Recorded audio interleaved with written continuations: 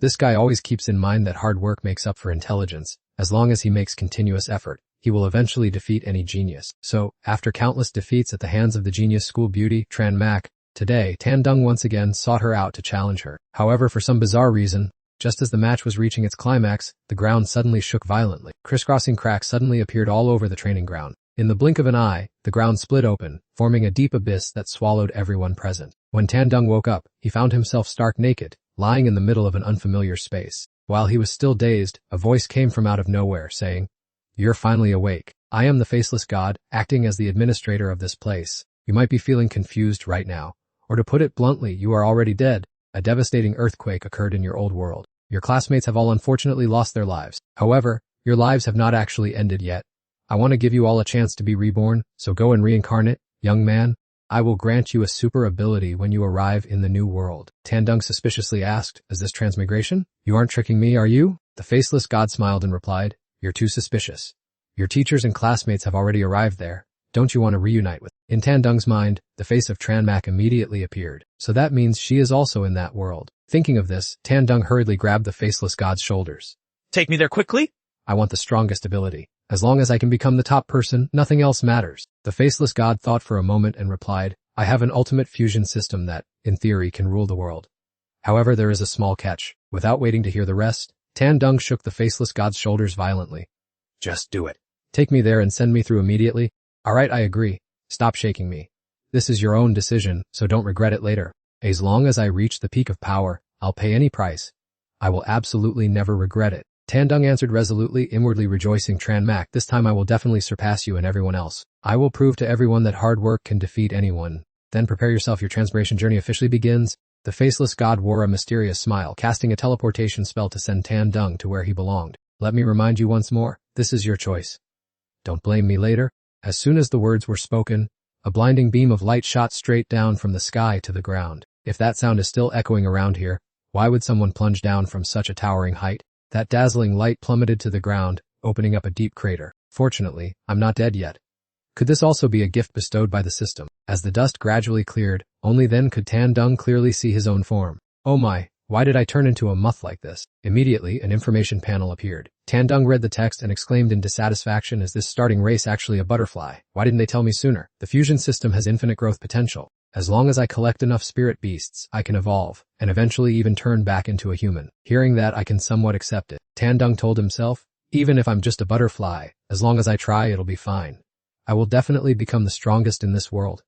But Tan Dung looked up at the edge of the cliff. With such a massive crater, how am I supposed to escape from here now? Tan Dung tried every possible way to move, but his body just kept spinning in place. It turns out that even walking is such a luxury. I wish I could turn back into a human right now. However, this forest is far too quiet. It's been so long, yet I haven't seen a single living creature. In that moment of silence, the rustling of leaves suddenly echoed. I just said there were no living creatures, so why is there a noise now? Could this world belong to fierce beasts? While Tan Dung was still wondering, 3 rabbits appeared at the edge of the crater.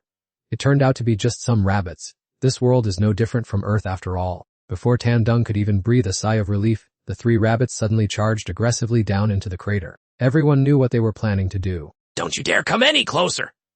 "I don't want to die a senseless death here." His instinct surged powerfully. Tan Dung recalled the motion of sitting up back when he was human and applied it to his current situation. In the end, he successfully rolled away just before the 3 rabbits could catch him. "You guys are monsters!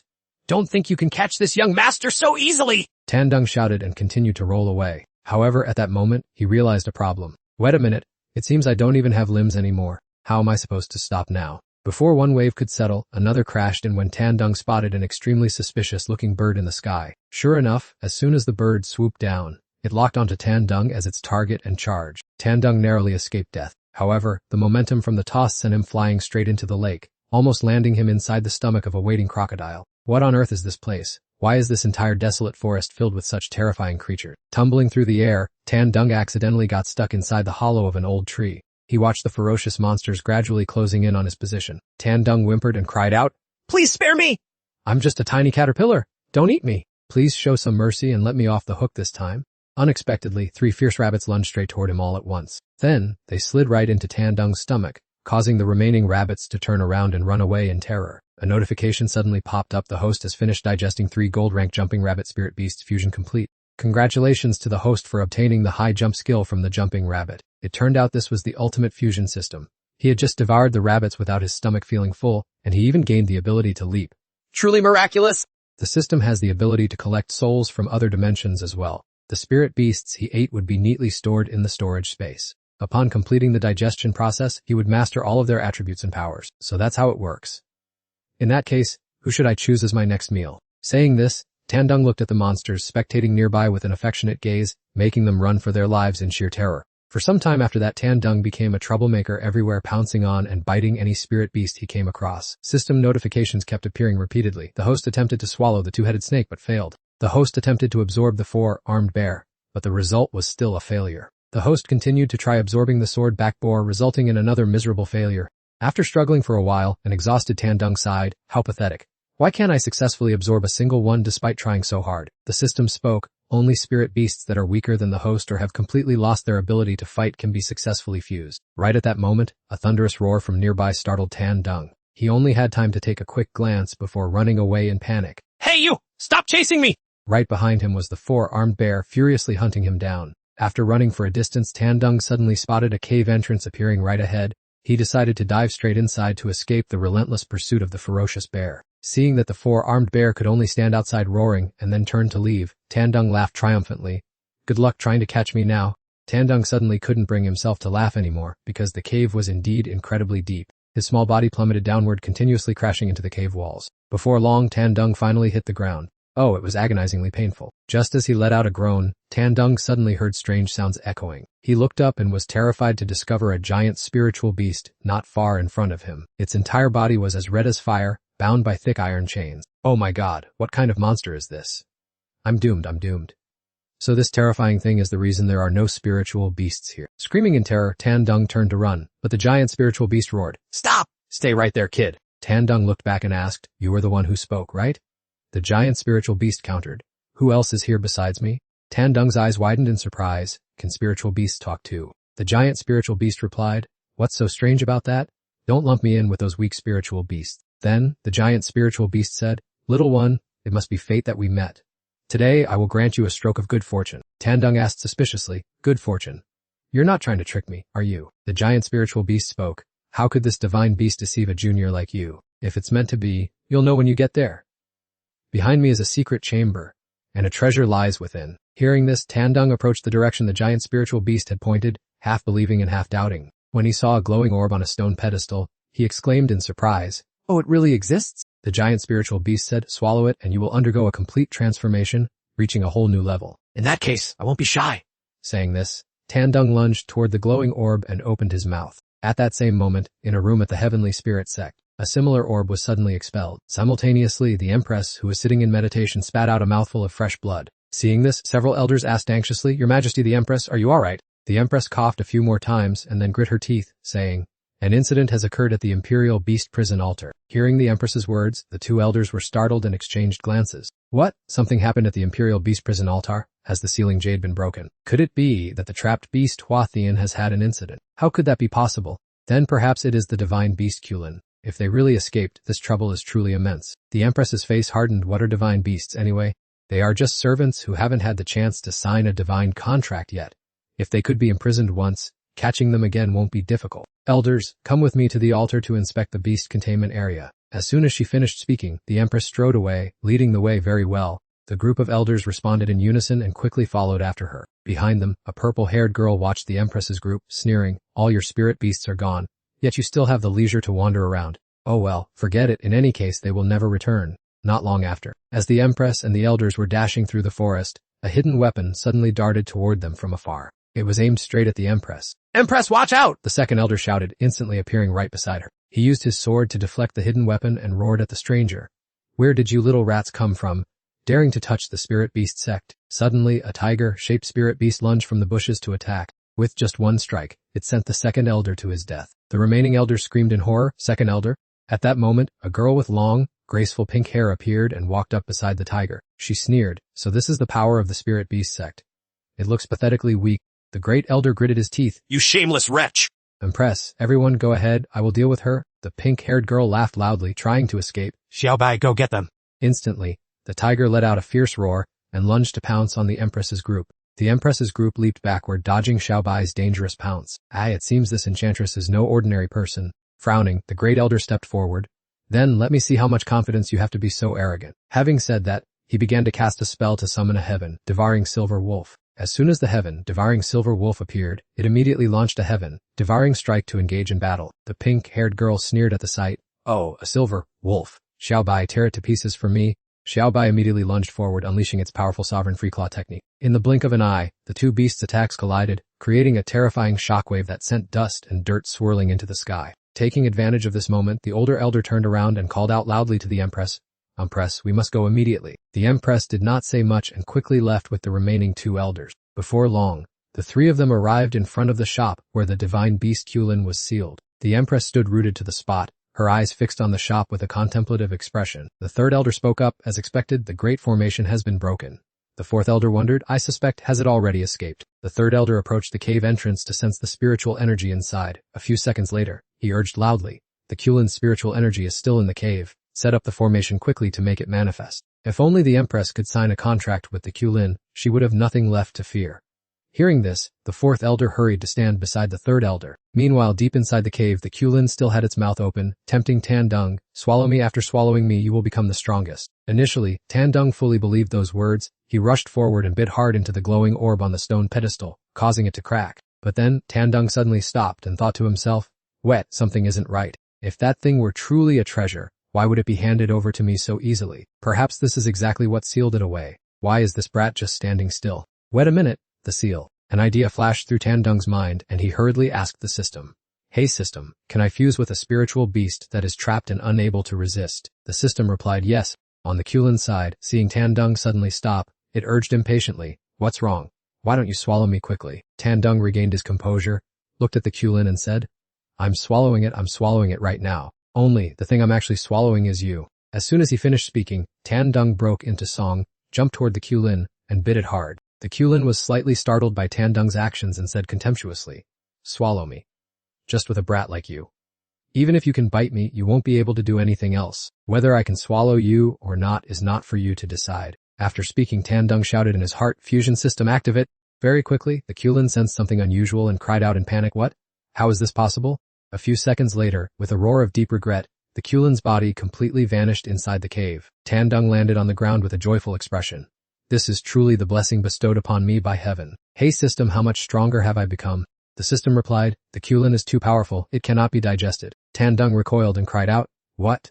Then what do I have to swallow for it to be useful? A sudden idea popped into his head. That's right, I can totally exercise to speed up the digestion process. With that thought, Tandung immediately began running in circles. After just a few minutes, he stopped, panting heavily, and told himself, sweating like this from running and jumping should have finished the digestion by now, right? The system calmly replied that the digestive system has nothing to do with physiology. To level up, the consumed spirit beast must be of a lower rank than its owner. Tandung irritably snapped, what the hell? Why didn't you say so from the beginning? The system coolly replied, it's because you never bothered to ask. Instantly, Tandung's body was lifted by mysterious power, hovering in midair, making him exclaim, why am I suddenly flying like this? Could it be that the effect from the Kirin has kicked in? I knew it, after all that grinding for half a day. There's no way it could have been for nothing. Just as he was feeling smug, that invisible force pulled him straight toward the cave entrance, the ironic situation making him scream in panic. Outside the cave, the Empress was focusing her energy to control the spirit, binding formation, her lips slightly moving as she recited an incantation. Using the soul as a medium, blood as a token, spirits unite as one, bloodlines intertwine. By my command, connect the souls here. At that exact moment, Tandung flew toward the cave entrance and almost crashed into the center of the formation. The system issued a warning, you are approaching the range of the spirit, binding formation. The contract establishment process is beginning. The two elders standing behind the Empress thought it was the Kirin and cheered joyfully. It's here. Once the spirit beast enters the formation, our mission is complete. The Empress continued to chant, from this day forth, this life is entrusted to me. This body, this soul, obey and become a servant of this Empress. The system announced the contract is complete, starting the countdown. After 5 seconds, a brilliant light from the formation suddenly flashed blindingly. When the glow gradually faded, a tiny caterpie suddenly appeared in the Empress's hands. The system reminded him, the contract is set. From now on, you officially become the Empress's spirit beast. Stunned, the Empress gaped at the creature lying in her hands and exclaimed, what? The two elders behind her clutched their heads and wailed, what the hell is going on? Bewildered, Tandung asked the system, what on earth is this situation? The system calmly explained, the Empress, and you have completed the signing of the Spirit Pact. From this moment on, you have become a spirit beast under the Empress's command. Once the contract is made, it can never be broken unless the spirit beast dies. I have no desire to become anyone's pet whatsoever. While screaming internally, Tan Dung happened to look at the Empress and froze when he saw her face was identical to Tran Max. In a brief moment of thoughtlessness, Tan Dung mistakenly thought the Empress was Tran Max. The Empress suddenly grabbed Tan Dung by the head, lifted him up, and spoke. I didn't expect that the one forming a spiritual contract with this Empress would be such a half-breed. Through a scrutinizing gaze, Tan Dung thought to himself, no, this person isn't Tran Max. The system suddenly signaled that the spiritual energy had recovered and the spiritual bond was complete. At that exact moment, the Empress suddenly coughed up blood and collapsed onto one knee on the floor. Tan Dung also fell freely to the ground following the momentum. The fourth elder spoke in a panic, Lady Empress. As he was about to rush over to support her, he was quickly held back by the third elder. The fourth elder looked over in confusion, and the third elder coldly replied, it's unbelievable that the Grand Empress would form a spiritual contract with this piece of trash. She no longer has any useful value to the Spirit Beast tribe. The fourth elder countered, but how can our Spirit Beast tribe do without an Empress? The third elder shouted, what use is this piece of trash besides getting in our way? We must always plan an exit strategy. The fourth elder inquired, do you mean you intend to move against her ladyship? Who else? Quickly retrieve our tribe's spiritual treasure? As soon as he finished speaking, the third elder cast a spell to take the bracelet from the Empress's person. Retreat now. If we delay, that enchantress will track us here. With that, the two old men hurriedly fled. The Empress looked hatefully at the receding backs of the two traitors. Chu He Chiu, Li Luk Nagiyu.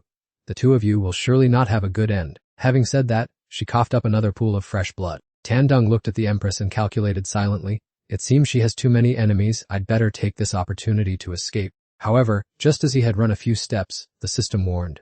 The Spirit Master can summon the Spirit Beast at will at any time. Additionally, if the Spirit Master unfortunately dies, the contracted Spirit Beast will also die with them. Tan Dung screamed, what? So what should I do now?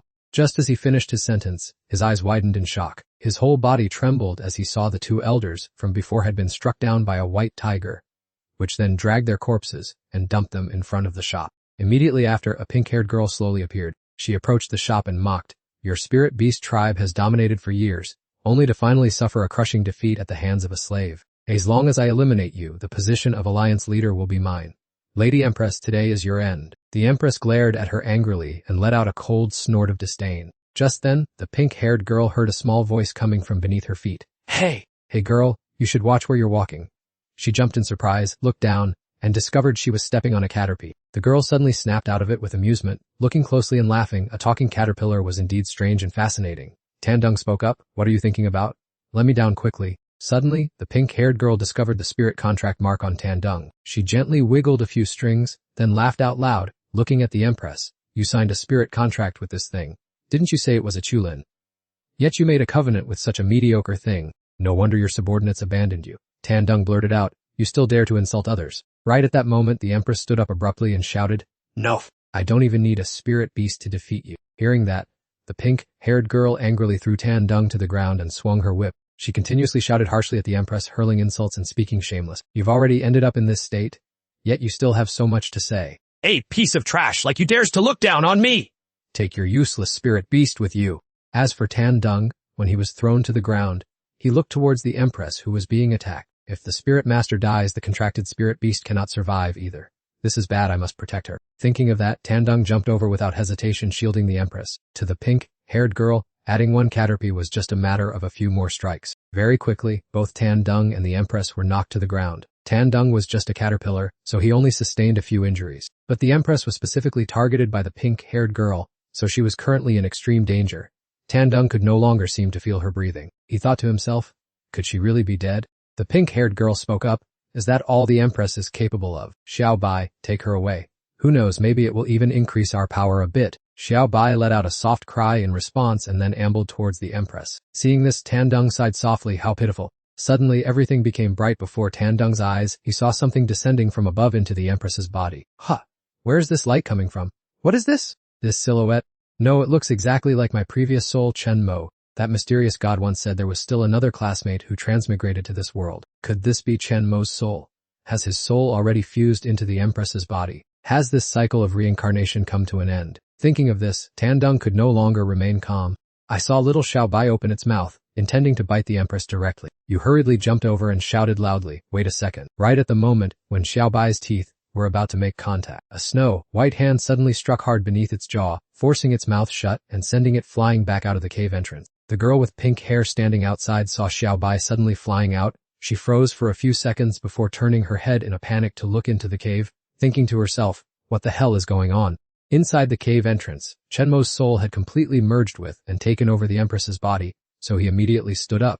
Tandung looked at her and thought to himself, this familiar feeling of power, and this overwhelming aura, it really is you, Chenmo. The pink-haired girl looked at Chenmo in disbelief, whispering to herself, how is everything happening like this? To be able to knock my spiritual beast back so far with just bare hands. How could she possibly do this? Tandung was now certain that the person standing before him was Chenmo, so he excitedly leapt toward her and cried out, Chenmo!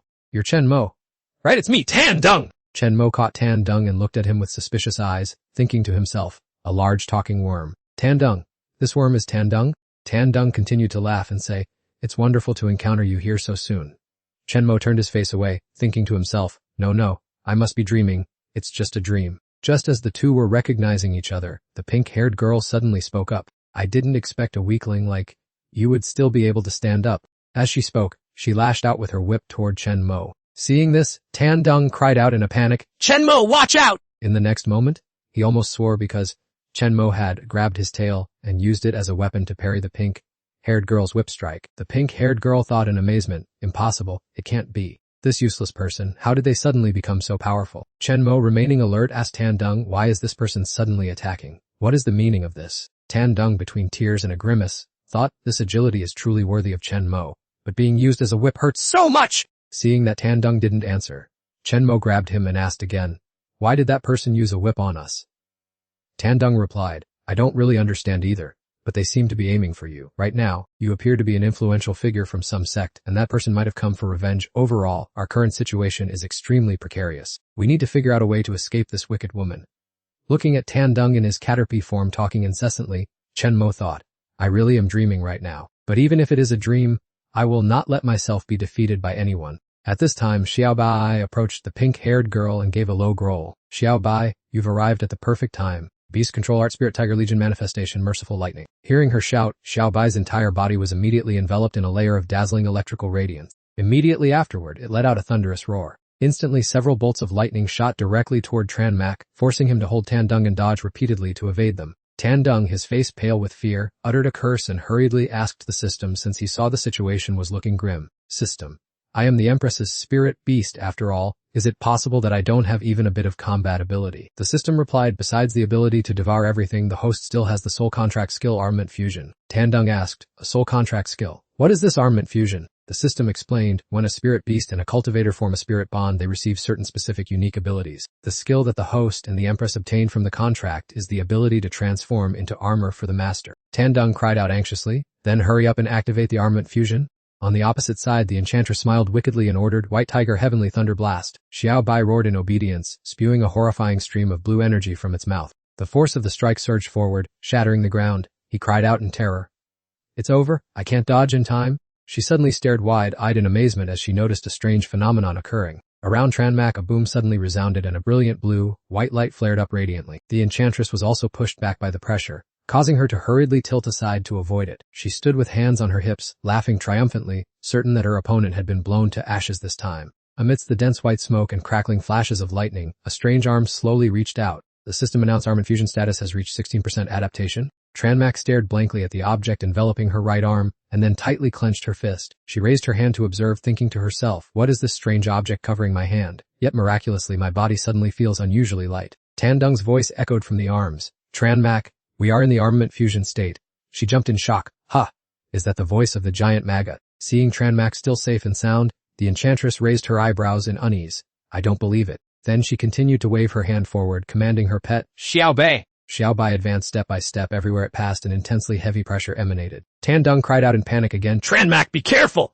That nuisance is charging at us! Hearing this, she frowned, a look of seriousness beginning to show on her face. Without waiting for Xiaobai to react, she swung her hand and delivered a powerful blow to its face. Then Tranmak lunged forward, unleashing a series of continuous strikes toward Xiaobai. Her feet were firmly planted on the ground, while her opponent on the other side also quickly regained her composure. Tandung gazed at Tranmak's gentle profile, his heart swelling with excitement. This incredible speed and strength truly lived up to her reputation as the best student he had ever known. On the opposite side, Xiaobai roared furiously, swinging its claws as it lunged forward. She clenched her fists and unleashed a move, preparing for a fierce counterattack. It repeated its old move, Heavenly Thunder Break, opening its mouth to blast a terrifying source of energy towards Tran Mak. Refusing to let it succeed, she immediately ducked and delivered a direct strike, completely neutralizing Xiaobai's technique.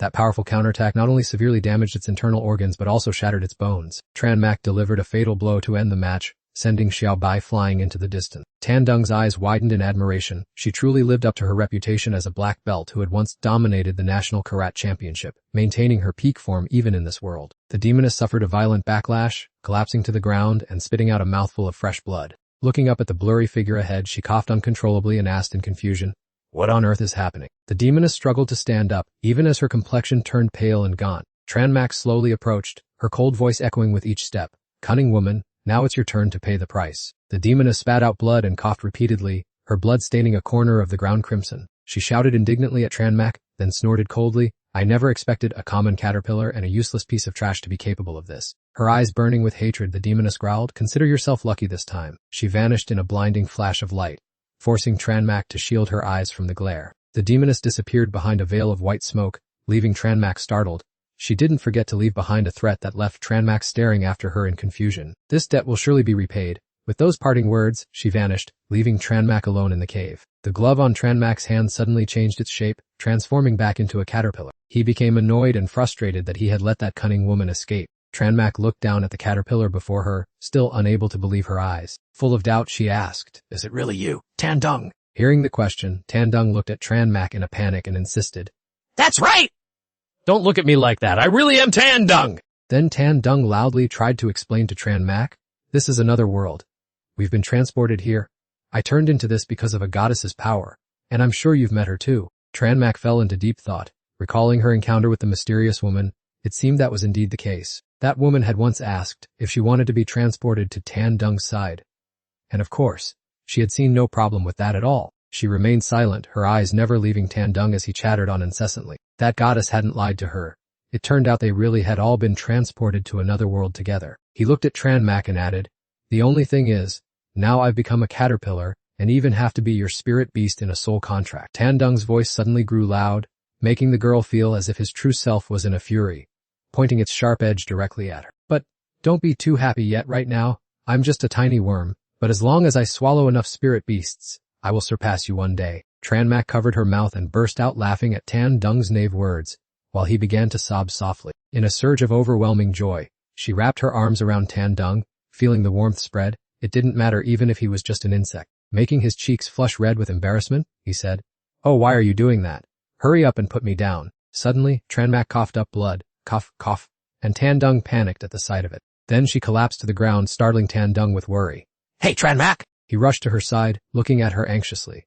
"What's wrong with you?" Recalling the recent clash, Tan Dung speculated how frustrating. Could it be that her body was severely injured before the pact was made, and it's only now fully manifesting? The system screen popped up, notifying him, "Master can swallow the white tiger to gain new abilities." He stared in shock at the white tiger lying flat in the distance. Tan Dung tried to jump closer to the tiger to absorb its spirit energy. "Tran Mak, "You definitely must not die!" Then he began to devour the white tiger. A flash of white light burst from his mouth as the system's voice announced, "Fusion system beginning." Tan Dung's belly bulged from being full as white smoke enveloped him. The system screen appeared, "Consumption successful. Currently digesting the white tiger's spiritual power. Burp." The system interface began to transform, displaying the attribute table. The table displayed his stats: health 5, 50, 60, 50, V energy 50, 10, species butterfly, HP 50, attack 10, defense rate 0.3%, strength 1, speed 11, 10, 10, 11, 11. Magic 10, crit rate 0%, digestion space, Kulin digestion 2%, white tiger digestion 35%, white tiger's blood skill acquired, injury recovery skill added, white tiger's blood wound recovery speed increased. Tan Dung rejoiced. This is exactly it. Then he wondered, but how do I use the white tiger's blood?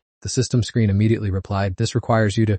Tan Dung seemed to understand, his face flushed red as he exclaimed, "What?" Then he looked over at Tran Mak. She looked dazed now, with a bit of blood still on her mouth, lying on the ground. Tan Dung's face turned red as he justified, "It's all to save you, so don't you dare turn on me later." He stuck out his tongue and licked Tran Mak.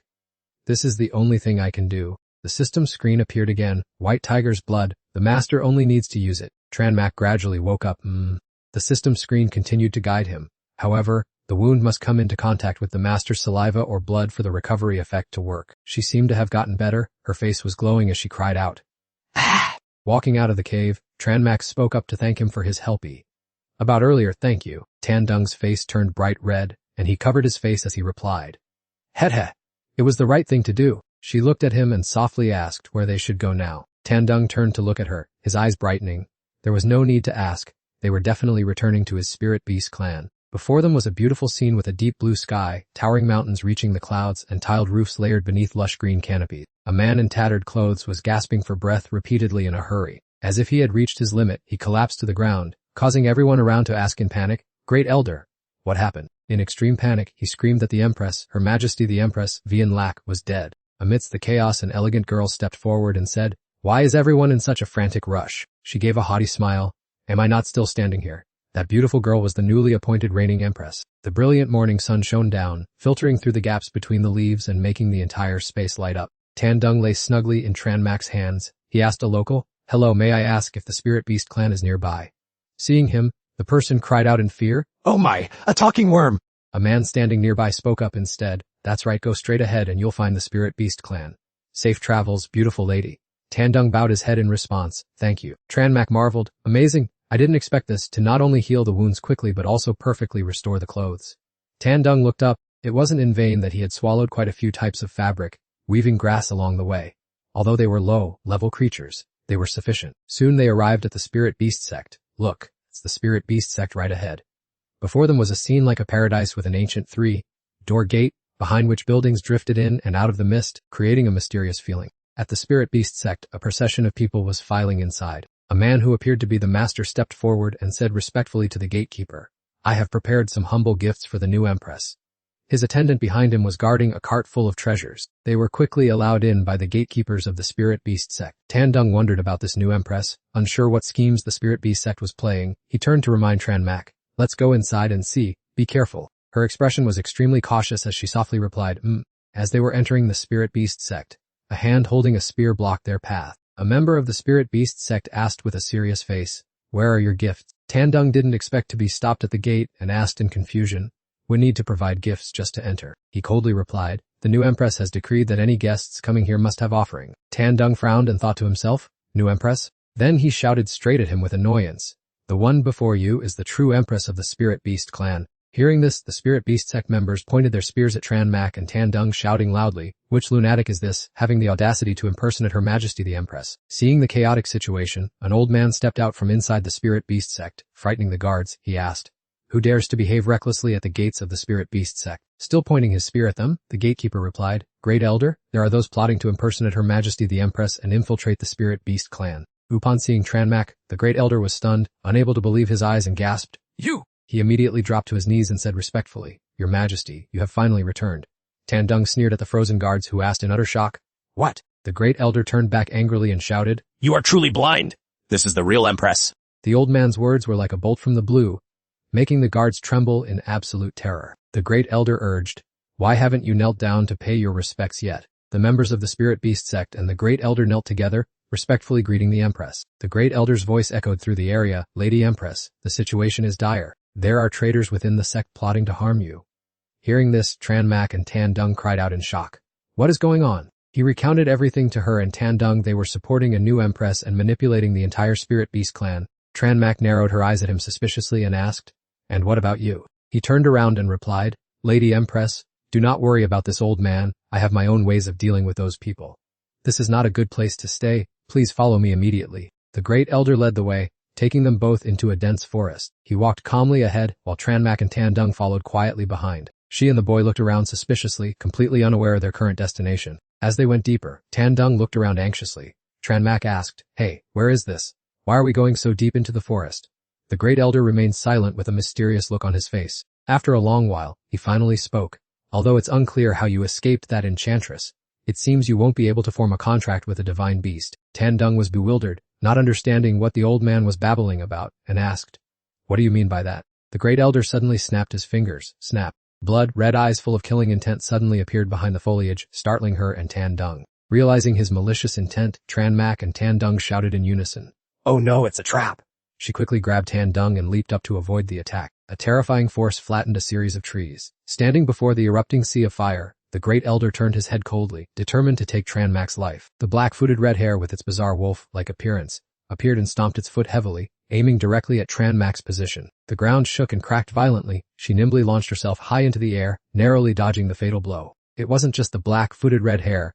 A series of other monsters like the jumping hammer chimpanzees were also lurking behind them. The phoenix clawhounds and armored ring beasts were surrounding them, forcing Tran Mac and the boy to flee in haste. The system panel flash initiating armament fusion mode compatibility reached 20%. Instantly, Tandung transformed, becoming a layer of armor wrapping around Tran Mac's arm. With just one powerful punch, she shattered the body of the jumping hammer chimpanzee. The black-footed red hare opened its wide mouth, continuing to condense a fireball inside. Heat radiated as the fireball lunged straight at her with wind-tearing speed. The glowing red streaks of fire were gradually closing in at Tran Mac's feet. At that moment, she realized her power could completely counter and defend her. Tran Mac channeled all her strength into her right arm, unleashing a massive bolt of lightning. She stomped her foot hard on the ground to gain momentum for a counterattack. With power surging from her right arm, Chan Mat threw a powerful straight punch at the oncoming fireball. The terrifying monster looked up, facing the fireball hurtling toward it. Boom! With an earth-shattering sound, the fireball slammed into the monster, creating a massive explosion and incinerating it into ashes in an instant. Chan Mat appeared majestic like a female general, standing tall amidst the desolation as green smoke curled around her arm. The Great Elder was utterly terrified by Chan Mat's extraordinary power. Shrouded in a thick cloud of smoke after the blast, he looked directly at Chan Mat and sneered, "Indeed, you live up to your reputation. Even if you have contracted with a caterpillar, your power is truly impressive." Suddenly, the Great Elder's expression changed. He bit his finger hard to draw blood and ruthlessly declared that the Spirit Beast tribe must have an empress strong enough to sign a soul pact with a powerful Spirit Beast. A blood barrier appeared above Chan Mat's head, leaving her stunned. With the incantation of the beast trapping slaughter spell, Chan Mat was suddenly forced to her knees by that overwhelming power. The sudden attack made her let out a faint gasp. Within that barrier, Tandung was forced to reveal his true form. He lay on his back, eyes wide and foaming at the mouth. Chan Mat looked at him with worry. Tandung? Tandung's face was pale and his body was limp. Chan Mat looked at him anxiously. Tandung. Outside the barrier, the Great Elder justified his actions. As for this new empress, no matter how cruel or heartless I may be, the Spirit Beast tribe still cannot exist without her. The Great Elder looked at Chan Mat, followed by the people from the Spirit Beast faction he had manipulated, and continued, "You shouldn't have returned. I'm sorry." The monks formed a circle, surrounding Chan Mat. Swords in hand, amidst the pain, the group eagerly charged at the two, yelling, "Ah!" They rushed swiftly into the barrier, the looks of resentment on their faces growing clearer as they gripped their weapons, aiming straight for Chan Mat. Chan Mat looked at Tandung lying motionless on the ground and thought, "I need to get a new weapon." She grabbed Tandung's tail, lifting him up as she said, "Sorry. I'll temporarily use this end to fight off the crowd charging in." She gripped Tandung's tail firmly and swung it hard at the crowd. Thwack! They continued to stand back up, weapons aimed at Chan Mat, attacking without hesitation. Tandung became Chan Mat's reluctant sword. She wielded him, taking down one enemy after another. Chan Mat lowered her stance, getting into a ready position. With an earth-shattering roundhouse kick, she sent the entire crowd flying. The Great Elder stood outside, witnessing the scene of such incredible destructive power. All the people he had brought were tossed aside, leaving him in shock. What is this?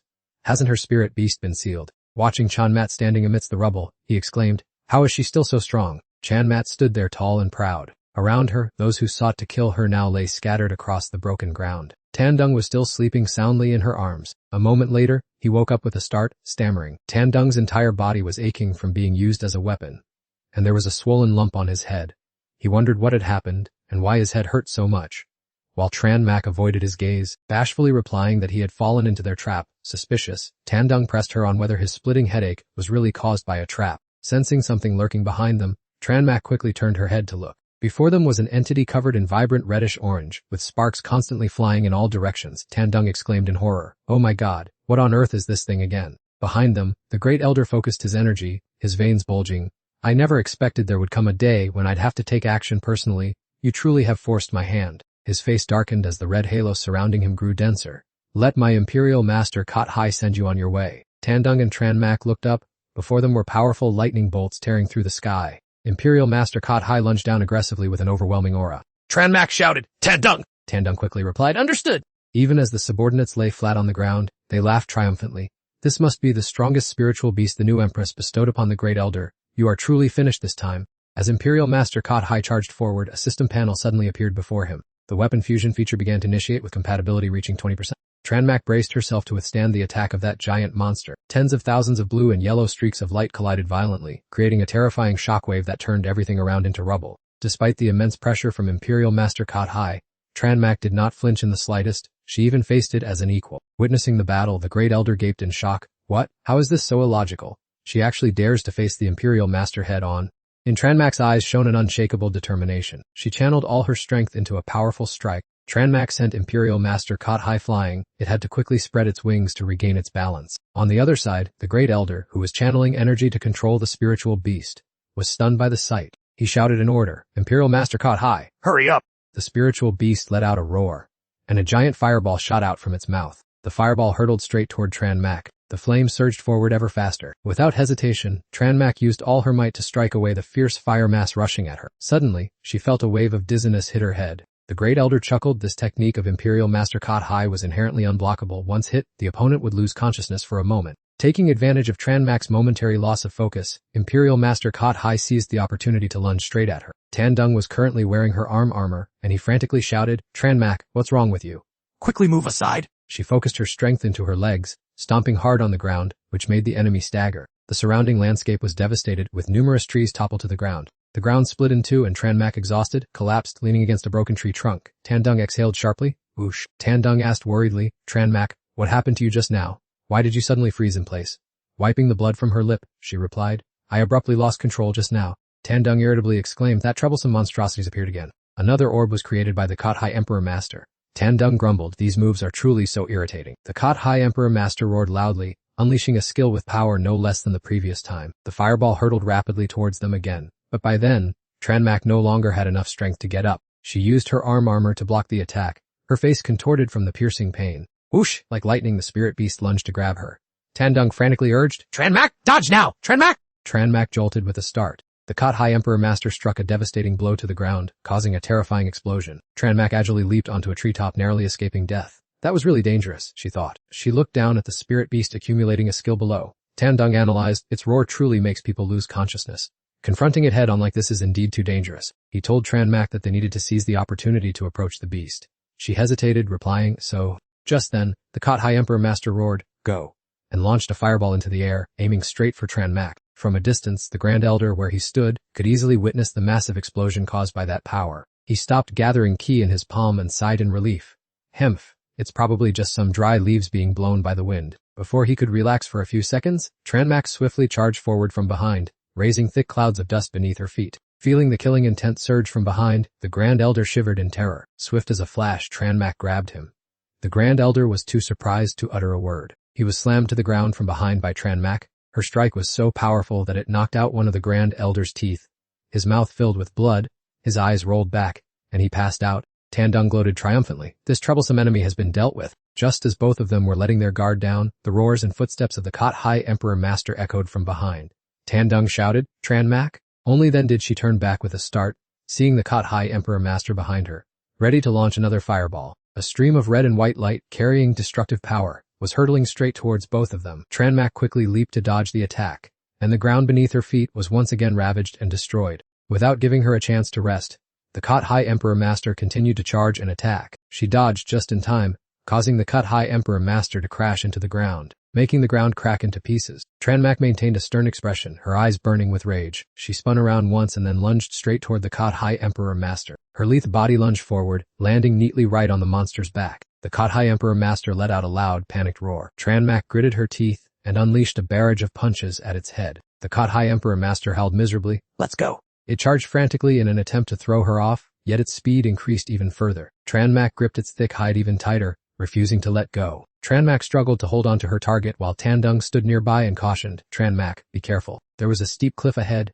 and the Caught High Emperor Master intended to crash into it to escape. Tandung shouted, "It's trying to commit suicide to throw you off." Not letting it achieve its goal, Tranmak nimbly leapt clear just before the collision with the cliff. She landed firmly and regained her balance. Tranmak began to gather her strength and build momentum. She focused on observing the Caught High Emperor Master, which was growling in front of her. It started unleashing strange techniques again, lunging forward. Tranmak tilted her head slightly, gently evading the attack. While unleashing a move, Tranmak thought to herself, indeed, without a controller, this monster is no longer as agile as before. A brilliant blue aura enveloped her hands. The ear-splitting sound resonated, making the entire forest tremble violently. The Caught High Emperor Master, covered in blood, was knocked against the cliff. Its eyes rolled back as if it had completely stopped breathing. Tranmak stepped forward with the majestic aura of a true hero. Everything returned to reality. The Great Elder gasped for breath in pain. Huff, huff, huff. His eyes widened in absolute shock. Tranmak looked at him calmly. "The Emperor Master is finished. If you still want to recover, we can still negotiate." The Great Elder collapsed onto the ground.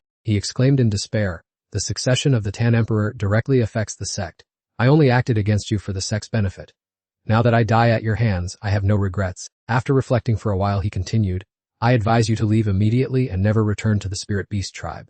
Tan Dung, already hot-headed, roared angrily, you tell us to leave and we just go. Tranmak, finish him off! Tranmak quietly looked down at the great elder who was still kneeling prostrate at her feet. Only then did she speak up, perhaps he had no other choice anyway. Hearing this, Tan Dung flew into a rage. I don't care about those reasons. He didn't show any mercy earlier. If you can't bring yourself to do it, let me. He revealed his true form as a caterpillar and leapt down to the ground.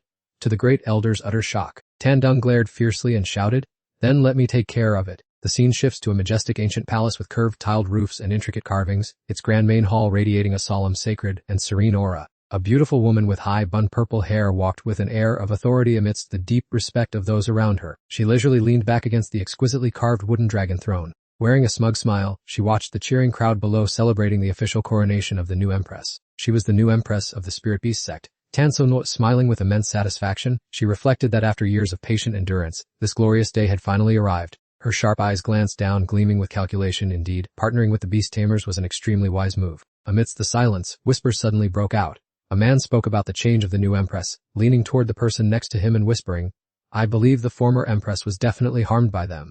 This is clearly a usurpation of the throne. The other person frantically covered his mouth. What nonsense are you talking? Do you want to get killed? The new empress heard every single word loud and clear. She stared threateningly at the crowd below. Who is speaking such nonsense? Do you value your lives no longer? Maintaining her arrogant demeanor, she smiled, snapped her fingers, and ordered, drag him up here to me immediately. Bare scratch feet dragged heavy iron chains, making a harsh clanking noise. Tattered clothes covered a body riddled with wounds, hands locked tight in shackles as she approached. The soldiers escorted a group of bruised young girls, their limbs bound in shackles, shouting, move it. Leading the group was a remarkably beautiful young woman. Her elegant beauty could not be concealed by the injuries and tattered clothes. She was Dan Hiu Tiu, the elder who once guarded the law hall. Resting her chin in her hand, the new empress sneered. Take a good look. This is the fate of those who dare to oppose me. Even a law hall elder is no exception. She raised her voice to warn the crowd below. Anyone who dares to gossip about the new empress's position is simply seeking their own death. Below, whispers began. It's true, Empress Tranmak is really gone. There is no longer anyone strong enough to protect her. Dan Hu gritted her teeth, angrily screaming Tranmak's name. She screamed at those whispering around her. Her Majesty, the Empress is not dead.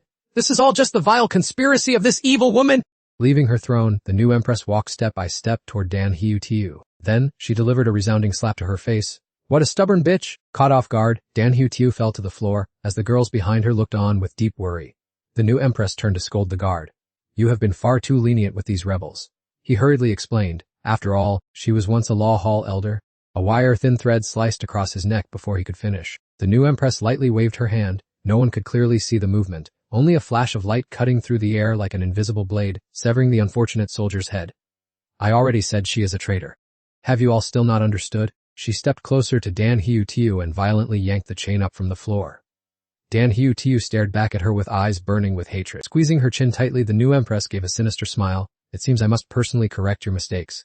Dan Hiu Tiu showed no fear, glaring back in defiance. Realizing she could not be gentle with this stubborn woman, the new Empress swung the chain and whipped her hard. Don't blame me for not giving you a chance to live! And Haibu Tibu screamed in agonizing pain. Every lash that struck her body made her feel as if she had just reached death's door. The new Empress showed no mercy, repeatedly striking her flesh, as the sound of cracks rang out, and Hibu too could only groan in pain. In a fit of rage, the new Empress dealt fatal blows to Hibu Tibu and shouted, Don't you still know your own place? Seeing Dan Hibu Tibu collapse from exhaustion, she stopped and threatened.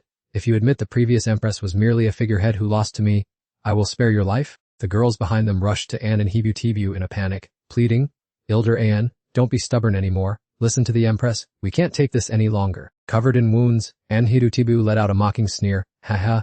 Without a trace of fear, she replied with a voice full of contempt. Even if I die, I will never bow to an impostor. The new Empress looked at her with a brutal gaze, tightening the chains in her hands as a brilliant red glow surrounded her. The new Empress snarled. If you want to seek death that badly, then she frantically swung the chains directly at Gam Hibu Tu. Then don't blame me for being cruel. Watching the chains speed toward her eyes, Anne Hibu Tidu could only mutter, Her Majesty, in the next life, I vow to remain eternally loyal to you. At that very moment, she suddenly heard the ear-piercing sound of clashing metal clang. An Hibutiu closed her eyes tight, waiting for the worst outcome. However, upon hearing that sound, she slowly opened her eyes and was shocked to find she was still alive. Huh, I'm not dead yet. The new empress was stunned to see the person standing in her way.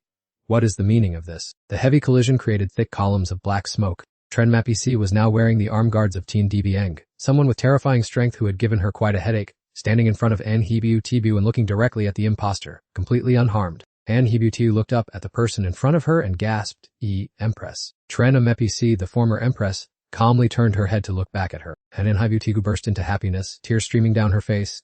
It really is you. She threw her arms around Trenmeki and sobbed. You couldn't leave me that easily. This must be that enchantress's foul trick. Trenmeki just quietly observed her. Witnessing this, Tien Dibig wondered, who is this person that seems so close to her? She hesitated about to answer. Beautiful memories of An Tabu flooded Trenmapc's mind. The days when the little girl would always follow behind her, constantly calling her Empress. Trenmapc looked at Tien Dieng and replied, road blocker, or as the youngsters call it, a simp. Hearing this, Tien Dibing was left speechless, stammering incessantly, so that's how it is. Below, An Hibutiu still clung to Trenmapc, sobbing, Empress, never abandon me again. Trenmapc turned to face the new empress. It was then that Tien Dibing spoke up. But he transformed into a caterpillar and jumped from her hand, standing in front of them both with a look of anger. Trenmapc agreed. Indeed, she needs to be taught a lesson. The new empress stood motionless, her purple eyes flashing with a cold, murderous glint. The new empress's face darkened, her voice dropping with murderous intent. Trenmapc, her gaze, full of doubt mixed with anger, was directed at Trenmapc. Didn't the Grand Elder confirm that she was already dead? Tien Dibing replied on Trenmapc's behalf. The Grand Elder, huh? She tilted her chin back and motioned to the other person.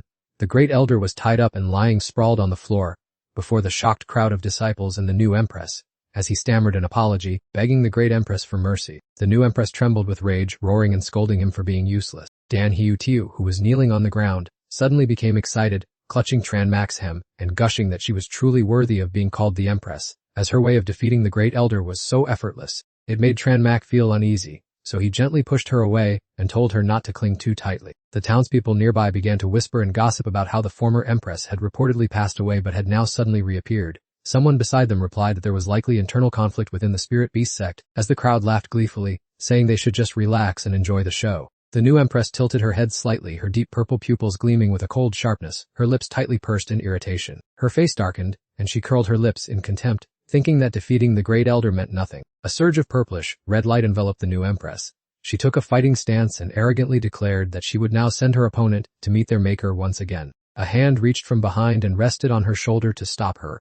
The person said there was no need for the Empress herself to waste her efforts teaching this useless scrap a lesson, causing her to turn around in surprise. From behind, 3 men emanating an overwhelming aura stepped forward before the new Empress and suggested letting them handle the matter quickly and neatly. He said he was busy going back to cultivate.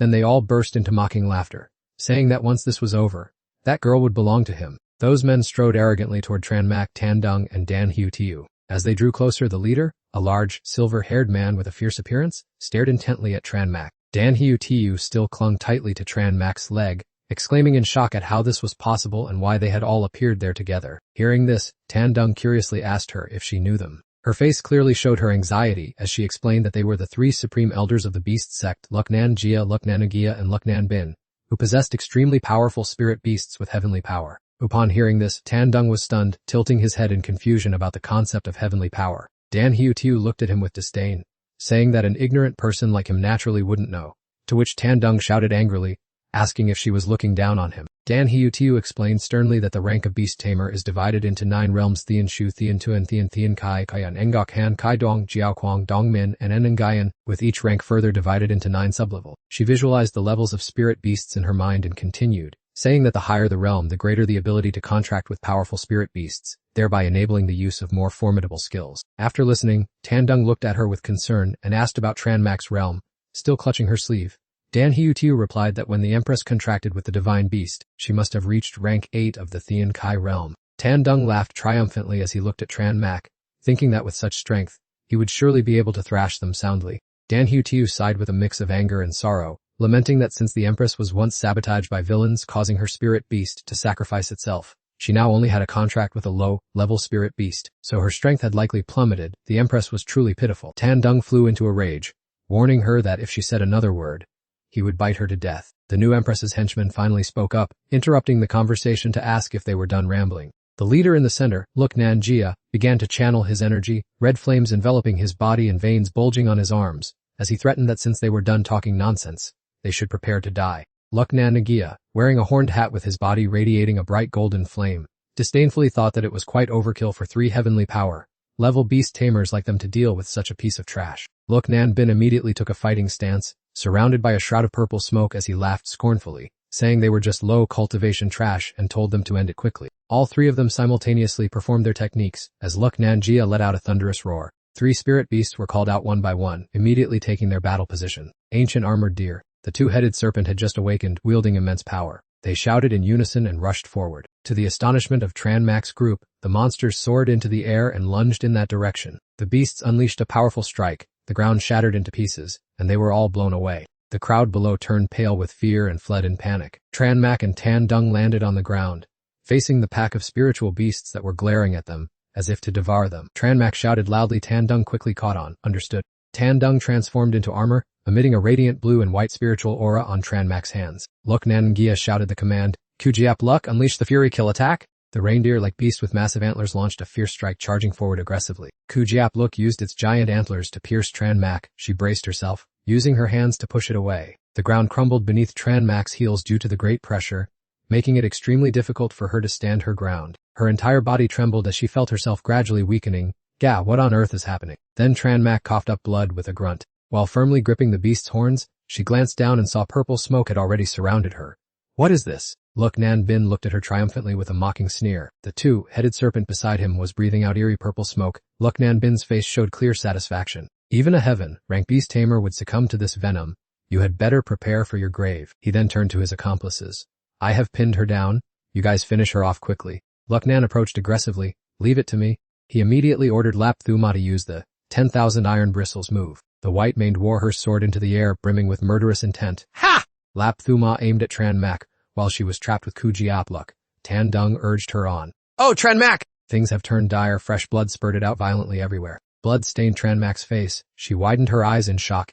I'm unharmed. Dan Hu Tiu sacrificed herself to take the lethal blow for Tranmak. Blood gushed from her mouth, yet she sneered at them. Ha ha. Dan Hu Tiu, her body broken by wounds, feebly called out to her, Empress, are you still alright? The sharp bristles embedded deep into Dan Hu Tiu's body made her face darken as she gave her final words. As long as you're okay, it's enough. The body collapsed before the horrified Tranmak, who wailed and called out Theme Kong's name. Empress, it is good that you are safe. Dan Hu Tiu whispered softly as her dark hair was neatly tied back. The dress she wore was now nothing but blood-stained rags, her body riddled with thorn pricks and her face covered in injuries. Memories, like a slow-motion film, replayed countless sweet and happy moments spent with Tranmak in her mind. Urgent calls of Empress echoed incessantly in her ears. For Dan Hu Tiu at this moment, as long as the Empress's life was preserved, every sacrifice was worth it. Seeing Dan Hu Tiu collapse in a pool of blood, Tranmak, who was pinning down the giant armored deer, called out her name repeatedly. Wake up, quickly! Luk Nan Ra stepped forward slowly, followed closely by Lap Thuma. He couldn't believe she would risk her life for a fallen person. What a pitiful fool, Luk Nan Ra said, a smile on his lips that showed both gloating and cruelty. Luk Nan Nangia looked at the scene before him and mocked. Does she really think that saving this beast can turn the tide? It's just an ordinary animal, what more can it possibly do? Luk Nan Bin said, laughing maniacally with contempt. Tranmak gripped the horns of the giant armored deer tightly, her hands trembling with rage. The surging killing intent surrounding her made Tan Dung, standing nearby, extremely worried. Her face hardened, her sharp gaze swept over the mocking crowd. She was determined not to let this grudge go. Luk Nanra didn't care. He sneered in response. So what? Even the previous Empress was no match for the 3 of us. Luk Nanangia continued, waving his hand to form a seal. Enough talk. Do it, giant armored deer. A brilliant golden ring appeared around his hand along with a murderous gaze. The giant armored deer snapped awake, its bloodshot eyes flashing as it began to strain its muscles with a grunt. It glared at Tranmak, its red eyes emitting an incredibly dangerous aura. Tranmak stomped hard on the stone floor, summoning all her strength to lift the entire giant armored deer, making it howl in terror. Witnessing that unbelievable sight, Luk Nangaya broke into a cold sweat and cried out in panic. Impossible! She's clearly poisoned. Yet she still has the strength to lift my giant armored deer. Observing the situation, Luk Nanbin immediately summoned a giant purple 2-headed snake. Its body was shrouded in an eerie purple light. He smirked and said, It's just a final burst of fading strength. 2-headed snake, rush forward and devour her! Humph. Receiving the order, it lunged straight toward Tranmak, who was still pinning down the giant armored deer in the distance. Tranmak slightly turned her head to look at the approaching monster. She swung her arms upward, lifting the giant armored deer with the momentum. Lifted so suddenly it could only shriek in pain. Ow! Then, using all her might, she hurled it violently at the two-headed snake that was closing in. The two spirit beasts collided with immense force, creating a massive shockwave. The aftershock sent Luk Nan Bin standing nearby flying backward. The horrific impact left both the giant armored deer and the two-headed snake severely injured, lying motionless on the ground. Fresh blood splattered across the room. Luk Nan Gia cried out in panic for his beast. Giant armored deer! Seeing the chaotic scene and the power she had just unleashed, Tranmak thought to herself, I didn't expect that through rage alone, I could suppress the toxin and unleash such a terrifying source of energy. Luk Nan stepped out from behind to observe. He looked at Tranmak and spoke, Humph, how can a piece of trash with such mediocre cultivation cause you so much trouble? He let out a dangerous smile and cracked his knuckles, preparing for battle. Alright, let me send you and that woman to the afterlife together. Lap Mama began firing at full power, its body emitting bright red light and a terrifying aura. Lap Mama was summoned with blood, red eyes, it let out murderous whinnies and lunged frantically toward Tranmak. The monster lowered its head and fired a barrage of sharp bristles like arrows whizzing toward the target. Tandung watched the horse and the dense cloud of bristles approaching with an anxious heart. He warned, There's no way to block this move. Without a second thought, Tranmak immediately turned and firmly grabbed Dan Hiu Hiu. She carried her on her shoulder and rushed in another direction as Lap Mama's attacks slammed into the ground, creating a cloud of dust. Tandung yelled urgently, System, isn't there any skill strong enough to resist? At that moment Tranmak could only grit her teeth and try to carry Dan Hiu Hiu away. The system replied in a mechanical voice, Imperial Mentor absorption process has reached 75%, a new skill will be unlocked once it hits 80%. Hearing this, Tandung hurriedly asked how much longer it would take, while dodging Lap Mama's rain of bristles. Tranmak listened intently to their conversation. The system calmly responded that it was in progress and to please wait. Tandung couldn't wait any longer and urged, Please, faster. Luk Nan mocked the group fleeing like mice, sneering, You're fast, but don't waste your effort. Lap Mama, keep increasing the firepower. Empowered, Lap Mama let out a powerful whinny and dashed toward Tranmak. Lap Mama continuously fired bristles at Tranmak. She agilely held Dan Hiu Hiu while dodging, as loud explosions thundered against the floor. Tranmak held Dan Hiu Hiu tightly, her feet moving swiftly as she fled through the chaos. Had it not been for her keen reflexes, both would likely have met their end already. Finally, Tranmak landed safely after a spectacular escape jump. She gasped for air amidst the smoke and dust rising everywhere. The system suddenly announced Imperial Mentor absorption progress has officially reached 80%. Tranmak felt as if she had found a lifeline upon receiving the new skill named Imperial Mentor Howling Fist. She exclaimed, Finally? Tandung hurriedly urged, Tranmak, use the new skill now. She laid Dan Hiu Hiu down beside her as the sharp bristles continued to fly toward her. Tranmak frowned in intense concentration. A brilliant red energy began to surge, enveloping her body. She clenched her fists as flames blazed around them, and glowing red energy radiated outward into the surrounding space. Her eyes turned white and full of majesty, her fists accumulating immense power accompanied by blinding red sparks of electricity. Tranmak did not hesitate to throw a straight punch forward. A massive wave of brilliant red energy shot straight ahead like an arrow tearing through the wind. The whole palace shook after the massive explosion, leaving behind a mess of debris and thick dust. Tranmak stood there observing the dust. The attack was powerful enough to pierce right through the solid wall. Luk Nan was stunned speechless by the scene. How is that possible? It was clearly just one move. He gaped in shock. Behind him, Luk Nan Bin collapsed, shivering like a leaf, wondering if that was the spirit beast technique of the Grand Elder. Luk Nan Nagia was also terrified to see that sight, unable to understand how she could use a technique of an emperor-level master. That iron cocoon was certainly no ordinary object, as it had pinned the Grand Elder flat on the ground right next to Tranmak. Tranmak heard him but did not bother to respond, merely watching silently as the members of the Luk family panicked in fear. What a bunch of losers, the new empress scoffed.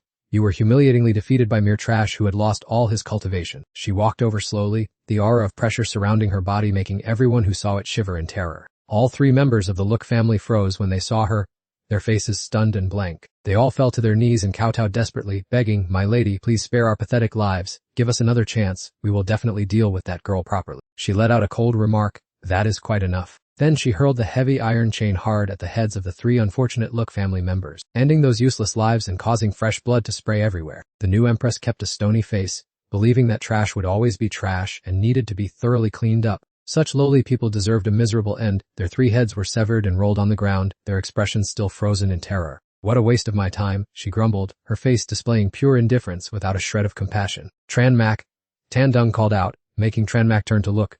Don't forget to take care of yourself. This person's killing intent was much thicker and more terrifying than that of the three men from earlier. Just as he had said, the new empress standing before them radiated an extremely heavy, invisible pressure. She moved gracefully forward, her sensual lips parting to say, In the end, I suppose I have to deal with this myself. Finishing her sentence, she raised 2 fingers to form a seal, bright red bolts of lightning hissed piercingly and wrapped tightly around her arm. Manifest giant stone ape!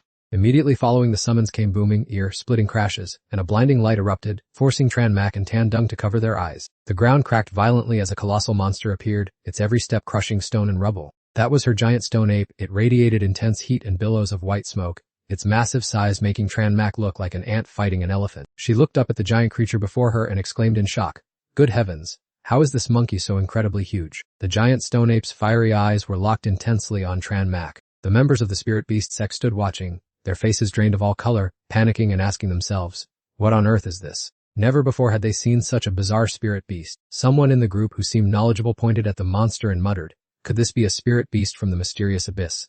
Why is it here?"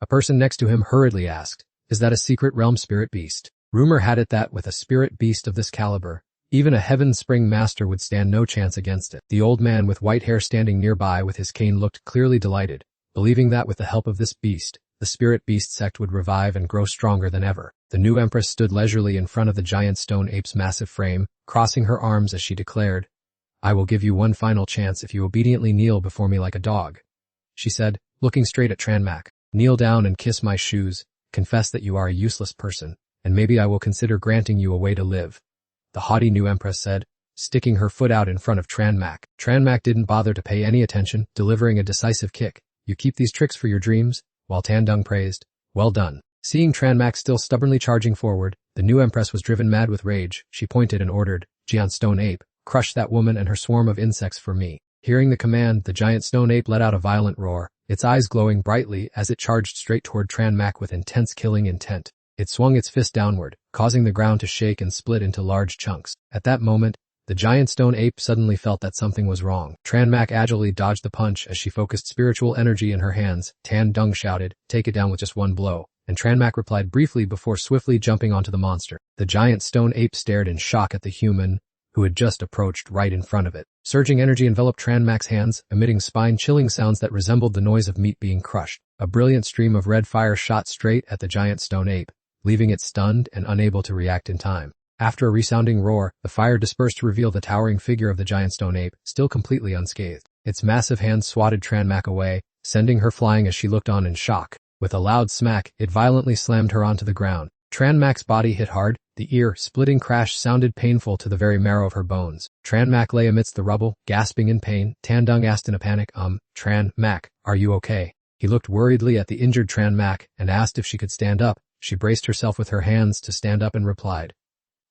"No, I'm fine." Just then, the giant stone ape's massive hand loomed behind Tran Mak. She looked up and was startled. Tran Mak rolled away as quick as a flash to escape. The enemy's hand slammed down, sending rocks flying and filling the air with dust. Seeing the critical situation, Tan Dung spoke up, "Wa cannot kill the spirit beast. We only need to break the bond with the master, and its power will significantly decrease. Attack the controller directly like when we face the Great Elder?" "Understood," she said before focusing strength into her legs and lunging forward. Tran Mak accelerated toward the new empress, ready for a life or death battle with her. She gave a faint smile, stroking a lock of hair with contempt. "This meaningless resistance doesn't amuse me at all." Tran Mak ignored the hollow words. As she raised both hands, brilliant red lightning began to surround them. The new empress's cold voice rang out, "Rise up, rock-dwelling crab." Instantly, the ground shattered as a bizarre creature emerged from the depths. It rose up to block Tran Mak's powerful attack, revealing golden eyes full of killing intent behind a layer of hard rock. Tran Mak was pushed back by the shockwave from its counterstrike. Despite that, she did not flinch and continued to charge forward. "This is the spirit beast with the strongest defense in the mystic abyss. No one can even scratch it," the new empress bragged confidently from behind the rock-dwelling crab. Tran Mak stepped back warily, thinking to herself, "It really is hard. This defensive power far exceeds even boulders." The rock-dwelling crab began its pincer dance. Immediately after, it lunged forward like lightning, its pincers moving incessantly as if numerous limbs were sprouting around it, booming toward Tran Mak. Tran Mak recoiled slightly as its pincer strike swept near her face. However, as she backed away, she suddenly jumped as the pincer pointed straight at her face again. Tran Mak grimaced, unable to dodge in time. The crab pincer strike grazed her face. At the same time, the stone monster swung its arm, intending to finish her off. It swung its pincer powerfully, knocking Tran Mak to the ground. The ground shattered and dipped deep. Tran Mak lay motionless while Tiandi the injured was thrown far away, also injured. The stone monster stood above them, looking down at the two with indifference. Teen Debij called out anxiously, "Tran Mak, wake up quickly." But Tran Mak had already lost consciousness. Stone shards, the stone monster obeyed the command, its eyes glowing red like a loyal subordinate, awaiting the next order. The new empress smirked, her voice cold and full of danger. Go ahead, let her taste the final blow. Hearing this, it clenched its fists and let out a resounding roar. Tiandivinji lay there, gnashing his teeth in worry, not knowing what blow it would strike next. It was truly frustrating. The stone monster's eyes flared up as it slammed its hands onto the ground, sending stone fragments flying everywhere. In the middle of a space as black as ink, suddenly tiny shimmering spots of light appeared. Tendibig looked around in astonishment. Where is this? Could it be that we were killed by that stone monster? He scrambled up, staggering. A mechanical voice rang out. This is the system space. Currently, time outside is frozen. The system has sensed that the host is in danger. Therefore, the host has been pulled into the system space. These confusing words surprised Tendibig. He asked in confusion, what? The mechanical voice did not answer him but continued. First, the host will be given 2 choices. He turned his head and looked forward. 1. Transfer energy to the contract signer until 100% of the Kirin's power is activated with 100% compatibility. 2. Transform into armor form, remove independent combat mode and activate independent combat mode for yourself. Evolve into an independent individual, 50% Kirin power. He pondered for a moment and then spoke. Tren MC is currently unconscious. Only I am capable of fighting. He stood up to face the strange spot of light and replied, while silently thinking to himself, rallying on Tren MC to go into battle was never my intention. I was meant to surpass her. Just like in the old days. His eyes shone with determination as he spoke decisively. I choose option 2. Let me fight myself. The strange spot of light, no, now a mechanical voice, or rather, perhaps it should be called the system, echoed in Tiandibig's head. Accepted choice confirmed. His strength surged dramatically. In the pitch black space, a beam of golden light suddenly appeared, surrounding him. He looked at it in surprise. Beginning evolution. The stone monster saw the golden lightning bolt, its eyes clearly showing astonishment. Don't dream too soon. A voice echoed through the thick haze, and a giant shadow gradually emerged, reaching out to lift Tranmax group away. Do you think you can kill us, you foul-smelling monkey? Tandung's voice rang out from within the form of a brilliant Qulin, enveloped in golden lightning bolts of extreme energy. The system notified that the evolution process has now reached the 50% mark. Oh my, why have I transformed into such a strange figure? He panicked upon noticing his body was gradually changing completely. Standing from afar, the new empress could not help but be shocked by the unfolding scene, muttering in astonishment about how he could still be alive. The people of the Spirit Beast sect standing on the sidelines of the battlefield also exclaimed in shock, asking what that was, wondering if it was a dragon, an ancient dragon, like Spirit Beast that had long been extinct. Amidst the murmurs of the crowd, the new empress maintained an arrogant and disdainful look, believing that even if he turned into an ancient dragon, a loser would always be a loser. Immediately after, she waved her hand to command the stone ape to use its boulder fist to finish him off at once. The boulder ape immediately obeyed and roared ferociously, its blood-red eyes locking onto the target as it swung its massive arm, intending to crush both man and beast before it. The thunderous punch surged straight toward the mythical Chulin beast. Tandung calmly watched the fist hurtling toward him. He roared loudly and lashed his tail, sending a large rock flying straight into the boulder ape's face, causing it to cry out in agony. After the painful scream, the rock hit its target, causing the monster to fall backward right before the eyes of the new empress. Taking the full force of the lethal blow from Tandung left the stone ape severely injured. It glared at the Chulin below and heard him ask who gave it permission to stand up. Lie down for me, he said, immediately launching himself into the air and spinning to whip his powerful tail toward his opponent. Utilizing the momentum from falling from above, he unleashed an incredibly powerful tail lash that sent the boulder ape reeling, after which he immediately leaped up again. The glowing red Chulin claws landed gently and stood firmly on the massive body of the stone ape. Meanwhile, the boulder ape lay on the ground, mouth agape and unconscious. Tandung, majestic in his Chulin form, looked down and coldly told it to be sensible and stay there. Witnessing her spirit beast defeated so quickly, the new empress could not help but shout, "Stone ape, how could this absurd thing happen?" Just as her scream faded, Tandung slowly turned his head from the body of the stone ape and spoke softly. Now it is your turn to pay for your crimes, he said, keeping a cold expression while staring fixedly at the person standing below. An underhanded person like her would naturally not give up without a fight. She hurriedly signaled for the remaining spirit beast to charge and shouted, demanding the rock crab to stop him at once. Receiving the order, the rock-dwelling crab lumbered forward. Looking at the rock crab aggressively approaching, Tandung merely uttered a sarcastic remark that it turned out to be nothing more than a creature with a slightly hard shell. He then raised his fist high, and a surge of glowing red power began to gather in his arm, crackling with dangerous, blinding electric sparks. He struck a direct blow at the body of the rock-dwelling crab in front of him. With a loud explosion, the rock-dwelling crab was blown apart by the move. The severed crab claw flew straight toward the new empress standing in the distance, still marked by scorched spots and lingering smoldering flames. Even the crab with the most solid defensive shell was easily defeated, making her so terrified that she trembled, and cold sweat began to roll down. Tandung leisurely took steps toward the new empress and coldly declared that everything ends here. Hey, if you dare to lay a hand on me, the Beast-Taming Alliance will certainly not let it slide. Even if you hide at the ends of the earth, you will face great calamity. she threatened, gritting her teeth while still gripping the iron chain tightly. What kind of organization is the Beast Taming Alliance? Tandung asked, confused. She curled her lip and said, "It is an organization." Before she could boast about her backing, a mysterious voice suddenly echoed right in her ear. "Shut up right now. You have said far too much." At that very moment, the new empress felt as if her heart were being crushed by an invisible hand. Her face turned pale with fear, cold sweat poured down, and she stammered in a rush, Wait, I haven't even... Just go and die." The powerful voice ignored all her pleas and crushed the heart in her chest straight away. A dry, sickening sound of mangled flesh echoed out. "Huh."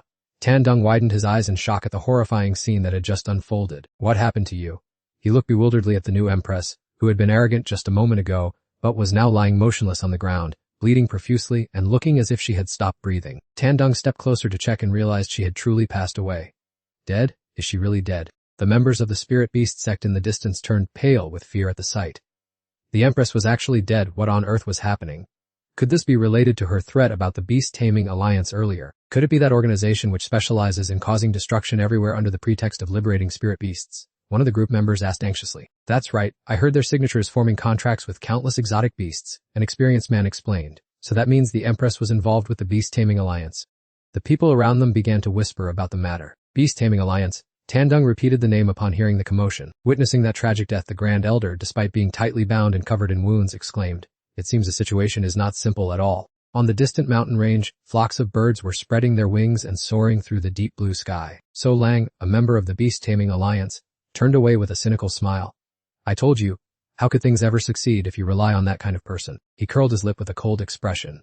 "It seems that if I want to liberate the spirit beasts in this region, I will have to do it myself after all." Tranmak Eagle, hearing the loud call, Tranmak, who had been injured and unconscious, slowly opened her eyes. In front of her was a strange monster leaning in close. It called her name anxiously. "Tranmak, you're finally awake. Are you okay?" The strange unicorn-like creature, or more accurately Tandung, was holding Tranmak in his arms in an extremely romantic manner while asking. She hesitated as she looked at the large beast in front of her. "I'm fine. Are you Tandung?" Seeing her recognize him, he quickly explained. "That's right. I just gained a new evolution ability." Dan Hiu-Tiu, who was not far away, had also woken up by this time. She frantically checked her body and, seeing that she hadn't lost an inch of skin or flesh, was bewildered. "Didn't I die? Why am I alive again? My body is smooth, and all my wounds have completely disappeared." Just then, Dan Hiu-Tiu happened to see Tranmak in the distance being carried by Tandung in his unicorn form. "Empress." The members of the Spirit Beast sect also knelt down simultaneously, bowing their heads in reverence. They pressed their heads to the ground and shouted in unison, "Welcome back, Empress." Tandung was startled by this grand reception. Good heavens, are they kowtowing to us? At that exact moment, Dan Hiu-Tiu ran as fast as she could and hugged Tranmak tightly. She was overjoyed. "This is wonderful. I get to be by the Empress's side once again." Tandung stopped panicking and decided to leave them to it. No matter what, they had finally found a temporary place to hide. Oh! A booming sound suddenly erupted from behind, causing everyone to turn their heads to look at the same time. As the group hurriedly ran outside, Qin Yang, carrying Chen Mo in his arms, suddenly froze in shock before an extremely terrifying scene. Right in front of the Spirit Beast Sect's gate, countless corpses lay scattered alongside splattered bloodstains everywhere. Both Qin Yang and Chen Mo were bewildered, unable to comprehend what on earth was happening right before their eyes. At that exact moment, a mysterious dark shadow suddenly materialized from mid-air. The moment Chen Mo saw it, she hurriedly yelled a warning, "Above you, Qin Yang." Her face was filled with extreme tension as she warned him, "Watch out. That's an enemy spirit beast." Sure enough, the bizarre dark shadow immediately lunged down at a breakneck speed. Seeing danger close at hand, Qin Yang used his own body as a shield to protect Chen Mo behind him, thinking to himself, "It really is the enemy's spirit beast." Thanks to his sharpness and quick wits, the two narrowly escaped death from the dark shadow's vicious pounce. After missing its target, the bizarre shadow flew off, leaving a gaping hole in the roof above. Qin Yang looked up in the direction it had vanished and wondered what kind of disaster this was now. With that, he glared resentfully up through the ruined gap in the ceiling and roared in anger. "You piece of trash!" Just then, a slow, mocking applause rang out, accompanied by an unfamiliar voice offering praise. "Quite a nice dodge." In the distance, a silver-haired man casually stepped out from behind the dark shadow, sneering, "What a surprise to find survivors still standing. To think you could dodge a lethal strike from the Shadow Wolf." As he made his cold, calm remark, the pitch-black entity gradually revealed itself, turning out to be a wolf called the Shadow Wolf. Standing in the back, Dan Xiaoxiao gasped in apprehension. "That's Su Lang of the Six." She then looked around warily, wondering aloud, "What is he doing here? The Six, is he really that formidable?" "Of course," Dan Xiaoxiao replied, her face pale as she nodded. She had thought the revered Empress, who reached the Tianqi rank, was already a rare find, but Su Lang was actually a great venerable of the Tianquan rank. A legendary powerhouse. This realization made Dan Xiaoxiao's face turn even paler. Furthermore, every single member of the six is at the Tianquan rank or higher. This is simply absurd. Qin Yang demanded urgently, the chaos at the spirit beast sect this time. Are you people the ones pulling the strings from the shadows? In the face of his furious roar, Su Lang remained entirely unbothered and composed. Smirking, he calmly explained, she formed a pact with our alliance leader, but even with that power, she failed to help us take over the spirit beast sect. To make matters worse, she stupidly compromised our whereabouts. So, it was only natural for her to be erased from this world, he said, his tone casual but his words sending chills down their spines. No need to rush, you will all join her down there soon enough. Realizing the enemy had boldly come to their doorstep, Qin Yang gently set Chen Mo down and asked with concern, can you stand on your own? Chen Mo clung to his arm and softly replied. With that done, he turned a cold gaze toward his opponent. Following a massive explosion, Qin Yang's figure shot straight up into the air. He opened his mouth, condensing his power into a fireball. Then, using all his power, he unleashed the blazing heat directly at his opponent. The scorching torrent of flame surged toward Su Lang, causing a thunderous explosion. The ground shattered, but his figure had vanished, leaving only gray smoke lingering after the blast. He gasped in shock. He's gone. While intently scanning the ground, Tan Dung was suddenly startled into alertness as a giant black shadow unexpectedly appeared from midair. The shadow wolf suddenly lunged forward, delivering a powerful blow that sent Tan Dung flying from the heights, causing Chan Mak below to cry out in panic. Tan Dung's body slammed hard onto the solid ground, shattering the surrounding debris into pieces. Seeing Chan Mak's worried expression, Tan Dung quickly spoke up to reassure him that he was completely unharmed. From afar, So Lang sneered arrogantly, thinking that the 8th-ranked member of the beast-taming alliance would be formidable, only to find out he was nothing special. Looking down, he coldly gave an order to the shadow wolf, deeming his opponent unbelievably weak.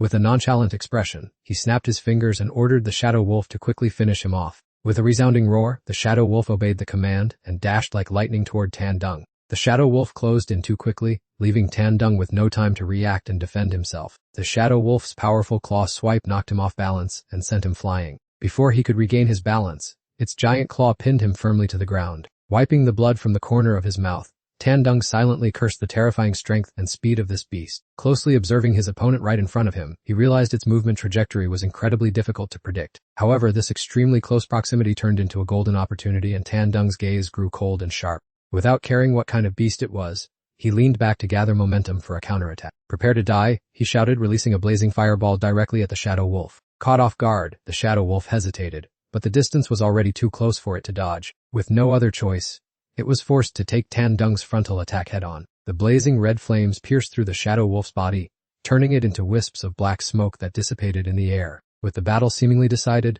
Tan Dung propped himself up, watching the faint smoke of the vanished beast. Dan Hu gasped in admiration, while even Chan Mak stood frozen at the sight before them. Tan Dung looked up to the sky with a satisfied smile, thinking everything had been resolved. However, as the old saying goes, complacency always comes before a fall. Right at that moment, the shadow wolf suddenly materialized at his side, catching Tan Dung completely off guard. Seeing the sharp claws closing in on his face, Tan Dung was struck with horror. With a dull thud, he was sent flying in an instant by its brutal swipe. He flew straight forward and crashed heavily into a cliff, causing rocks and debris to collapse all around him. Tan Dung's body was buried under the rubble as a thick cloud of dust rose, obscuring everyone's vision. Watching this, So Lang sneered mockingly, wondering if his opponent had already fallen when he hadn't even used his main technique yet. From afar, Chan Mak anxiously called out his name, while Dan Hu panicked, unable to believe that Tan Dung could be defeated so easily. He clambered up from the rubble, gritting his teeth and cursing under his breath. That annoying jerk. He just stood there, his cold eyes locked onto So Lang on the opposite side. Seeing his opponent still standing, he clapped his hands in delight and praised, "Not bad, that's what makes it interesting, otherwise what's the point of fighting?" As soon as he finished speaking, a cunning glint flashed in his eyes, and he ordered the shadow wolf to unleash its shadow spear strike. The shadow wolf dashed forward like a bolt of lightning, roaring fiercely. With a loud crash, the shadow spear strike plowed up the ground right under Tan Dung's feet, startling him. The power is truly terrifying, he worriedly thought as he watched the debris scatter. If I keep facing it head on like this, I'm a goner.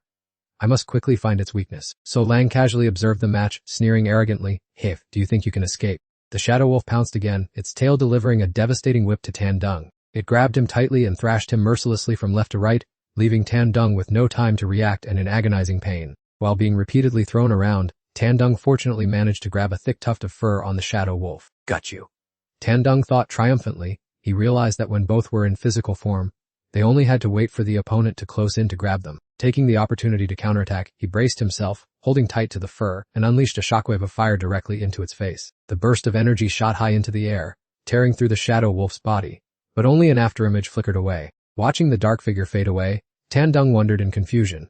Did I really just hit it? But then, Tandung could only stare in astonishment at the scene unfolding before him. Ridiculously, the beast's body reappeared completely intact, as if it had never been hit. So Lang looked down with an appreciative smirk. Who could possibly find the Shadow Wolf's weakness? He ordered, Shadow Wolf, surround him with your clones. A multitude of identical dark shadows appeared across the sky right before Tandung's eyes, leaving him stunned. Whoosh, whoosh. The clones rushed out of the black hole, attacking Tandung in a relentless barrage. Thud. The non-stop attacks from all sides left Tandung isolated in the middle of a dense encirclement of clones. Crash, crash! He had absolutely no idea which was the real body. The Shadow Wolf's continuous attacks made Tandung shriek in pain. Arg! The clone spun around, creating a massive vortex that trapped Tandung right at its center. Standing outside, Tranmak was worried sick, just as she called out his name and was about to rush in to save him. She was stopped by Dan Tiu. Lady Empress, it is extremely dangerous for you to charge in there now.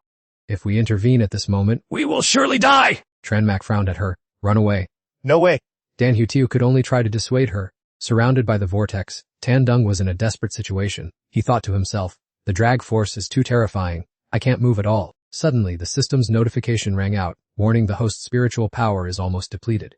You will revert to your original form in 1 minute. The sudden bad news made his already dire situation even worse. What? Glancing at the raging vortex around him, he was extremely anxious. I'm doomed. I must find a way to escape right now. Tranmak had now broken free from Dan Tiu's grasp. Ignoring the danger, she rushed toward the vortex and screamed, Tandung. Leaving behind Dan Tiu's panic cry, Lady Empress. Tranmak was thrown back by the tornado wall, and it hurt so much. She staggered and then collapsed onto the cold ground. So Lang perched on the roof and laughed mockingly. What a truly sentimental empress. Standing against the sunlight, with an arrogant and challenging expression on his face, he said to Tranmak, if you are this heartbroken for him, you might as well hand over the spirit beast set quickly, otherwise, I will torture him to death. You had better make a decision soon. Tranmak glared at him, her teeth clenched tightly. From within the center of the tornado, Tandung shouted hurriedly, don't listen to him. I will find a way to escape. He is using me as a hostage to threaten you. He wouldn't dare to kill me. So Lang's face darkened, stop your yapping. Shadow Wolf, attack and crush his skull from me. With a roar, the Shadow Wolf lunged violently straight toward Tandung. At this moment, he looked like a tiny cricket trying to fight against a giant carriage. Just as the razor-sharp claws were closing in, Tandung nimbly seized the opportunity, and his left leg began to flash with powerful sparks of electricity. Shattering lightning kick. He unleashed a powerful kick striking straight at the snout of the charging beast. Boom! The massive collision caused the surrounding earth and stone to shake violently. Ouch! The shockwave from the kick sent Tranmak flying even further away. The entire area affected by this move was now nothing but a scene of devastation, with thick dust obscuring all vision. Tandung? Tranmak struggled to stand up from the rubble, anxiously calling out to find his silhouette. I'm still okay, Tandung said calmly, stepping out from the dense dust. So Lang stood high above, a smirk still playing on his lips. So what if you escaped that last attack? You can't even touch a single hair on me. He mocked arrogantly. Hidden in the shadows, Tandung didn't care about his words. Haha, are you sure about that? Tandung's cryptic remark made So Lang suddenly feel uneasy. Seeing the giant stone ape lying motionless at Tandung's feet, he secretly calculated, the color of this stone fragments, could it be? So Lang hurriedly ordered in a rush, Shadow Wolf, finish him off quickly? But it was too late. Tandung shouted, Devar system. His mouth emitted a blinding light directed straight at the rock beneath his feet. Activate. A brilliant light erupted from Tandung's mouth, engulfing the entire giant stone ape below. The Shadow Wolf howled and lunged forward aggressively. Bam! It slammed a heavy blow into the ground, causing the stone floor beneath it to shatter into pieces. Watching from afar, Tranmak felt like her heart was burning with anxiety. Tandung, she gasped, covering her mouth, unable to predict what would happen next. Heh, I finally succeeded, Tandung told himself joyfully. Having successfully tamed the giant stone ape, Tandung transformed from his Kulin form into the iron-clad worm, and the primordial dragon stone armor immediately enveloped his body. The scene before him left So Lang feeling fearful. He decided to end it quickly. Shadow Wolf, bite his throat off immediately for me. The Shadow Wolf opened its mouth wide and lunged, showing off its deadly sharp teeth. Ironically, that bite caused nearly all its teeth to fall out. Tandung remained safe, without a scratch on him. Seeing this, Tandung was delighted and mocked him. It turns out your strength is only this much. So Lang turned purple with rage as he gnashed his teeth. Don't be arrogant. I also know this evolution technique. His eyes showed cruelty. Shadow Wolf, Moon Shadow Werewolf. After a long howl, the Shadow Wolf's bluish, black body suddenly turned blood red, which was truly strange. Tandung looked at the evolution in shock, while So Lang smiled faintly. Now, taste fear. The Moon Shadow Werewolf had successfully evolved, roaring with immense power. Tan Dung looked at the black aura mixed with red light with high vigilance. Unexpectedly, it seemed he had not accounted for this evolution technique, leaving him extremely stunned. His eyes widened as he anxiously followed every small movement of his opponent. Before Tan Dung stood the Moon Shadow Werewolf, a form many times more terrifying than before. Be afraid. So Lang looked at him provocatively. Moon Shadow Werewolf, use Moon Shadow Dash. Upon receiving the command, the beast instantly vanished right from before Tan Dung's eyes. In an instant, it closed in on Tan Dung and swung its claws directly at his neck. A strike from its claws sent Tan Dung flying to the ground. His body slammed hard against the cliff beside him, creating a loud noise. The cliff face was deeply indented. Tan Dung lay flat there and began to gasp for breath. Before he could catch his breath, the next attack already came rushing in. The Moon Shadow Werewolf pounced at Tan Dung, landing another blow on him. It grabbed him and violently threw him into the sky. The wolf opened its mouth wide, and energy began to accumulate into a brilliant sphere. Seeing this, Tan Dung could only gape in astonishment. Feeling the situation was bad, he had no choice but to find a way to manage quickly. With the Moon Shadow Destruction move, the energy sphere fired a beam of red light straight at Tan Dung. Lion's Roar! Tan Dung was not to be outdone. He opened his mouth to create an electric orb to counter the attack. A shockwave shot out, confronting the incoming Moon Shadow Destruction head-on. The two moves collided powerfully, then both exploded in the wide sky. Tran Mak and Dan Hiu Tiu sat hiding behind the rubble, nearly getting blown away by the explosion. Utilizing shockwaves, Tan Dung landed softly and scanned the situation. The Shadow Werewolf rushed forward again, its body uninjured after the recent explosion. It opened its mouth and snapped fiercely at Tan Dung, piercing through the stone ape armor.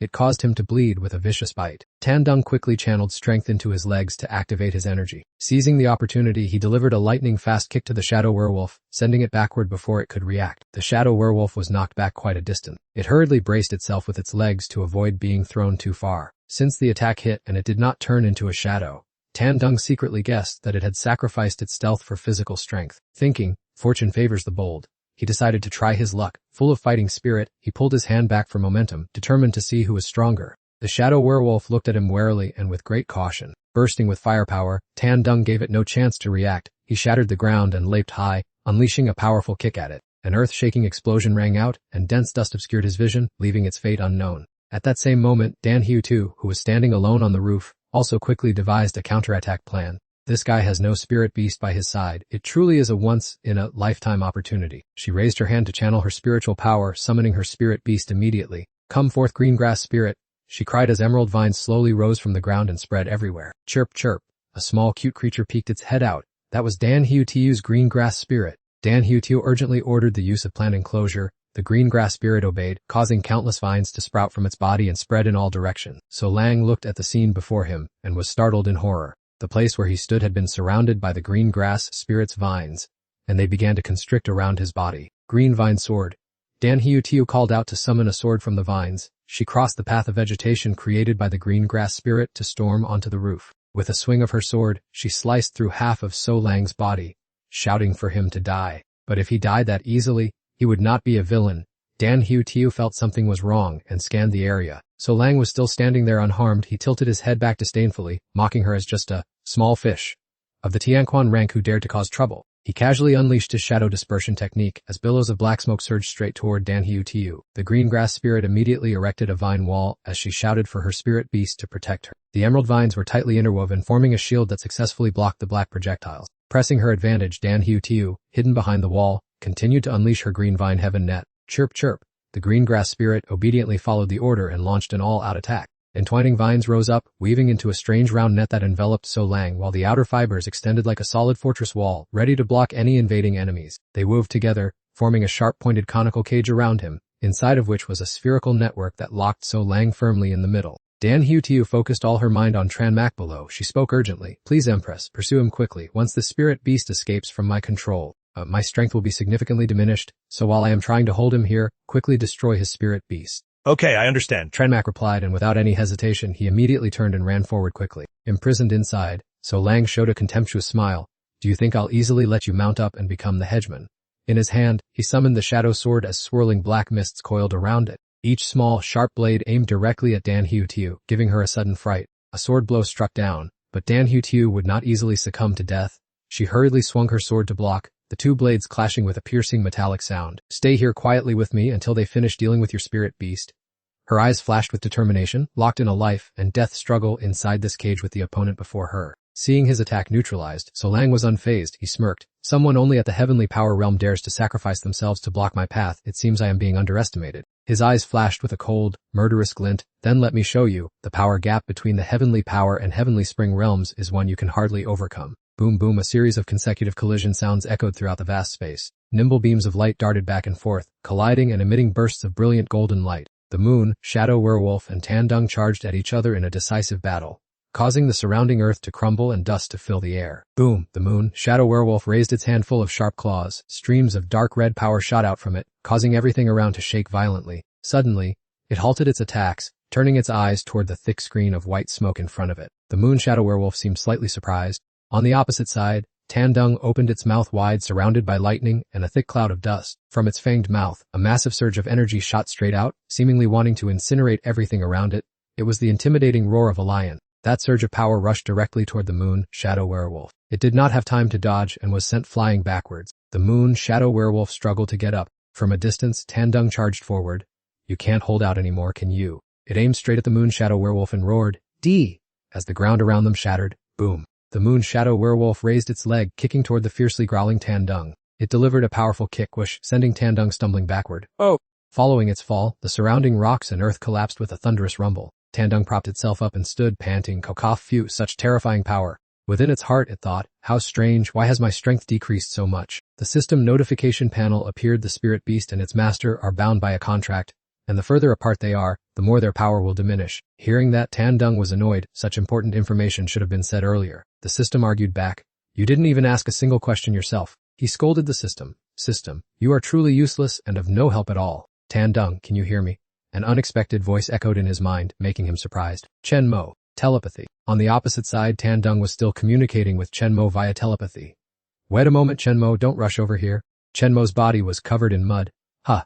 But I'm almost there? From her hiding spot, Chenmo could easily monitor every movement of both the moon shadow werewolf and Tandung. Suddenly, the moon shadow werewolf vanished into a plume of dark red smoke right before Tandung's eyes. Such a cruel action. The moon shadow werewolf teleported instantly to Chenmo's side, intending to launch a sneak attack on her. A dark figure streaked past Chenmo's field of vision, as quick as a flash. Crash! The horrific impact made the ground shake and debris scattered everywhere. Plumes of murky white smoke rose up, sest. The sound was bone-chilling. The cunning moon shadow werewolf stood boldly amidst the thick smoke. Chenmo frowned. She was terrified by the horrific destructive force of the recent shockwave. Witnessing that horrific scene, she shouted in a panic, Tandung. Tandung managed to rush out and block a strike from the moon shadow werewolf for Chenmo. The opponent truly showed no mercy to anyone. The dragon tail lashed out powerfully, the dragon's body moving with great force. Boom! The moon shadow werewolf was sent flying far away by the impact. Thud, thud, it moved with great speed, leaping up onto the cliff above. Standing amidst the swirling dust, Tandung grumbled, Humph, how truly annoying. His body was exhausted of energy and collapsed into the ruins. Chenmo rushed over in fear, screaming his name, Tandung. The system information panel suddenly popped up. Warning, warning, the host is suffering severe blood loss. There is a very high risk of death. I know even without your reminder. Tandung replied to the system while lying in a pool of blood. Chenmo sat beside him full of worry. What should I do? What can I do to save you, Tandung? The system notification panel appeared once again. This time it was for Chenmo. Detected a strong desire from the host.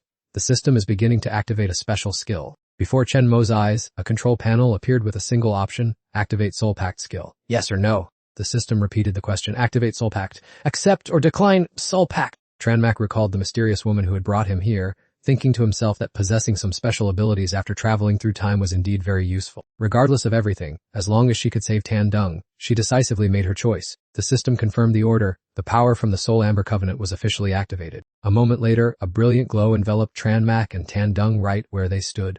Below, the Moonshadow Werewolf observed the vibrations from the explosion where the shattered ground was piling up. Whoosh, an orange pillar of light shot up, surrounded by red lightning and scattering rocks and soil. A hand with sharp claws full of power emerged from the smoke. Its might was truly incredible. Amidst the brilliant yellow light, Tranmak performed a technique and told Tandung that she was using the Soul Amber Covenant to merge, multiplying their power. She added that this state only lasted 30 seconds, and they had to finish him immediately. Tandung woke up within the red lightning, his body turning the color of lava with terrifying pressure, then confidently asserted that 30 seconds was more than enough. The Moonshadow Werewolf opened its mouth full of sharp fangs and began to accumulate an energy ball. Moonshadow destruction, the sphere turned into a massive surge of pressure charging straight at Tandung. It's useless, it sarcastically replied. Despite being enveloped by the surge of power, Tan Dung calmly declared that your tricks no longer worked on me. The Moonshadow werewolf charged forward. It was extremely agile and quickly split into multiple clones to attack simultaneously. He must be killed immediately. Too slow, Tan Dung contemptuously mocked. He leaped into the air to take the initiative. In a blink of an eye, he could recognize which one was the opponent's true form. It looks like this is all you've got. The Moonshadow werewolf collapsed at his feet, lying motionless. A heavenly spring-rank spirit beast with only that much capability, Tan Dung sneered before gathering his strength to create a fireball. Red Lotus, he controlled the flames to blast directly at the Moonshadow werewolf, causing the opponent to cough up blood. Sizzle, sizzle, the sound of the spreading fire was eerie, gradually incinerating everything nearby. Hit by 2 consecutive blows, the Moonshadow werewolf met its end, lying motionless without sensation. Tan Dung still felt unsatisfied because he couldn't crush it. The time limit for the Soul Amber Covenant had ended. The system sounded a notification. The bright red glow surrounding Tan Dung's body gradually faded. Tan Dung transformed back into his original Caterpie form. Oh well, Tranmak also returned to his original state. It's fine, let's head back. He smiled smugly for having taught that wicked guy a lesson he would never forget. Tranmak nonchalantly replied, Yeah. Returning to Dan Hu-Tiu's battlefield, the vines were constantly under attack. Boom, Dan Hu-Tiu and So Lang were in an extremely tense confrontation. She cursed inwardly. How annoying! This guy had clearly expended a great deal of strength, yet he still maintained such an overwhelming presence. Shadow Burial. The thick black mist obeyed So Lang's command and rushed straight toward Dan Hu-Tiu. A series of vines suddenly blocked the black smoke. It was the green vine wall. Rapid sounds of collision rang out. Dan Hu-Tiu immediately summoned her spirit beast, the green grass spirit, to join the battle. She commanded the Harmony sunflowers, and giant flowers sprouted densely along the vines, forming a tight encirclement around So Lang. Amidst the pouring rain, So Lang was relentlessly attacked by tens of thousands of raindrops transformed into swiftly flying beams of light. Green vine barrier. At Dan Hu-Tiu's call, an incredibly massive vine appeared. Kill him for me, she ordered in a low, harsh voice. The giant vine delivered a powerful blow. The ground shook violently with a loud crash. Whoosh, whoosh! The streams of black smoke quickly escaped the encirclement of the vines. Dan Hu-Tiu was stunned and astounded. It was completely useless. So Lang did not budge in the slightest despite being attacked by the vines, and the shadow orb still touched him. He swung his sword and rushed straight toward Dan Hu-Tiu like an arrow. Shadow devouring wave. So Lang summoned another wave of enveloping black smoke. Slash! He shouted as the billowing black mist surged toward Dan Hu-Tiu. Green vine combination. She poured all her strength into the move, making the already massive vines become even more colossal. However, they were all instantly severed by his slashes in the blink of an eye. Dan Hu-Tiu was filled with panic and dismay. Oh no! She worriedly gritted her teeth. Lost in thought, she forgot to defend herself and was painfully sent flying by a palm strike from So Lang. She lay flat on the ground, surrounded by scattered pieces of chopped up vines. In the distance, So Lang slowly walked over and sighed. Tesk, to think I still couldn't finish her off in a single blow. Dan Hu-Tiu lay there helplessly, her eyes following So Lang's every move. Suddenly he frowned in confusion. So Lang recognized this aura as belonging to the shadow werewolves. Could they have been annihilated? He withdrew the power that was suppressing the vines. Forget it, I need to head over there, catch them off guard, and deal with them. With that, the vines in front of him also went limp. Lady Empress, Dan Hu-Tiu thought anxiously, looking toward Tranmak. Lying there, memories of the Empress flooded back. That year, she had curled up under a tree sobbing, while the Empress searched for her for a long time, her voice calling, shower, echoing through the forest. When she finally found her under the tree, she said, So you're here. Did you run away during training again? What's wrong? The young Dan Hu-Tiu had coldly replied, It's none of your business. Sadly hugging her knees with teary eyes, she blamed herself. After all, I'm just a useless nobody who can't beat anyone. Tranmak, who was still young at the time, sat beside her in deep thought. He comforted Dan Hu-Tiu. Why do you keep comparing yourself to others? Your cultivation talent isn't bad at all. You can definitely become stronger. But she was still sad and dissatisfied with her abilities because she believed that raw power was everything. If you lost in a head-on confrontation, no matter how high your cultivation was, it was meaningless. That's not true. Your observational skills are the sharpest among everyone I've ever met, Tranmak said, sincerely pointing out Dan Hu-Tiu's strengths. Dan Hu-Tiu was slightly surprised, but Tranmak continued to encourage her. He meant for her to make full use of it, as she could completely suppress her opponent, even if their cultivation was 1 or 2 levels higher. She tightly held Dan Hu-Tiu's hand, smiled radiantly, and told her, Xiao, you must believe in your own ability.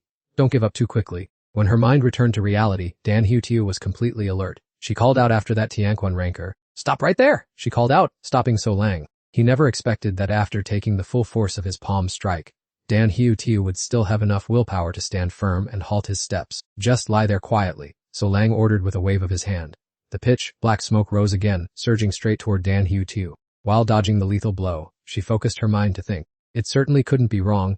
Dan Hu-Tiu seemed to have vaguely guessed something. In her mind, she began to piece together all the events from the start of her battle with So Lang. All of his offensive moves originated from the shadow, So everything was now clear. Dan Hiu summoned her green grass spirit beast again, deciding to unleash the Sea of Flowers technique. Chirp chirp, flower branches vied with each other to stretch out, quickly condensing into a massive and brilliant carpet of flowers. So Lang was immediately surrounded tightly amidst the dense sea of flowers. A series of light beams shot straight up from the sea of flowers, their blinding glow illuminating the entire sky. So Lang was astonished, and doubt arose in his heart about what this stream of light actually was. Dan Hiu brandished her sword and rushed forward, firmly believing that his power originated from the spirit beast hiding in the darkness, and she just needed to sever that connection. When that happens, you will no longer have any way to use this devilish power. From among the flowers, a fox's head suddenly emerged. It let out a roar, making So Lang turn pale with anxiety. It turned out to be the shadow fox. Right at that moment, a cold, sharp sword strike slashed directly in front of him. This match is over, Dan Hiu murmured. A splash of bright red blood splattered as So Lang collapsed beneath her sword tip. So Lang lay sprawled in the sea of flowers, blood staining the ground deep red. He was filled with resentment and could not believe he had lost to someone of the Tianquan rank. He intended to use his remaining strength to flee, but Dan Hiu had already noticed his intention. Don't even think about escaping! She pointed her sword tip at So Lang. Dan Hiu chanted a spell and instantly resilient vines stretched out. However, at this very moment, she was shocked to realize that So Lang had somehow turned into a substitute doll. What? It was just a clone.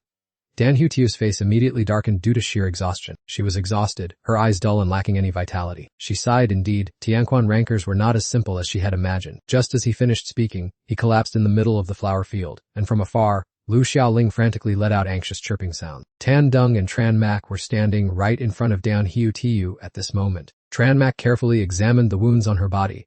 Although she had not lost her life, her condition was extremely critical, and Tan Deng spoke up, saying that with such severe wounds, his tongue could not heal her in time. Suddenly, a spatial portal appeared along with congratulations to the two of them for passing the trial for newcomers. Tran Mak looked toward the source of the sound with a highly vigilant gaze. The veiled goddess gestured and guided them, saying that both of them were now capable of handling everything on their own. At the same time, the speaker also announced that they were officially qualified to participate in the war to seize the throne. Tan Deng looked bewildered and asked what that qualification to compete for the throne meant. The mysterious deity calmly explained, putting it in the simplest way possible. In the near future, you will have to plunge into a large-scale war, she said, looking at the two men opposite her with a suggestive expression. Tran Mak doubtfully muttered about a large-scale war. Tan Deng angrily raised his head to question her. What is going on? Why didn't you mention a single thing about it when you transported us to this world? The veiled deity calmly replied, I am a benevolent god, so I never reject lost souls. However, the population of this world indeed has a limit. Saying that, she waved her hand to project the image of a balance scale, explaining that when the limit is exceeded, the balance will be broken, leading to the destruction of the entire world. The mysterious deity continued to lecture, to protect fairness, every world has its own methods of handling things. For example, where you are standing, natural disasters that humans cannot interfere with often occur. Tran Mak and Tan Deng listened attentively. And that is also a way to maintain that balance. Even so, do not worry too much because in this world, every individual is equal. The mysterious deity said with a smile. I will not interfere in who lives or who dies, but will leave the decision in your hands, she said, pointing toward Tan Deng and Tran Mak. Right now, the system will thoroughly explain all the rules to you. As a virtual panel appeared in front of Tran Mak and Tan Deng, the status panel of the transmigration system appeared, listing the goal of competing for the throne, with images of both Tan Deng and Tran Mak as the chosen one. Displaying 2,000 points, the system explained the first rule: each transmigrator qualified as a chosen one will possess 2,000 points by default. The illustration showed the team consisting of Tran Mak, Tan Deng and Dan Hiu. Rule 2 states that a chosen one can team up with other chosen ones or non-qualified individuals. Rule 3 stipulates that each team must elect a leader through votes from the chosen ones, while non-chosen individuals have no right to vote. Rule 4 clearly states that the leader has absolute command authority, and the team must not disobey when the leader is on the front line. If the leader is killed in action, the team will elect a successor, and each chosen one has the right to leave the team at any time. Rule 5 states that the last surviving chosen one or team will earn the right to return to their original world along with all accumulated points. Rule 6 emphasizes that mandatory tasks must be completed within the specified time, otherwise you and the entire team will face death. Rule 7 requires the immediate objective to annex or eliminate a chosen one or a team within 13 days for a reward of 2,000 points. Failure will cost them their lives. Tan Deng whispered that if they did not complete the task on time, everyone would die. Hearing his words, the veiled deity confirmed that it was correct, and that the time ratio between their original world and this place is 1 to 100. The deity continued to talk on, saying that the more they accumulated, the more they would receive upon returning, and depending on how they completed the tasks, there would be additional rewards. The entire Vanling continent will be the arena for this great war, where 100 chosen warriors will compete with you, A mysterious god even carefully warned the two of them, Tran Mak and Tan Dung. She suggested, summon the system. At which point you can observe the map of Van Ling continent, where it is marked in red is your position and white is the location of other chosen ones. Tan Dung exclaimed in surprise, there are so many people?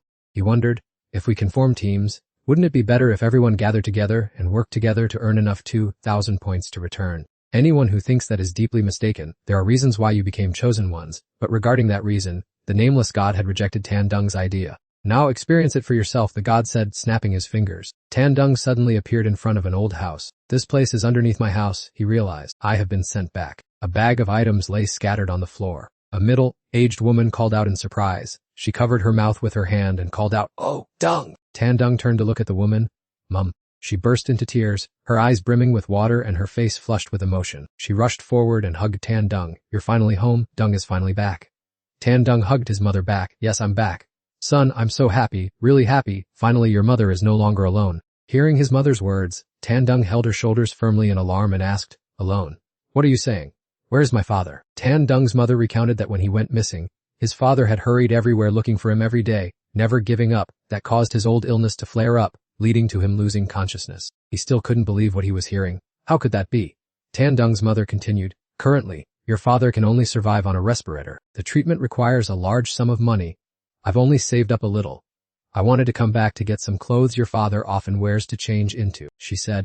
He will surely be very happy to see you return. After school, if you have time, please visit your father more often.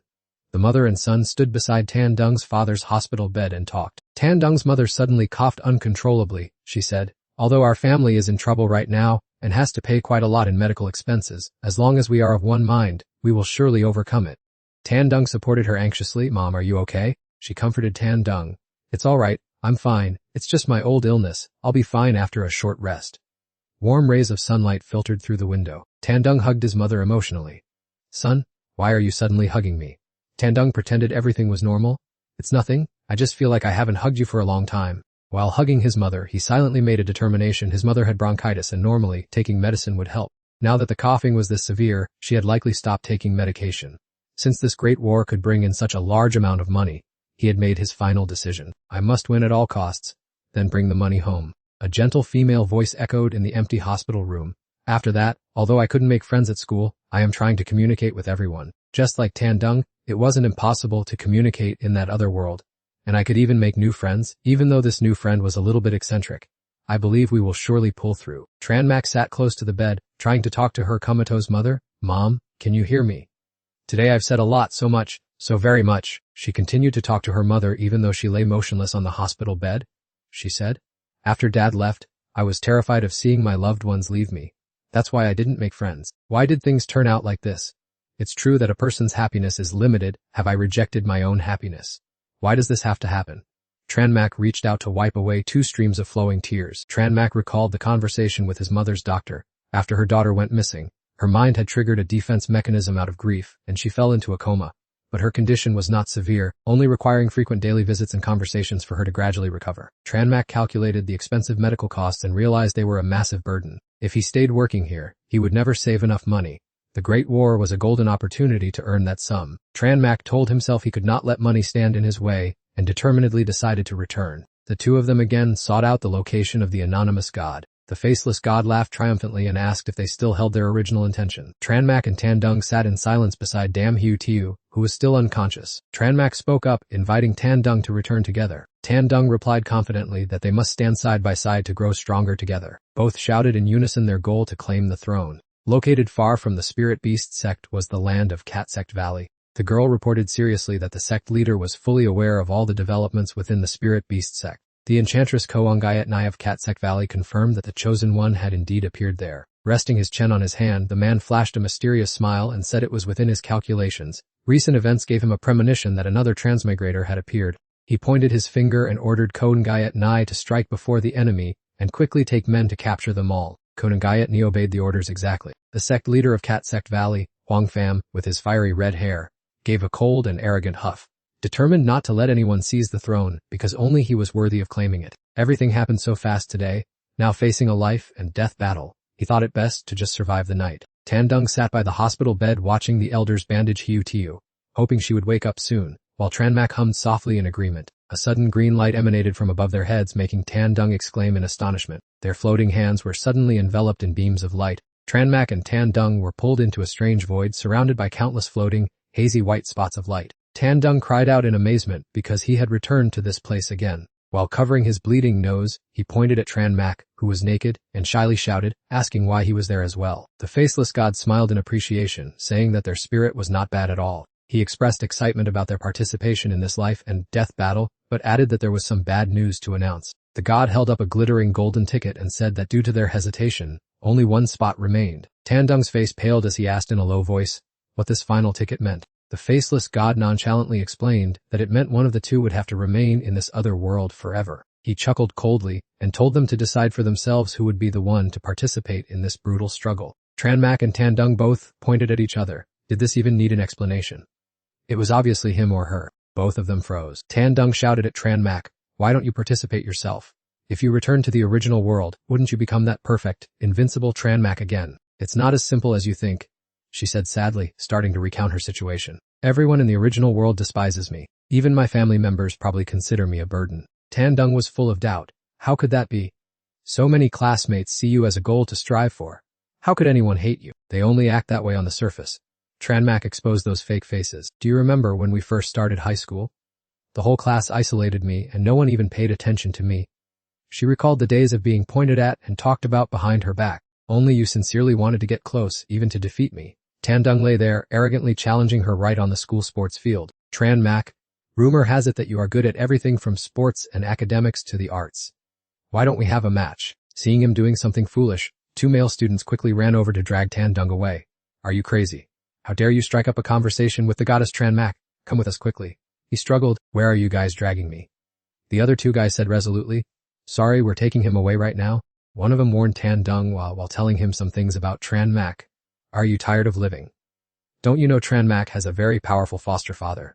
I heard he is very jealous, and if you get close, you'll lose your life." Tan-Dung was bewildered. "Foster father? Who did you hear that from?" "The schoolgirls rumored it, everyone knows." The other guy replied as if it were a fact. A few schoolgirls passing by whispered, "Those boys are really thick-skinned. Don't they know Tranmak is being kept?" The girl walking with her reminded her, "Keep it down. If we're overheard, that old man will come and finish us all off." "If there's nothing else, I'll leave first," Tranmak said coldly. "Wait a minute." Tan-Dung quickly blocked her path. "You haven't answered whether you accept my challenge." He wanted to follow her to get an answer. Tranmak turned her head threateningly. "Didn't you hear what they said? Aren't you afraid my foster father will come and take his anger out on you?" The schoolgirls, upon being discovered, immediately ran away. "Oh no, we've been heard!" Tan-Dung confidently declared. "What does that have to do with my challenge? You aren't scared, are you?" Saying that, he showed a smug smile. She stared at him for a moment. "All right, let's give it a try," Tranmak agreed, a bright smile flashing across her beautiful face. "Since that day, I started looking forward to your challenge every day, hoping that one day you could truly surpass me." Tranmak poured her heart out. "So, in a world without you, I don't want to go back at all," she sadly confided. "Tranmak." Tan-Dung trembled as he softly called her name. He dazedly reached up to scratch his head. "What is this about?" "All right, I understand the bond between the two of you. Actually, what I said earlier was not finished yet." The voice of the hidden god suddenly interrupted the conversation. "The two of you only need one admission ticket," the god said, stroking his chin. Both Tranmak and Tan-Dung were extremely surprised by this announcement. The hidden god continued, "Do you still remember the soul contract you signed before?" Both of them answered in unison, "We remember. That contract has merged your two souls into one, so only one ticket is enough for you both to enter. Furthermore, because you performed extremely impressively in the challenge, I have decided to grant each of you a skill or a treasure of your choice." Both were stunned. Tan-Dung hurriedly interrupted, "Wait a moment, you keep mentioning the beginner challenge. What exactly is going on?" The faceless god patiently explained, "Simply put, this challenge helps you get used to the new world. Only by passing it do you qualify to enter the official map." "What, so everything we experienced before was fake?" Tan-Dung asked in astonishment. The god calmly replied, "They were not fake. Just a protective layer for newcomers. Otherwise, how do you think you could have defeated such powerful soul beasts?" Tranmak turned to discuss with Tan-Dung. "That god promised us a reward. We must carefully consider it to get the most powerful item. What do you think we should choose?" Only then did Tan-Dung snap out of it. "Oh, right. Let me think about it," he said, looking pensive. Then suddenly he shouted excitedly, "Just bringing Dan Tiu along is enough." "Why did you choose her?" Tranmak wondered. "Choosing a new skill would clearly be much more beneficial for our future journey. As for skills, we can absorb other soul beasts to upgrade at any time, but a loyal partner is not easy to find," Tan-Dung said, confident in his reasoning. Do you really want to bring her along? The hidden god confirmed once more. Tandung nodded firmly. I've decided yes. The hidden god chuckled softly. Then it shall be as you wish. As soon as he finished speaking, a blinding flash of light enveloped them both, and the surrounding space gradually began to crack. I look forward to your upcoming performances, the god said as he sent Tran Mak and Tandung back to their old world. The sun had already risen high. Yeah, looks like we're really back, Tandung said, leaning against Tran Mak's chest. Tandung, you're awake! We have to work hard together from now on, Tran Mak said excitedly, hugging him tightly. Oh, that hurts! Let go of me quickly! Have you forgotten something important? Tandung shouted. Huh, Tran Mak looked on blankly. Tandung pointed toward Dan Hiu Tiu. Look. She's still injured over there. If we don't save her now, the gift we just received will go to waste. Tran Mak asked Tandung for his opinion. Do you have a way to heal her? Tandung analyzed the situation. There are no beginner missions currently, and after swallowing the stone orb, I feel much stronger. For this kind of injury, perhaps a more comprehensive treatment method is needed, he said, mischievously sticking out his tongue. Dan Hiu Tiu still lay motionless on the bed. Her eyes slowly opened. Here I go, Tandung said as he pressed his large tongue toward Dan Hiu Tiu's face, causing her to panic. Ear-piercing screams echoed from inside the palace before gradually sinking into silence. Has your treatment finished yet? Tran Mak asked. Tandung replied, almost done. It'll be fine once the saliva on her body dries. Tandung sat up straight, a clear red handprint visible on his face. Dan Hiu Tiu blushed and cursed. Hemph, you beast. Look, doesn't she look much more alert? Tandung asked calmly while she struggled to cover her body, which was drenched in his saliva. Dan Hiu Tiu quickly retreated into Tran Mak's arms. Laddie Empress, please keep this disgusting insect in check. Tandung was both angry and felt wronged. Hey, I was saving you!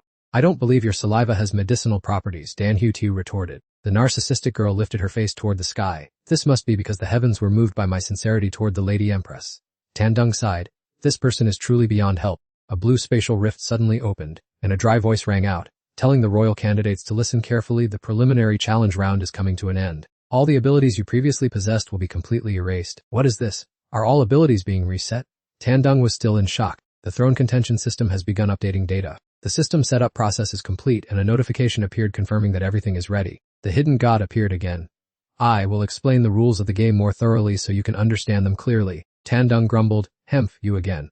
Is our lives just a joke to you? Haha, understanding the rules will benefit you. Soon you will enter a true alternate world, the mysterious god continued. Each cultivator can only possess a single spirit beast. Its level is always tied to its master, ranging from level 1 to 100. What? Then why could those from the former beast-taming alliance use multiple beasts at once? Tandung asked curiously. This is something you must discover for yourselves in that vast world. The mysterious god left the answer hanging. When the spirit beast and its companion reach a certain level, a series of new skills will be unlocked. They can even transform. Example images showed the jumping bunny evolving into a fire rhino bunny. Spirit beasts also possess unique elemental attributes which share relationships of mutual generation and conflict. Therefore, during battle you must pay great attention to coordination and taking advantage of elemental counters. Each royal candidate was given a map. Both Tandung and Tran Mak listened attentively to every instruction from the god. A map appeared marking key locations across the world. If royal candidates are near each other, the system will warn them without revealing their identities. 2 glowing dots immediately appeared on the map. Each team can gather up to 5 members. Pay attention to the elemental balance encounters among spirit beasts. Tandung looked at Dan Hiu Tiu, thinking that choosing her was a real bargain. Dan Hiu Tiu curiously asked who everyone was talking to. Tandung invited her to join the upcoming arduous challenge. Do you want to take a risk with us? Dan Hiu Tiu pouted and replied, why should I listen to a despicable person like you? Tandung quickly pushed Tran Mak forward as a shield. Tran Mak is the one who wants to invite you. Upon hearing this, Dan Hiu Tiu happily agreed immediately. Additionally, I have another important note for you. The hidden god reminded them sternly. To avoid stalling in the competition, the map's borders will continuously shrink, and outside of that limit, the god calmly revealed terrifying information. You will have to face endless waves of attacking wild beasts. Tran Mak and Tandung were stunned into silence by the shock. Tran Mak quickly searched their location on the map and asked, how far away is the current border? Let me check. The system announced that their current location was outside the safe border. Be careful, as the beast swarm could arrive at any moment. The map reminded them. Tandung cried out in panic. It's a disaster. Why didn't you say so earlier? We must quickly get inside the safe zone. Tran Mak nodded in agreement, leaving Dan Hiu Tiu standing there with a bewildered expression and a massive question mark over her head, completely unable to understand what language everyone was speaking. Tandung lay nestled in Tran Mak's arms. Before he could explain anything, he had to leave immediately. Oh well, at least let me put on some decent clothes first before we figure things out. With his other hand, Tran Mak firmly grabbed Dan Hiu Tiu's shoulder strap and dragged her along, despite her embarrassment at wearing only her black lingerie. What? The great elder exclaimed in shock. Where are you going in such a hurry, Empress? he asked, watching the backs of Tranmak's group as they moved away. Tranmak was stopped by the Great Elder and a line of Spirit Beast sect disciples. Please wait, Empress. Surely you don't really want to leave. We were all bewitched before. We beg you to stay and continue leading the Spirit Beast sect. Tranmak took a ring from his person and casually tossed it toward the Great Elder. What is this? The man stood there stunned. Take it, that is the symbol of authority for the Spirit Beast sect leader. Tandung declared firmly. On behalf of the Empress, I command from now on, take Elder Dan and travel the world. As for the position of successor for the Spirit Beast sect, let the Great Elder take over. Tandung shouted. Huh! The Great Elder and all the disciples were bewildered, not understanding what was happening. What? How can the appointment of a sect leader be treated like such a joke? Empress, only you are fit to lead the Spirit Beast sect. That's right, only you can bring the sect to its peak glory. The disciples pleaded in unison. You absolutely must not leave. Everyone wanted to keep Tranmak there, when suddenly the system screen popped up with a warning. The war for the throne has officially begun. The levels of all king candidates have been reset to level 1. At the same time, a herd of strange beasts was rushing forward. On the map, dense black dots were moving rapidly toward the Spirit Beast sect. A herd of unidentified beasts was closing in, yet the crowd from the Spirit Beast sect was still in an uproar. Empress, only you can lead the Spirit Beast sect. That's right, only you can guide the sect to glory. Please don't go. Tandung snapped. This is the Empress's final command, say no more. The Great Elder was left speechless. Ash, we have urgent business. You all just worry about holding the coronation ceremony for the new sect leader, Tranmak said, turning to walk away. What? Hold on. The fellow disciples still tried to find a way to hold them back, but Tranmak's group had already vanished. Outside, Dan Hutiu didn't understand why Tranmak was in such a hurry and asked, Empress, why do we have to leave so fast? Tranmak replied curtly, a beast tide. Come to think of it, with the beast tide so close, will the Spirit Beast sect be attacked by them? Tandung worried for the sect. The system quickly answered that concern. The beast tide only targets king candidates competing for the throne and does not actively attack others. I see. You lot really are clever with this game, Tandung remarked. How far is the beast tide from us? Tranmak wondered. Tandung quickly replied, let me see. It's less than 300 away. Dan Hutiu panicked. Is the beast tide that close? What should we do now? 2050 mems distance with 57 100 mems. The beast tide was racing toward the location of Tranmak, Tandung, and Dan Hutiu. Tandung was extremely anxious. They're about to catch up to us. He reported the situation. It's bad. The map shows the beast tide has already overlapped our position. Look at the map. We're done for. The three of them stood in the middle of a dense forest, eyes straining as they scanned their surroundings alertly. So quiet. Surely I wasn't wrong. Dan Hutiu asked doubtfully. Tandung clung to a sliver of hope. I hope I misread it too. The scenery remained deathly silent. Squeak squeak. Suddenly a giant rabbit wearing a crown appeared, startling Tranmak's entire group. Dan Hutiu pointed at the hovering rabbit. What on earth is this? Surely you're not suggesting this rabbit is the beast tide. The creature's eyes were blood red. Hey, don't be foolish and go near it. Run away quickly. Tandung screamed, reminding Dan Hutiu. Bugs will always be bugs, even afraid of a rabbit. Dan Hutiu still taunted him. That's not an ordinary rabbit. It's a jumping rabbit. Tandung shouted hoarsely when he saw its mouth gape, open like a giant petaled flower, filled with the sharp fangs of an 8th level power type jumping rabbit king. Dan Hutiu looked bewildered. A rabbit, jumping or not? Oh, we have to run fast! She quickly turned and fled amidst the horrific explosion caused by the rabbit. You idiot, you've been in the Spirit Beast sect for so long, and you don't know how dangerous a jumping rabbit is. Tandung, Tranmak, and Dan Hutiu ran for their lives. He continued to scold, while she retorted that she had only cultivated within the sect since childhood. How was I supposed to know about these strange spirit beasts? Dan Hutiu explained as she ran. Suddenly, a swarm of baby rabbits poured out from the mouth of the jumping rabbit king. Yet Dan Hutiu still had the presence of mind to exclaim, Oh, look! Why are there so many jumping rabbits? Tandung immediately jumped out of Tranmak's arms. At times like this, it seems I still have to rely on myself. He sighed helplessly. Tandung took a deep breath to gather energy, then unleashed the Azure Emperor Lion's roar. Ha! He stared blankly at the scene before him, seeing no powerful effect from his move. Dan Hutiu urged him quickly. What are you standing there for? The system reported that your rank and skills have been deleted. You are currently only at level 1. Even the weakest jumping rabbit could easily devour you. I forgot everything had been reset. Tandung broke out in a cold sweat. Tandung was bitten by 2 jumping rabbits. He cried out for help. Hey, you stinky bug, come here and save me. Tranmak quickly rushed over to rescue him. She knocked away the 2 rabbits with a single palm strike, then declared, Don't even think about harming Tandung. At this moment, he was resting snugly in Tranmak's arms. He wondered and asked the system, Hey system, what moves can we use now? We can't just stand here and take hits forever. Property panel loading. An information panel appeared showing Tandung's equipment race type with level 1 strength 1, defense 8, speed and spirit both 1. Fortunately, the fusion skill was still available. Tandung and Tranmak agreed, let's fuse quickly to take them down. Initiating fusion skill. The fused form was the equipment armor. Then, a green gauntlet appeared on Tranmak's left hand. She charged towards the swarm of small rabbits to let them taste her power. See the power of our fusion. Tranmak swung precise blows, causing the rabbits to squeal chaotically. The rabbits were quickly defeated by her. Suddenly, another swarm of rabbits charged out from behind the bushes. Raid Empress, please be careful. Dan Hu-Tu hurriedly warned about the rabbit herd's arrival. She summoned her spirit beast. Come forth, level 27 grass type green grass spirit. Dan Hu-Tu cast Creeper Wall, and long vines quickly extended to protect Tranmak from the rabbit swarm's attack. Constant squeaking rang out as the rabbits were driven mad by the sharp thorns on the vine branches. Thanks, they almost bit me. Tandung said gratefully from his arm guard form. Dan Hu-Tu pouted and replied, I'm only doing this for the Empress. Tranmak noticed the situation was unstable. The vine walls could no longer hold firm. Chirp chirp, one rabbit began using its razor-sharp teeth to gnaw through the vines. Seeing their kin take action, the entire herd followed suit, frenziedly tearing at the vines with continuous squeaking. This is bad. If this continues, we'll die of exhaustion sooner or later. Tandung complained worriedly. He wanted to end the battle immediately with a single decisive blow. Alright, Tranmak replied in a serious tone. Tandung, sensing the urgency, spoke up. At this rate, we'll be completely drained. We must win quickly. In the distance, the Rabbit King watched its subordinates fighting to the point of exhaustion. Dan Hu-Tu frowned in annoyance. Easier said than done. How do we take down such a massive spirit beast herd? Tranmak looked back and Tandung calmly replied, that's a simple matter. We just need to target their king first. The Rabbit King gaped in horror. The rabbits bit through the vines and lunged forward like a tidal flood. Tranmak quickly leapt into the air, setting her gaze on the Rabbit King. A loud explosion rang out, and the rabbits were blown to pieces. Tandung shot Dan Hu-Tu a sharp look and ordered, Tranmak and I will eliminate the leader. Use your spirit beast to clear a path. The rabbits lay scattered on the ground, wailing in pain. My spirit beast is the green grass spirit. Dan Hu-Tu growled, gritting her teeth in anger.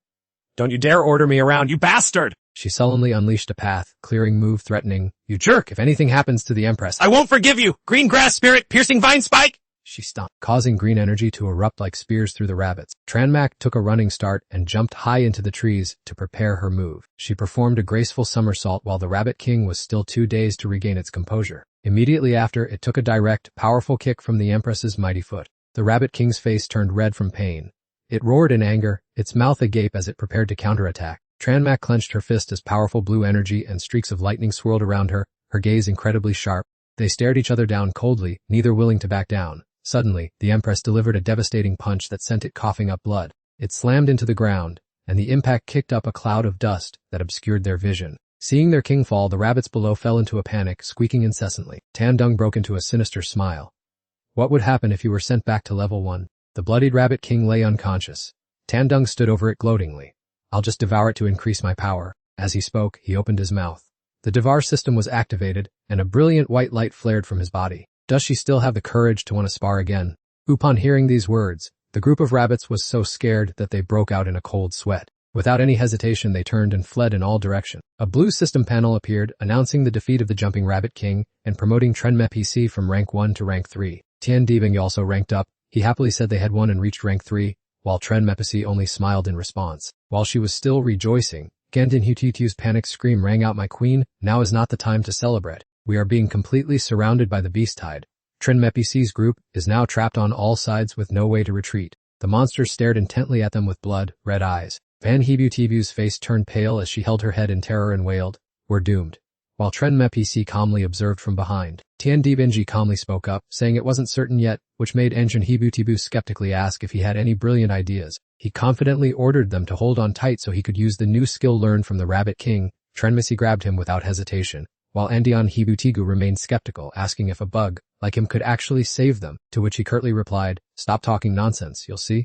Looking up and seeing the terrifyingly large monster, she alerted Trenme-PC and Tian Dibindug to run quickly as they were closing in. He shouted out, limit break! With just a single jump, Tian Dibinji along with Trenme-PC and Anan Hebu-Tibu soared into the air, leaving the bewildered monsters below. They both held onto Tian D tightly and screamed in panic at his terrifying speed. Looking down and seeing how high they were, Anna Igu-Tibu screamed across the sky, you smelly bug, we'll be smashed to pieces if we fall. Tian Dim-Yi was also amazed by his own power, saying he never expected to jump so high as they flew past distant mountains. Oh no, we're about to fall.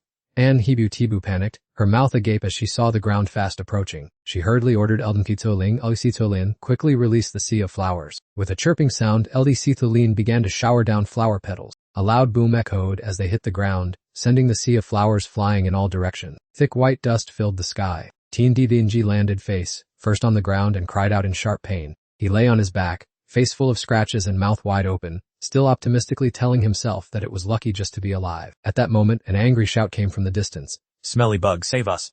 To which Teen Divang blankly replied, "What's going on?" Turning around, he saw Tren Masi and An Hibutibu tangled in vines in an awkward position, and An Hibutibu frantically pleaded, We're stuck, save us! Tian Dibig looked up from below and almost choked on his spit, wondering what on earth those two were doing. Seeing them hanging upside down near the ground, he sighed and said only she would end up like that, while Endran Hibutibu struggled in the tree, complaining it was his fault for jumping too far and demanding he free them. Tian Dibig chuckled helplessly, admitting he was truly defeated by her logic. He built up momentum and then leaped into the air. I exerted my strength to gnash and continuously used my teeth to gnaw until the ropes snapped apart. I bit repeatedly, he busily snapped from one side to the other. In no time, the heap of ropes was handled by Tan Dung. He landed and said delightedly, "It's done, quickly thank me." But little did he know that biting through the vines caused Dan Hiu to fall with a thud, crying out in pain, "Oh my, you annoying insect." Tan Dung suddenly turned serious and asked, "Oh right, speaking of which, where are we? Have we crossed the border yet?" Tran Mak opened the map to check and replied, We're inside, but the location is a bit awkward." He also curiously peered at the map and, seeing nothing but pure white, wondered, "Why is it filled with bones everywhere like this? I can't see anything nearby, it's truly perplexing." Tan Dung lowered his voice and said with a pensive look, "Hey, where did all this fog suddenly come from? And this layer is too thick." Tran Mak nodded in agreement, indeed. Dan Hiu behind them gasped, "Madam Empress, this place is so weird, we should get out of here quickly." Tan Dung cast a sharp glance toward her and said, "You make it sound so easy. In a forest covered in fog like this, unpredictable dangers lurk everywhere. Barging in aimlessly is no different from suicide." Dan Hiu frowned angrily, her hands on her hips. "I'd rather seek death than sit here waiting for it." Hearing that, he snapped back irritably, "Stop talking nonsense. Aren't I coming up with a plan?" Tan Dung hurriedly discussed with Tran Mak, "The previous battle defeating the Jump Rabbit King leveled us up twice. Let's put all the attribute points we received into defense and see."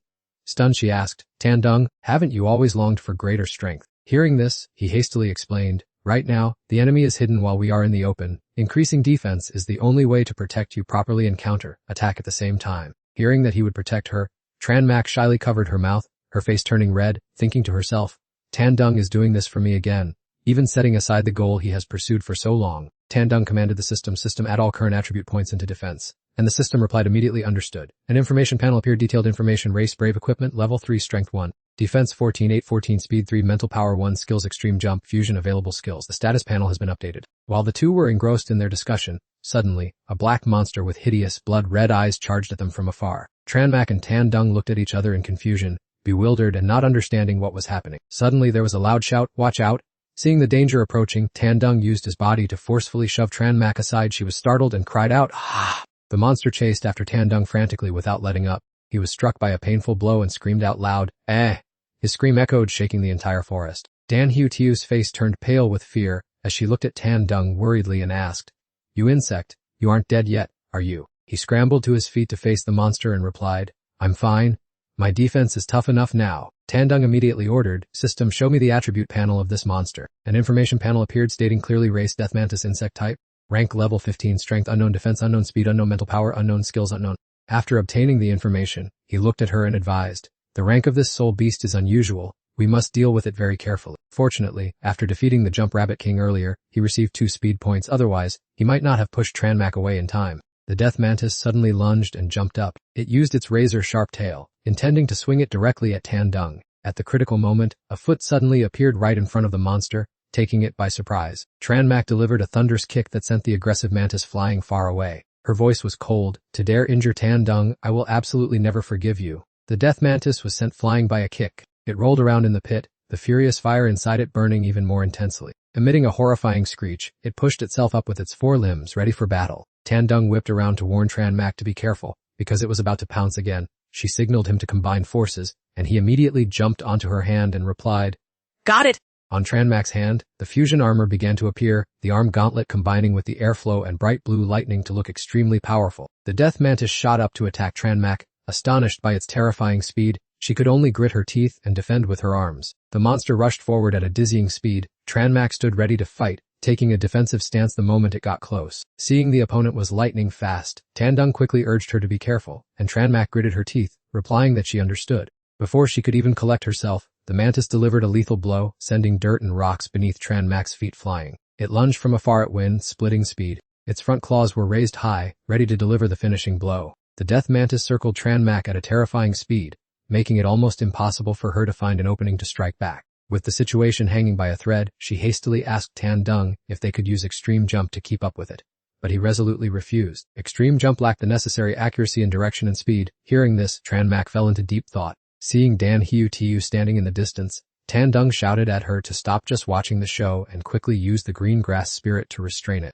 Dan Hiu replied that she wasn't Sim, and she immediately ordered the green grass spirit to launch its vine assault. Receiving the order, the green grass spirit immediately rushed forward. She waved her hand and pointed straight ahead for the green grass spirit to unleash a barrage of sharp vines, piercing through the ground and shooting upward. The intertwining vines lunged forward, surrounding the death mantis hovering in the air. A vine reached out, intending to snatch its leg. The death mantis flapped its wings to fly higher, coldly looking down at the people below. Looking up and seeing this, Dan Hiu worriedly said that the vine assault could not reach that height. From high above, the death mantis aggressively hissed with sheer arrogance. Standing on the ground and looking up, Tran Mac grumbled that the creature's attitude was as if it was showing off its ability to fly. Tan Dung quickly spoke up, saying that this was the time for a test, and requested the system to activate the next stage of fusion. The system panel appeared as the fusion rate soared, forming leg armor. Tran Mac's entire body was enveloped in a mystical blue light, making her look majestic. She leaped into the air at the speed of light, and boldly declared that although she couldn't fly, she was very good at jumping. Seeing this from high above, the death mantis was terrified. Quick as a flash, Tran Mac punched it straight in the stomach, defeating the opponent in its own specialty, leaving Dan Hiu below in awe of the incredibly precise strike.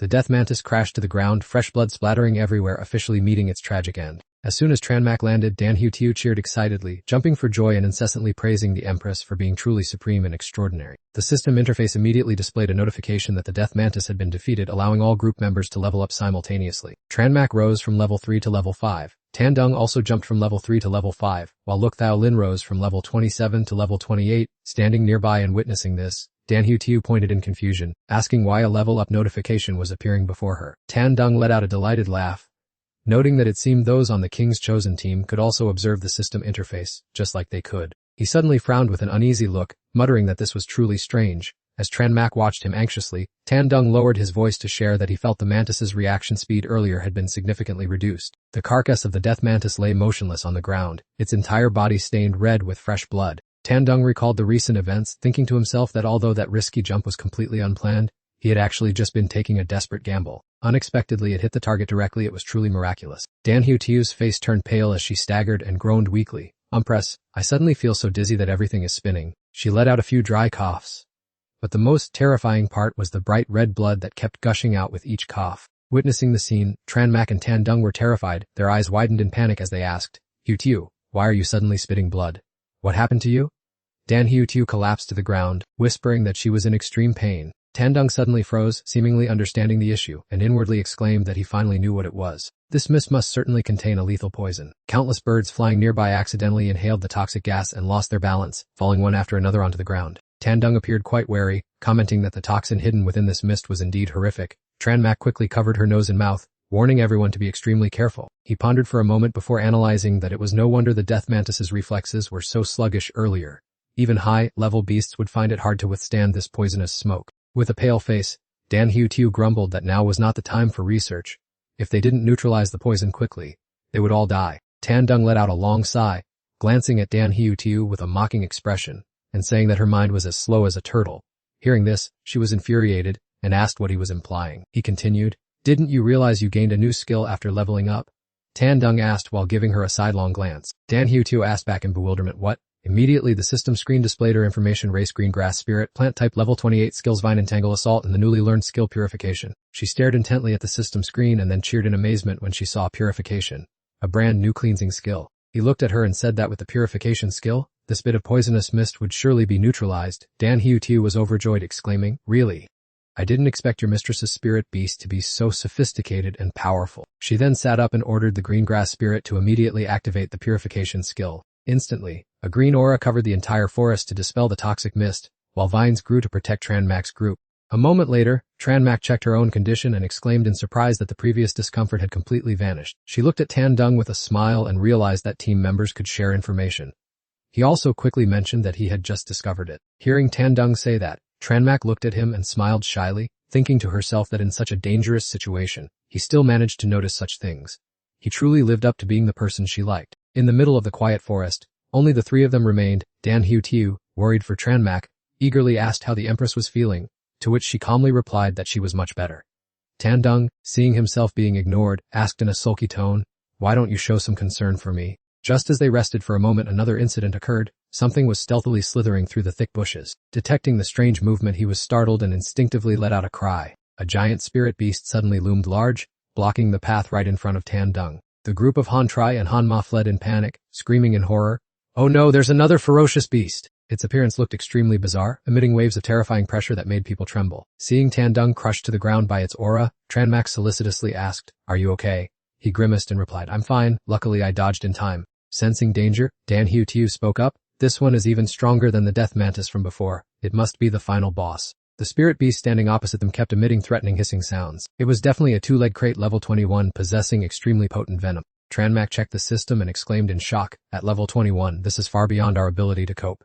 Realizing the power gap, Tandung fell silent. Its long tail just kept wriggling relentlessly. Tandung recklessly rushed forward, silently noting it was beyond imagination. Tranmak was extremely worried. "Tandung, be careful." And Dan Tiu also shouted, "You fool, are you planning to give your life to it?" Enraged, Tandung charged straight at the two-legged crate that was feasting on the mantis, shouting as he flew, "Regardless, you are not allowed to steal my meal. I took down this mantis, so I must get a bite too." Tandung pounced to bite the prey. Tranmak lowered her sword. "Turns out you only care about eating." He immediately activated his devouring skill and a flash of blinding light erupted, dazzling everyone. Tandung gulped and swallowed. The death mantis vanished instantly, leaving the mid-meal crate frozen like a bewildered deer upon seeing its prey stolen. It looked at Tandung with fury at its lost meal, hissing threateningly, while he, now full, laughed with immense satisfaction. Infuriated, the two-legged crate delivered a massive kick that sent him flying. Ah! Tandung was fully caught by Tranmak, his face pressed against her soft chest, causing him to exclaim, "Oh!" Facing the monster, she frowned and gritted her teeth seeing him hit like that. "How dare you hurt my Tandung? I swear I will not forgive you." Dan Tiu watched wide-eyed from behind, thinking, "Only I were the one being held." Tandung felt the warmth in Tranmak's embrace and thought happily, "It's so soft." She asked anxiously, "Tandung, are you hurting anywhere?" He laughed and replied, "Aha, luckily I swallowed it in time. My speed just increased by 2 points." Tandung turned to look at the monster and whispered to Tranmak, "Moreover, I seem to have just picked up some new moves." Even though victory was not guaranteed against this beast, his eyes were now burning with fierce determination. A piercing sound rang out from the two-legged crate as it took a deep breath, its chest swelling. Then it opened its mouth wide and continuously spat out waves of deadly purple poison gas. Tranmak warned, "Be careful." Beside her, Dan Tiu cried out in panic, "The poison liquid?"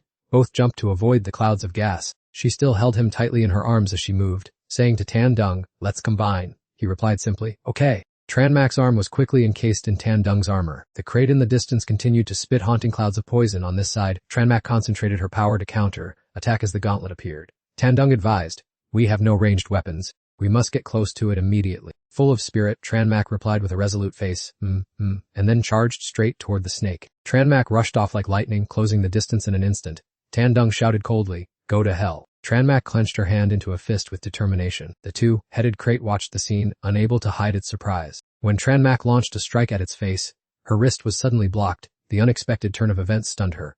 What on earth was this? Tandung recognized the trap and hurriedly warned, "This guy is intentionally luring us in." She struggled to pull her hand free to no avail, her voice desperate. "I can't pull it out." At this moment, the two-headed crate took another deep breath and puffed out its mouth. Taking advantage of holding Tranmak's hand firmly, it opened its mouth as wide as possible, continuously spitting clouds of toxic gas at her. Seeing the poisonous smoke about to engulf her, Tranmak thought to herself, "It's all over for me." At that very moment, a cluster of vines rushed forward to intercept the attack. The two-headed crate was knocked backward. This gave Tranmak an opportunity to quickly retreat. The person who had just saved her life was none other than Dan Tiu. She raised her hands to form a hand seal as the green grass spirit made its move. "Don't forget I'm still here." Tiu. Tranmak looked at her friend in shock after having narrowly escaped death. Tandung joked, "Haha, you sure are getting a lot of help." After speaking, he felt something was off and asked curiously, "Why aren't you level 28? Why can't you even defeat a level 21 spirit beast?" Dan Tiu glared and explained, "My spirit beast is for control, not combat, but stalling it is no problem." She ordered her pet, green spirit grass, use vine ambush to block it off now. Whoosh, the green spirit grass hurriedly mobilized its spiritual energy. Immediately, dense green vines entangled the two-headed crate, trapping it in a sturdy vine cage. Tightly bound, the snake could only hiss helplessly. Seeing it tied up, Dan Hu shouted, "Empress, now is the time." Tranmak stared at the target, pulling her hand back to gather all her inner power. Her slender, agile legs leaped into the air. She jumped directly in front of the snake's head. Tandung took this opportunity to say, "Perfect. Let me test my new power."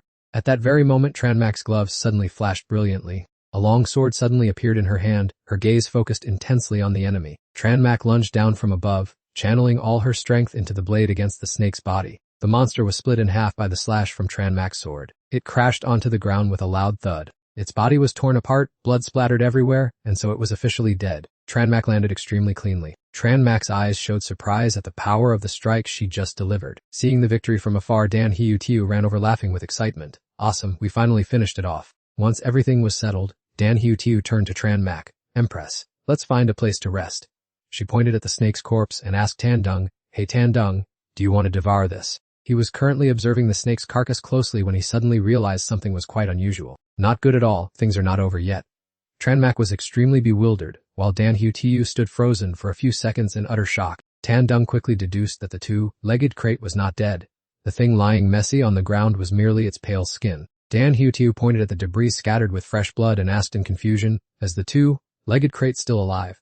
"Then what is this thing?" Tandung calmly replied, "This is a shed snakeskin." Dan Hu was still confused. Snakeskin? He hurriedly explained to the group that as snakes grow, they need to shed their old skin for their bodies to develop. Hearing this, Tranmak's face turned pale with worry. Looking at the pile of snakeskin, she exclaimed in surprise that it had used this method to escape. Dan Hu fearfully asked if it would return for revenge, but Tandung firmly stated that it had weakened significantly during the molting process. "This is a golden opportunity for us to hunt it down," he said, turning to look at the two with a determined gaze. Suddenly, Dan Hu noticed something unusual and whipped her head toward the distance. Pointing into the void, she cried out, "Everyone look! There is a very wide hole over there."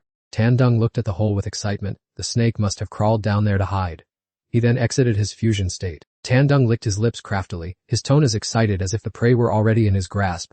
"Today, I will definitely devour you. I'll grab it right now," he said, and as soon as he finished speaking, he leaped into the hole at breakneck speed, leaving Tranmak and Dan Hu above in a daze, unable to react. Tandung plunged down like a bolt of lightning. Before long, he hit the ground. Because he was moving too fast to react, he crashed down hard, feeling a sharp pain. The space down here was spacious but pitch black. Tandung grumbled and cursed. "How annoying. Why is it so pitch dark that I can't see anything?" Looking around frantically, he suddenly spotted a faint, glowing red light in the distance. His mouth agape, he rushed straight toward the light, shouting as he ran, "I dare you to escape me this time." To his surprise, his strike hit something rigid. It turned out not to be a snake, but the thick shell of a mutated beast. Tandung sensed danger, but it was already too late. He tumbled to the ground, clutching his mouth and crying out in pain as his teeth ached sharply. The monster below immediately took notice of him. The system panel displayed information for a level 5 Earth, type armored back rat. Tandung curled his lip in disdain. "A mere little mouse dares to stand in my way." The armored back rat suddenly let out a threatening screech. Immediately after, an entire swarm of red-eyed rats poured out from nowhere, their shrill squeals sounding absolutely chilling. Tandung froze for several seconds, his eyes wide with horror at the crowd before him. The two-legged crate also appeared from behind, while the path ahead was blocked by the entire swarm of rats. This sight terrified Tandung to the core. He never expected the rumor of snakes and rats sharing the same burrow to be true. With no other choice, the entire group lunged into pursuit, sending Tandung running for his life.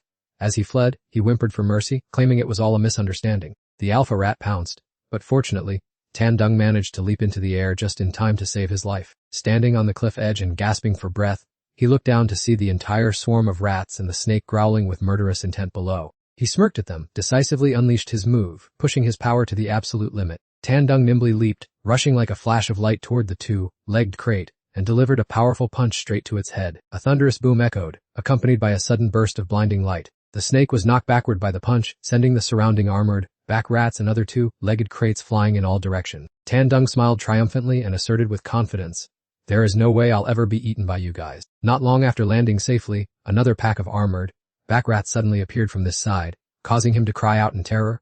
Why are they here too? And how are there so many of them? The entire pack of armored back rats, brimming with aggressive energy, prepared to charge at Tandung immediately. Seeing the situation spin out of control, Tandung cried out in a panic, "I'm doomed.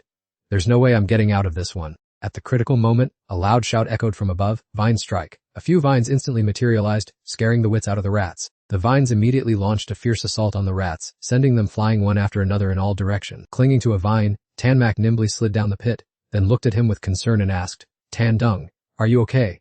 Seeing Tanmak jump down to save him, he was deeply touched and emotionally called out her name. "Tanmak." He quickly threw himself into her arms, crying out happily, "This is great! If it weren't for you, I would have almost been killed by them." Dan Xiaoxiao, still hanging from the vine high above, pouted at this sight and said, Hey! I was clearly the one who saved you. He whispered, "I need you." Hearing his words, Tanmak's heart swelled with happiness, and she blushed shyly as she hugged him tightly. Held in her embrace, he giggled happily. With that, he turned to look at the armored, back rats arrogantly, his voice full of defiance. "You guys were the ones who wanted my life just now, right? Now, all of you will become my strength." His eyes shone with confidence, showing none of the desperation he had when running for his life all alone just moments ago. "All of you become my strength." Right after speaking, he approached the armored, back rats and began devouring them one by one. The system panel immediately flashed a notification, Defense the 1. Looking up at the panel, he muttered with clear dissatisfaction, "Tesk, eating these things only gives me a few attribute points." Watching him devouring the rats with such gusto, Tanmak couldn't help but chuckle. She thought to herself, the way Tan Dung eats is just too cute. Dan Xiaoxiao suddenly spoke up. "What, didn't we come down here to hunt down that two-leg crate? Where did it run off to?" Reminded of this, he suddenly realized the snake was just ahead, about to slip away. Startled, he cried out, "There it is! Don't let it escape!" Dan Xiaoxiao and Tanmak rushed forward. Quickly deploying her formation, Dan Xiaoxiao said resolutely, "Your Majesty, I will handle those obstacles. You to go after the snake." Look Thou Lin also quickly followed close behind. Just as the three of them were gearing up to charge, Tanmak suddenly noticed something unusual above.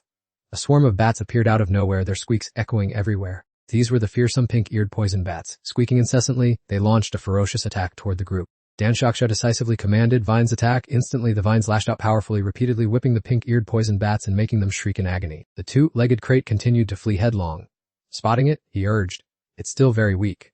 Let's speed up and chase it down." Tanmak followed close on his heels, determined to help him devour the snake at all costs. Swift as lightning, the snake had already crawled near the edge of the pit, on the verge of escaping. From behind, he could only catch a glimpse of its tail disappearing and cursed under his breath in frustration, "Damn it, this snake is too fast." The two-legged crate waddled out of the hole. Thinking it had escaped the clutches of Tanmak and Tan Dung, it was suddenly frozen by the scene before its eyes. As it turned out, the green spirit grass vines set up by Dan Xiaoxiao had surrounded it from all sides, leaving the two-legged crate trapped right there. Tan Dung, Tanmak, and Dan Xiaoxiao all appeared at once to block its path. Seeing its panic, he smirked and said, "Let's see you escape this time." He stepped closer and gave an ambitious command, "Surrender yourself to me obediently." The two-legged crate trembled in terror, hissing as if it were begging to be spared and stay by his side. Suddenly, Ngaitni appeared from the shadows, laughing sinisterly and shouting that she had found her target. She swung the hammer in her hand, leaped high into the air, and aimed straight at the two-legged crate.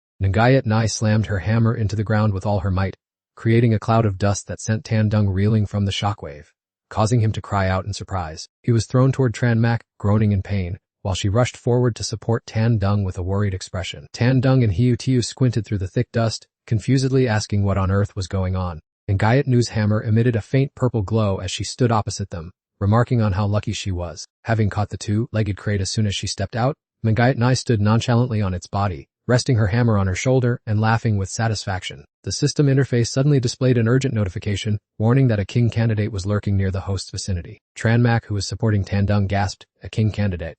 He immediately replied, "That's right, probably the leader backing her up." She stomped on its head before tossing her hammer to her disciples, ordering them to hold it tight and tie up the snake to return it to the Valley Master. They replied in unison, "Yes, ma'am."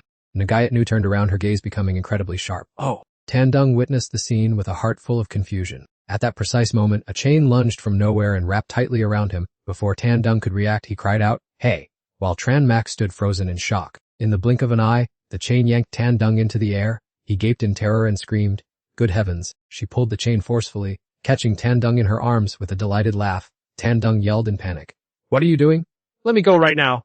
While she remarked with interest, "This is my first time seeing a talking spirit beast." Ngaitni held Tan Dung up to examine him and decided she would keep him as a pet, to which he flushed red and snapped, "The hell I'd ever be your pet." Tan Dung frowned angrily, gritting his teeth as he wondered if she also knew he was a king candidate, and that's why she had captured him. He shouted irritably that if his cover was blown, he might as well take the initiative and deal with her now. Just then Tanmak also lunged forward to join the fray. She bolted toward Ngaitnu, shouting Tan Dung's name as she targeted her. A deep blue surge of energy swept past, leaving Ngayatnai stunned with amazement. The disciples behind her were also caught in the aftermath. They scrambled to dodge, not forgetting to carry her weapons as they fled for their lives. Ngayatnai still held Tandung tightly, shocked by what she saw. The force was truly terrifying. The boy in her arms continued to struggle, shouting, "Hey, blonde girl, if you want to live, let me go!" She squinted at Tranmak, thinking to herself that if she had taken that hit directly, she would surely have lost her life. Chenmo frowned in rage, wanting nothing more than to rush in and tear his opponent into 100 pieces. He braced himself and clenched his fists ready for a duel, gritting his teeth. "Give Tan Yong back to me right now." Gong Yu held Tan Yong upside down, dangling him in front of Chenmo, and mockingly asked, "Are you sure this thing belongs to you?" She pointed at him with a devious smile. "Does he have your name written on him?" Tan Yong shouted in a rage, You're despicable. If you have the guts, put me down. Chenmo immediately rushed after her. He shouted loudly, Let Tan Yong go immediately. "Give him back to me." In less than the blink of an eye, Chenmo lunged forward and threw 2 consecutive punches at Gong Yu. She skillfully dodged the blows, infuriating Chenmo. I won't let you escape. Surprisingly, a series of giant green vines appeared from behind Gong Yu. Those vines tightly entwined the space, blocking her path of escape. Ah! Seeing the dense forest of vines, Gong Yu curled her lip in disdain. Just a petty trick. Dan Xiaoxiao spoke up smugly. "Emph, you think you can escape after offending the Empress?" Chenmo demanded, "Let Tan Yong go now." She gritted her teeth in a fit of rage. You people. Gong Yu suddenly acted pitiful. "I'll return him to you. Will you let me go then?" Tan Yong glared at her. "Humph, so you're finally scared." Chenmo thought for a moment and then nodded. Dan Xiaoxiao said in a panic, "Lord Empress, are we really not going to hold her accountable?" Gong Yu smiled deviously and whispered, "Then here he is." It seemed as though she was going to obediently return Tan Yong. Unexpectedly, she suddenly tossed Tan Yong high into the air. "Hef, in your dreams!" Tan Yong screamed in panic. "What do you think you're doing?"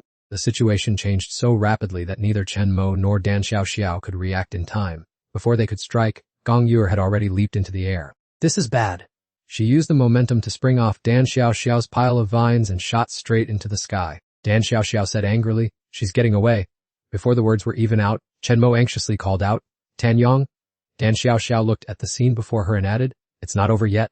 Chenmo stood dazed, looking in that direction. She could fly even higher at this moment. Gong Yu was hanging onto the back of a giant butterfly. It was a level 25 illusionary butterfly of the poison and illusion type. She mocked them gleefully, "You idiots, I would never give my pet to you." Tan Yong struggled and shouted, Let me go right now. He was extremely angry. "Chenmo and I have already signed a contract. It's useless for you to take me." Gong Yu looked intrigued. "That does make sense." A clear look of malice appeared in her eyes. "Then I'll just eliminate you and be done with it." Illusionary butterfly, release your enchanting poison smoke. Waves of deadly purple mist descended from above, blanketing the ground.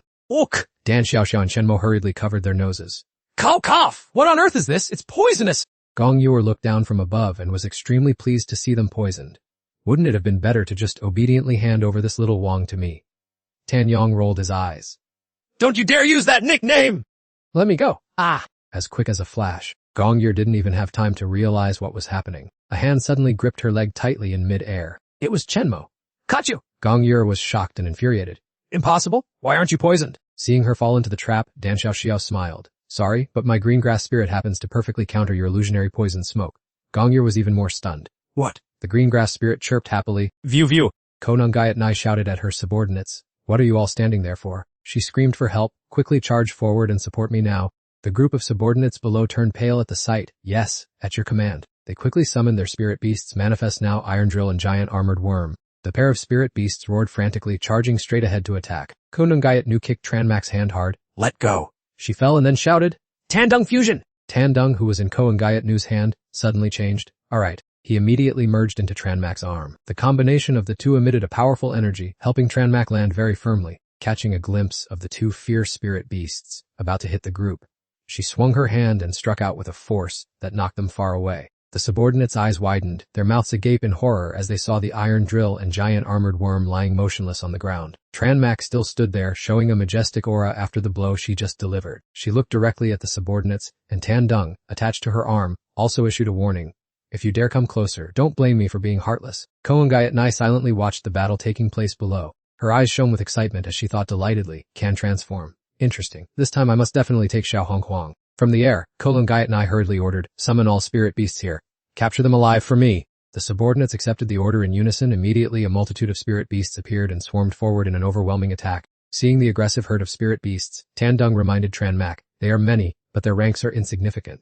First time meeting the chosen king's forces, and they seem quite mediocre. Tranmak took a fighting stance and replied, don't be overconfident yet.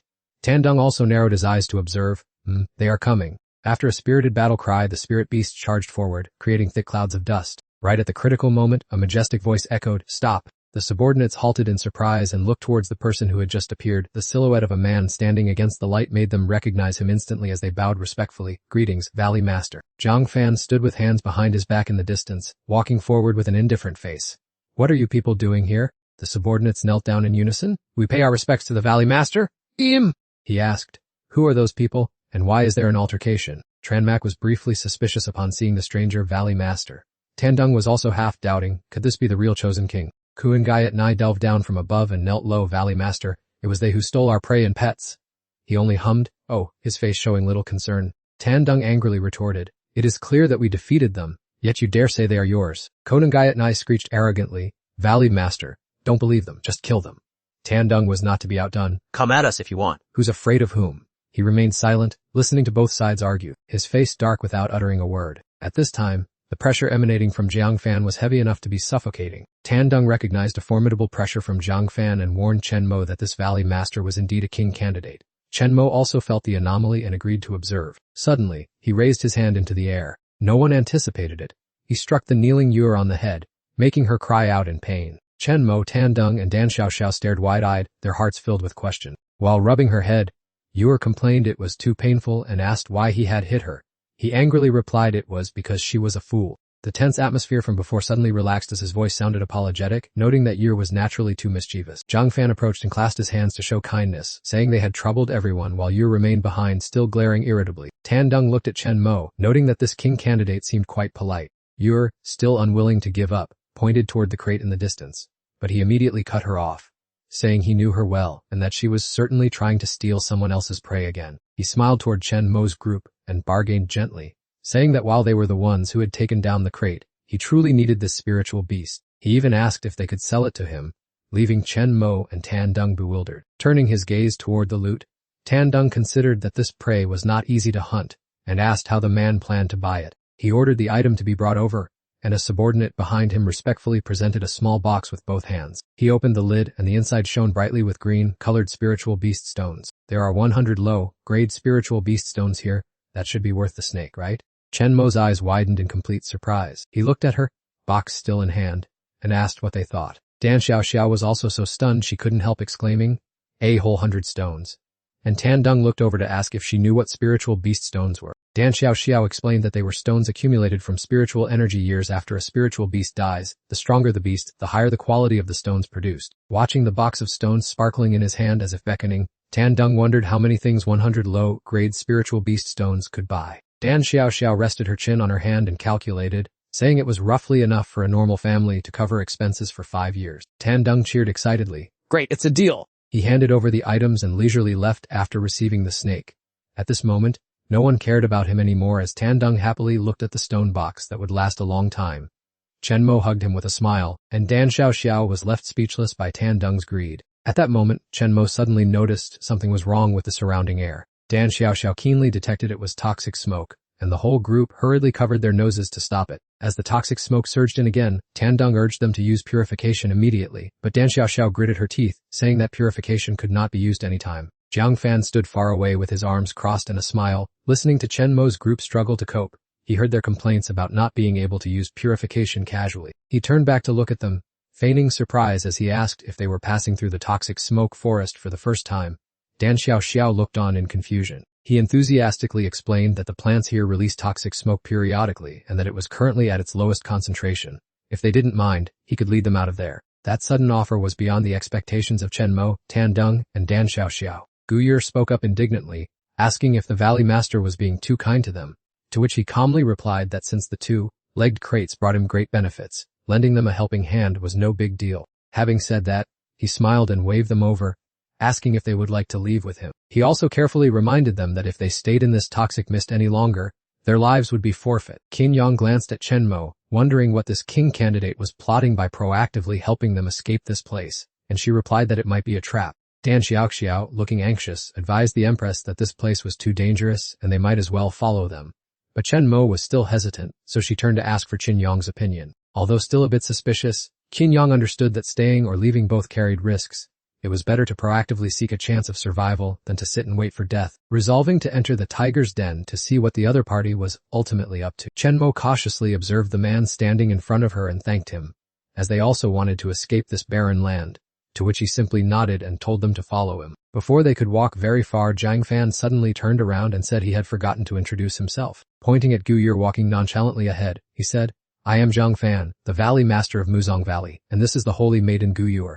But she only spared a cold glance, completely indifferent. Qin Yong cheerfully replied that it was a pleasure to meet them. Zhang Fan smiled faintly, turned to lead the way, and said it was time for them to set off. He solemnly ordered everyone to return to the sect. The journey went extremely smoothly, and the group quickly escaped the coverage of the toxic mist. Eventually, the group arrived at Muzong Valley, nestled deep within the dense forest. Upon arrival, a bustling scene unfolded before their eyes, with continuous street cries inviting customers to buy premium cosmetics with low-grade spirit beast stones or enjoy delicious candied hawthorns. Chen Mo curiously asked why a sect in such a treacherous forest was so bustling, and Zhang Fan laughed heartily, explaining that it happened to coincide with Muzong Valley's once-in-a-decade sacrificial festival. He glanced at Chen Mo's group with an unreadable look, and said he had other business to attend to, inviting them to freely look around if they wished. Having no objections, Chen Mo simply nodded and Zhang Fan turned and left with his subordinates. Dan Xiaoxiao leaned close to Chen Mo's ear and whispered suspiciously that the Valley Master did not look like an ordinary person at all, and the three of them quietly looked at each other in deep thought. Qin Yong also grew cautious,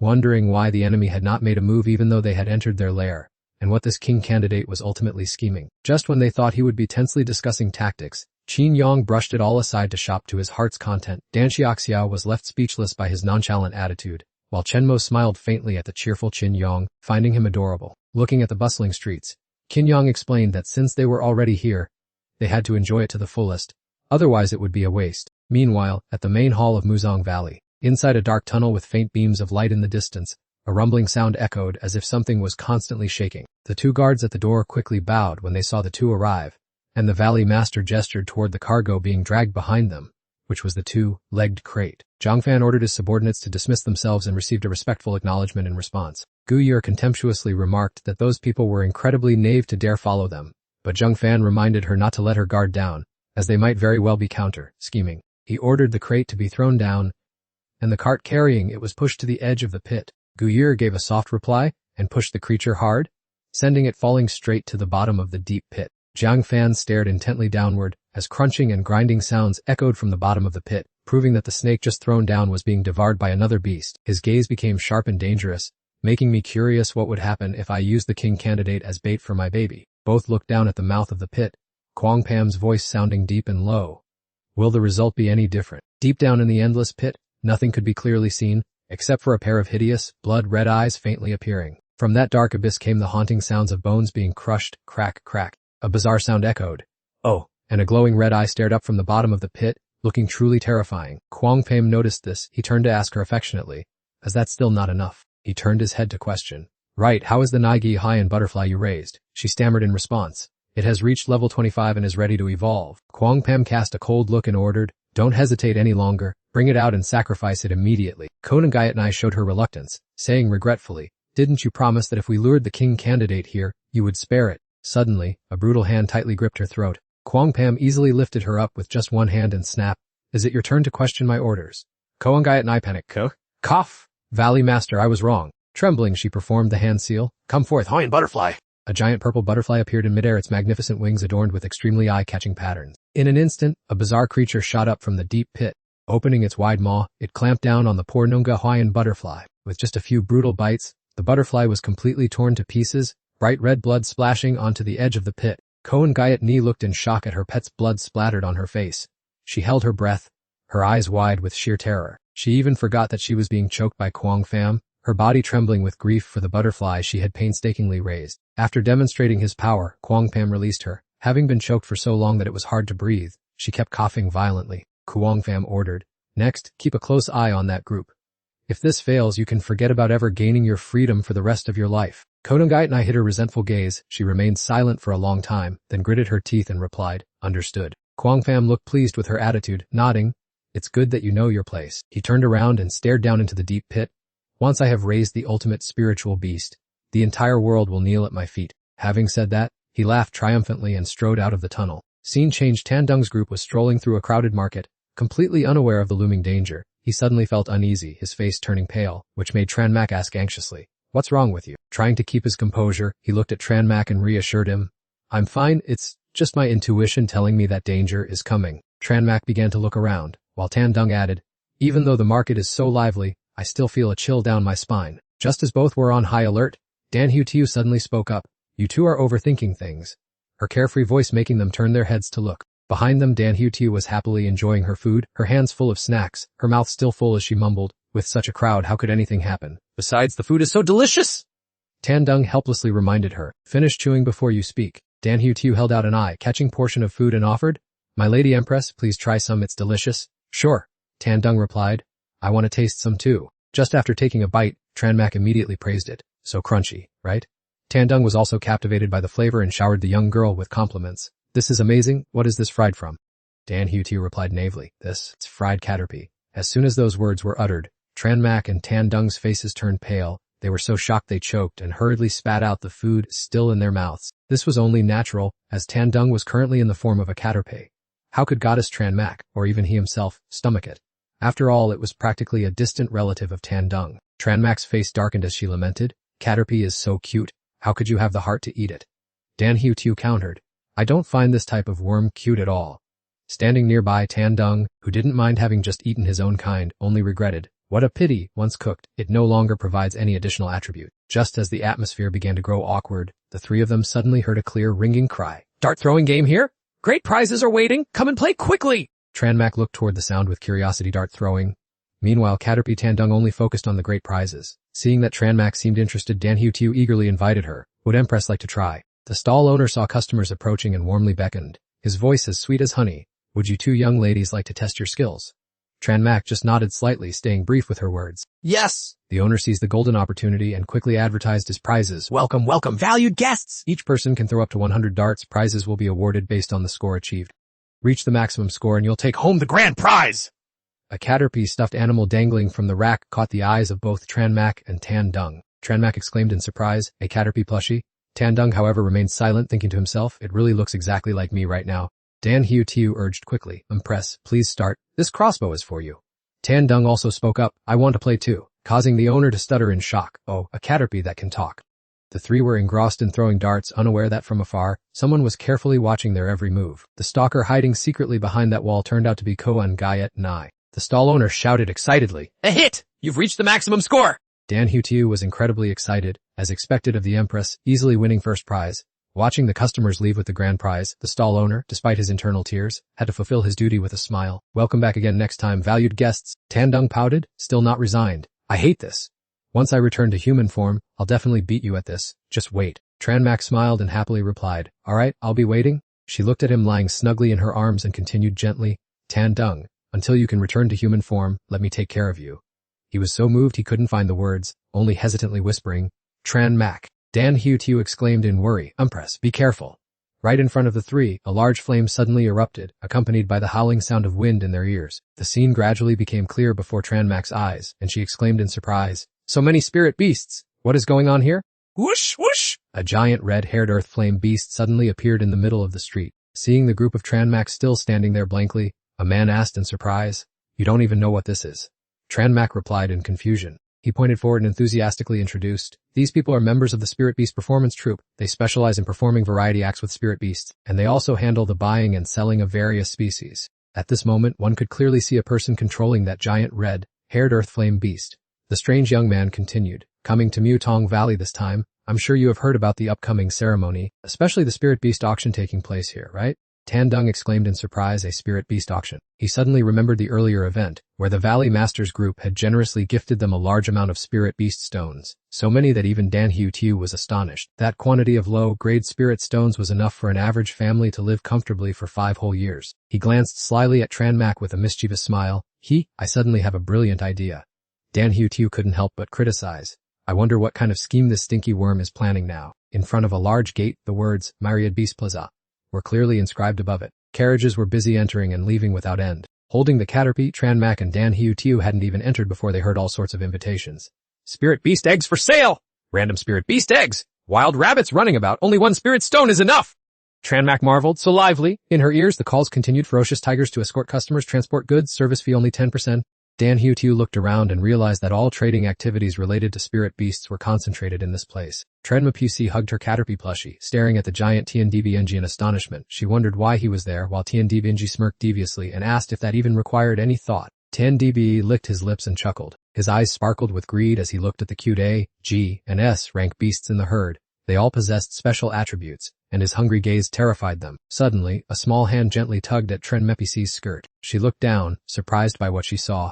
At her feet was a little girl with 2 small pigtails and large, sparkling round eyes who looked at Trenmepisi and whispered, "Beautiful elder sister, can I hold that plush bear for a moment?" Tan Dibing thought the girl was referring to him and shook his head, but the girl hurriedly clarified. "I don't mean the toy, I mean the big bear," she politely explained. The girl's eyes were full of anticipation as she looked at Trenmepisi and asked further, "Is that okay?" Trenmepisi nodded happily. "Sure, here you go." The little girl happily hugged the plush bear to her chest, grinning from ear to ear. "Thank you, big sister." Saiyan Hebutu frowned, displeased. What a rude little brat. Why would the Empress give it a toy? Trenmepisi smiled, thinking how adorable the girl was. In that brief moment, Trenmepisi saw a glimpse of her younger self. Suddenly, a woman called out from a distance, stopping the little girl holding the large bear. She reminded her, "Tibu Ho, return that to its owner quickly." The little girl stubbornly refused, pointing at Trenmepisi and insisting, "But the big sister gave it to me." Trying to maintain decorum on the street, the woman looked at her stubborn daughter and sighed. "Oh, you just don't understand." She bowed toward Trenmepisi's group. "I'm sorry for the trouble." Trenmepisi watched the mother bow before her and gently declined. "It's quite all right." Tibu Ho's mother went to her stall and picked up a large egg. "This is to apologize." She held up a red egg and approached Trenmepisi, saying politely, "Let me gift you a spirit beast egg." Trenmepisi was surprised. A spirit beast egg. Fryan Tibu showed a hint of curiosity. "What kind of spirit beast egg is this?" Tibu Ho's mother replied, "I'm not exactly sure either." She pointed toward her stall. "This little shop specializes in these spirit beast eggs of unknown origin. Every egg is a random surprise." Saiyan Tibu snorted at that, looking mockingly at the egg in Trenmepisi's hand. "Empress, who knows, this egg might turn out to be something super powerful like a Kulin." Trenmepisi held the egg, offering a soft, "Oh" in response. Saiyan Tibu gestured toward the giant egg. Empress, this egg might turn out to be something super powerful like a Kulin." Trenbeek's feigned surprise. "When that time comes, throw this useless Tinan Dibangyu away so the Empress can become stronger." Saiyan Tibu's teasing succeeded in irritating Tin Diengi. "What did you say?" "System, will I get attribute points if I eat this egg?" He excitedly sought an answer from the system. "No. The more powerful the spirit beast, the higher the absorption effect. An egg has no attribute strength." The system quickly dismissed his idea. He looked visibly annoyed as he hopped out of Trenmepisi's arms, making her watch in surprise. "Tian Dibing, you go ahead," she muttered. "I'll keep looking at other beasts then." He hadn't gone very far when he suddenly bumped into something that made his vision darken. "Ah!" Tan Dpng tumbled to the ground. He irritably asked the towering figure he had just hit, "Who do you think you are?" Trenmepisi also noticed the commotion and turned to look. Seeing the person clearly, Tin Dibing cried out in surprise, "See Nukitni?" She looked down as well, seemingly quite surprised to see him here. "Little Huang." He questioned her bluntly, "Why are you here?" She replied calmly, "I came here to buy spirit beasts, of course. My previous spirit beast was too weak. Why don't you sign a spirit beast contract with me instead?" Sinagaitnai tempted him, startling Tin Dibinji. "I'm not interested." Upon seeing her appear, Trenmepisi was certain she was up to no good and quickly warned, "Tan Diyoung, don't stand near her." Sinagaitni noticed her from a distance and shifted her gaze. "Oh." Looking at the strange egg in her hand, she cast a contemptuous look and said mockingly, "You actually dare buy a random spirit beast egg? Do you really think this thing will hatch into a powerful spirit beast?" Tranmac didn't bother to argue. "We bought it because we wanted to. It's none of your business. Since you all look dirt poor anyway, why not sell Little Yellow to me for 10 spirit beast stones?" Kodongyet and I tried to negotiate, but Tandung was the one who protested most vehemently, struggling repeatedly to escape her grasp. Just then a hand suddenly grabbed his small silkworm tail. "I won't allow it. Let go of Tandung now." Tranmac refused to back down. Kodongyet and Tranmac stared at each other intensely. Neither would yield. Even though she didn't budge from her offer of 10 spirit beast stones, she immediately added to the price, "I'm willing to pay higher." As soon as she finished speaking, Tandung's face darkened. Tranmac gritted his teeth and tightened his grip on the tail. "I wouldn't sell him even for 10,000 spirit beast stones." As he spoke, he pulled him closer, making Tandung wobble uncontrollably. Kodongyet persistently tried to compromise. "Then name your price." She showed clear determination not to back down. Tranmac still shook his head in refusal. As the two sides tugged back and forth, Tandung cried out in pain, "I'm about to be torn in half." Dan Tiu stood nearby, not daring to intervene in this fight over a man, or rather, this plump silkworm. While the two sides were in a heated dispute, the strange egg accidentally slipped from Tranmak's hand. It hit the ground with a thud and cracked wide open. Everyone turned their eyes toward the blinding light emanating from the eggshell. It was a tiny dragon with wings that looked absolutely adorable and not dangerous at all. The spirit beast quickly recognized its master as soon as it opened its eyes. Before Koungayat Nu could overcome her shock, it had automatically established a spirit beast contract with. Mother Tuho suddenly appeared and exclaimed, My goodness, it's actually a phantom lizard inside! You two are so lucky! She said, happily clapping her hands in praise. Hearing the name, Tandung asked curiously, what is a phantom lizard? A phantom lizard not only has incredibly fierce combat power but also possesses superb shape-shifting and hypnotic abilities. This is an extremely rare type of spirit beast, she said with a gentle smile. Tandung's eyes lit up as if he had just discovered a treasure. With such a powerful spirit beast, if I devour it, I will surely gain quite a few attribute points. He rushed forward, demanding to eat it, intending to snatch it away to swallow, but Koungayat Nu quickly recalled the spirit beast. I won't let you. He reproached her angrily. What are you doing? This phantom lizard clearly belongs to us. Koungayat Nu hugged the pet like a treasure. Since it signed a contract with me, it's naturally mine. That shameless statement left Tandung bewildered. What are you talking about? She smirked triumphantly. Of course, I can't just take it from you for nothing. After saying that, she turned to walk away, the phantom lizard still perched on her arm. Follow me, I'll take you to a wonderful place. As Koungayat Nu led the way, Tandung was full of doubt. What kind of good place is it? Tranmak and Dan Hiu still stood there in a daze. Tandung turned to look at Tranmak. The two silently exchanged looks and decided to follow her. Before them was a luxurious inn that looked incredibly expensive and grand. Standing before the massive hotel with two welcoming staff members, Tandung was stunned. It's so huge and so flashy. Beside him, Dan Hiu's eyes went wide. This place is even more beautiful than the spirit beast sect. Koungayat Nu acted generous and looked back with a soft smile. This is the best inn in the Enchantress Sect Valley. The prices here are exorbitant. To repay you for giving up the phantom lizard, I'll take care of all your accommodation expenses. Tandung still wouldn't let it go. When did anyone give it to you? How could you be kind enough to pay for our room and board like this? Tranmak, holding him tightly in his arms, also looked at her with a scrutinizing gaze. She tilted her chin up arrogantly. Of course, I have always been a very reasonable person. A passerby cried out excitedly. I can't believe the Valley Master was so generous as to give us so many hot spring experience vouchers to settle the conflict. The person next to him replied with a smile. Indeed. I was planning to sell some of mine at a low price. The two of them walked and chatted happily, their crisp laughter causing people nearby to look back.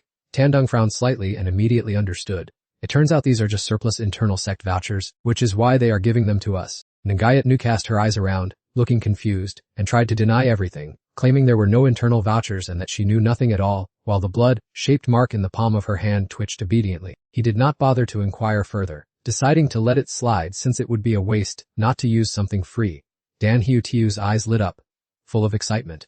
Lady Empress, there's a hot spring over there. Let's go soak in it later. Tranmak was slightly stunned. A hot spring, you say?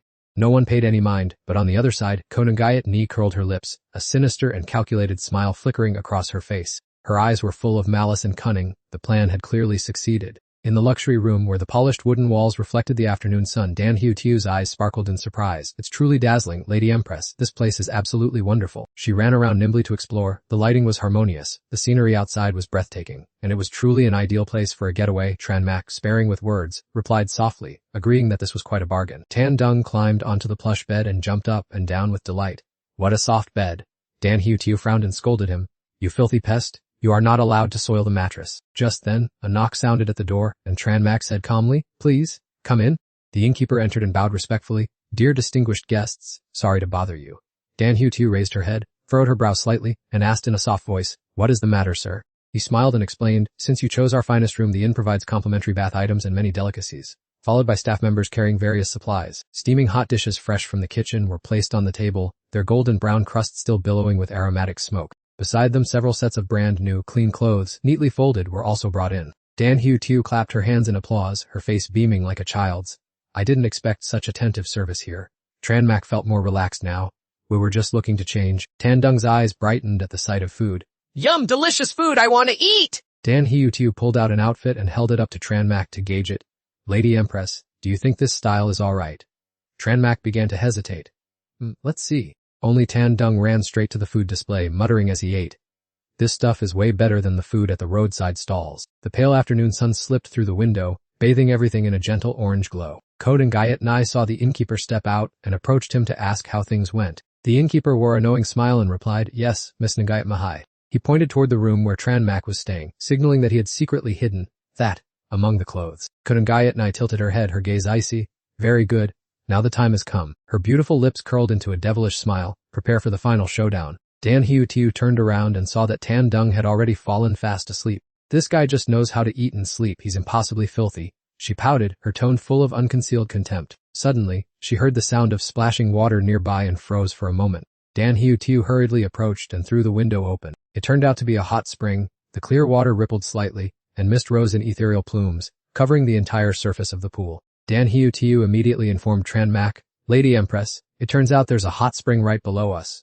And she turned back to look. Is that so? At this moment, her maidenly shyness resurfaced. Dan Hiu spoke in a whisper, trying to keep her expression natural while her eyes stole glances at Tranmak. Lady Empress, you must be tired, right? Why don't we go down and bathe together? Tranmak did not think much of it. Alright, let's go right now.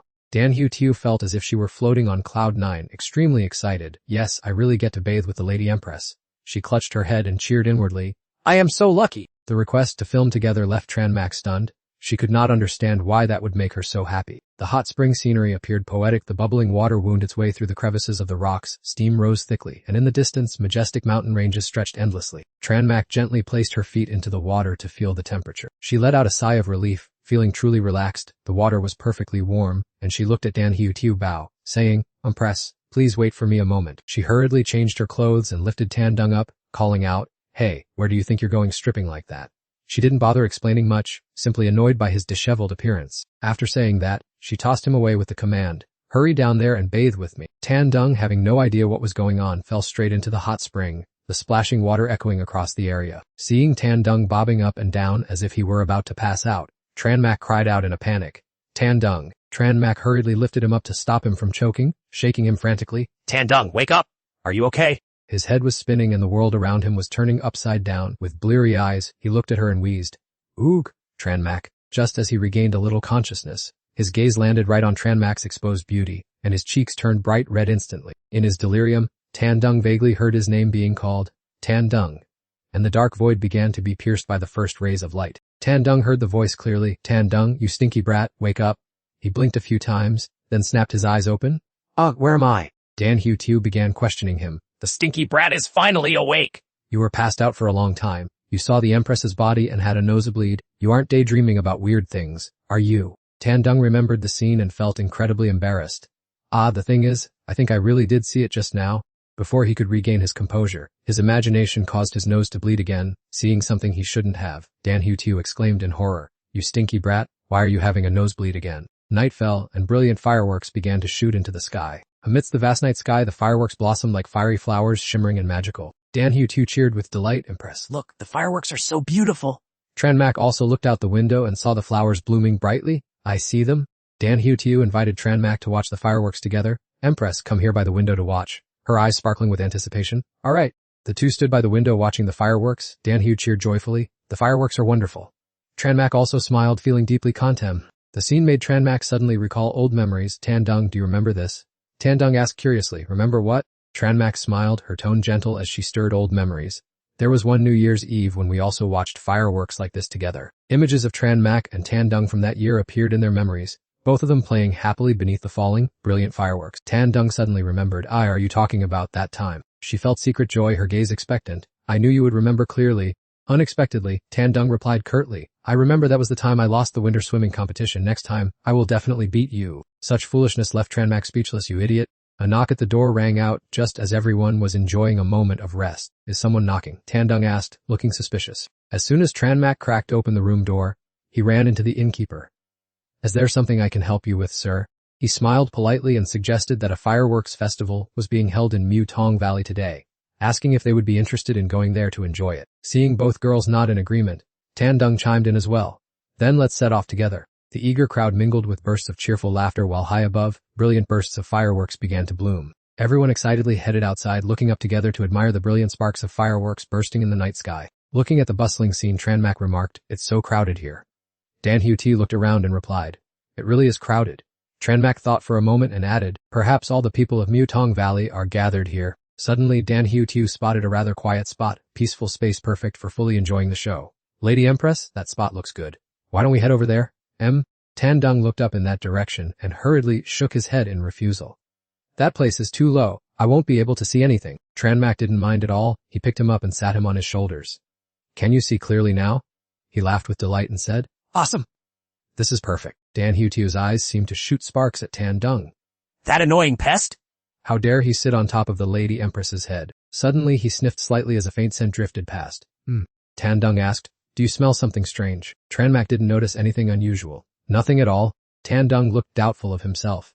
Is that so? Could I have imagined it? The group from Mutong Valley hid behind a wall, their faces fully covered, as they set up a smoldering chimney behind the crowd engrossed in watching the firework. Once everything was set up, they went back to report, Lady Holy Maiden, everything is ready. Standing in the dark, Kounget nodded in satisfaction. Her face exuded a sinister and unpredictable depth. Next, we just need to wait for the sect master's final order. Kwang Pham had officially revealed himself. At this moment he was standing at a distance, observing the situation. The subordinate reported respectfully, Sect master, everything is prepared on Lady Holy Maiden's side. Is that so? He wore a sinister smile. Very well. Stepping closer to inspect the cannon barrel, he ordered, let's begin. The subordinate obeyed and acted swiftly. A giant firework rocket was launched high into the sky, carrying immense power. A dazzling beam of light tore through the night sky, flying straight into the air. The crowd below looked up in astonishment following that brilliant trail of light. Tandung felt that something was not right. He couldn't help but ask suspiciously, do you see that? That firework is huge.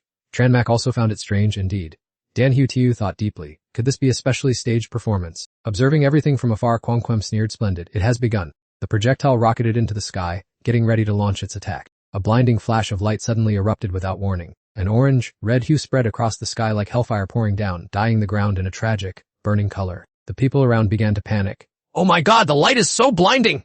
What on earth is happening? Tandung stared blankly, his expression dazed. At that moment, Chanmat also showed a look of boundless shock on his face. Dam Hutiu was not doing much better. She stood frozen, unable to grasp the situation yet.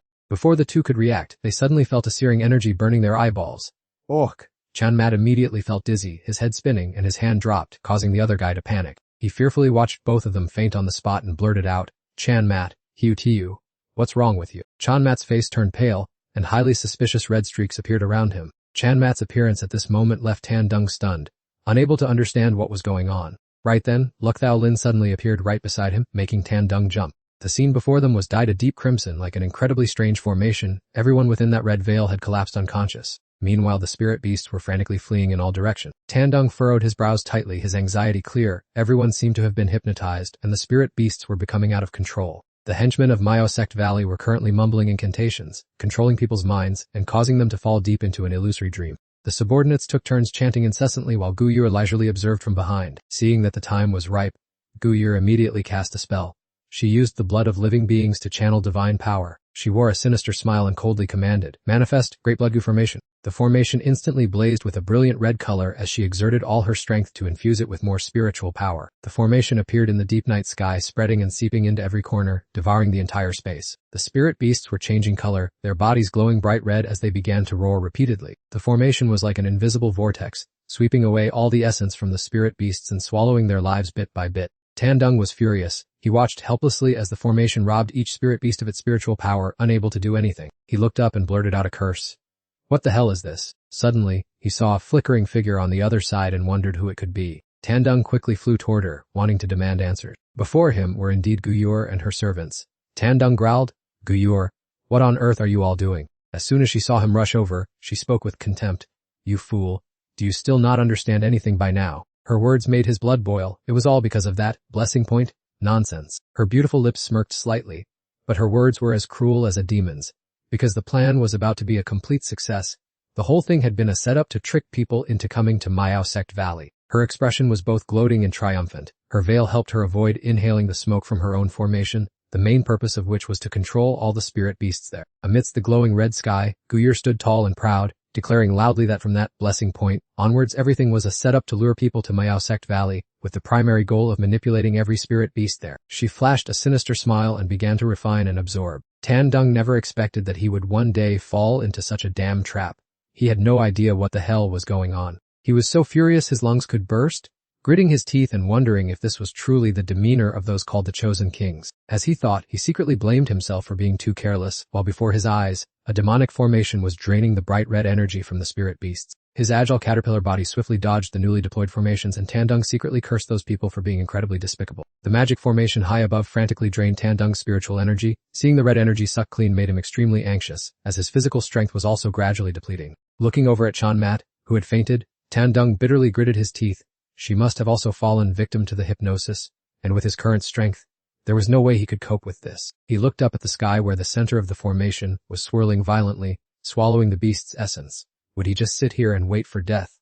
And how could he escape? Suddenly, a grunting sound made Tandung turn his head. A pig-shaped spirit beast was lying flat on the ground, gasping for its last breath. He observed it for a moment, and then his brilliant brain began to work once more. Instantly, a bold plan popped into his mind. Tandung excitedly nudged his caterpillar body inch by inch toward the pig. It was indeed the perfect opportunity since the spirit beasts were all in a severely weakened state. Looking at the motionless pig, Tandung suddenly felt an indescribable craving. Was this not a gift from heaven? He licked his lips with delight, his eyes shining brightly at the free meal that had suddenly appeared right in front of him. Streams of spiritual energy continued to be violently sucked in by the magic formation. They hovered in mid-air, creating brilliant red beams of light that spread in all directions. Looking at the dense energy billowing upward, it had likely already sucked up a massive amount of spiritual energy from the beasts. All of the energy gradually converged at a single main point. At the center of the formation, a bloodshot eye stared wide open as spiritual energy constantly poured inside, as if the magic formation was nearing completion. Gong Yu hurriedly approached to report that everything was going according to plan, and Zhang Fan was extremely satisfied upon hearing this. He stood there observing everything under his control with a triumphant look on his face.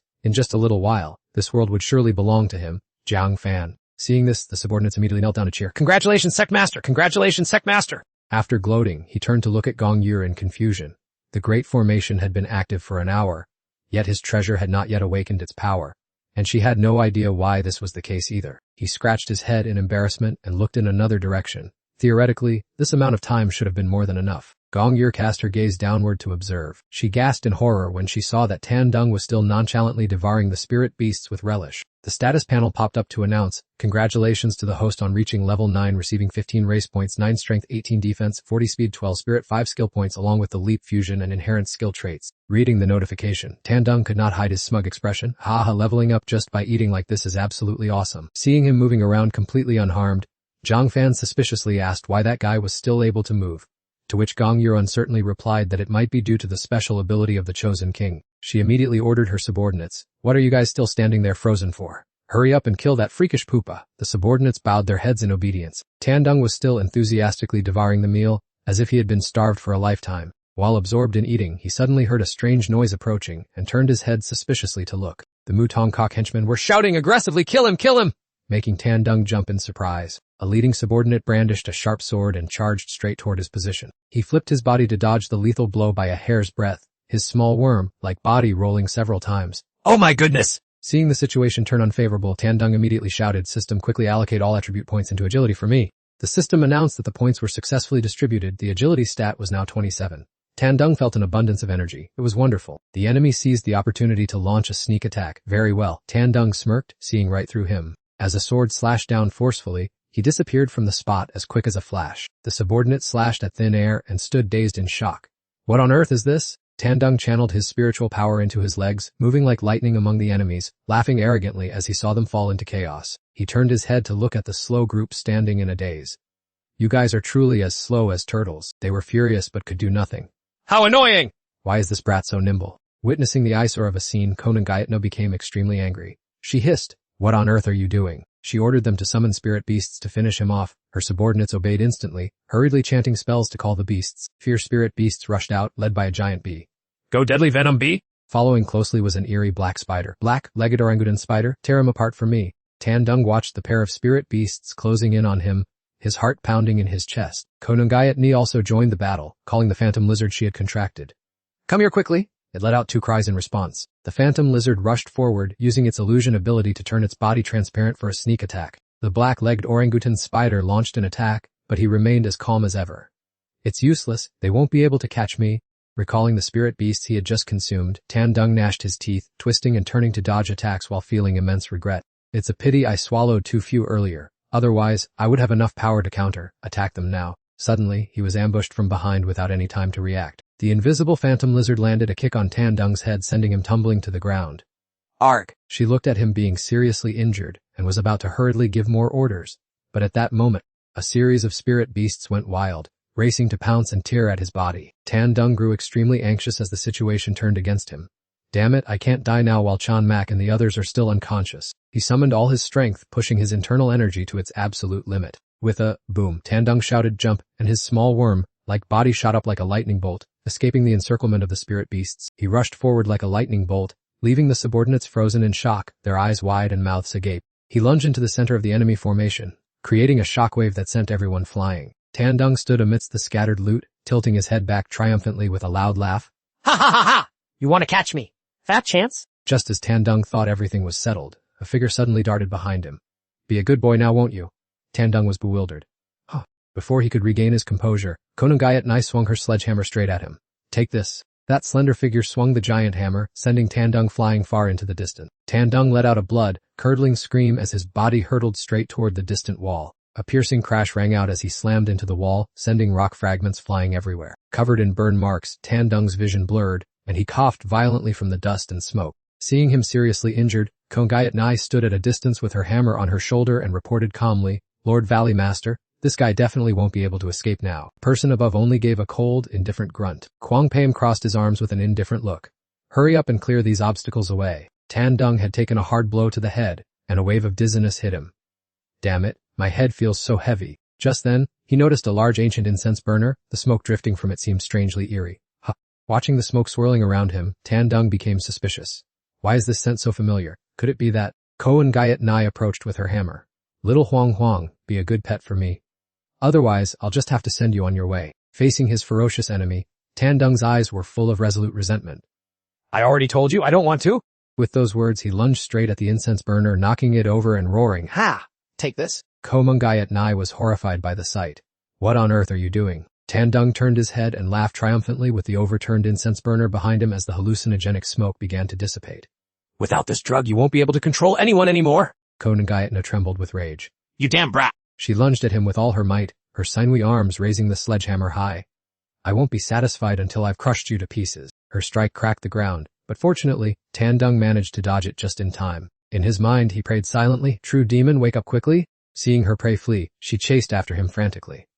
You think you can escape just by running. She quickly closed in, leaping into the air and swinging her sledgehammer with all her strength, determined to finish off this annoying caterpillar once and for all.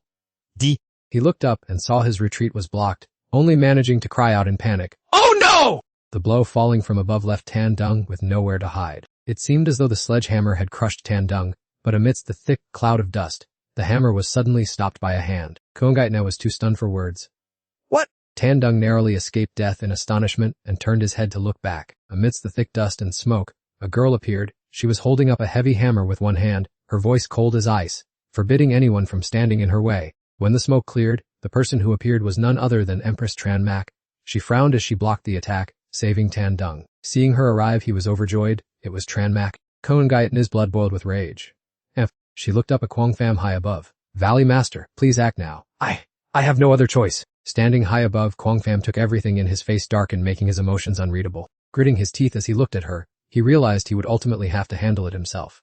A terrifying pressure radiated from him as he muttered, Truly a useless bunch. He immediately left his position. Grabbing the railing for momentum, he leaped into the air. Finally, Kwang Pham hit the ground with such force that it shook the earth violently. By this point, Tran Mak and Tan Dung had merged, becoming the sword she used against Konungayat Nai. Seeing this, Tran Mak looked toward Kwang Pham. Kwang Pham looked at his hands, surrounded by swirling red spiritual energy. He felt enraged. He was so close. It seemed there was only one way left. He slammed his hand against the ground and muttered, I'll have to use my final move. With bloodshot, ruthless eyes, he shouted, Come forth. The spiritual beasts of his subordinates within the center of the formation began to have their spiritual energy drained dry. Crimson streams of spiritual energy continuously rose from the center of the formation. Once the spiritual energy was completely drained, nothing but white skeletons remained of the beasts' bodies. The subordinates stared at the skeletons of their spiritual beasts with their mouths agape. Oh no, my spiritual beast. Tran Mak looked toward Kwang Pham, observing his actions closely. At that moment, a powerful pressure erupted from Kwang Pham as dense spiritual energy enveloped his body. The black, scaled gecko in Tran Mak's hand was also being drained of its energy until it withered. It let out a pained cry. Chicks. Konungayat Nai rushed forward and snatched the black, scaled gecko from Tran Mak's hand. She quickly dodged to the side, escaping the array. Worried to the point of tears, she held it up and asked, Black, scaled gecko, are you all right? It gave a weak cry in response. She hugged it tightly to her chest, then turned to confront the man absorbing the energy. Kwang Pam, why are you absorbing the blood essence of our spiritual beasts? Standing amidst the thick spiritual energy, his voice echoed terrifyingly. If you want someone to blame, blame yourselves for being so useless. Kwang Pam looked at her with calm eyes and a cold sneer. But don't worry. Once my treasure has absorbed enough spiritual energy, I will surely avenge you. The ground shook violently, signaling an ill omen. Konungayat Nu quickly crouched low, clutching the black-scaled gecko tightly for fear it might fall. Tranmak also struggled to maintain her balance. What's happening? Tandung asked. Breaking into a cold sweat, Konungayat Nu glanced at them and said warily, that thing. It's about to come out. Tranmak turned her head to look back. Tandung spoke. What is it? The ground suddenly cracked, and earth and rocks rose under the pressure. The ground opened up and soil pushed upward as something beneath the earth began to surface. Finally, earth and stone flew through the air and dust filled the area. A black shape slowly emerged from behind the layer of dust. Eyes shone bright red like fire, drawing all eyes toward them. Tranmak moved her hand to cover her eyes to observe. Tandung looked at the giant creature and said, My God? My God? A giant whale was in the sky above them. Tandung looked at the whale in the sky and spoke. Tranmak looked up at the huge form in the sky. Kwang Pham laughed loudly, his voice echoing. He looked up at the spiritual beast in the sky. He stood with arms open wide as the Void Kun reached its mature stage. The Void Kun's eyes shone brightly. It was at level 42. He stood there. Tandung watched him as the creature rose. Kwang Pham ordered, Void Kun, kill them.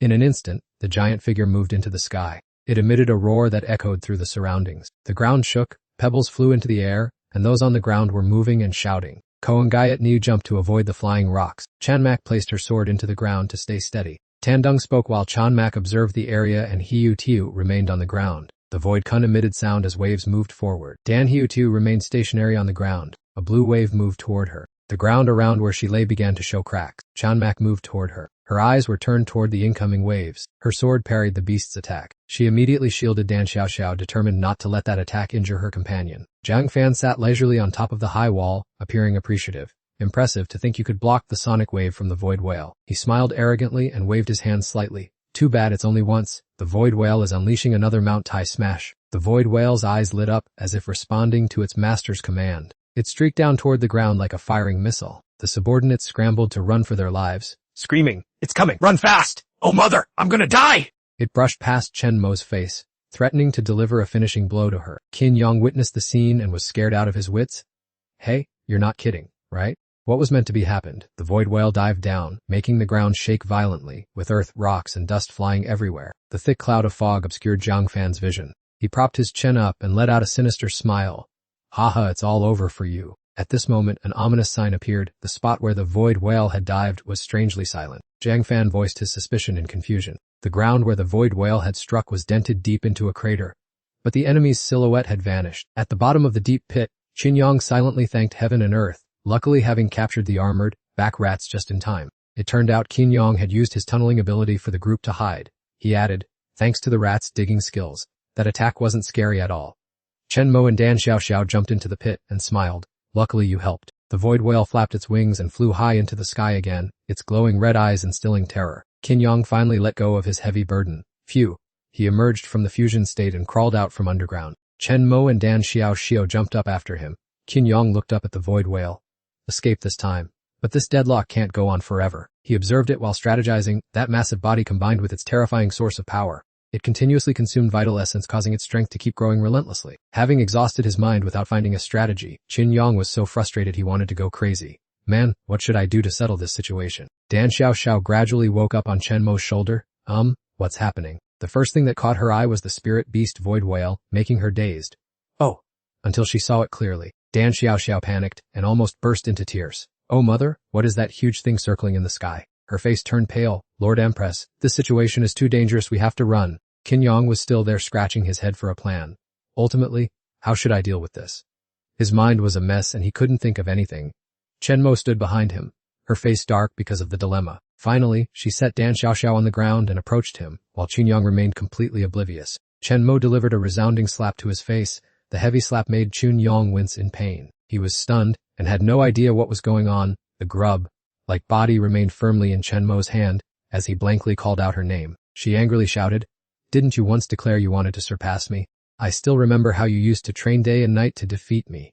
Could you have lost heart so quickly after encountering just a little hardship?" Tranmak's words suddenly brought back old memories for Tandung. Frame by frame, they flashed by, leaving him standing frozen in thought. With a sudden flash of understanding, Tandung realized what he had to do, his eyes hardening with determination. I understand. He and Tranmak looked up at the void kun hovering high above.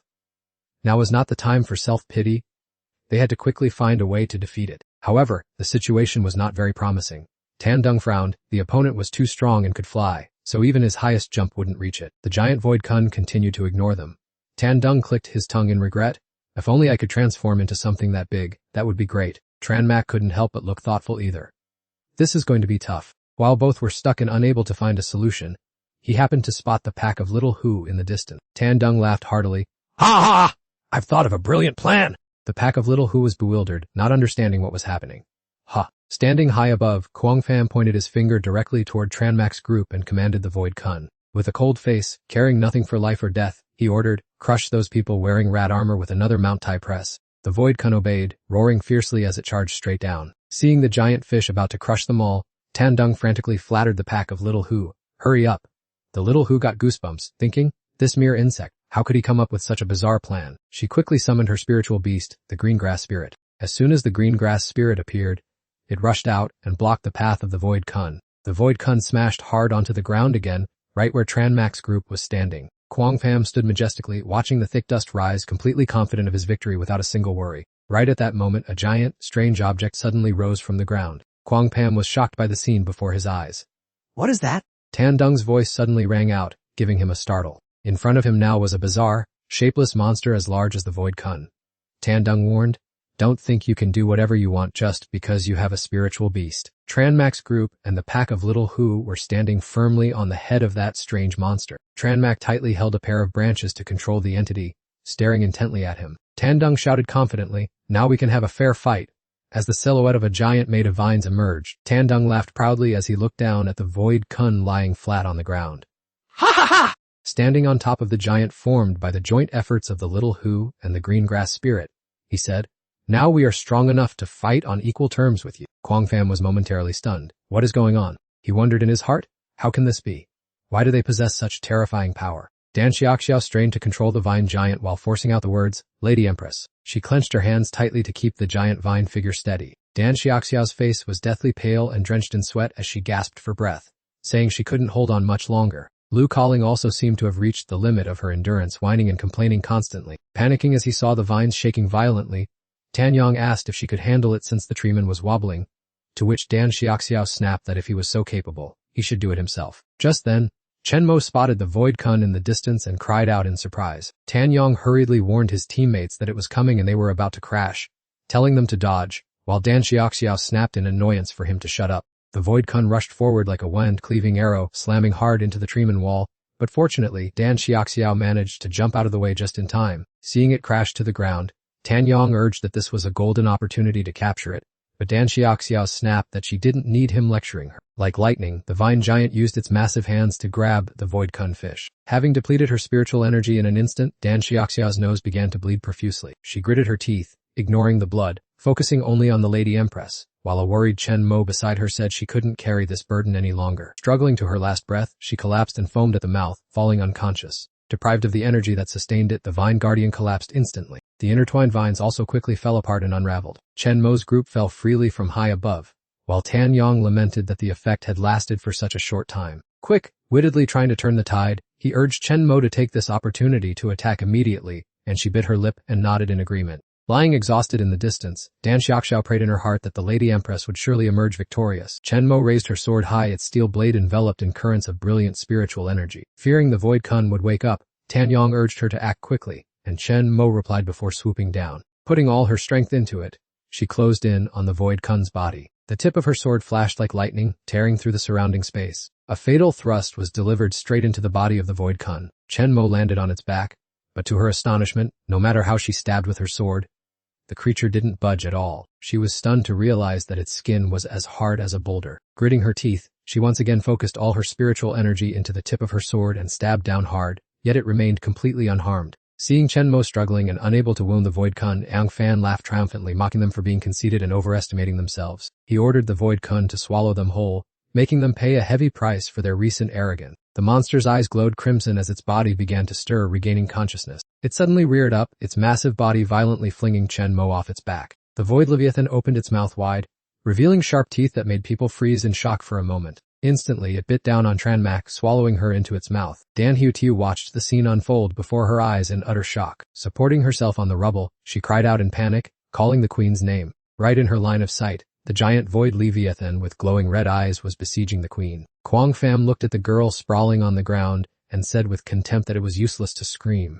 Crossing his arms with an arrogant smile, he declared that her queen was about to become the energy source to nourish the void leviathan. In the distance, in a hidden corner of the chaotic battlefield, Kon Gayatnai hid behind a stone pillar with Huayan Hin Tik, muttering curses under her breath at those useless trash for not holding out a bit longer. From afar, Kwang Pham spotted her peeking head and shouted, startling Conan Gayatnu, who quickly responded, Yes, master, I'm here!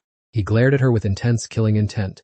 Didn't you promise to claim the reward once the chosen king was killed? Why are you still standing idly by? Koan Gayatna timidly hid behind the pillar, fearing a blow to her head, and explained with a forced smile that perhaps the void leviathan needed more time to absorb them. With a sharp glance at Huyan Hin Tich, she silently urged it to act quickly. While busily absorbing the surrounding blood aura with a hissing sound, Huyan Hin Tik cast an anxious glance at its master. Kwang Pham felt utterly disgusted hearing Ko Gayatna's boastful explanations. His face darkened, and he clicked his tongue. Forget it. Let's just clean up all these people while we're at it and get it over with. Upon hearing his declaration, the subordinates below turned completely pale with fear. They hurriedly knelt and pleaded their loyalty, begging the valley master not to strike, as they had always been devoted to him. Kwang Pam's face suddenly transformed like an incarnate demon. He pointed at them and coldly told them to go to hell to prove their loyalty. Behind him, the void leviathan's eyes flared, and in the blink of an eye, it charged forward. Terrified, the crowd scattered and fled from the fierce onslaught of the void leviathan. Why are doomed? Someone cried out in regret, begging for mercy and lamenting that they had ever joined the Mutong Valley. Before the void leviathan could feast, a cluster of strange vines suddenly surged forward, halting its advance. Witnessing this bizarre sight, Kwang Pham furrowed his brows in confusion. The strange vines tightly wrapped around the void leviathan, striking it repeatedly and drawing blood. As the void leviathan crashed to the ground, kicking up a cloud of dust, Kwang Pham shielded his face and shouted in astonishment. Annoyed, he could not understand why his void leviathan had suddenly fallen into such a miserable state. The void leviathan now lay collapsed on the sand, bleeding profusely, with the vines still refusing to let go. Before things could become clear, another deep gash suddenly appeared on the void leviathan's body. A figure flashed through the air as quick as lightning. Tren MC spun and somersaulted in mid-air, replying, "Of course, it's for that reason. We're done for." She landed skillfully on the void serpent's back, the sword in her hand still glowing with a blue light. Kwasunjigam gritted his teeth in frustration. What the hell is this? Trenem Mki looked at her friend and smiled approvingly. Hahawa Elixitso Lin, you did well. It let out another muffled sound looking quite strange. It cried out and then shot away, leaving Tren MC stunned, calling out Eldifsithitso Lin's name.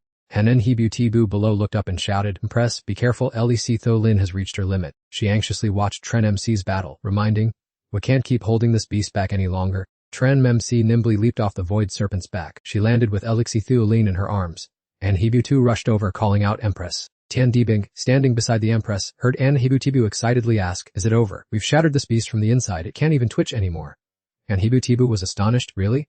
Of course, the biggest credit goes to Elixitho Ling. As he spoke, he instructed Elixitho Ling to rest well. Elixitho Ling responded with muffled sounds obediently. In the blink of an eye, it disappeared to recover, leaving only a few pure white petals lingering in the air. And Enhibutidu rushed to embrace Trenemki excitedly. "Empress, you looked so majestic just now!" Trenemki held her back with a hand, stammering, "You're too close." He stood tall, facing Tren MC's group. For enemies, there's no need for mercy. Kwasun GM was speechless, his face darkened with anger. Finally, he went mad and burst into laughter, covering his face with his hands, cackling, "Ha ha ha ha." Tian Dige had no idea what devilry this man was plotting now. Kwai Ng Pem glared at them and sneered, "Don't celebrate too soon. You think the Blood Q Grand Array is just to boost the Void Serpent's power. Its most terrifying ability is self-regeneration." The Void Serpent seemed to understand him. Its body began to stir. Its blood red eyes flashed. "As long as the blood Kai in this plaza is not exhausted." Seeing their stunned expressions, Keen Jikum gloated, "You will never defeat my Void Serpent." Tren MC's group witnessed this scene in astonishment. "What is this?" His smile grew even more arrogant. "Void Serpent. It's time to rise up and deal with them." The Void Serpent, obeying the command, its eyes turned crimson, its massive body lunged up and soared into the sky. Seeing this, Tian Dng urged Tren MC and Aiden Hibutibu, "Be careful." Tren MC immediately took a fighting stance, "Stay focused." The Void Serpent's eyes were blood red, and the surrounding blood key became more ferocious than ever. Unexpectedly, its eyes suddenly went dark, leaving only a deep silent blackness. It plummeted from the sky onto the ground. Kweanju Pam was stunned by the scene before him, and Dun Hibutidu was thrown backward by the shockwave with a grunt. Tien Dibang, protected by Tren MC, luckily escaped unharmed. Chen Mo furrowed his brows tightly. The dust blew so hard he couldn't open his eyes. What on earth was happening? Had that guy fallen? Even Sin Yong couldn't understand the current situation. Seeing the muscular figure lying sprawled on the ground, he burst into a loud laugh. Ha ha ha, I see now. So this guy was just putting on an act. Zhang Fan couldn't believe his eyes. He muttered, how can this be? He roared in fury, why won't my Void Kun recover? Clearly the source of blood vitality is still so abundant. In the distance Guyur let out a subtle, sinister smile, drawing all of Zhang Fan's attention. Ha ha, she laughed scornfully, her eyes full of mockery as she glanced at him. That's because you've fallen into that blood array trap. That thing is no longer your Void Kun. Behind her elegant and beautiful figure, the giant phantom lizard hissed with blood-stinking shrieks. Zhang Fan looked at her in shock. What? Standing from a high vantage point, he shouted, Guyur, you dare betray me? Guyur laughed loudly, haha, betrayal. She lowered her head, her sharp eyes full of arrogance. Betrayal only applies to those on the same side. Since when did you consider me one of your own? Zhang Fan stood stunned by her sharp retort. Guyur continued in a cold, calm voice, in your eyes, there is only the ambition to rule. You never cared for your subordinates, even treating their lives as disposable tools. Scattered around them were the corpses of those who were once Zhang Fan's henchmen. Blood splattered everywhere. She looked up at him and spoke calmly. What else do you think? With eyes shining with determination, Guyur put her hands on her hips and asked back, am I really betraying you? As if hit where it hurts, he bellowed. What do you know? His face darkened, his abdominal muscles visible beneath his torn shirt. In this dog-eat-dog world, if I don't make the plotting sect Valley strong, I'll be destroyed by others sooner or later. Those candid words left Chen Mo and the others staring in amazement. His bloodshot eyes radiated killing intent, his brows tightly knitted. I am the sect leader of the plotting sect Valley. I absolutely cannot let this legacy collapse in my hands. In Zhang Fan's mind, a brief image of the day he took on that heavy responsibility years ago flashed by. He slowly explained, as long as I can eliminate the chosen ones and claim the rewards, restoring the plotting sect Valley is only a matter of time. Hearing those words, Chen Mo's group remained silent. Puffed, a mocking snicker rang out full of sarcasm. Guyur laughed uncontrollably with her hands on her hips. Ha ha ha. Causing Zhang Fan to curse angrily. What are you laughing at? Guyur pointed at him, looking at him as if he were a fool. Are you still delusional enough to think you're qualified to compete with the chosen ones? Zhang Fan looked at her in confusion, his brows furrowing.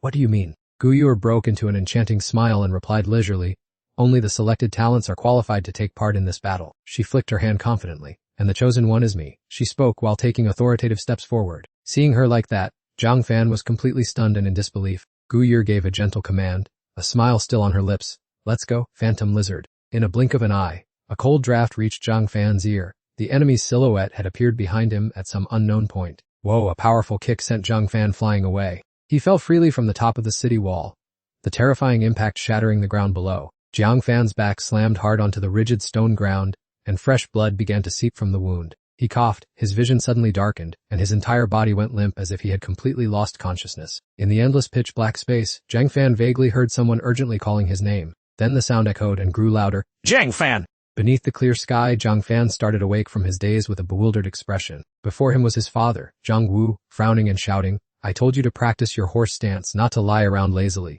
Little Zhang Fan innocently called out to his father, while Zhang Wu scowled and ordered, get up right now. He propped himself up and sat, then pouted and asked, but I think as long as the spirit beast is strong enough, everything will be fine. What's the point of practicing these things? Zhang Wu angrily tapped the boy's head. You fool. How many times have I taught you? Only when you are stable yourself can you control a spirit beast well. After scolding him, he made him continue practicing, and Zhang Fan had no choice but to glumly obey. He performed the horse stance with his arms straight and knees bent, with his strict father watching over him, which made him not dare to utter a single word. Zhang Wu looked at his son with a pensive gaze, then spoke, Zhang Fan, you are 20 years old today. Seeing his expectant expression, he continued, I am here to discuss the matter of signing a spirit beast contract with you. With that, he held out his fist and gestured, come here. Give me your hand. He placed a tiny yellow spirit beast into Zhang Fan's palm. That's the infant form of a Void Kun, also called a Waste Kun. It's a gift for you. Zhang Fan looked at the small creature in his hand with an endlessly surprised and curious gaze. The tiny rosy creature was happily swimming in the spiritual energy on his hand. What is this? Zhang Fan carefully took the spirit beast and asked, a fish. Is this really my companion? Jiang Wu calmly explained, don't underestimate it. This spirit beast is called a Waste Kun. Although its power is very limited when it is first born, but when it matures, it will evolve into a Void Kun, and even a Waste Void Kun, which is incredibly formidable. He didn't forget to instruct, therefore, before it grows you yourself must be truly strong. Zhang Fan heard this and immediately replied, yes sir. He reached out and gently touched it, then silently affirmed, this is my very own spirit beast. The scene shifted quickly. His hands were no longer touching the spirit beast, but were covered in blood as he clutched Zhang Wu's injured arm. He knelt prostrate in the pouring rain, gasping in pain. Xiao Fan, the calamity of MBU Sect Valley today is because we were too weak. He tried to hand the staff to Jiang Fan, his bloodied hand instructing, "This is the snake-head staff of MU Sect Valley. The fate of the sect's inheritance all relies on you." Jiang Fan could not hide his panic, his eyes red-rimmed. He cried out loudly, "Father!" From afar, the pursuing crowd surged forward, cheering when they saw their target. They've been found! They're over there! Seeing that the situation did not look good at all, Kwang Vu forced himself up and ordered that Tiu Pem be taken away quickly, and Tai Kan obediently complied. Realizing the perilous situation, Kwang Pham tightly grabbed his father's hand and cried out, "No, I want to fight by your side, father." An earth-shattering explosion caused the birds to scatter in panic. Scolding his son for being a fool, Kwang Vu lifted Tiu Pem with one hand and placed him in Tai Kan's arms. Kwang Pem was suddenly carried far away, while Kwang Vu watched his son holding tightly onto Tai Kan. Gritting his teeth, he ordered Tai Kan to run as far as possible. Tai Kan's eyes filled with tears, realizing this was likely the last time he would ever see Kwang Vu. Kwang Pem screamed in agony, calling out for his father. Knowing there was no more time, Kwang Vu could only tell his son to take good care of Tai Kan, as only when he became strong would Mutong Valley have any hope of revival. Saying this, he smiled as he watched his son and Tai Kan escape safely. The figures in the distance had caught up. Kwang Pem clung tightly to Tai Kan, and from afar, as Kwang Vu was surrounded, Kwang Pem looked back. He cried out in agony for his father, but the memory faded, leaving only the cruel reality. Kwang Pem struggled to stand, his feet gripping the rocky ground. He was badly injured, with blood still dripping from his wounds, as he stood facing Konite Nai. "So everything you said before was a lie, wasn't it?"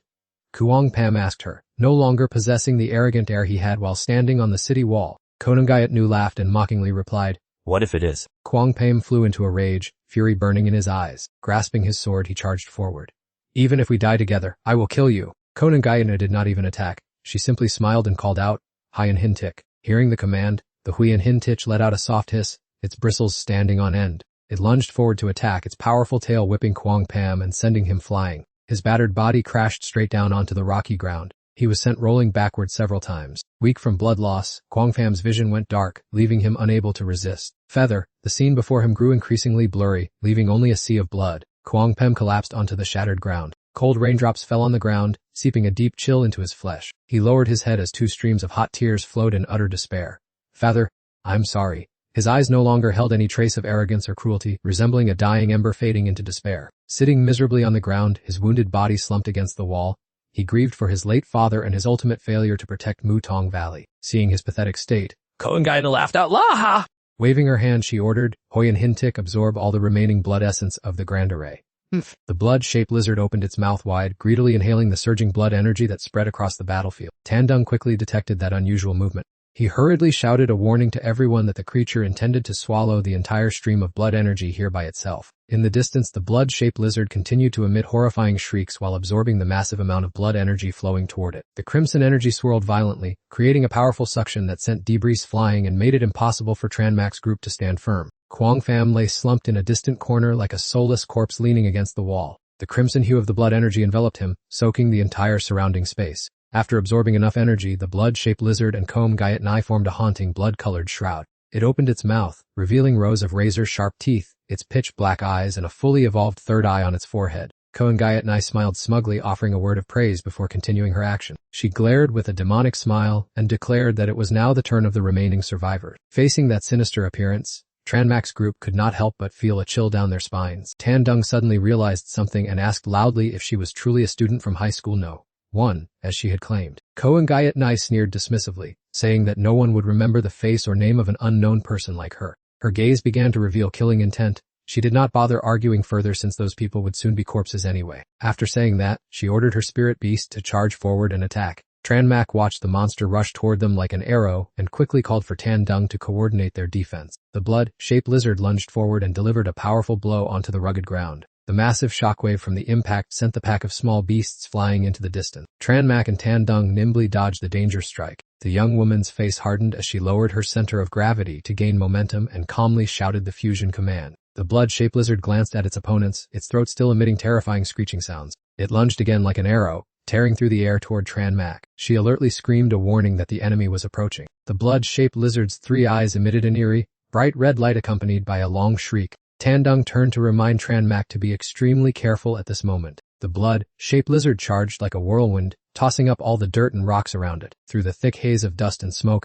only its massive shadow and vibrant red wings were visible. Seizing the opportunity, Tranmak appeared right beside the beast's wing, swinging a sharp blue sword. Tandung urgently signaled a counterattack. Tranmak gripped his sword tightly, gritting his teeth to prepare for a decisive blow. At that exact moment, the phantom lizard's giant claw swung out threateningly. Seeing this, Tranmak's body suddenly froze in place. She quickly raised her sword to block its terrifying pounce. The incredible force sent Tranmak reeling, and fresh blood began to seep from the corners of her lips. The collision between the phantom lizard and Tranmak caused a shocking explosion. She was thrown backward, leaving Dan Hutiu standing nearby in absolute terror. Dan Hutiu rushed forward anxiously, her mouth constantly calling out for the Empress. Tranmak glared at her and shouted for her not to come any closer. At that exact moment, a terrifying, massive shadow suddenly appeared behind Dan Hutiu. Panicked, she dodged to the side to avoid it. Before she could regain her composure, the phantom lizard swiftly dealt a fatal blow. Dan Hutiu took a painful hit, and her health bar dropped significantly. She collapsed to the ground as blood spilled everywhere, while Tranmak screamed, "Hutiu," in a panic. Seeing Dan Hutiu motionless, Tranmak trembled with rage, gripped her precious sword tightly,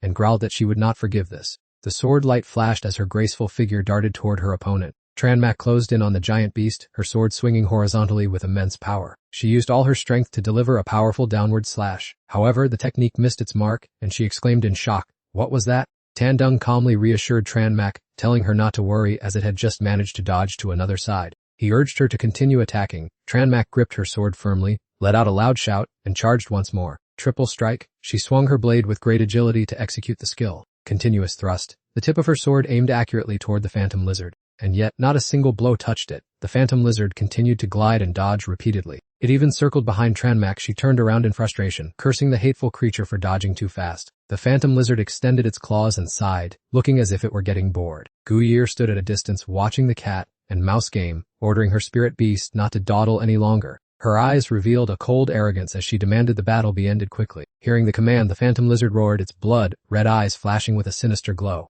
The beast immediately became much more ferocious than before. Its massive long tail lashed out violently toward Tranmak. Just as she managed to regain her composure, her body was already tightly constricted by the phantom lizard. It swung its powerful tail, knocking Tranmak backward. She slammed hard against the rocky ground, letting out a cry of intense pain. Tranmak quickly spun around, dropping to her knees to gather momentum to withstand its attack. Without giving Tranmak a moment's rest, the shadow of the phantom lizard was instantly right beside her. It unleashed a barrage of attacks. Tranmak could only raise her sword to block its powerful claw strikes. It saw her resisting fiercely. Tranmak. With a thunderous sound, the phantom lizard's technique created a powerful shockwave. Tranmak was sent flying, her body crashing heavily onto the ground as she groaned incessantly. She staggered, using her hands to pull herself up after the impact. Tandung anxiously asked about her condition. Tranmak gritted her teeth and replied that she was fine. Tandung urgently analyzed the situation, saying that the opponent's speed and strength now far exceeded what they were earlier. Hearing this, Tranmak grew even more infuriated, while Tandung added that if they couldn't break this blood array, looking at the giant phantom lizard coiling in the blood mist, he warned that it would only grow stronger and stronger. Tandung narrowed his eyes and shouted toward the group hiding in the distance, telling them to stop hiding. Only then did Tranmak notice that group. Tandung yelled at them that if they didn't unite against the enemy, they would all die together. And if they wanted to survive, they had to obey his orders. Hearing this, the people of Myosect Valley couldn't help but be dazed. Konungait Nu began to feel annoyed. She roared, ordering the phantom lizard not to let them negotiate. Hissing, the phantom lizard obeyed, its giant body hurtling forward to attack Tranmak. Tandung solemnly asked the people of Myosect Valley if they had heard what he said clearly. The whole group replied in unison that they understood. Cover us, Tandung instructed, and received their agreement. Go, ironclad giant lizard, stop it! Tattooed head white wolf roar, ancient shadow Vajra charge! Instantly, the summoned beasts appeared all at once to attack. The entire group rushed forward, besieging and relentlessly attacking the phantom lizard. Tranmak was not to be outdone. As Tandung reminded her to seize the opportunity, she immediately lunged forward to attack. She aimed her target directly in the direction of Koungayat Nahai, who was standing in the distance. Koungayat Nai showed no fear, standing with her hands on her hips arrogantly, so she intended to use the strategy of capturing the leader to capture the band, but unfortunately, she snapped her fingers to give orders, because now, she was the one who decided the fate of Myosect Valley. The people of Myosect Valley immediately surrounded her, chanting to protect the Holy Lady, or rather, the new Valley Master. With an arrogant look on her face, she pointed at Tranmak, saying that once the phantom lizard finished off those who stood in the way, it would be time for them to pay for their sins. Tranmak, unfazed, charged straight towards the group, firing shots, a challenging grin on his face, stating that they were never his target. Oh my! While she was still bewildered, Tranmak stopped at just the right distance and asked if this spot was okay. Tan Dung nodded and said to go ahead. Tranmak then tossed him forward. Go. Tan Dung rocketed towards the crowd from the Mu Tianji Cipsi sect, who were protecting Kongayat Nahai. It's here. Hurry and stop it. A sudden, high leap surprised everyone around, leaving them wide-eyed and confused about what had just happened. Tan Dung ignored everyone and lunged towards a specific point, laughing gleefully. Haha, this is my true destination. You shot towards Hukon's position. Tan Dung opened his mouth wide and swallowed the target. Kongayat Nu's face turned pale, and she screamed in astonishment. What is that? She couldn't believe they would resort to such a trick, gritting her teeth in anger. And you dare to make a move now. Congratulations to the host for devouring a part of Hukon. Your current level has increased to level 10. Congratulations to the host for absorbing power from a part of Hukon. Your level has been upgraded to level 11. Congratulations to the host for absorbing power from a part of Hukon. Your current level has reached 12. System panel updated level 12 Street Defense 65 Speed 36 Spirit 12 Extreme Jump Skill with Fixed Skill Fusion. Tan Dung's eyes lit up as he looked at the stats.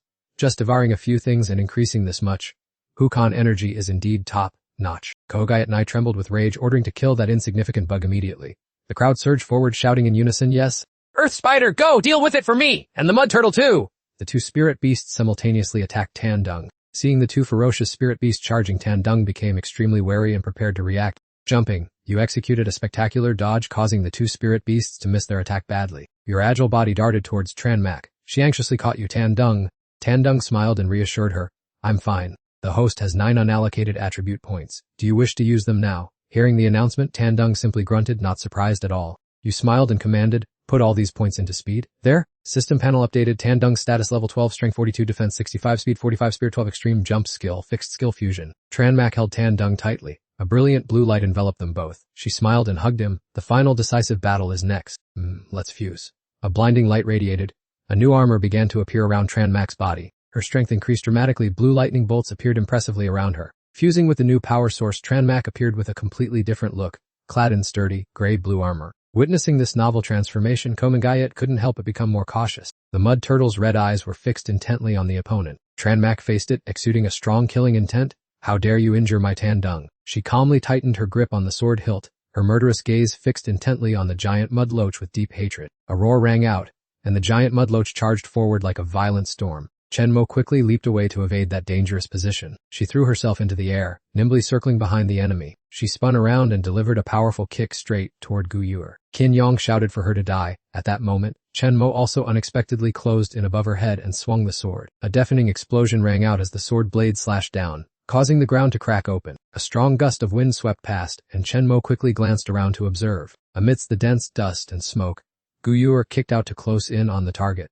A roundhouse kick aimed straight at Chenmo's blocking arm. The horrific force of the kick sent Chenmo flying far away from the combat range. Chenmo's body recoiled dozens of steps before managing to regain balance. Chenmo tried to plant his feet firmly, stopping at a safe distance to build momentum. Qin Yong worriedly wondered why her strength had surged so dramatically, while Chenmo was also full of suspicion. Gu Yur gave a devious snicker, slowly cracking her knuckles before provocatively asking if they were surprised. With a bright red blood aura surrounding her, she laughed haughtily and said she could also absorb spiritual energy from the formation. Gu Yur crossed her arms while looking at Chenmo and calmly asserted she could also internalize the power of the great formation like a spirit beast. Having said that, she vanished like a bolt of lightning and then charged straight forward. Qin Yong panicked and shouted a warning as he saw her closing in, while Chenmo's eyes widened in intense concentration. Before they could react, she had rushed forward to confront them, and two streams of blue and orange energy collided violently. The two grappled back and forth. Gu Yur's speed was so great that Chenmo struggled immensely to defend. A horizontal sword strike forced her to lean back to avoid it. Such speed made Chenmo frown. Chenmo persistently swung the sword downward, but Gu Yur easily sidestepped to escape. The blade struck straight down into the hard ground, splitting the stone floor in two. Qin Yong swore bitterly at his opponent's agility.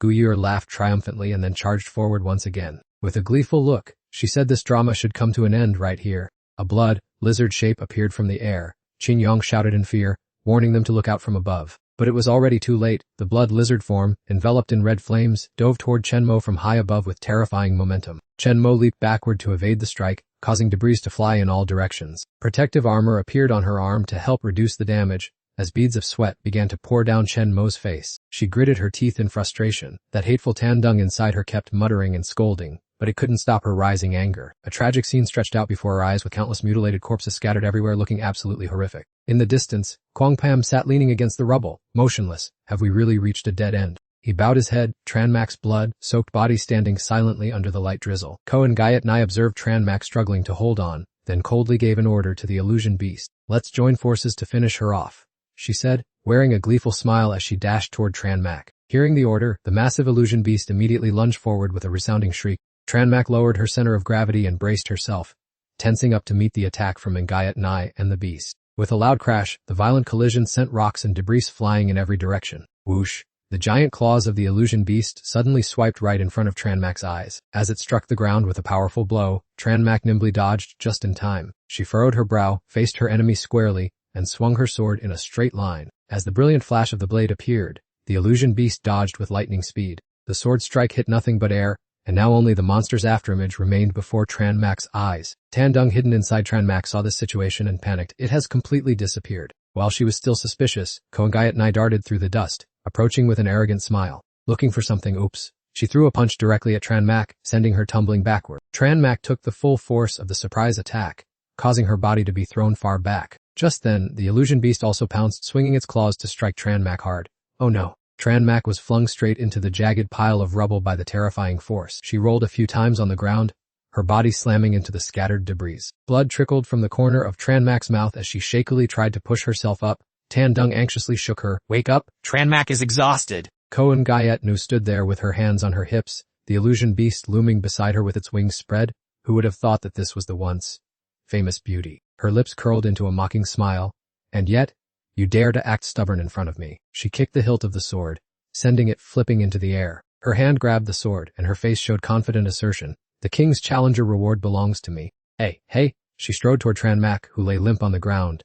"The king's challenger reward is her." At this moment, Tandung withdrew from the fusion state and separated from Tranmak's body. His small figure stood solemnly to block her path. "That's enough. Don't even think about hurting Tranmak." Ko and Gayatni was never one for mercy. She stomped her foot and lunged forward. The defeated should just behave themselves. Receiving the command, the sword swung straight forward, a burst of fire flaring up that struck terror into the opponent. Tandung did not flinch. He gritted his teeth and stood his ground firmly to protect Tranmak from Guyunai's attack. At that very moment, a massive halo of light suddenly flared up in the distance. The brilliant glow immediately caught the attention of both Tandung and Guyunai. Before they could process what was happening, the epicenter of the light exploded, hurling Guyua, Tandung, and Tranmak backward. Gasping, Guyunai quickly plunged her sword tip into the ground to steady herself. Fortunately, she did not tumble over. Humph! Tandung fared no better. He and Tranmak were thrown far by the shockwave, landing in a disheveled heap. What is this? Guyunai narrowed her eyes, warily observing the scene unfolding before her. The Void Kun? Before her was the once motionless body of the Void Kun, now glowing brilliantly and swaying its tail as it hovered in the air amidst a rainbow radiance. Faced with this strange sight, Guyunai wondered suspiciously, hadn't the Void Kun died long ago?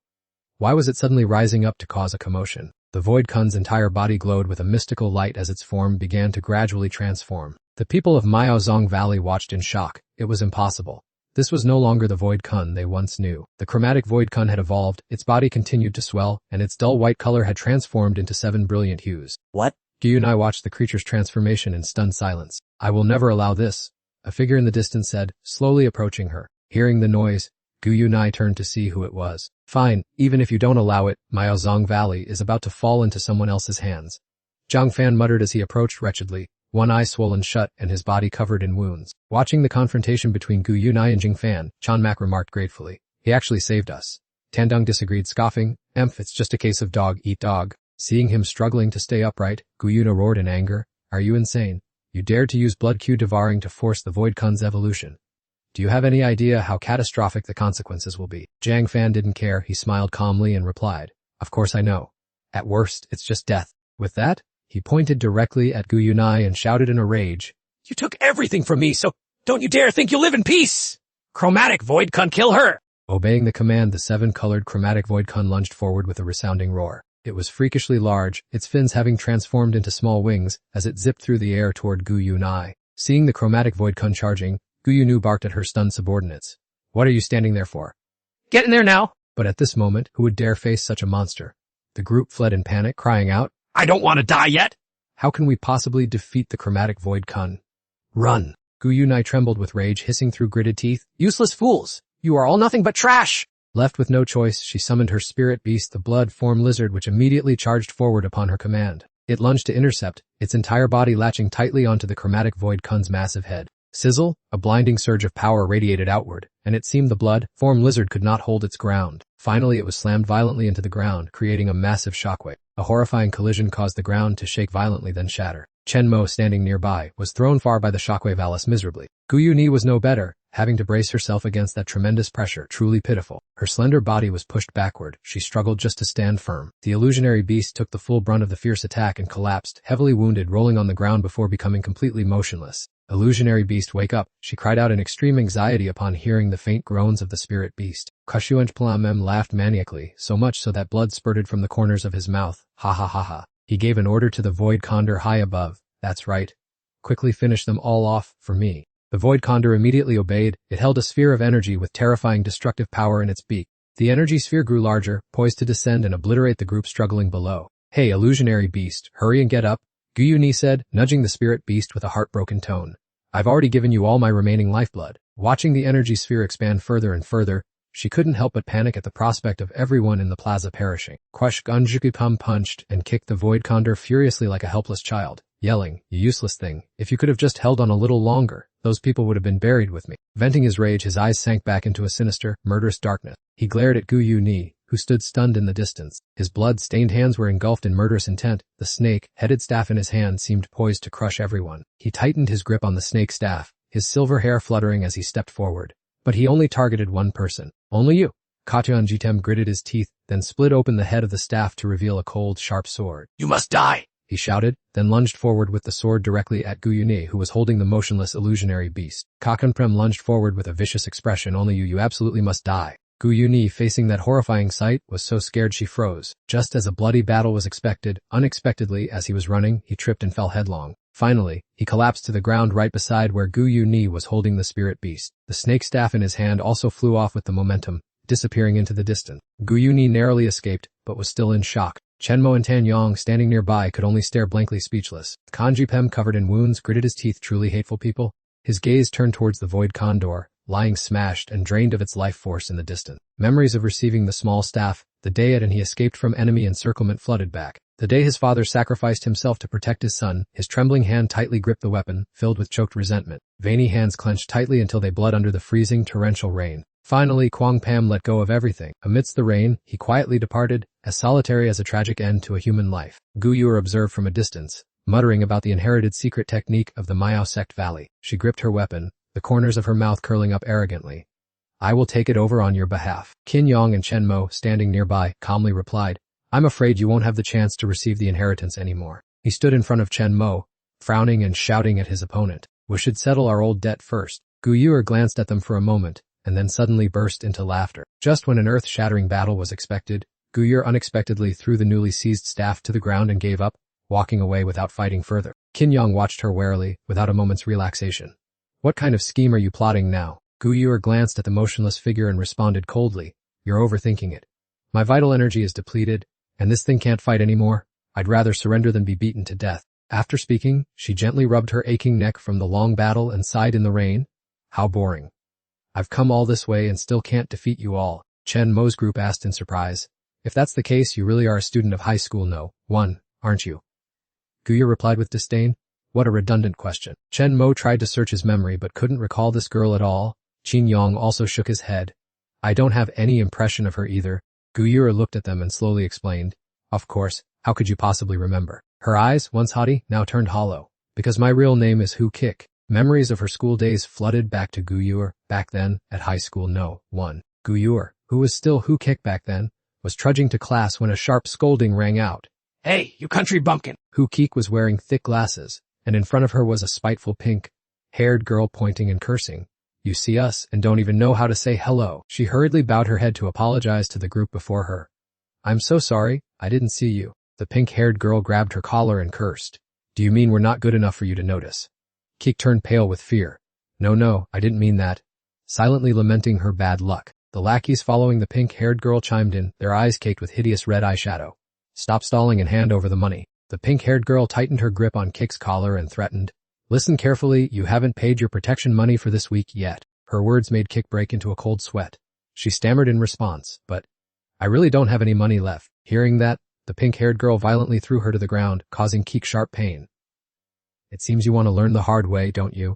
The group surrounded Gu Yur like a pack of demons, mocking her and wanting to teach her a lesson she would never forget, causing her to tremble and plead, "Please, just let me go." She grit her teeth, looking at the girls bullying her with eyes full of resentment, wondering why her life was always filled with such injustice. Was it because she was too unremarkable that she was looked down upon? She choked back her humiliation, wondering if they really had the right to bully her just because they didn't like her. Just then, a warning shout rang out from afar as 2 darts came whistling through the air.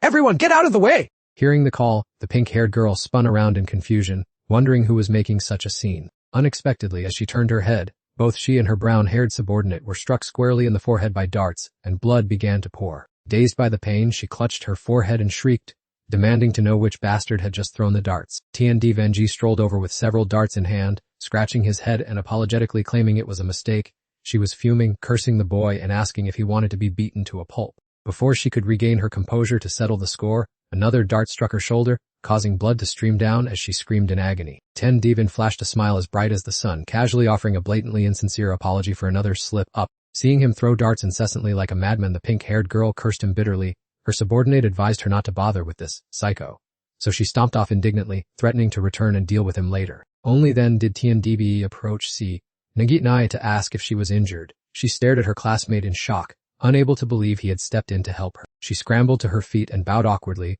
whispering a word of thanks, her heart in a flutter since this was the first time anyone had protected a nobody like her. Unexpectedly, TNDB didn't care about the gratitude. He checked his watch and realized with horror that he was about to be late for his match with Tren MC. He dashed away at full speed, leaving Sinangautne behind.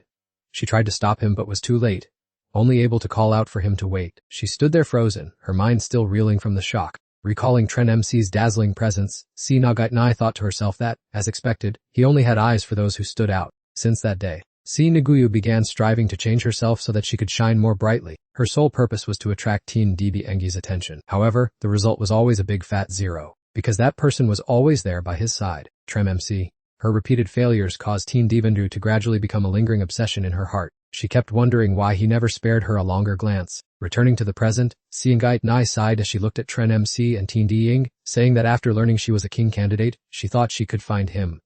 Before Tren MC did, she stood with her hands on her hips, looking dejected, not expecting to still be one step behind. Tren MC and TNDB could only listen in silence, their faces blank with confusion. He turned to ask Tren MC seriously if there was anyone in their class named Haskachse. Tren MC honestly replied that he had forgotten, leaving Sinangautne speechless with frustration, because neither of them could grasp the point of the story. She looked at the two of them, and said calmly that she was a loser from beginning to end, and even in this world, nothing could be changed. As soon as she finished speaking, a devious smirk crossed her beautiful face, likely because she felt backed into a corner. Quick as a flash, she lunged forward and hugged Teen Deving tightly, insisting on joining the team. This sudden action made Teen D jump in surprise. Whoa! Tren MC watched in panic as the girl clung to Teen Deving. Oh, Teen Deving. Facing the person who dared to snatch away her loved one, Tren MC showed no mercy. She growled and cracked her knuckles threateningly, telling her to let go of Teen Dng immediately, while Si Nengitni quickly argued that the king candidate team limit is 5, so she had every right to join.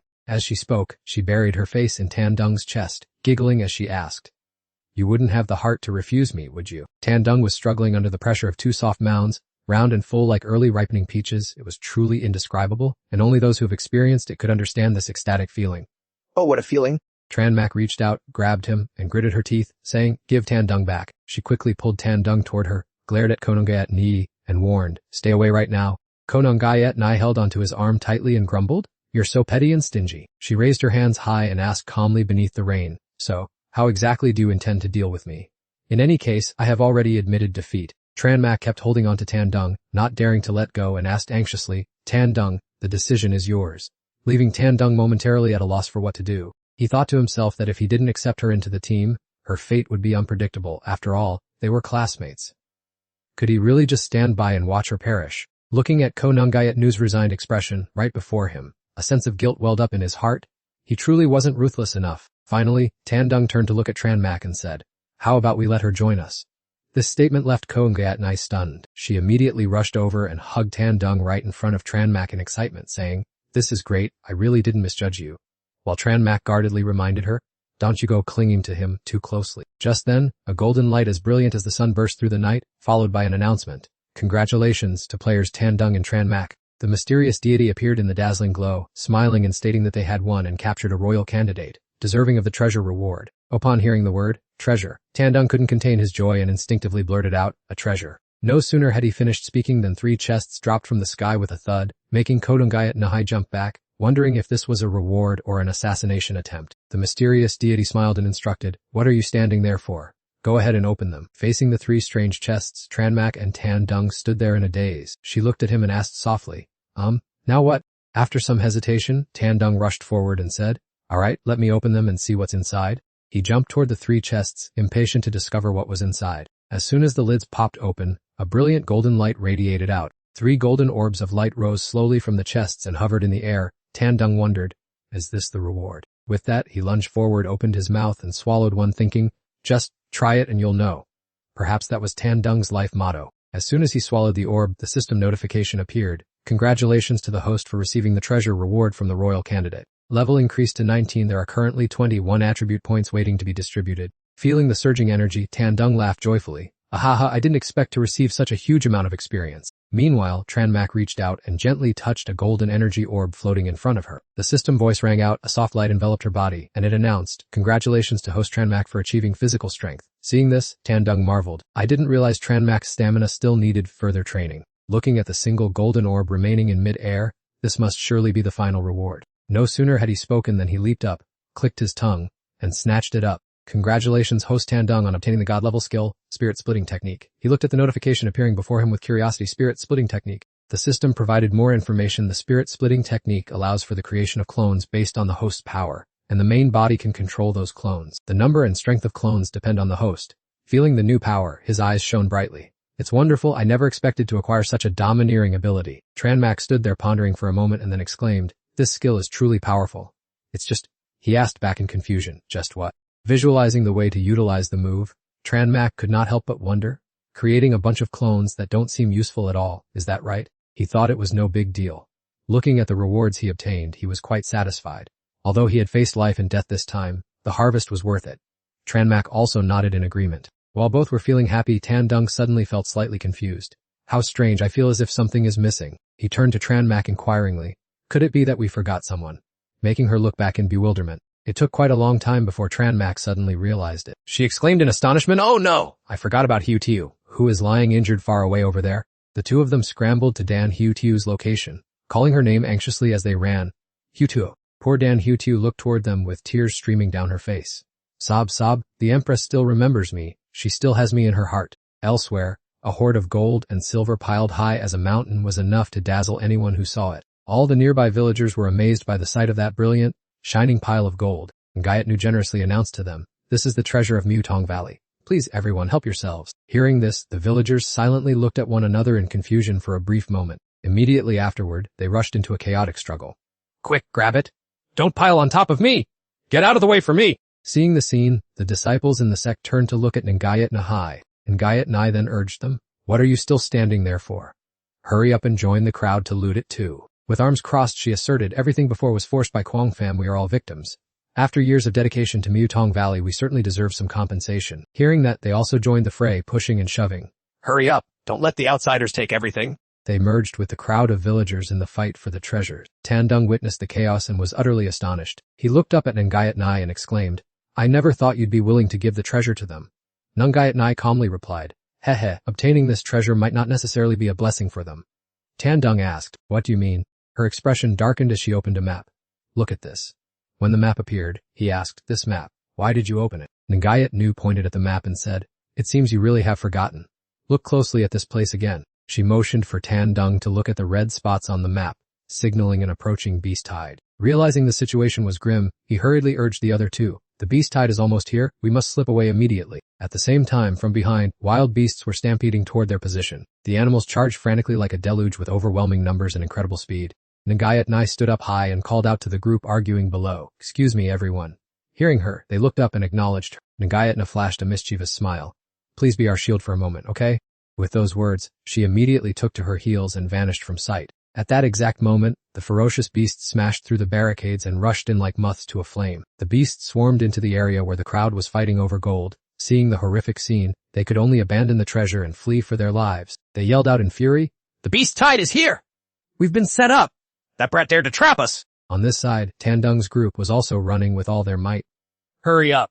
Why does this beast tide seem so much more intense than before? And Gayatnu fell behind and called out, Hey, you guys! Wait for me! Tandung didn't even look back, coldly stating, Who has time to wait?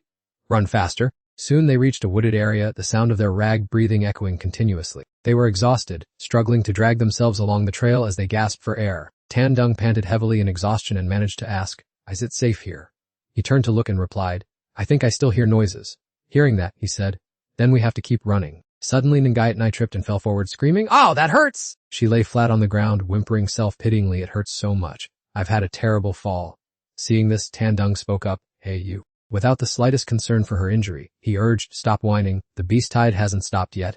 Nangayatnai immediately switched to acting spoiled, her face pouting as if she were about to cry. Then she sat up, clutching her arm, her eyes welling up as she pestered Tandung. I can't run anymore. I won't move unless Brother Tandung carries me on his back. Tandung looked back with a look of utter confusion. What did you just say? He looked at Nangayatnai and shouted, Look at my build! Do you think I can carry you? From a distance, Tranmak said irritably, I really want to punch her. Seeing this, Hu Tiu chimed in, Whom does the Empress want to deal with? I shall assist you. By now, night had fallen, and amidst the silence, Tandung's voice rang out. He walked ahead excitedly, asking if they had accidentally escaped the poison mist forest. Nangayatnu nodded in agreement, That's right. She checked her system interface and said, If I remember correctly, there's a large city nearby. I think it's Lamjiang City. Hearing this, Tandung turned back and remarked, You know the terrain here quite well. She replied, After all, I've been stationed here for nearly a year, so I know the basic information. At those words, the whole group froze. Tandung exclaimed in shock, A whole year?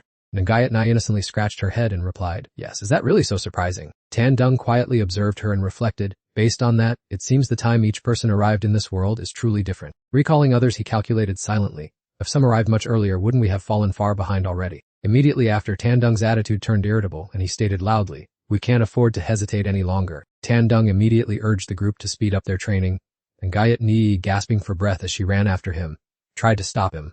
Hey, what's the need for such extreme haste? A moment later, the group stopped right by the edge of the lake. Tandung's eyes widened in amazement as he blurted out. He remarked in surprise that this was a large river.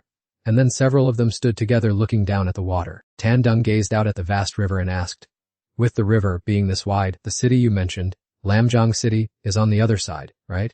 Nugayatnu, standing nearby, explained, That's right. Lamjiang City is actually located right in front of this island. It was formed by the silt accumulation from this massive river. Tandung observed the terrain of the Lianbao River and noted that with such a convenient transportation network, it was no wonder this was the most prosperous city in the region. Just then, Nangayatnai sprawled out and nonchalantly declared, Without a boat, there's no way to cross the river. In short, resting isn't even important right now. Seeing her lie down, Tandung said irritably, Why are you just lounging around? Nangayatnai replied, It's late. Aren't you guys planning to get any sleep at all? Tandung grumbled in annoyance. I think you're just good at being lazy. At that moment, something caught Xiao Xiao's attention nearby. She pointed toward a distant boat and said to Tranmak, Empress, look, there's a boat over there. In the distance, an old man was leisurely puffing smoke from his pipe. By then, the old man had also noticed the group and looked over at them. Tandung rushed over and asked, Grandfather, could you take us across the river to Lamjiang City? Hearing this, the old man jumped in shock. What kind of monster is this that can speak the human tongue? Tandung lost his temper and shouted at the old man, You're the monster.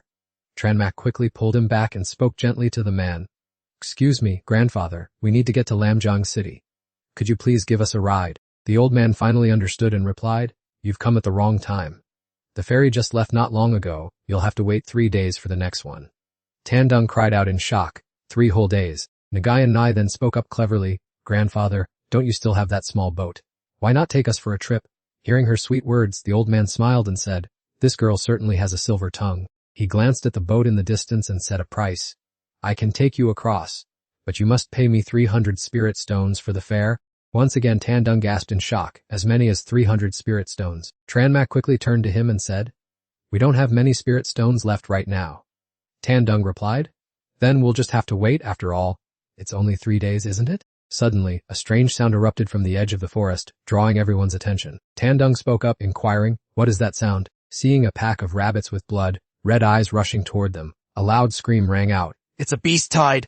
The beast continuously emitted haunting high-pitched squeaks and shrieks. Faced with this situation, Tandung quickly yielded to negotiate. Fine, 300 spirit stones it is. We're getting on the boat right now. The old man smiled triumphantly. Finally, I have customer. A moment later, they were settled on the boat. As the old man rowed, he asked, "Are you kids in a hurry?" Before he could finish, Tandung interrupted. We're in a huge rush. Please row faster, old man. Then the boat sped out onto the water as the old man shouted, "All right then, let's go." At that moment, giant creatures on the water's surface continuously emitted strange piercing screeches. The herd of spirit beasts vied with each other to dive into the cool water. Seeing this, Tandung sat on the boat and laughed out loud, saying that these spirit beasts didn't even know how to swim. Nangayat and I also breathed a sigh of relief. Luckily, we made it onto the boat in time, otherwise we would have certainly become a meal for those monsters. Looking around at nothing but water, Tandung sighed. This time we have gone too far from the shore. I'm afraid it will be hard to turn back in time. Then, he turned to the old man and asked, "That's right, sir. With such a vast river, there must be quite a few spirit beasts, right?" The old man nodded and replied, "You're right." The old man turned his head to look at everyone and continued in a calm tone.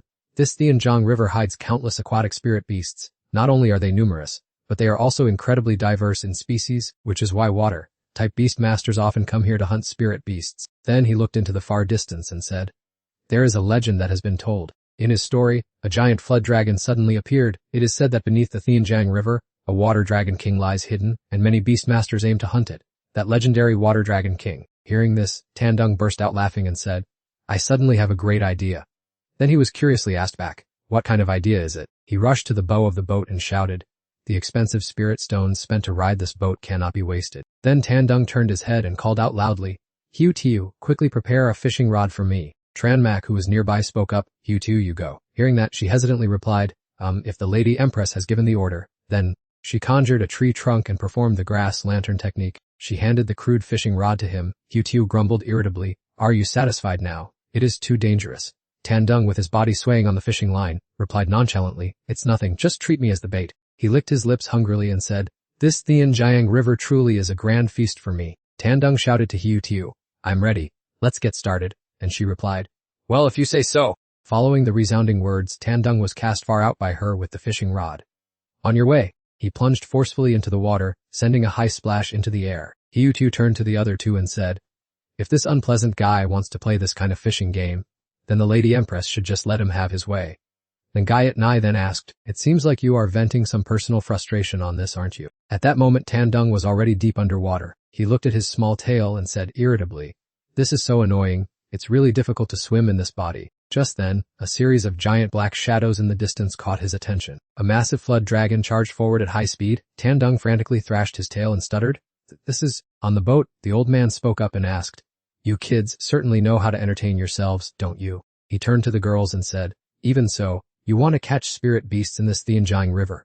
If you catch spirit beasts and damage my boat, you must pay compensation." With a determined face, Nangayat Nu gave a thumbs up and said, "Don't worry, old man, we are very strong." Right at that moment, there was sudden movement on Hu Tiu's fishing rod. She shouted loudly, "It's a bite." A giant fish was being pulled up. The old man looked at this sight in complete shock. A moment later, the old man shrieked that it was a flying swordfish. "We're doomed." As its stats appeared, flying swordfish water type currently at level 28. The old man's face turned pale. He gripped the oars tightly and said, "The flying swordfish is a fierce aquatic monster. Both its speed and power are terrifying. It truly is a nightmare for ferrymen." The massive fish thrashed wildly beneath the water's surface. Tandung said confidently, "The ferryman's nightmare is nothing to me."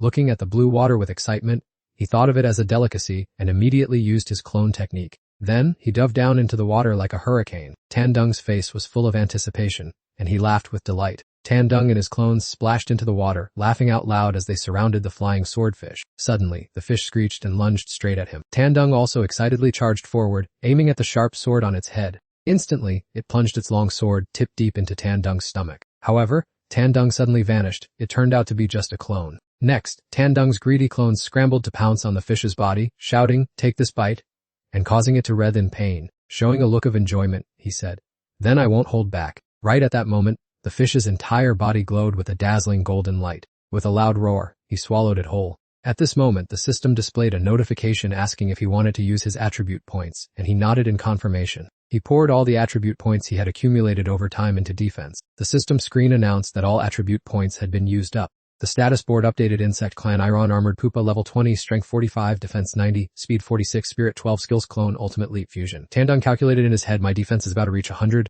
Then Tandung remembered the giant dragon from earlier. and wondered if the spiritual beast he had just met was really a flying swordfish, as it felt much larger. In the distance, the silhouettes of giant fish kept rushing over, and he looked over with excitement. Watching the school of fresh fish swimming, Tandung exclaimed, "There are this many," while the fish frantically and excitedly charged toward him. Only then did the old ferryman speak up, "Forgot to mention, the flying swordfish is a pack-dwelling spiritual beast." Hearing this, the three of them simultaneously glared at him with darkened expression. Underwater, Tandung cried out in panic, "I can't devour such a massive crowd." The old man calmly continued, thinking to himself that this iron pupa was still so skillful when facing a swarm of flying swordfish. He mused, "These people are definitely not to be underestimated." Hiu-Tiu-Mat was pulling the fishing rod with all her might, complaining, I can't hold on much longer. At this point, the fish leaped high out of the water, sending splashes everywhere. The ferryman, suddenly splashed with water, shouted out loud in annoyance. Seeing the old man frightened, Ngayatnai said, "I think he's terrified.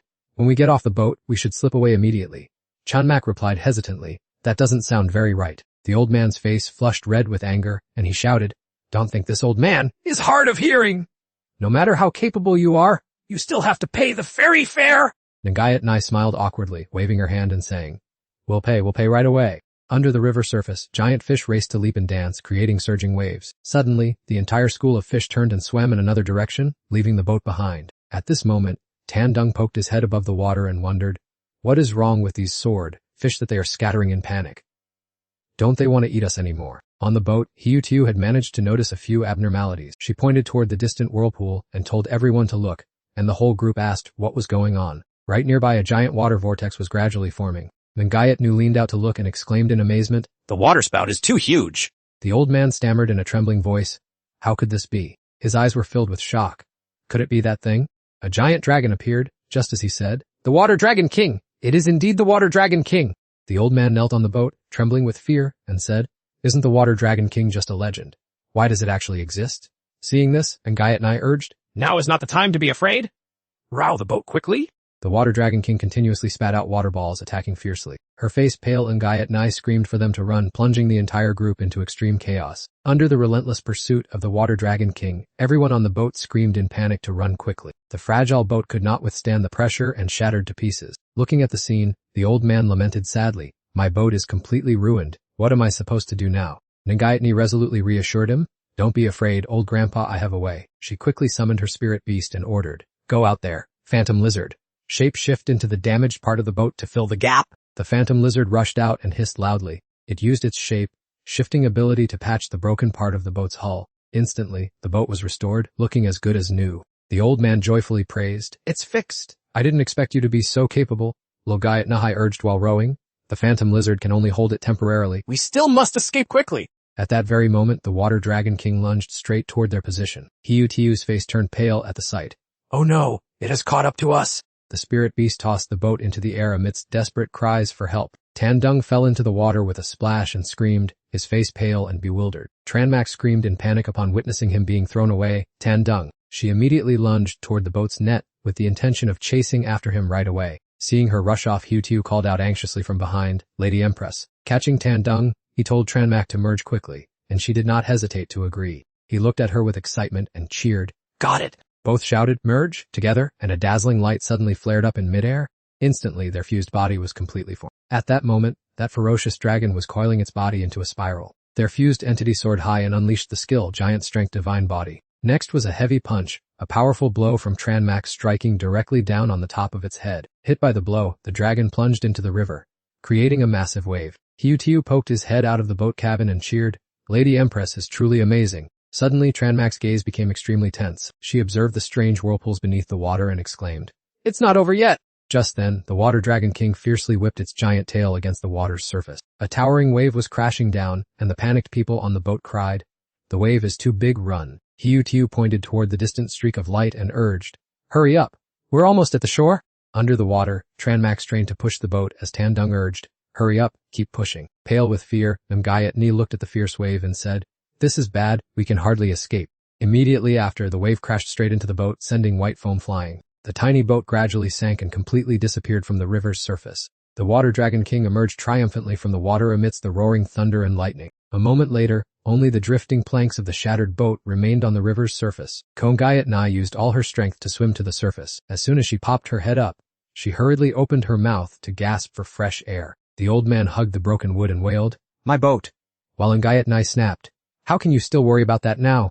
While swimming to shore, Ngayat Ni lamented, "We are doomed this time," and Tan Dung reminded her, "Ngayat Na, quickly use the illusion lizard to get everyone out of here." She suddenly remembered and replied, "Oh, right." Instantly a shimmering illusion lizard appeared above her head. Ngayat Nai said expectantly, "Illusion lizard, I'm counting on you." The ferocious dragon was still closely pursuing them without letting up. It plunged violently into the water, creating a terrifying tremor. The powerful vibration under the sea made the water dragon king look back. The illusion lizard, now transformed into a dolphin, sped away as Tan Dung's group clung tightly to its back, and Ngayat Ni praised the illusion lizard for doing a great job. The water dragon king pursued them relentlessly and then, with a gulp, swallowed something into its stomach. Immediately afterward, it opened its mouth wide, let out a roar, and launched an attack forward. Instantly, tall columns of water began to erupt from the sea's surface. The Hoon Unahet Teach was thrown out of the water, causing people to fall in all directions and scream in pain. The Hu Unach Th let out another tragic cry. Ngayat Ni watched this scene and exclaimed in worry that it was over, as the Hu Nak Th was too exhausted to hold on until they reached the shore. Tan Dung looked toward the nearby land and said they only needed to get close to the shore. He turned back and shouted to everyone that the shore was nearby, telling them to jump into the water and hold onto him tightly. They all reached out to him in unison without saying another word. The air bubbles from their movement formed 5 parallel airstreams. Tan Dung instructed everyone to hold on to his hands firmly. A giant column of air shot up from the sea thanks to his extreme leap skill. The silhouette of the dragon was still frantically rushing from behind. Then they quickly soared out of the seawater. Tan Dung kept reassuring them that they were almost at the shore, but Ngayat Nai replied that they would surely fall to their deaths, so he immediately called for Hu Tiu to take action. Hu Tiu received the order and acted immediately, raising her hand to cast a vine technique. Suddenly, a layer of soft vines grew on the sand, covering the ground. A pool of seawater carried the whole group directly into that pile of vines. A month passed and everything around them gradually became calm. Tan Dung lay on the vine carpet groaning in pain, beside 2 girls who were lying sprawled out. Ngayat Ni looked out at the empty sea and said that they were saved and the dragon had likely left. Hu Tiu replied that it was true. Luckily, they had made it to shore in time. Ngayat Ni jumped for joy and cheered because they had finally escaped, while Hu Tiu added that she thought she would lose her life this time. At that time, Tranmak looked into the distance and thought that something was wrong. Tan Dung asked her if she had that same strange feeling, and she nodded in confirmation. After hearing this, he affirmed that the dragon indeed seemed to have intentionally let them go. His eyes darkened as he wondered what its true purpose was. Ripples suddenly appeared on the surface of the sea. From afar, a figure scrambled up and shouted that they should not celebrate yet. Tan Dung replied with a soft huff of confusion. The old man pointed his finger at them and grumbled that his boat was ruined, asking how they planned to compensate for the damage. The old man in the distance pointed and shouted, causing several people to turn back. "My boat is gone. How do you plan to resolve this consequence?" Tan Dung, his face covered in mud, hesitantly replied, "As for this," suddenly flying into a rage, he looked out at the sea and said, "This is clearly the work of the Water Dragon King. You should go find him and demand compensation instead." Hearing that, the old man grew even angrier. "If it weren't for you people fishing, this wouldn't have happened. You must pay for my boat." Tan Dung glared and asked, "Fine, how much?" "We'll just pay you back, okay?" Without a moment's hesitation, the old man replied, "Labor plus repair costs, you owe 2,000 spirit beast stones." Hearing this, Tan Dung's face turned pale as he exclaimed, 2,000. Why don't you just rob us instead? Then Tan Dung let out a weary sigh.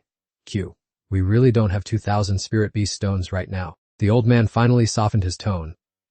I figured you wouldn't have that much money. He glanced to the side and said, "No matter, I have a better plan in mind." The old man cast a scrutinizing gaze toward the 2 soaking wet girls nearby. Hiu Tiu immediately used her hands to cover herself and spoke up. "What kind of trick are you trying to pull?" The old man's eyes darkened with a perverted expression. "Naturally, I'll have to make use of your strengths. Now, hurry up and pay off your debt." He approached them with a cunning look on his face. "With figures like yours, I'm sure you'll pay off the debt in no time." Both girls turned pale and Hiu Tiu stammered, "You..." A shrill scream echoed through the area. "Don't you dare come any closer!" The scene shifts to the next morning, where a house with thick smoke rising from its kitchen chimney appears. A crowd of people was gathered and shouting, "Don't push!" as they all lined up in front of Feng Kai BBQ. At the front of the line, a loud voice rang out, "I want an order of BBQ. Just have that dark-haired girl bring it to me." Hiu Tio, now transformed into a server, said with a bright smile, "Everyone, please line up in an orderly fashion." Showing off her curvaceous figure, she said, "1 order of BBQ, right?" "I've got it down!" Nearby Chanmat was also cheerfully welcoming people. "Please everyone this way." All 3 girls dressed in revealing outfits shouted in unison, "Welcome to Feng Kai BBQ," and the crowd below cheered with excitement. One customer raised his hand and called out, "Hey girl, more beer for us." To which someone in the group replied, "Coming right up." A bald guest excitedly remarked, I never expected old man Feng to find such beautiful ladies to work as servers. The person next to him nodded in agreement. That's for sure. They watched the girls intently and commented, that physique, that face, truly a masterpiece of human beauty. At that moment, the old man sitting nearby cleared his throat. Am. The old man turned to them and said, our shop has a minimum spending requirement. The bald guy was surprised. Oh, old man Feng. He asked, where did you find these girls? The old man hesitated, then said, just mentioning it makes me seethe with anger. Taking a sip of water, he began to recount how his boat was capsized by the Water Dragon King while he was transporting them to Linjiang City. The two guests looked astonished and exclaimed together, the Water Dragon King. The old man explained, it's the very same Water Dragon King from the legends. Over 10 meters long and capable of summoning wind and rain. It was truly terrifying. Hearing those words, the two guests suddenly fell silent. The old man asked wonderingly, what's wrong? Don't you believe my story? They quickly denied it, saying, no, of course not. The bald man spoke up. It's just that lately, rumors about the Water Dragon King have been everywhere. I've heard it mentioned 3 times already. Meanwhile, in the kitchen, Tandung was struggling to light the fire. The old man added, I've heard about that, too. He stood there eavesdropping on their conversation. Moreover, many beast tamers were flocking to Lamjiang City to try their luck at capturing the legendary mythical beast. He exclaimed in confusion. Tandung rushed out of the kitchen and asked, has that Water Dragon King only recently appeared? Upon seeing him, some guests exclaimed in surprise, a spirit beast that can speak human language. Seeing him, the old man reminded him, hey, get back to grilling the meat. Don't be lazy. He replied, don't worry, everything is done. Tandung glanced into the kitchen and proudly asserted, my work never stops. The old man clicked his tongue in frustration, Tisk. Then Tandung lost his patience and shouted, you guys keep talking. With a determined look on his face, he asked, what exactly is the deal with the Water Dragon King? The bald man looked surprised and exclaimed, oh. Then he told Tandung that the legend of the Water Dragon King had existed in Lamjiang City for nearly 1,000 years. He continued, but no one has ever seen its true face, and everyone thought it was just a myth. Hearing this, Tandung paused, feeling that something wasn't quite right. The bald man agreed, yeah. Tandung looked up and pondered. It seemed as though the Water Dragon King's behavior was intentionally drawing people here. Did it have some kind of scheme? Suddenly, the old man spoke up, making him immediately turn around with a questioning look. Pointing at the smoke in the kitchen, the old man scolded, you've burnt the grilled meat to a crisp. Now get back in there immediately. The sound of hooves clashing rang out. This amount will be deducted from your salary. Don't make any more noise. After settling everything, Tandung sighed and said, phew, I just feel like Lamjiang City isn't very peaceful. The scene shifted to the silent night. The girls collapsed and complained, I'm exhausted. My hands are still so sore. Nagai and I hugged Tandung and pleaded coquettishly, Tandung, you didn't help me with a massage at all. From a distance, Tranmak let out a soft cry. Oh. Tandung squirmed in her arms and said, hey, don't hold me so tight. Hearing that, she teased him, well, our Zitandung actually knows how to be shy. He immediately stammered, hey. Right beside them, Tranmak glanced over at her. Seeing this, Ngai Nai responded accordingly. Facing the fiery aura emanating from Tranmak, Ngai Nai quickly said, fine, I'll let go. Is that enough? At that moment, the old man's figure appeared in the distance, and he said, you guys did quite well today. Blowing out smoke, the old man spoke up, based on today's earnings, you can pay off your debt in a month. Hearing this, Tandung exclaimed in shock, a month. He grumpily wondered why such a tiny boat was so expensive. The old man replied that the high price was justified, otherwise he would have to provide an identical boat as compensation. Then he pointed toward the nearby hut and told them to stay there and rest, advising them to go to sleep early to be ready for work tomorrow. Looking at the small thatched hut nearby, all 3 of them fell silent, not saying a word. Tandung watched the old man's retreating back and muttered an insult. That hateful old man. You'll surely suffer a heavy loss. Tranmak spoke up to dissuade them, saying, let it go. We did break their boat after all.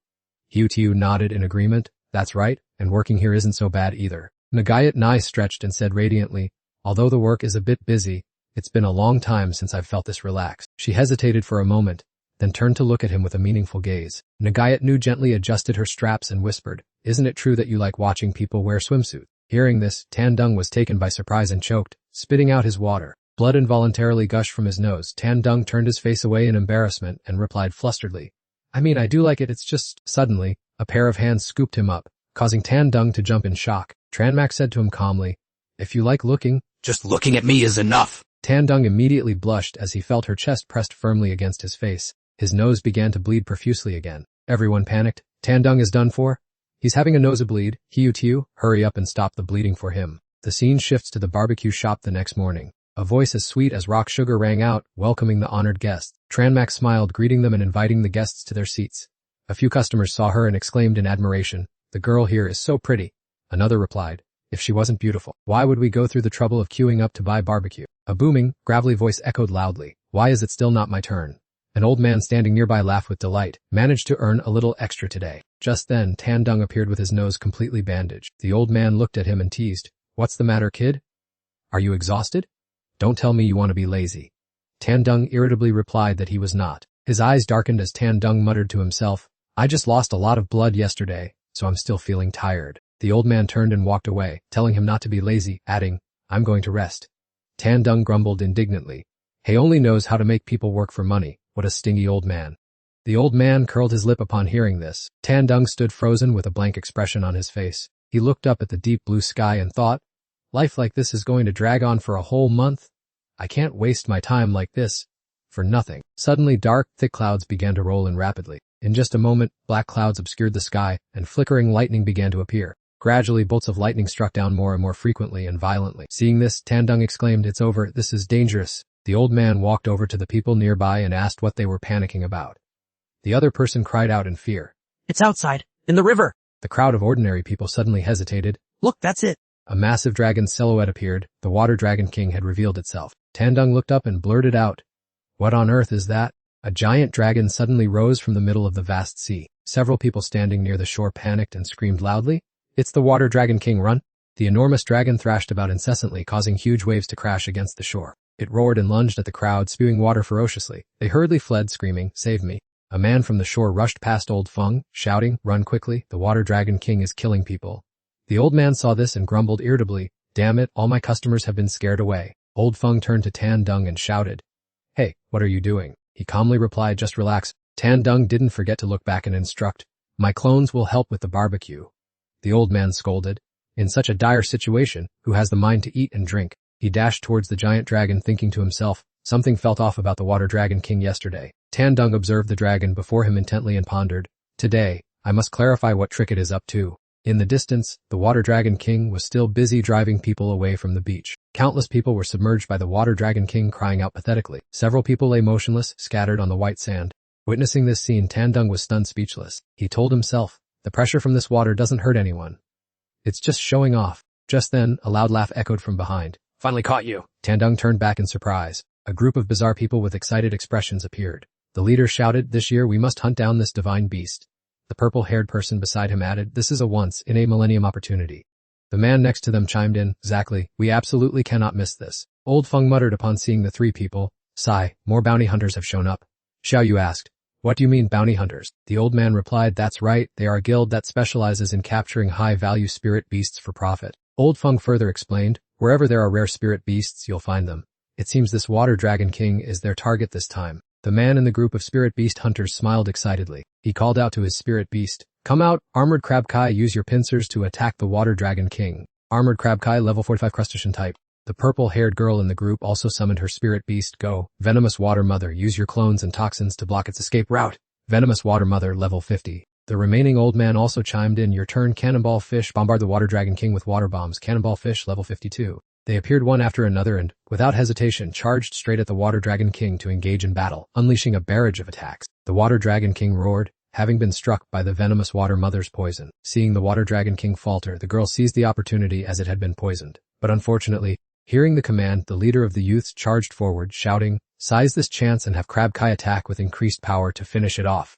Tan Dung stood by silently observing as the three spirit beasts rhythmically pressed their attack on the Water Dragon King. He silently admired these people's strength is truly formidable and their coordination skills are incredibly seamless. A feeling of doubt rose within him, wondering if these tricks would be enough to defeat the Water Dragon King. Beneath the water's surface, the Water Dragon King roared fiercely, its eyes suddenly glowing with a menacing light. It swatted the sword demon spirit beast far away, and then a massive column of water suddenly shot straight into the air. Hit by the relentless rush of water, the man hurriedly covered his face and cried out in agony. The crab nearby was also swept away by the current, letting out sounds as if it were begging for its life. The group of spirit beast hunters was thrown onto the sandy shore. The man was frustrated and irritable, cursing their bad luck at letting it escape again. He gazed regretfully out to sea while Tan Dung, watching from a distance, could only laugh, knowing the Water Dragon King wasn't so easily subdued. Just then, the sound of the system rang out urgently, causing him to startle and look over. A notification panel suddenly appeared indicating the system was scanning the surrounding area. The text that appeared left him stunned. There was a king candidate present, and he needed to be cautious and on guard. After reading the warning, Tan couldn't help but be amazed, his eyes fixed on the map as he whispered to himself. A king candidate. He observed the people around him, curiously wondering to himself if the target could be right there among the crowd. Suddenly, a tall figure appeared right behind Tan and asked, "A king candidate, that must be you, right?" Tan turned to look back, a flash of surprise in his eyes, wondering when this person had approached him. Without a second's hesitation, Tan swept his hand quickly through the sand at his feet. He lunged forward to confront the person, demanding, "Who are you?" causing the guy to stammer, unable to get a word out. It turned out to be Kwang. Tan squinted and smiled, explaining, "I didn't mean to scare you, it's just that the system reported a king candidate nearby, so I was curious." Tan couldn't help but be taken aback after hearing that, his eyes widening in confusion. He asked, "Is the system malfunctioning? This guy is a king candidate." The system immediately replied, "The system is never wrong." From a distance, two girls in bikinis ran over, and Tranmak asked worriedly, "Tan, are you okay?" He gave a slight nod to greet them. Ngayat kept a serious expression and said, "We received confidential information about a king candidate," and Tranmak agreed, "That's right." Tan replied with a faint smile, "That is indeed the case." Then he glanced at Kukwang standing in the distance and said, "The king candidate is that guy over there." Ngayat pointed at him with a sarcastic expression. "No way," and even Tranmak shook her head, unable to see any aura of a powerful warrior. Kwang scratched his head and tried to explain, "Sorry about that. I really don't look reliable at all, but I really am a king candidate." Hearing this, Tan paused for a moment before suddenly remembering something important. He suddenly remembered someone and realized that this demeanor had several similar traits. Tan recognized him and spoke up, "I know who you are now, you are Hao Kwang." When his name was called, he laughed foolishly and said, "I didn't expect you to still remember, I'm so happy." Tranmak asked bewilderedly, Kwang. At this moment, Ngayat clapped her hands and exclaimed, "I remember now, it's the shortest boy in our class." Thinking back to the old days, he used to just huddle in a corner of the classroom, and was also very shy. Kwang smiled sheepishly and said, "With your appearance like this, I really don't recognize who you are." Hearing himself being asked about, he also gave a silly smile and replied, "I'm Tan. He then pointed to the two girls and introduced them. "They are Tranmak and Ngayat and he." The mischievous girl spoke up, "Hi there, I'm Ho Ka, but here I'm called Ngayat me." She pounced on him to pinch his cheeks and teased, "Hey Tranmak, even though we've transmigrated, everyone has changed so much, only your cute features haven't changed at all." Kwang said awkwardly, "Please, stop pinching my cheeks." He suddenly remembered something and blurted out, "Sorry, I almost forgot something important." Kwang smiled triumphantly and said, "Now that we are all king candidates, surely everyone's goal is to claim the final victory." Then he smiled enigmatically, therefore, in order to achieve that glory. His face showed no emotion, and he said in a nonchalant tone, "Could you guys just go ahead and die?" Hearing this, the three of them were stunned and simultaneously turned their gazes toward Kwang. Ngayat broke the stifling atmosphere. She laughed loudly and said, "Is this kid joking?" Tan added, Kwang, "This attitude of yours isn't scary at all." Still keeping a smile on his lips, Kwang's gaze became extremely serious. "I am not joking with you guys." The space suddenly fell silent. When the topic of life and death was mentioned, all four looked at each other in silence. Tan turned to the two people beside him and asked anxiously, "What do we do now? Do I really have to fight him?" Tranmak spoke up, "It doesn't feel right at all," and Ngayat continued, "He looks too fragile. Besides, I remember back in the day he was always bullied by his classmates." Tan came up with an idea, "Forget it. We'll just fight until he collapses. If he keeps pestering us, then we'll use real force." Tranmak immediately agreed. "Alright then." Tan looked at Kyun and said, "I understand, let's fight." Kwang was immediately excited, "Really? Thank you all so much." Ngayat reminded Tan Kwang is so cute, don't hit him too hard. He replied, "Rest assured, I know how to pace myself." His voice rang out decisively, "Tranmak, let's merge." She clasped her hands together and replied, "Alright." Immediately a blinding light accompanied by electric sparks was released, forcing Kwang to cover his eyes with his hands. He slowly squinted to observe the situation in front of him. At this moment, Tan urged, "Let's make this quick," and Tranmak replied immediately, "Understood." At that moment he had transformed into armor on her body. Now that the two were united, they stood tall before Kwang, leaving him stunned as Tan proposed a strategy. "We must win this battle quickly." And Tranmak quickly agreed. Without hesitation she lunged straight toward Kwang, delivering a powerful punch. He dodged the blow and then turned back with a faint smile. "You guys actually have the ability to merge for battle, and the speed is so fast." Then his face darkened.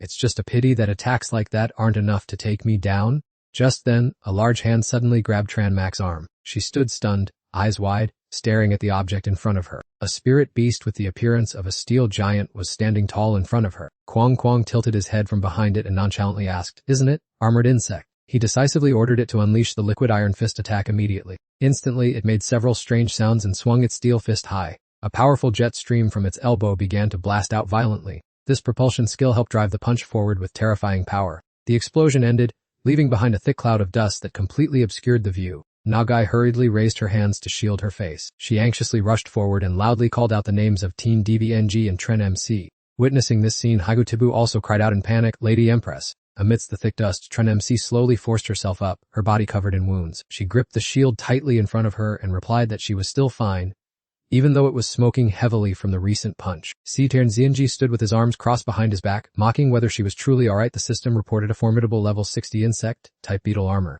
From within, Teen DB spoke with apprehension, noting that this guy had reached level 60 and this power gap put them in an extremely dire situation. BunRv NGC pointed toward his opponents and said he would soon end their pain. Standing at a distance, he promised to let the beetle armor end their lives in a single strike. After speaking, he ordered the beetle armor to open all its gas valves, and it immediately complied. It quickly adjusted its stance to prepare for the upcoming bloody battle. It slammed its feet onto the ground to gain momentum for the charge. A figure flashed by, leaving a hazy trail of dust in its wake. The beetle armor roared fiercely as it lunged directly at the girl standing before it. Tendi Benji immediately shouted a warning for Tren MC to flee quickly. It lunged with terrifying speed and delivered a strike, but Tren unluckily managed to jump and dodge in time. At that moment she vanished rapidly, leaving only a faint afterimage behind. Seeing this, Benji shouted frantically, ordering the beetle armor not to let them escape. Hearing the command, it immediately accelerated and activated its powerful propulsion skill. Its body moved so fast it seemed invisible, leaving only blurred streaks behind. Sensing danger, Tren MC hurriedly turned her head to look back.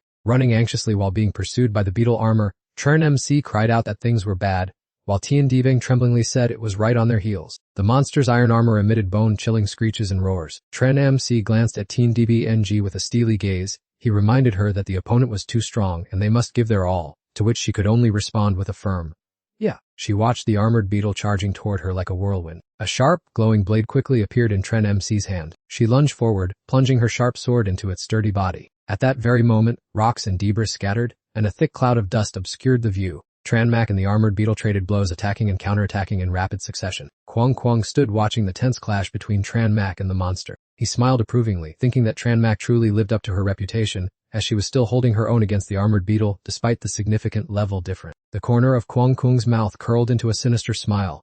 It seemed he would have to activate its full power now. He shouted the command to switch to armored form, and the monster's appearance changed instantly. The armored beetle's heavy footsteps advanced toward Tranmak, forcing her to step back and take a defensive stance. The armored beetle's eyeballs glowed with a crimson light, locking onto Tranmak without wavering. She could clearly feel the surging bloodlust weighing down on her from that gaze. With the armored beetle having evolved into its armored form, Tan Dung looked at its massive appearance and felt wary, as it was overly ostentatious. Receiving an order from Kwang Kwang, it waved its hand, signaling the use of the jet bomb skill. A series of jet bombs were instantly launched toward Tranmak like a downpour. The bombs exploded, enveloping her figure in a thick, inescapable cloud of smoke and dust. Tranmak was blown away by the terrifying shockwaves of the bombs. She gritted her teeth in frustration, but suddenly realized the danger looming right beside her. Without stopping, the armored beetle swung its fist violently, sending Tranmak soaring into the air. Kwang Kwang smirked and callously ordered the armored beetle to use the steel impact move. The monster leaped high, poised to deliver the finishing blow while Tranmak was still suspended in the air. It swung its iron-like arm, ready to crush Tranmak's body as she fell in a disadvantageous position. The armored beetle struck Tranmak with a lethal punch, causing her to cough up blood from the injury. Tranmak fell to the ground, creating a shockwave that sent dust flying throughout the area. She lay flat on the ground, seized by fits of coughing and agonizing pain deep in her heart. Ngaitanai saw Tranmak being battered by the armored beetle and screamed in panic, "Tan Dung, Tranmak." She turned to scold Kung Kwang for being so cruel, but he calmly replied, "Sorry, I have to win this." Kwang Kwang gave a fake smile and ordered his spirit beast to eliminate its opponent. "Armored beetle, finish her off." Immediately the armored beetle launched its attack forward. Tranmak collapsed to the ground, completely losing the ability to flee. Seeing the critical situation, Ngaitanai ordered the phantom rabbit to rescue her quickly, and the small beast hissed as if responding to its master. Hiyu Tiu did not sit idle either and immediately summoned the green herb spirit to protect the Empress. Following the orders, illusionary shadow and green grass spirit lunged forward like lightning to intercept the armored beetle's attack and protect Tranmak. Severely wounded and covered in injuries, Tranmak could only stare helplessly at the monster's incoming fist, lacking the strength to dodge. An angry shout suddenly echoed through the space. It was Ha Hao Kung Kwang. The armored beetle instinctively paused for a beat upon hearing that roar. Its brutal fist stopped abruptly, just a few centimeters from Tranmak's face. Kwang Kwang turned his head, bewildered, looking toward the source of the sound. Seeing the muscular man with bulging biceps standing there, he called out in surprise, "Uncle Bill." Confused, Kwang Kwang asked, "Uncle Bill, why are you here?" Uncle Bill marched over aggressively and pinched Kwang Kwang's cheek hard, scolding him angrily. You still have the nerve to speak? Where were you hiding when we were hunting the Water Dragon King? Kwang Kwang whimpered. Please? Stop pinching my cheek! While Kwang Kwang was being thoroughly lectured by Uncle Bill on one side, Hiu Tiu was busy treating Tran Mac's wounds. Tandung stood nearby anxiously asking, are those people Kung Kung's associates? Who exactly are they? Hiu Tiu calmly replied that they were professional bounty hunters. Still puzzled, he asked what a bounty hunter was. After Hiu Tiu patiently explained everything in detail, Tandung nodded, finally understanding, and said, I understand now. He glanced at the group in the distance and thought to himself, I never expected Kwang Kwang to join a bounty hunter guild after transmigrating. No wonder he became so strong so quickly. Kwang Kwang tried to justify himself by saying he had an urgent matter to attend to, but Uncle Bill continued to yell, Don't make excuses! If you had been there, we would have caught the Water Dragon King. Tonight, we all go hungry! Kwang Kwang turned to glare at Tandung's group and growled, Tandung, I will definitely settle this score with you. Having said that, the group left one after another, leaving Tandung and the others standing there dazed. Seeing this, Ngayat Nai couldn't help but laugh, saying, this Uncle Bill certainly has a very aggressive style of doing things. Tandung let out a sigh of relief. At least we escaped danger. Hiu Tiu had finished tending to Tran Mac's wounds and said, the Empress is fine now, we can head back. She smiled and nodded in response. Suddenly, he remembered something. Wait a minute, I have to go back. I think I forgot something very important. In the kitchen, the food had been burned to ashes by the fire, and harsh scolding erupted. You are all truly useless. You've ruined everything again. The old man berated Tran Mac's group incessantly. Look at this. The grilled food is charred black, and the customers have all run away. They tried to defend themselves, saying the customers fled because of the Water Dragon King, but he snapped back. How dare you talk back? The scene shifts to nightfall at the spacious, domed house. Exhausted, Ngayat Nai and Hiu Tiu complained, we are absolutely worn out today. Hiu Tiu sighed, exactly, I'm almost at my limit too. Tandung frowned in annoyance. That old profiteer is even forcing us to work overtime. He sat up, starting to make a plan. We can't keep wasting time like this. I must capture the Water Dragon King quickly to pay off the debt. From today on, I must give it my all. Glancing over, Tandung saw that Ngayat Nai and Hiu Tiu had fallen into a deep sleep, and he felt an immense sense of guilt. He sighed and looked out toward the sea, thinking it was better to let them rest, while he hunted spirit beasts in the area himself. The sound of waves lapping against the shore blended with the sight of fair, delicate feet walking along the sand. Realizing she was troubled, Tandung approached and gently asked, why are you still awake at this hour? Tandung saw that she was pensive and approached her to check in. Why aren't you asleep yet? Tandung saw her looking worried and drew near to ask why she still hadn't gone to bed. Tandung realized that she was heavy-hearted with many thoughts, so he quietly approached her. Aren't you asleep yet? Tandung spoke with a tone tinged with sorrow. Upon hearing those words, Tran Mac's hands slightly tightened. Tandung also soon noticed the unusual shift in her mood. Tran Mac's cheeks flushed slightly as she spoke with frustration. I truly cannot accept this at all. Tandung understood Tran Mac's current feelings. She was originally a favored daughter of heaven, so facing failure at this time was far too difficult. Nevertheless, he earnestly advised her, don't be discouraged, as losing once doesn't matter. I myself have been defeated by you many times before. Tran Mac lowered her gaze with determination. I must have a reason to win. Understanding those feelings, he constantly sought ways to encourage her. Defeat is the motivation to rise. It is a lesson written in blood that I have gathered after falling many times. His eyes gleamed with resolve.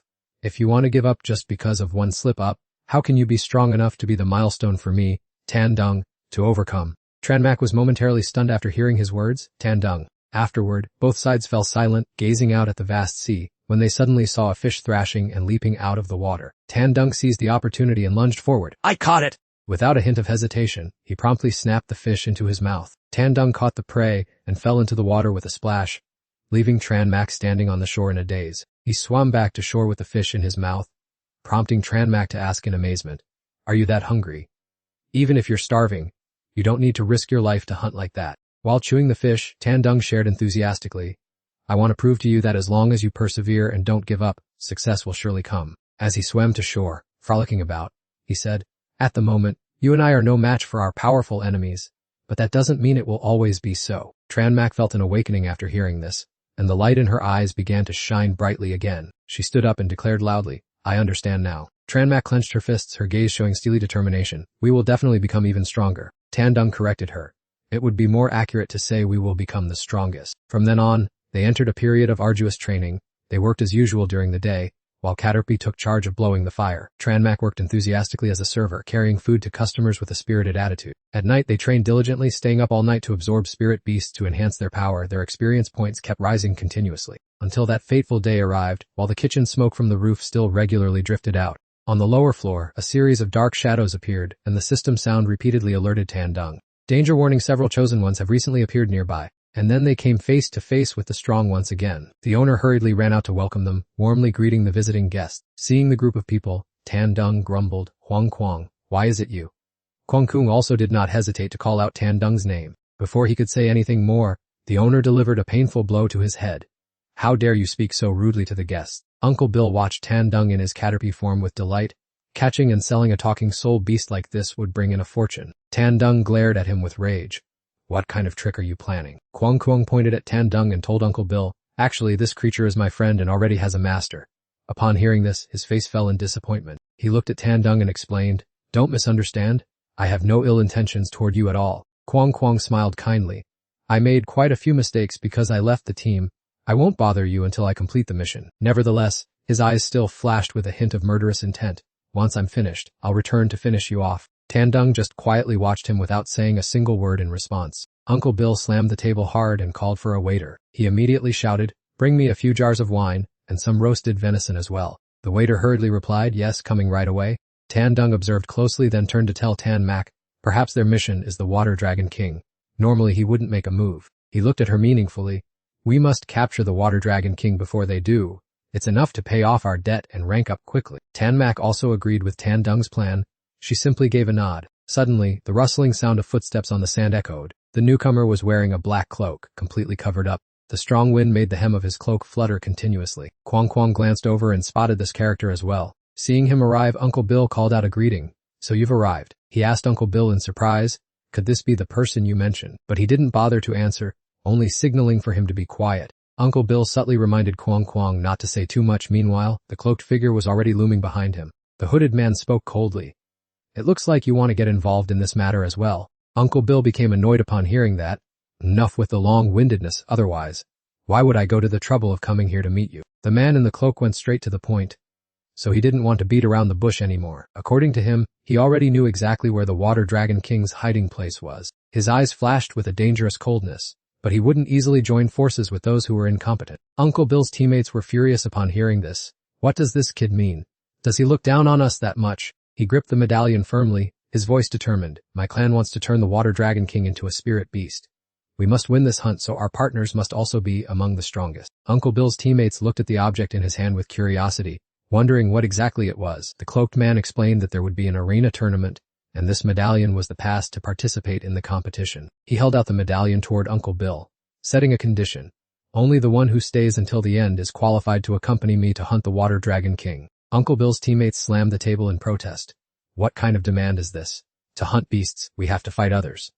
If he wants to keep the Water Dragon King for himself, what do we gain?" The cloaked man smiled thinly with disdain. "Gain, you say?"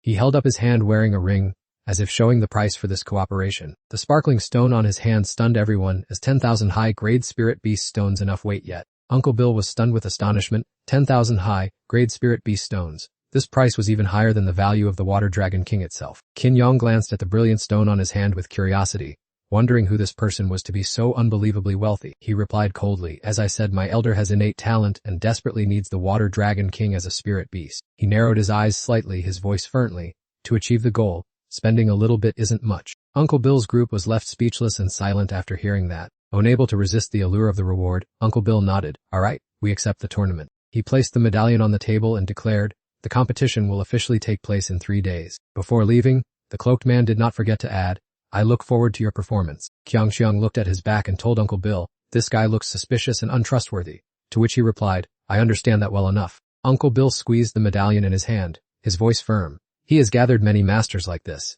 If he dares to break his word, he won't have a peaceful ending." Then he shouted at Qiang Xiang, "And you, don't leave on your own, remember. Before the job is done, don't you dare step foot anywhere else." As the cloaked man passed by Qin Yang, he suddenly spoke up.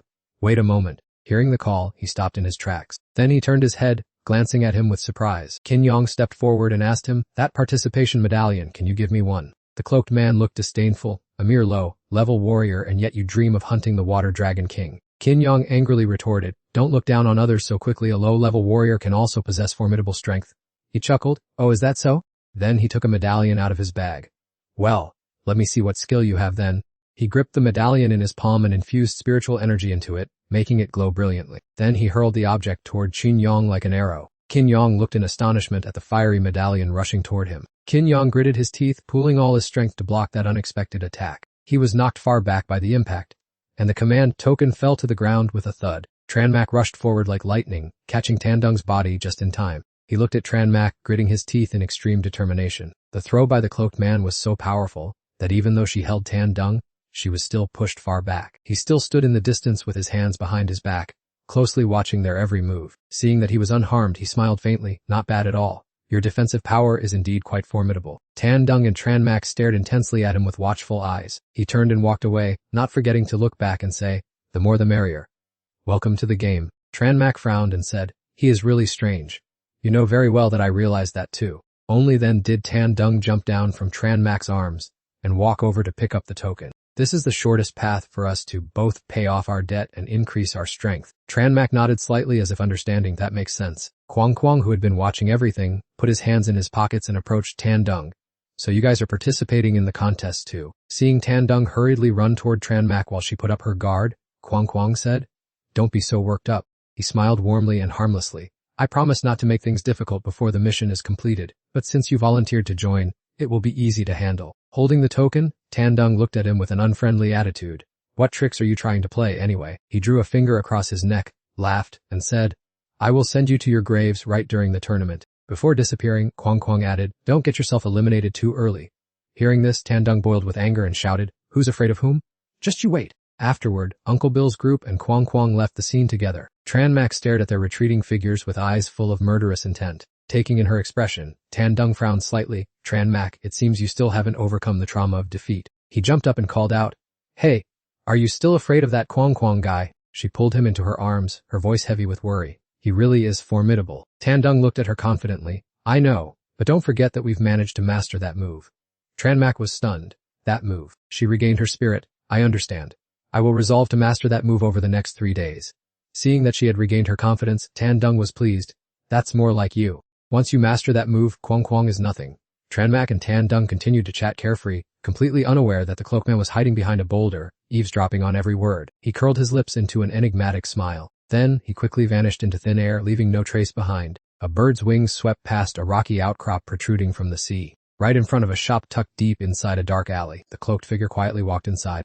One man waiting there asked about the situation, and the other replied that all news and entry cards had been successfully sent. He instructed again, then look forward to the great play happening in 3 days. The other man nodded in appreciation. You work very thoroughly. He reached out and lightly touched the eggshell flushed with red blood veins, wondering if this plan would be a complete success. After a brief hesitation, he spoke in a sinister voice. That will only be clear after 3 days have passed. Inside that large eggshell, a baby dragon creature was gradually forming. Exactly 3 days later, the Jiangthan martial arts arena was packed with people waiting below the stage. The crowd was bustling and noisy, waiting to register and participate in the competition. Among them, many figures from the noble class also appeared. Tranmak carried Tandung in his arms, showed the card and said this was their entry qualification. The gatekeeper pointed inside and told them to go to the area reserved for martial artists. Tandung looked around in amazement at how many masters had gathered here. Tranmak also nodded in agreement, for their strength was indeed extraordinary. At that moment, the shop owner found them and reproachfully panted, Are you all planning to neglect your work entirely? He pointed at Tandung's group and shouted, Why did you call me here? Are you planning to cheat me out of my hard work? Tandung leisurely stepped forward to calm him down. Old man, don't be hasty. Keeping that small shop is the wisest way to make money. The owner asked back in confusion. What did you say? He explained that with such a large crowd gathering, setting up a stall here would surely yield double the profit. Hearing this, the owner immediately changed his attitude. This kid truly has some tricks. Tandung turned to urge Nagayat Nai and Hiu Tiu to quickly set up the stall. Hiu Tiu irritably snapped. You loathsome vermin. Don't order me around. If it weren't for the Empress's sake, I wouldn't bother with you. Trang Bitch flicked his fan, looking at Tandung's group with a look of disdain. These low levs are truly an eyesore. Then he spoke up to draw attention. Martial artists participating in a duel, yet find time for these petty trade games. That person was the young master of the Thanfong sect named Trang Bitch. He sneered. I see you're using the guise of competition just to rake in money. Tandung was no push over and immediately retorted. Who do you think you are? What does our business have to do with your living? The servant standing behind Trang Bitch immediately barked. How bold. This is young master Trang Bitch of our Thanfong sect. The underling constantly flattered him. Our young master will surely win the championship and become the sole owner of the Water Dragon King. Tandung overheard and intentionally mispronounced his name as Show Off, rendering Trang Bitch speechless as he had to correct him that his name was Trang Bitch. He closed his fan and sighed. Don't waste your breath on these low lives. These people are merely stepping stones on my path to glory. Trang Bitch turned to leave, while his followers turned back to threaten. Watch yourselves. You'll see what's coming when you meet our young master later. Nagayat Nai frowned in displeasure at their attitude. Why is there so much irrational hatred? She was so enraged she just wanted to punch that detestable face to her heart's content. At that moment, 3 powerful figures slowly walked out toward the high platform. He gently stroked his silver beard and let out a laugh that resonated throughout the space. This man was the city lord of Lamjang, Southian Thu. He announced that the contestants should quickly get into their position. Upon hearing the command, the entire crowd below simultaneously bowed their heads respectfully, performing a formal salute to the city lord with absolute reverence. Tan Dung stood watching from a distance, filled with admiration. So this was the city lord. It seemed the power behind this competition was truly extraordinary. Cao Thianthu turned to the man in the heavy robes and said, "If everything is ready, announce the competition rules."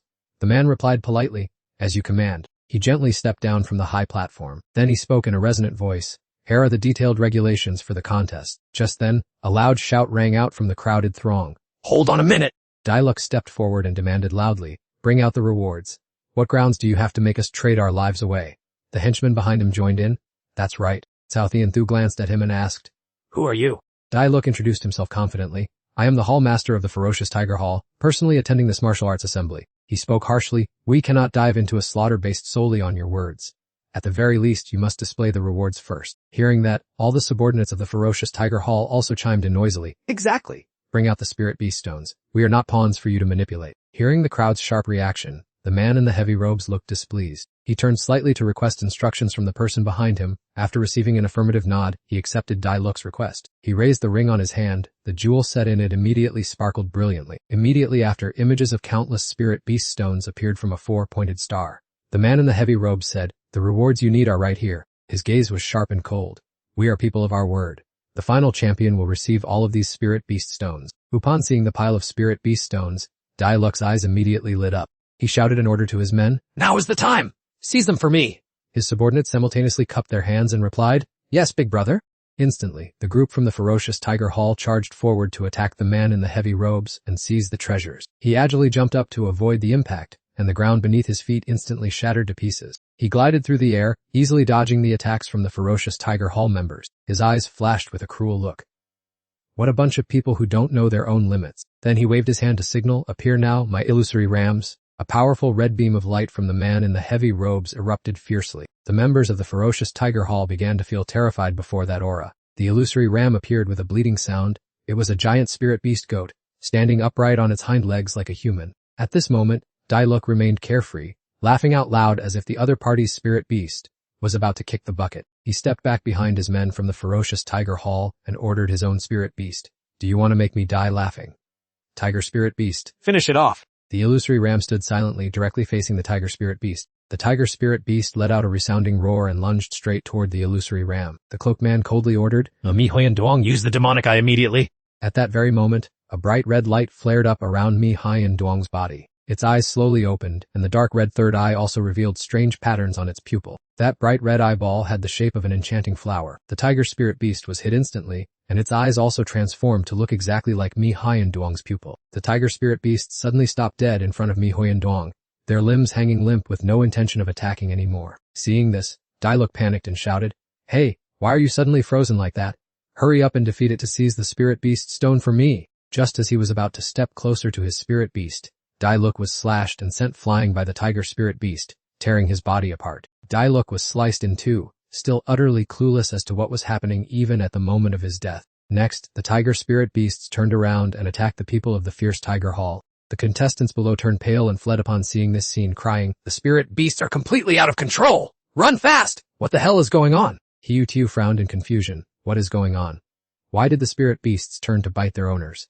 They must have been hit by some kind of illusion magic. Tandung stared intently at Mi Hai and Duong, having a premonition in his heart that this beast was by no means ordinary. Mi Hai and Duong's three blood, red eyes emitted a highly dangerous light. The spectators witnessing the devastating scene of the Fierce Tiger Hall people couldn't help but shudder. What a tragedy. The cloaked figure leisurely walked up to Diluc's corpse lying there. Then he said in a low voice, "Only those who survive until the end deserve to enjoy the full reward." Cao Thianthu raised his hand and swore, "I guarantee on my honor as the city lord that the ultimate winner will definitely receive the entire reward." Next he began to preach, "I demand that everyone here strictly abide by all the rules." After the extreme panic, no one in the crowd dared to cause trouble anymore. They began to shout in unison, "Let's get started already. We are ready to follow the rules." Seeing their fighting spirit burning high, Cao Tianthu stroked his beard, smiled, and said, "Very well. There are 16 teams left now, and the matches will take place in a head-to-head format." Cao Tianthu began to explain the tournament rules. The first 2 rounds will be individual matches, and the final 4 standing will compete in team battles. Looking toward the contestants, he announced in a resounding voice, "Now I invite the 16 teams to send out their representatives for the match." The people below began to buzz with discussion, while Tran Mak and Tan Dung continued to quietly observe the situation. Tan Dung turned to the 2 girls and said, "Leave the first 2 matches to Tran Mak and me." Hiu Tiu and Ngayat Nai cheered them on wholeheartedly. "Lord Empress, you must crush them." Tan Dung, do your best. One by one, the contestants began to line up in a long queue, surrounding the wooden lottery box. The elder Cao Tianthu announced solemnly, "The order of appearance will be decided by these fateful draws. Please choose your opponents yourselves." Holding Tan Dung tightly, Tran Mak squeezed her way to the front and reached her hand inside the box to seek her luck. She gently opened the piece of paper, and the 2 looked at each other in daze, as a bright red number 1 appeared, signaling that they had to kick off the very first battle. Standing right behind them, Trang Bich laughed gleefully, mocking their bad luck, which caused both Tan Dung and Tran Mak to startle and turn around, surprised to run into this guy. Trang Bich held up his card defiantly, arrogantly declaring, "I have number 2.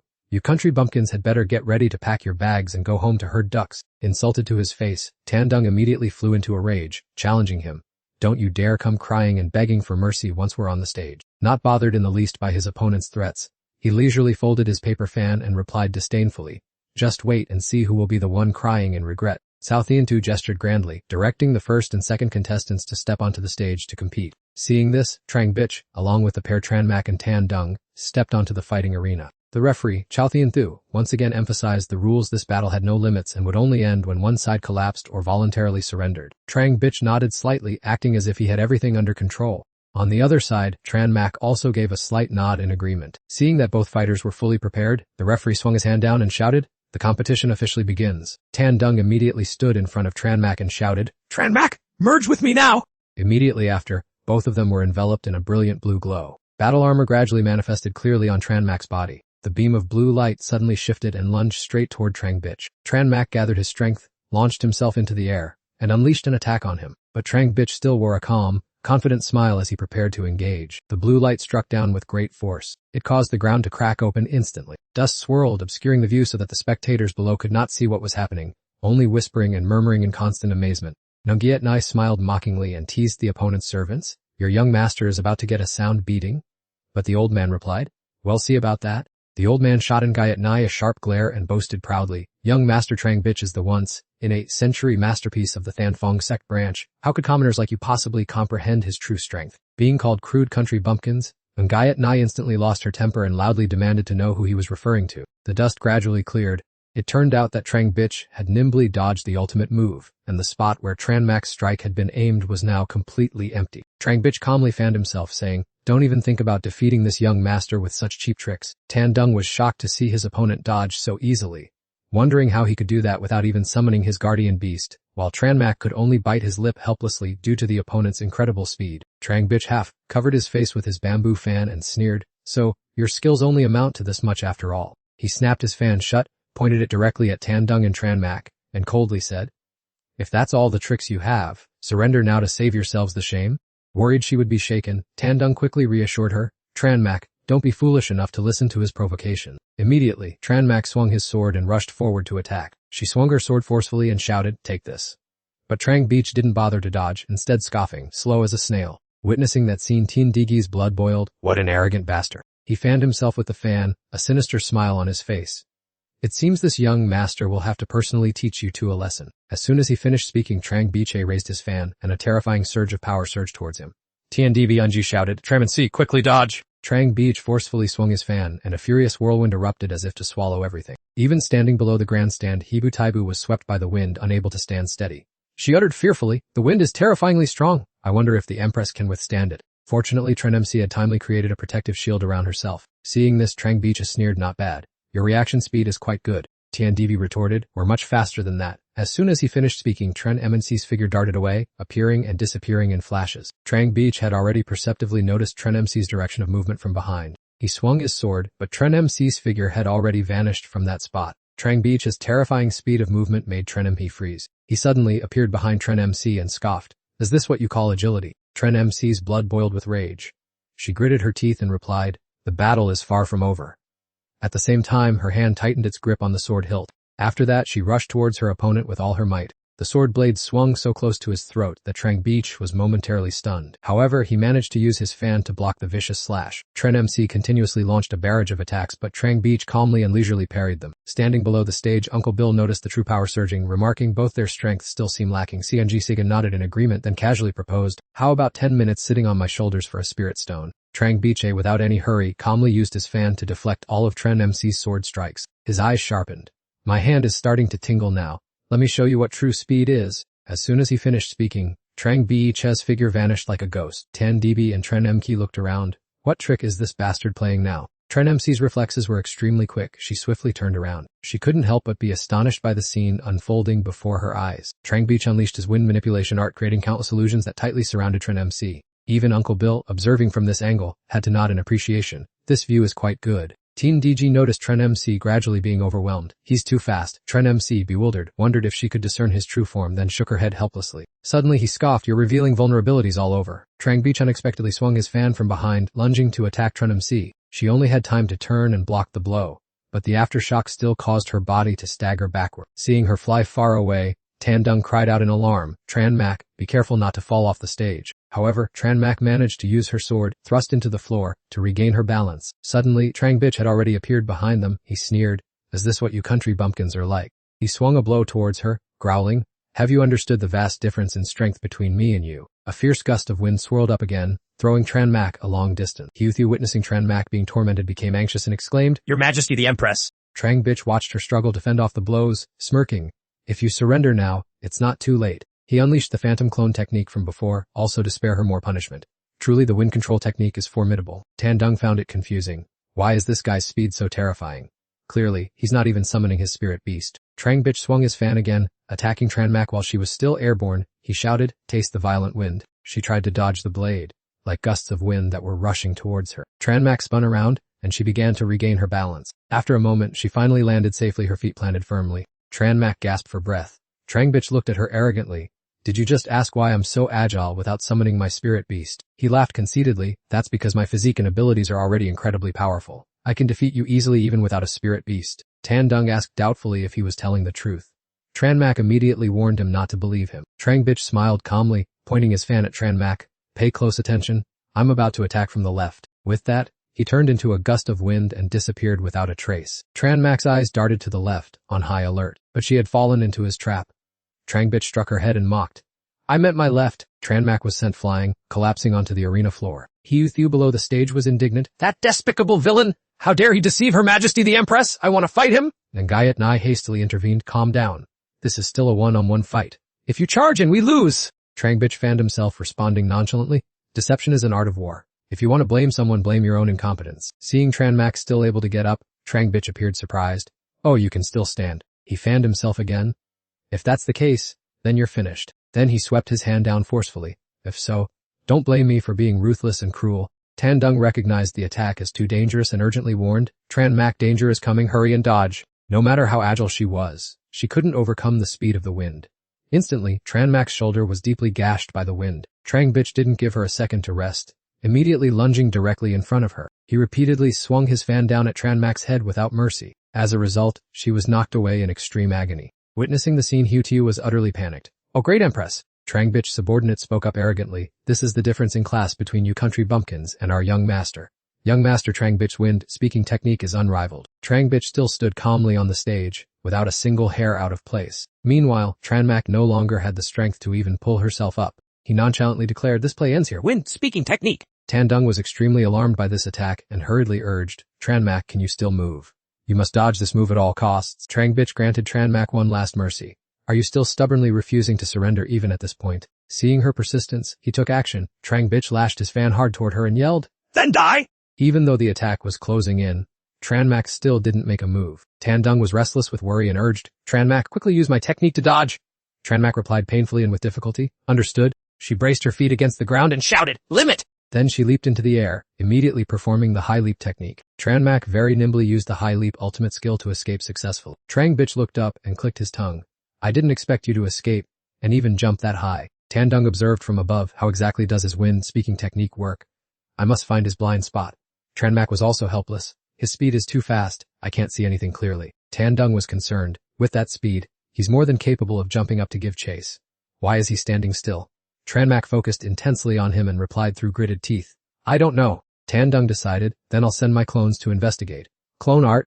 As soon as he spoke, 3 of Tandung's clones appeared in the sky in the form of caterpies and fell down. His clones dived straight down from above, aiming for Trangbich. Trangbich looked disdainful. These weak clones think they can injure this young master. However, Tandung's clones landed on 3 sides, forming a triangular formation. Immediately after, all 3 clones leaped up, surrounding Trangbich in the center. Trangbich looked bored and swung his fan hard. How boring. Immediately, one of the clones was sliced in half. One of my clones at that moment happened to hear a strange noise coming from underground. Tandung looked back curiously. What is that rustling sound coming from under the ground? But in just a moment, she was split in 2 by Trangbich. His shadow vanished instantly. Tranmak asked if he had discovered anything yet, and Tandung revealed Trangbich's secret. I get it. The key lies on the ground. She was slightly puzzled, turning around to ask, the ground. Tandung continued, this guy doesn't know any wind control technique at all. He pointed to the ground and said, he hid his spiritual beast down there. Tranmak and Tandung closely watched Trangbich below, while he was also staring at them. Tandung analyzed, because it's underground, he can't fly up to chase us. It's also because his spiritual beast cannot detach itself from the ground. Realizing his secret had been exposed, Trangbich gritted his teeth in anger, speaking incoherently. Next, he unleashed a move, a tornado rising straight into the sky towards Tranmak. D! For this young master! Tandung seemed to have discovered Trangbich's secret. At this distance, the blowing wind indeed had no power left, so Tranmak immediately attacked the ground. Tranmak mustered all her strength, then she plunged from mid-air to attack Trangbich. But as it turned out, what she was aiming for was the spiritual beast hiding beneath the ground under Trangbich.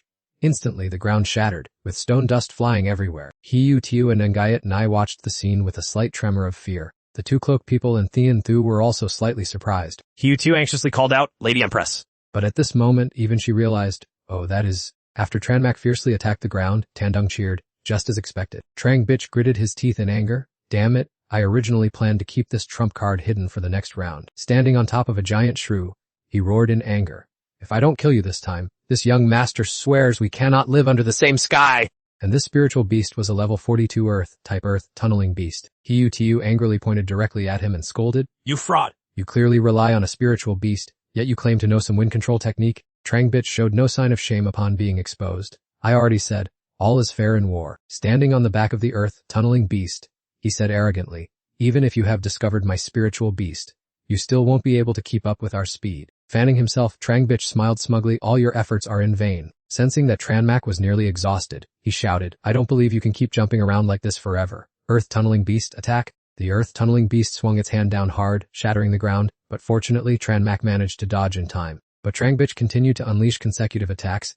The battle is not over yet. Screaming barrages of wind bullets slammed directly into Tranmak. The power of the explosive air currents was terrifying. Unable to dodge in time, she was instantly blown away by the shockwave. Tandung shouted in panic, warning Tranmak to watch out on the right. However, Tranmak could not react in time and fell right into the claws of the Earth tunneling beast. It flicked her away effortlessly, as if it were throwing a ball. Tranmak was in excruciating pain, spitting out a mouthful of fresh blood on the spot. Thean Tu observed the scene and smirked, saying that the outcome was almost decided. Kwang Kwang watched the match in boredom, surprised that Tandung's group remained stuck in their tracks. Uncle Bill also realized the gap in strength was too vast. Kwang Kwang concluded that everything was already settled. Trangbich ordered his spirit beast to corner Tranmak, forcing the Earth burrowing beast to attack relentlessly so she couldn't recover. Although heavily injured, she did not waver, stating her only option was to use her ultimate move. Tandung asked blankly, the ultimate move. Just as the Earth burrowing beast's giant fist struck, Tandung suddenly understood Tranmak's intention. Seizing the opportunity, Tranmak launched herself high into the air.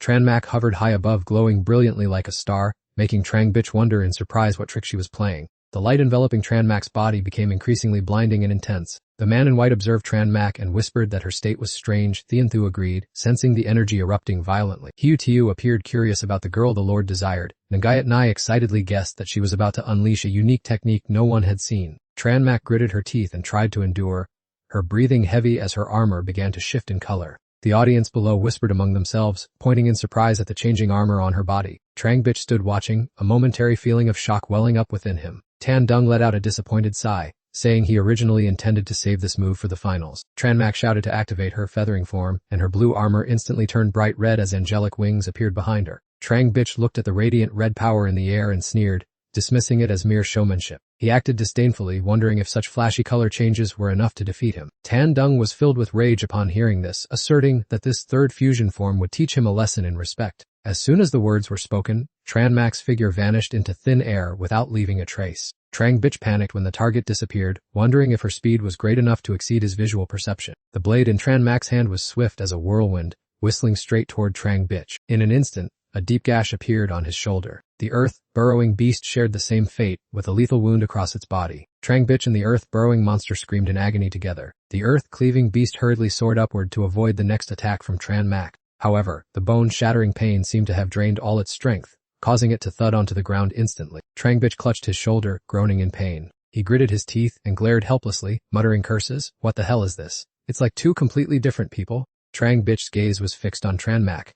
He was astonished to feel that she seemed to have transformed into a different person compared to before. Below the stands, the crowd also buzzed with discussion. Did anyone catch her moves just now? She was as fast as lightning. How could anyone see clearly? They also couldn't understand why she had suddenly advanced to such a formidable level of strength. She staggered, breathing heavily after the recent one-sided confrontation. Hiu Tiu cheered loudly. Empress is so cool. Nagiat Nit, next to her, was also a little surprised, not understanding when Tran Mac and Tran Dung became so powerful. Uncle Ban turned to ask Kwang Kwang if he had recognized any tricks yet. He watched Tran Mac intently, appearing to have understood. Kwang Kwang was somewhat puzzled. He had clearly reached level 30 and was eligible for evolution, yet he stubbornly remained in his elementary pupa form. But it seemed Kun Kwang understood Tan Dung's decision. He actively suppressed the accumulated energy meant for evolution, then unexpectedly unleashed it all in battle. Tran Mac's entire body glowed, emitting a powerful, brilliant red aura. Kwang Kwang spoke with some apprehension. But this way of using the Sword of Heavenly Wind Ancestor. Uncle Bill immediately nodded in agreement with him. Indeed, he continued, in reality it also has an extremely fatal flaw.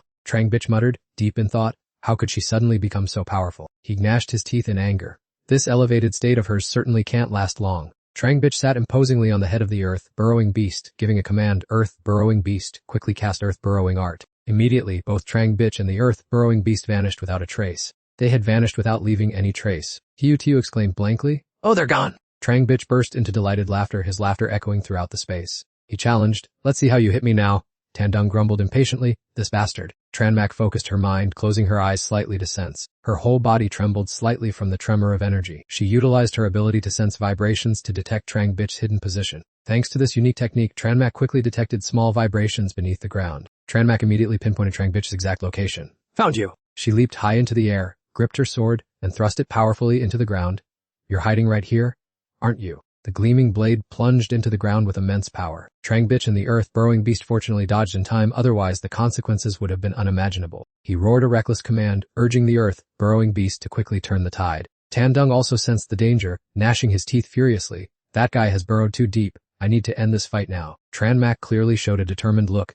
She made up her mind to win today at any cost. She applied an ultimate leaping technique, her body soaring decisively into the air. The audience below whispered in a stir, saying that consuming so much physical energy while still trying to create distance meant her combat experience was really too immature. They were astonished to see Tran Mac continuously unleash terrifying power, thinking she would collapse from exhaustion and lose, but at that moment, she activated her giant strength divine body. Surrounded by a powerful crimson light, Tran Mac's legs burst forth with a terrifying surge of energy. The moment she landed, she delivered a powerful kick down onto the hard floor. Instantly, the ground beneath her feet cracked into large pieces. The viewers below hurriedly covered their faces with their hands to avoid the violent aftershocks radiating from Tran Mac's impact. They exclaimed in amazement that her explosive power was truly terrifying to have destroyed the ground simply through the impact of her jump. Hiu Tiu laughed triumphantly, saying this was called a surprise attack and that the Empress's tactics weren't something they could easily guess. After the arena floor was torn apart, Trang Bitch and the earth-moving beast had nowhere left to hide and were forced to reveal themselves. Tan Dung cheered that the enemies had shown their faces. He looked at the unconscious earth-moving beast and anxiously called out his pet's name.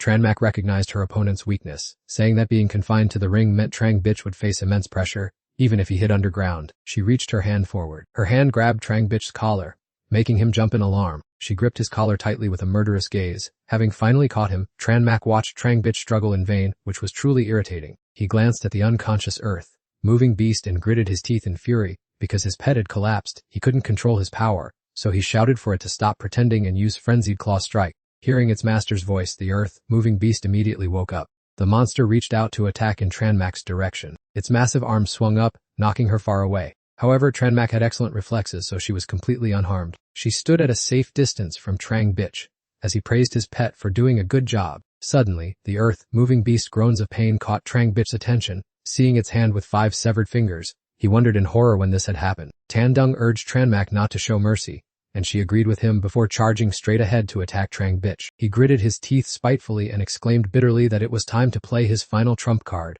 His whole body glowed with a mysterious blue light as Trang Bich shouted orders for the earth-moving beast to perform a spirit-beast fusion technique. Trang Bich utilized the earth-moving beast to perform the fusion technique. His entire body glowed with a dazzling turquoise light, making the ground beneath his feet tremble violently. Tandung exclaimed in surprise, not expecting this guy to still have such a powerful trump card hidden away. Hyutu turned to Ungayat Ni in confusion and asked about the concept of spirit-beast fusion techniques. Ungayat Ni thought for a moment before calmly replying. She slowly explained in detail that when a spirit-beast contract lasts long enough, the master and the beast will reach a matchless state of spiritual resonance. Ngayat Ni looked at Trang Bich with a solemn gaze, because this technique required incredible physical strength, and a weak beast tamer could easily collapse in an instant. Thien Thu stroked his beard and smiled smugly, not expecting that the juniors of the Thanfong sect could comprehend such a strange ultimate technique. Trang Bich inwardly complained that he himself didn't want to use it, as his current appearance truly exceeded his own aesthetic standard. Glancing at Tranmak opposite him, he sighed helplessly to himself. The situation forced his hand, leaving him with no other choice. To let you all taste the fatal blow of the ground-shaking beast. Trang Bich merged with the spiritual beast, his mutated body becoming a terrifying fusion of human and beast. Facing his opponent's strange appearance, Tranmak couldn't help but be stunned. Instantly, Trang Bich dived into the ground using earth tunneling to disappear into the depths. He moved at lightning speed, charging straight toward the spot where Tranmak was positioned. Sensing imminent danger, Tandung shouted a warning to Tranmak to be careful of the ground beneath her feet. Trang Bich's speed was so fast that before Tranmak could react, she stumbled as the ground shook violently. She agilely leaped high into the air, dodging sharp teeth that emerged from the ground intending to crush her. Tranmak looked down at that mouthful of sharp teeth. This is the Earth Beast's roar. Tandung exclaimed, noting that the fusion technique truly possessed terrifying power. Tranmak leaned to avoid Trang Bich's attack and calmly replied, "If we are only talking about the ability to fuse, our synchronization is truly the unmatched pinnacle." As soon as she finished speaking, Tranmak's entire body erupted in a powerful, brilliant red light. She activated her feathered form, and a pair of eerie red wings immediately sprouted from her back. At that moment, Trang Bich was also waiting for his chance to launch a lethal blow at Tranmak. Tandung shouted for her to teach him a lesson. Tranmak softly replied and then valiantly charged forward to meet the challenge. She swung her sword and soared upward, diving straight into the massive mouth of the ground-shaking beast. Tranmak put forth all her strength to engage in a life or death battle with him. A massive earth-shaking explosion immediately rang out. The horrific destructive force seemed ready to tear apart the giant jaws of the fierce beast. Trang Bich was dragged out of the ground by Tranmak, his face showing sheer disbelief. Thick dust obscured everyone's vision, and no one could clearly see what was happening on the stage. Ngayat Ni and Hyutu hurriedly covered their faces to avoid the dense clouds of dust. Hyutu called out anxiously, "Impress?" Trang Bich's servant was also stunned by the fierce combat, muttering his young master's name. The thick cloud of dust gradually dissipated. Trang Bich coughed violently, writhing on the cold ground, unable to move. Meanwhile, Tranmak still stood tall on the stage, completely unscathed. He gnashed his teeth in hatred and exclaimed that he hadn't expected his strongest trump card would still fail to turn the tide. However, Trang Bich was completely exhausted by now and had no choice but to begrudgingly admit, "I lose. This young master concedes. You have won." Tranmak clenched his fists tightly and retorted coldly, "Do you think a few flowery words will make us forgive you so easily?" Hearing this, Trang Bich was horrified and asked, "What are you planning to do?" Tandung chimed in, "Beat him up." No sooner had he finished speaking than Tranmak threw a flurry of punches at him. Trang Bich, having no strength left to resist, could only open his eyes wide in terror. "Ah!" His cries of pain echoed through the air, and Hyutu laughed with delight. "Her Majesty the Empress is truly amazing." Trang Bich was beaten until his face was bruised and swollen. Thien Thu spoke up, "The first match has officially concluded." He loudly declared, "The winner of this match is Tranmak." After making Trang Bich taste suffering, she wiped the sweat from her forehead and said coldly, "This should be enough to vent my anger for now." Seeing Tranmak step down from the stage, Hyutu hurriedly waved, "Her Majesty the Empress is over here." Trang Bich's lackeys also rushed over in a panic to help their master. "Young master!" Hyutu praised her endlessly. "Her Majesty the Empress is so powerful." Tandung heard this and said smugly, "Of course." Suddenly, Tranmak collapsed onto Hyutu, causing her to ask in surprise, "Her Majesty the Empress, what's the matter?" Tranmak's eyes were red, rimmed as she whispered, "It's nothing. Just let me close my eyes for a moment, and I'll be fine." Thien Thu observed the situation and said to the cloaked figure, "It seems that state consumes too much energy." To which he replied, "I wonder how she will manage in the next match." Tandung's boss was also watching them closely. Seeing Hyutu helping Tranmak toward him, he frowned and grumbled, "What kind of business are you running? You're already a mess after the first match." Tandung was so angry he jumped up, Old man, just worry about selling your grilled meat. We will definitely win the full prize money. Hiutiu laid Tranmak down on a chair and fanned her. Her Majesty the Empress, please rest, let me fan you. Tandung looked on worriedly. The drain from the ascension form is too great. It cannot be recovered in just an hour and a half. He turned to look at Ngayat and ordered, Ngayat, you must participate in the second match. Ngayat hesitated and pointed at herself. Tandung explained, this level of exhaustion requires at least a few hours of rest for us to recover. He said bluntly, your combat ability is stronger than Hiutiu's. The next match has to depend on you. Hearing this, Hiutiu rolled her eyes. You hateful person, who are you looking down on? Ngayat understood the situation and replied enthusiastically, understood, leave the next match to me. Thienthu stood up and shouted, the second match begins. I invite both parties to the stage. A nimble figure leaped onto the martial arts ring. Kwang smiled with his eyes narrowed, looking completely harmless. His opponent was a girl with her hair in twin buns and a deep red vermilion mark on her forehead, named Tam Yuan. Hiutiu sat Tandung on her shoulder and looked up at the stage, then asked softly if his next opponent was Hao Kong Kwang, reminding him that she was only reluctantly letting him sit there out of respect for Her Majesty the Empress. Themoin acted haughtily and smirked. I never expected the enemy to be such a wet, behind-the-ears brat. I'm really being underestimated this time. Kwang didn't show any signs of anger but simply smiled and replied, you aren't much older than me, just wait until we trade blows to see who is the one being underestimated. Thienthu gestured with his hand. The match begins right now. Kwang immediately launched an attack. Come out and fight, Armor Bug. He smiled with great satisfaction. Let's show her what we're capable of. The Armor Bug rushed straight toward Tam Oyen, but she stood still without any defense. Her fists glowed with extraordinary power. Tam Oyen sneered. So it's an Armor Bug, although it's a powerful spirit beast. It's a pity you chose the wrong time. She slightly raised her hand, causing an iron mace to slam into the ground, and said, your armor cannot break through my defense. Come on out, shield, leg turtle. The Armor Bug rushed forward and threw a punch at the shield, leg turtle, but it was stunned to see its opponent remain unmoved. Even though it continued to rain punches down on the shield, leg turtle, everything was in vain. The Armor Bug had no choice but to retreat. Kwang narrowed his eyes to observe. What is going on? Tam Oyen's spirit beast was a level 60, 1 earth, type shield, leg turtle. Thienthu stroked his beard and smiled. So it is a defensive shield, leg turtle. This battle promises to be very interesting. Chu Biu stood on the platform cheering continuously. Hao Kwang, it's only a bit tough. Try your best to defeat it. Kwang shouted back and pointed. Armor Bug, use Iron Fist ejection immediately. The Armor Bug obeyed and threw a punch with an incredibly terrifying burst of power erupting around its arm. Tam Oyen was not afraid at all but gave a meaningful smile. She flicked 2 fingers to command, shield, leg turtle, use Iron Wall defense. The Armor Bug's fist collided violently with the shield, leg turtle, creating a sound that shook the entire arena. However, the Armor Bug's arm recoiled after striking the shield, leg turtle's shell. Meanwhile, the shield leg turtle stared steadily at its opponent, making strange sounds. Seeing the unstable situation, Kwang hurriedly shouted, Armor Bug, quickly create some distance. It received its master's order and panicked, leaping backward. Kwang looked at the shield, leg turtle, and gritted his teeth. I didn't expect its endurance to be even more terrible than I thought.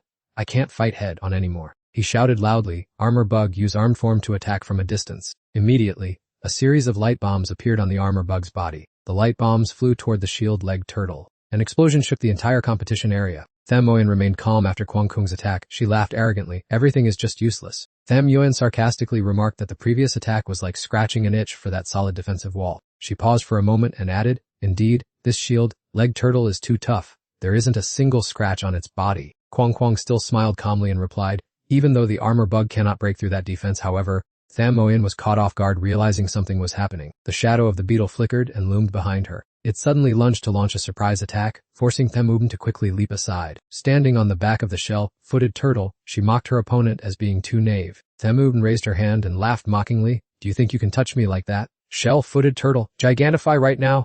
As soon as she finished speaking, the turtle's entire body was immediately enveloped in a golden glow. The golden light grew brighter and brighter, making even the beetle show signs of fear. Tian Dibig looked astonished. Even Hibu-Tibu felt the pressure coming from this turtle. Looking at the giant shell-footed turtle, the audience below the stage gasped in shock at how huge it was. Tham Oyen waved her hand, ordering it to quickly finish off the opponent. The creature let out a strange cry and began to move its heavy body. Seeing this, CNG hurriedly shouted, telling the beetle to quickly dodge. The turtle slammed its neck hard onto the ground, shattering the earth and sending dust billowing into the air. Thiental praised that it was rare to see a shell-footed turtle gigantify from level 90, while the cloaked man beside him also praised the girl for being extraordinary. Another person disagreed, believing she wasn't actually that formidable. Looking down at the arena, he commented that the shell-footed turtle was able to comprehend a high-level skill only because it had exhausted its inherent potential. With a cold glare at Tham Oyen, He noted that this meant she had traded her future for power, rendering both the beast and its master forever unable to surpass level 70.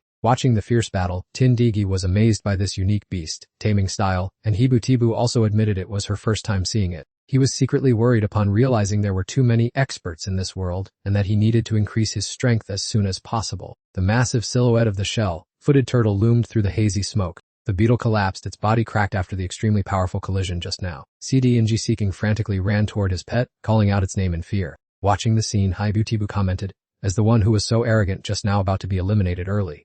Knowing his opponent's strength well, Teen DND asserted that Sikanyu CD would not lose that easily. Thiemuin, now merged with the shell-footed turtle, smugly asked her opponent if he had seen how powerful she was. Looking down at Sihing, she declared that the game was not over yet. Themabin ordered the shell-footed turtle to use an attack skill, and the turtle immediately curled up and rolled like a wheel toward its opponent. Seeing the urgent situation, Sidenji helplessly exclaimed, "It looks like I have no choice but to use that final trump card." Siking roared as his insect armor and spirit beast fusion skill activated, immediately sending emerald green rays of light radiating in all directions. The blinding burst of light forced the shell-footed turtle to temporarily halt its attack and watch. Hibu-Tibu squinted at the dazzling glow and gasped softly, while TNDB could not hide his surprise at seeing that CDNG was also proficient in the spirit beast fusion skill. Flickering rays of light pierced through the enveloping haze of dust. Sifingyu CDNG had now merged into one with the insect armor, forming a fused state from the demon armor fusion skill. However, Thememon still didn't care at all. She believed that even with the fusion, he could never pierce the defense of the besieging Kwai. CDNG Sigyu's gaze grew razor sharp as he stared at her and the turtle. "Is that so?" He gripped the hilt of the sword in his hand tightly. Then he raised his sword high, taking a solid stance to receive the impact from the besieging Kwai. Themubin was momentarily stunned. What is he trying to do? Does he really want to block the besieging Kwai's attack head-on? She frowned slightly in disbelief. Surely it was just a bluff. She immediately ordered the turtle to charge. The besieging Kwai continued to unleash its spike attack to threaten CDNG need. The blade, cloaked in light, swung in a path filled with killing intent. The besieging Kwai suddenly ground to a halt. It lay motionless on the spot. Then, the besieging Kwai threw its head back and let out agonizing cries of pain. Tiandibanji and Hibu stood there, both bewildered, not understanding what was happening. CBC alone remained standing still as a statue. A moment later, the besieging Kwai collapsed heavily onto the arena floor. The spectators below were astonished, not understanding what had just happened to make the besieging Kwai collapse like that. Themubin rushed forward, screaming as she saw her spirit beast lying motionless by besieging Kwai. She hastily jumped onto its back, shaking it in despair. Besieging Kwai, wake up. She turned to CDNG and shouted, "What on earth did you do to the besieging Kwai?" He half closed his eyes and calmly replied, "Why don't you guess?" Tian Dibing also found it strange. How puzzling. Looking closely, there isn't a single wound on the turtle's body, yet it was defeated. How did CTNG do it? Steven deactivated his combat state and turned to walk away, the insect armor also vanishing from his body. Theendels and two figures in black cloaks were watching intently from the high platform. After a long while, Thing stroked his beard, looked at the cloaked figure, and asked, "You figured it out, didn't you?" The figure replied, "Of course." His blue eyes flashed with a cold light. This tournament promises to get more and more exciting. Thindad waved his hand and declared solemnly, "The match is over. The winner is CDP. Thindad paused for a moment and then continued, "So it is HERCC NGC Doggy, a notorious bounty hunter." Now he walked leisurely down from the arena, hands in his pocket. Uncle Bill spared no praise. CDNG, you did a great job. As CNGC walked down, he noticed Tiendig from afar. He turned to look at TNDVNGG and smiled teasingly. "Oh, if it isn't TNDNG. It seems you guys still have the energy to fight in the next round, huh?" Hearing this, Tandung's blood boiled and Hiu was also purple with rage. He really didn't know the immensity of heaven and earth, putting on airs just because he had a little strength. Ignoring the anger of the two, he still smiled and said, "I'm just worried for you guys. There's no need to be so angry. Well, see you in the next round." Just then, Ngayatni approached them from behind and remarked, "His fused spirit beast mark is indeed extremely powerful." Tandung naturally noticed that too. He agreed, indeed after that ghost possession attack, if anyone faces him in the next round they absolutely should not try to withstand it head on, but must be extremely cautious. However, Gayatni remained undaunted. She confidently patted her chest and said, "Don't worry, I already know that." Afterwards, Gayatni playfully teased, "Tandung, you're finally paying attention to me." Hearing this, Tandung felt a bit embarrassed. He only wanted to win the final victory. Thienthu spoke up again. "Would the contestants for the third match please step onto the stage? The third match is about to begin." At this moment, Tranmak was still closing her eyes to rest and recover under the stage. Tandung looked at her and thought to himself, "Indeed, this feather transformation form has consumed too much of her energy." Suddenly, Tranmak opened her eyes and turned to look at Tandung. Tiu also approached just then, bringing some food over and calling out, "Your Highness the Queen, come eat something. The barbecue is freshly made." Tandung also added words of encouragement. "That's right, eating well is the only way to recover your stamina better." Seeing them take the food, the boss yelled angrily, "You bastards, this is all food I sell to customers. Yet you stole it. But if you don't eat to recover your strength, how can you win the match?" Then, he set a condition. "If you lose in the end, today's food bill will be added to your debt." Hearing this, Tandung cursed under his breath. "Damned old man." Tran Mak took a bite of the grilled fish. Seeing her eating heartily, Tandung kindly asked, "How is it? Is it delicious?" Tran Mak thought for a moment and replied, "I feel like there is something off about this competition." Tandung pondered for a moment and agreed, "Since you mention it, I indeed feel that something isn't quite right either." He expressed his suspicion. Even if their reasoning is very convincing, making so many people slaughter each other like this makes no sense no matter how you think about it. Tran Mak also realized their predicament and asked, "Do we still want to continue? Our stamina is currently depleted, making it very difficult to keep fighting." But he remained steadfast. "We must persevere to the end," Tandung said decisively. "Although those people's behavior is highly suspicious, as long as we can get close to the Water Dragon King, I will have a chance to devour it." He stared at her, his eyes full of determination. "Furthermore, the more I fight, the more I realize our strength is not keeping up. We have to take a gamble." She wiped her mouth with her hand and said softly, "I understand." Afterwards, Tran Mak embraced Tandung and snuggled against him, saying, "We still have to fight later, but let's rest for a bit now." Tandung was a bit puzzled, thinking, why do we need to embrace like this just to rest? Leaning against her chest, his face flushed red as he thought, this feeling isn't bad at all. The person in the black cloak also noticed the two of them, Tran Mak and Tandung. Remembering the heroic battle of years past, he sneered, "You two really make my eyes widen in surprise." As the evening sun cast its shadows, a voice called out to urge Tran Mak, "Your Majesty the Empress, please wake up quickly." Seemingly a bit dazed, she turned around and asked, "Tiu, what's wrong?" Tiu rushed over to them in a panic and blurted out, "While you two were fast asleep, the first round ended and now it's already the fourth match of the second round." She turned to look at Chunyong, realizing she had slept for so long. He too felt completely relaxed and had recovered his strength significantly after a deep sleep. Suddenly remembering something, Chunyong asked, "Oh right, who is competing?" Hearing this, Xiao Xiao panicked. "That is exactly why I had to wake you guys up. This is Gu Yuer's match. The young girl is already on the stage, and her opponent is a muscular man. The opponent is from the Myriad Poison sect named Xing Yu." He stretched disdainfully, saying, "Are they really using this tiny lizard to fight me?" Yu stood behind the shapeshifting lizard without trembling in the slightest. "Strength is not determined by size! Go shapeshifting lizard!" The spiritual beast hissed in response with a strange sound. Obeying Yu's command, the shapeshifting lizard dashed like an arrow toward Xing Yu. He sneered, perfect timing. His eyes were fixed on the shapeshifting lizard with sheer delight. "Now you've fallen into my net." While rushing forward, the shapeshifting lizard suddenly froze as if it had hit an invisible wall. Its body was instantly stuck to something that looked exactly like spider silk. Yu could not help but be shocked as she witnessed the scene. What is this? Xing Yu's spiritual beast was the demon web spider, a level 56 poison-type insect. Continuously spat silk, trapping the shapeshifting lizard inside. Xing Yu proudly controlled his spiritual beast, declaring arrogantly, "See that? That is the formidable power of the demon web spider." The spectators below looked at the giant cocoon and clicked their tongues in admiration. So it's the demon web spider with its extremely rare control ability. Seeing Yu in a tight spot, they shook their heads in regret. "I'm afraid the little girl is about to lose." Sensing the danger, Yu hastily commanded shapeshifting lizard, "Use shapeshifting!" Obeying its master, the shapeshifting lizard immediately let out unpredictable growls. Immediately after, its body began to transform visibly. The shapeshifting lizard's body gradually swelled up, breaking free from the confinement of the spider silk. Yu did not miss a beat and continued to order, "Shapeshifting lizard, cast invisibility." Xing Yu still looked contemptuous, sneering, "Did you think you could escape the demon web spider's sight with that trick?" He waved his hand to signal his spiritual beast, Demon Web Spider, "Tighten the web for me." Instantly, the demon web spider began to shrink the spider cocoon. Inside, the shapeshifting lizard could not help but panic as it watched the cocoon gradually shrink. The spider silk threads wrapped tightly around the shapeshifting lizard layer upon layer. It tightly bound the shapeshifting lizard, enveloping the fierce spiritual beast. The crowd of spectators below, seeing that the match was already decided, buzzed with discussion. What a dull contest, the difference in level is truly too vast. Below the stage, Chunyong grit his teeth in anger as he watched this scene. How frustrating. The shapeshifting lizard has only recently contracted with Gu Yuer. Its level is clearly still too low. A sinister look appeared in Xing Yu's eyes as he stared at the shapeshifting lizard, and he ordered, "Demon web spider, quickly use your deadly poison to finish it off." Hearing its master's command, the demon web spider left the crowd and rushed toward Hien Hintich. It thrust its deadly venomous fangs toward Hien Hintich. Then, it aimed straight at Hien Hintich's throat and stabbed forward. Seeing this, Ngayat was extremely worried. "Hun Hintich!" Hindayat, however, remained calm. "Demon web spider, go ahead and devour your prey." The giant spider spat out silk to cocoon Hyen Hin Tich. Then, it continuously drained his life force. Tandung could only watch this scene in silence, worried for Konangayat Nahai. Is she gonna lose? Will we? After having its fill, the heavy demon web spider dropped to the ground. The cocoon had tightly bound Hyen Hin Tich. He had now withered away. Hin Diet crossed his arms, stood behind the demon web spider, and coldly declared, "It's over." He turned to Thean Thu and said, "City Lord, you can now declare the winner of this match." Seeing that the outcome was clear, he stroked his beard. Then the winner of this match is... But suddenly Nangayat Nai raised her hand. Please wait a moment, She said slowly.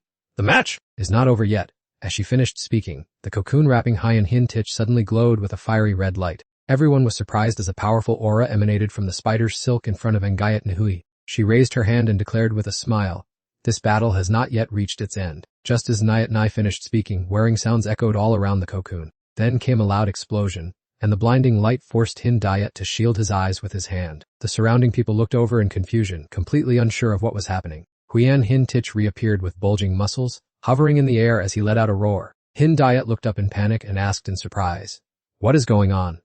They were clearly hit by the deadly poison of the demon web spider.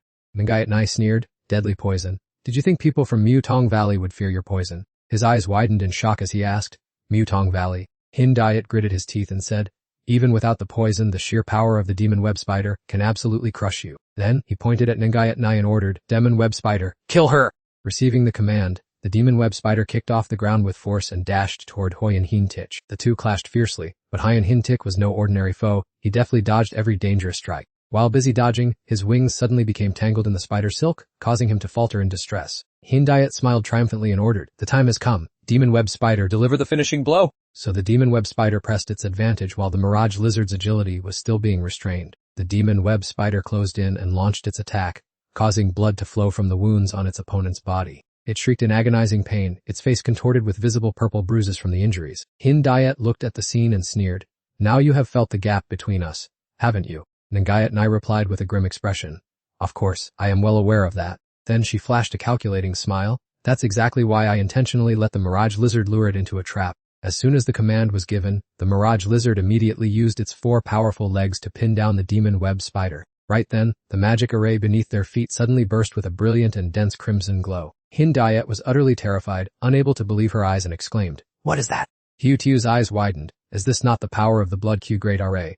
Tandung exclaimed. Indeed, Konangayat Nai was still hiding her cards. At the same time, Ngayat Nai shouted excitedly, "The blood array has opened! Mirage lizard, drain its life energy now." Upon hearing this, it immediately let out a long howl and began the absorption process. The mirage lizard bit into the demon web spider without hesitation, causing the opponent's purple blood to splatter. In tandem with that, the blood energy from the array below rose thick and intense. Only now did Hin Diet realize the severity and cried out in panic, Demon web spider! Above, the mirage lizard was still tirelessly absorbing its enemy's vital force. A moment passed, and only the spider's leg remained in its grasp. The rest of the body had already vanished. Hin Diet stood rooted to the spot, his eyes vacant, not daring to believe the scene before him. The city lord stroked his beard and inquired, "Is this the ability of the blood image lizard?" The guard beside him replied, "It seems to have used a strange maneuver." Below, Ngayatna praised her beast. "Well done, blood image lizard."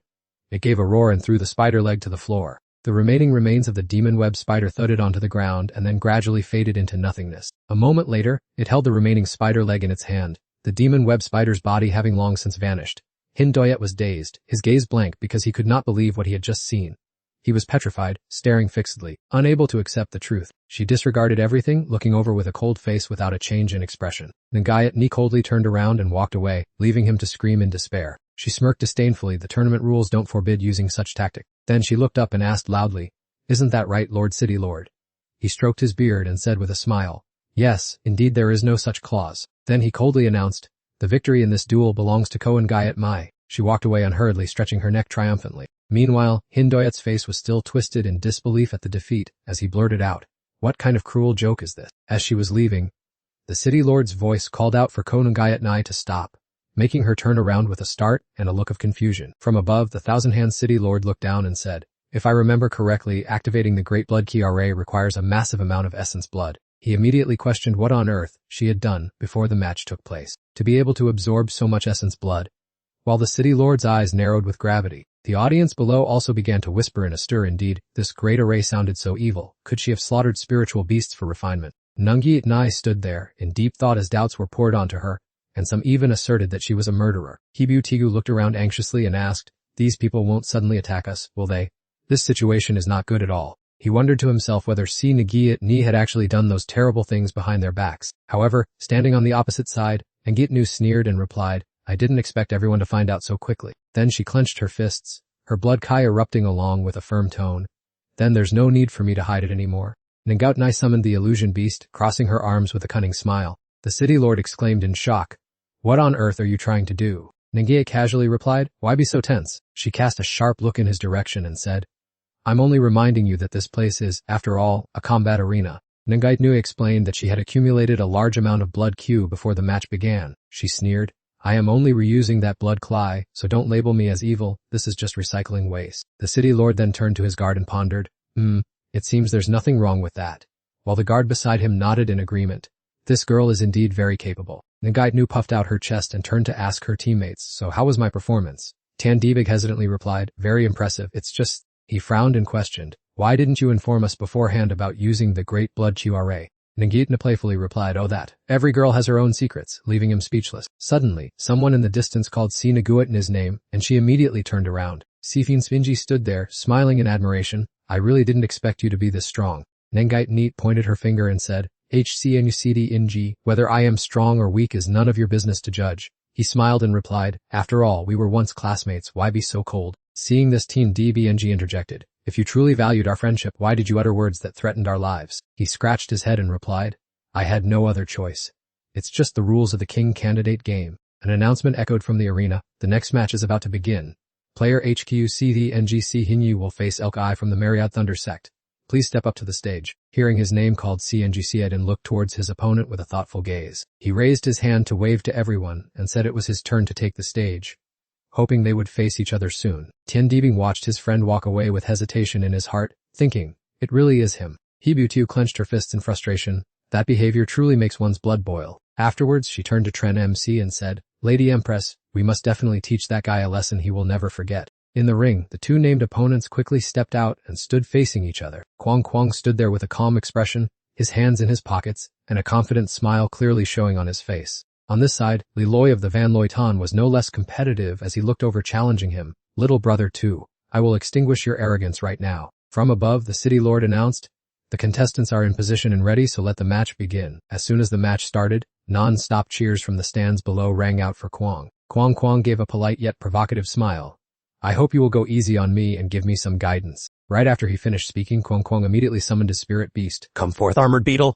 On the opposite side, Li Loi also acted quickly. "Come out, my beast Shocking Thunder Rat!" He immediately ordered. "Don't give them a chance to fight back. Attack Shocking Thunder Rat." The level 50 lightning element beast squeaked with excitement and then dashed forward. It leaped at lightning speed as Li Loi shouted, "Use that speed to destroy him for me!" Just as he finished speaking, a terrifying explosion rang out, raising a cloud of dust everywhere, within which bright yellow electric currents flickered. Kwang grimaced and muttered, "That rat is really fast, and it also possesses such terrible destructive power." The Thunder Rat's lightning fast attack sent the armored beetle flying into the air. Not stopping there, the Thunder Rat followed up with a critical blow, knocking its opponent back down to the ground. Kwang immediately gave the command, "Armored beetle, switch to armed mode now." Gun barrels began to appear on its body. He continued to order, "Fire the ammunition!" The target is that rat in the air. Bullets rained down, but the Thunder Rat's speed was nothing to be scoffed at. Following their fierce collision was a loud explosion with smoke blanketing every direction. The armored beetle was currently frozen for a brief moment, looking up. However, the Thunder Rat had unexpectedly appeared right beneath its feet at some point. Immediately after, the Thunder Rat delivered a powerful uppercut, sending its opponent flying once again. The terrifying force of the impact caused rocks and dirt to scatter everywhere where the armored beetle crashed down. The spectators around murmured, "Incredibly fast, the match has barely started for 5 minutes. The other replied, "It seems like it's coming to an end soon." The Thunder Rat squeaked as it looked toward the cloud of dust, its entire body now emitting a brilliant golden aura. Li Loi smiled triumphantly. Not only does the Shocking Thunder Rat possess superior speed, but no one can withstand its high-speed destructive power either. The thick cloud of dust over there was gradually clearing, revealing Kwang's figure along with an extremely impressive response to Li Loi regarding speed and attack power. He spoke back saying that, after all, it is difficult for a spirit beast to reach a state of absolute perfection. Kwang was utilizing a spirit beast fusion ultimate technique called Demon Armor Possession. Li Loi calmly replied, claiming that even with spirit beast fusion, it wouldn't be enough to fight against his Shocking Thunder Rat, prompting the beast to let out a challenging squeak. He waved his hand, pointing directly, and loudly ordered the Thunder Beast to charge and crush its opponent. Gang Kang remained unfazed, standing still with a calculating and confident smile. Seeing the Thunder Beast charging fiercely, he proactively taunted the opponent to attack quickly. A blinding flash of light appeared precisely at the Thunder Beast's location. Gang Kang swiftly swung the sword in his hand, brushing past its body.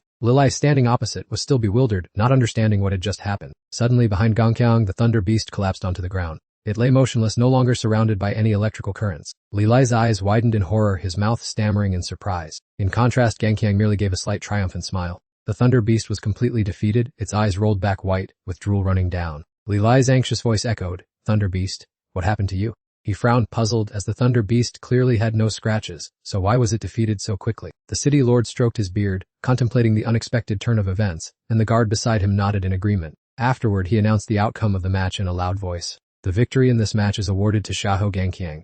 With that, he smiled and the demon armor gradually dissipated. The surrounding audience murmured about the incomprehensible situation, all stunned because they couldn't figure out how he defeated the opponent. Yu Xiao was astonished to see the opponent completely unharmed or poisoned. Tan Yang also wondered about Gangqiang's technique. Chen Mo stood there stunned, his eyes wide open, looking over with a thoughtful expression. Then, Gu raised her voice mentioning the beast's soul, causing the two people beside her to gasp in surprise. Chen Mo realized that what was actually injured was not the body, but the beast's soul itself. Tan Yang understood after hearing this, so that's how it was. He deduced that Xiahou Gangqiang's sword could directly attack the soul, and Chen Mo confirmed this possibility to a high degree. Yu Xiao looked at her with admiration for her ability to see through the opponent's power, but she calmly stated it was a guess. At that very moment, something caught Chen Mo's attention. It turned out that Gangqiang, after finishing, was walking towards them and said, "It's quite surprising that you could figure this out." Gangqiang smiled smugly. "Even if you understand the situation, you're still not capable of resisting." Tan Yang's eyes blazed with killing intent. "Don't be so arrogant, Xiahou Gangqiang." Ignoring his words, he burst into mocking laughter.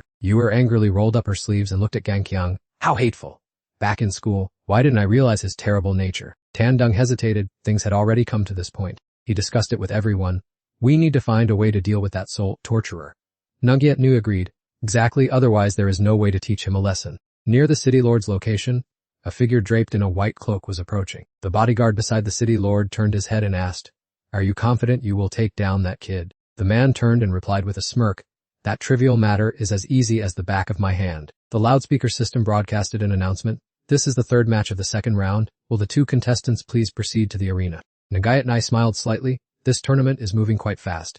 Tandung nodded. "Yeah, there isn't a single minute to rest." In the ring, a muscular bald martial artist was facing off against a red-clad opponent on the opposite side. This muscular bald man is Tranfong of the Hoangko sect. He looked over and said, "I advise you to take the initiative to forfeit to avoid being humiliated at the hands of Tranfong from the Hoangko sect." The person standing on the other side replied, "I return those words to you. He is Chai Thong of the Bachlin Hall." Tandung turned to ask, "Have you guys ever watched a match between these two?" Hiu Taio replied yes. She recalled, Tranfong's spirit beast is a savage lizard with immense defense and power that often overwhelms opponents, while Chithong possesses the red monkey. She continued, "Not only does it have great physical stamina, but that spirit beast is also proficient in combat skills." Upon hearing this, Tandung appeared cautious, intently watching the arena. It seemed this would be a direct head-to-head clash of strength. The city lord spoke up. "The contestants are in position, so..." He announced forcefully, "The match begins." Tranfong summoned his spirit beast as usual. "Come forth." Manbatik? Manbatich is a beast type, reaching level 62. The other side responded just as competitively, "Go Chichdiam Kim Kang." Chichdiam Kim Kang is a boxing type possessing level 65. As soon as the battle began, Chithong immediately ordered Chichdiam to use its beast punch aimed at the lizard. Chichdiam, being of the boxing type, swung its fists and charged toward its opponent. Meanwhile, Manbatik growled a few times and got ready for the confrontation. A powerful punch from Chichdiam struck directly at Manbatich's face. Not stopping there, utilizing its boxing type advantage, it continuously unleashed rapid punches with terrifying force all over its opponent's body. Chithong looked over with a mocking laugh. "I didn't expect Manbatich to be so pathetic. It seems this match will be over sooner or later." Ngayatnai watched the match and felt bewildered. She didn't understand why Tranfong and his spirit beast seemed so weak, unable to dodge even such a simple probing attack. While Tandung was lost in thought, Tranmax suddenly spoke up. "Something is not right." She gave her assessment that it seemed Manbatik was intentionally enduring those attacks. Right in the arena, Manbatich used its face and thick armor, like skin, to block all of the punches. Tranfong at this moment calmly replied, "End it. You are seriously underestimating Manbatich's defensive capabilities." Hearing that, Chithong was startled, realized something was wrong and exclaimed, "What is this?" After countless blows from Chichdiam Kim Kang, Manbatich's skin remained perfectly intact, shiny, and without a single scratch. He began to worry and was confused. This is illogical. How can any spirit beast withstand attacks from Chichdiam Kim Kang? The city lord remarked that Man Ba-tich's defensive capabilities were already renowned. Chichdm Kim Kang's fists could not possibly break through. The guard nearby nodded in agreement. The mysterious masked figure spoke up to remind them.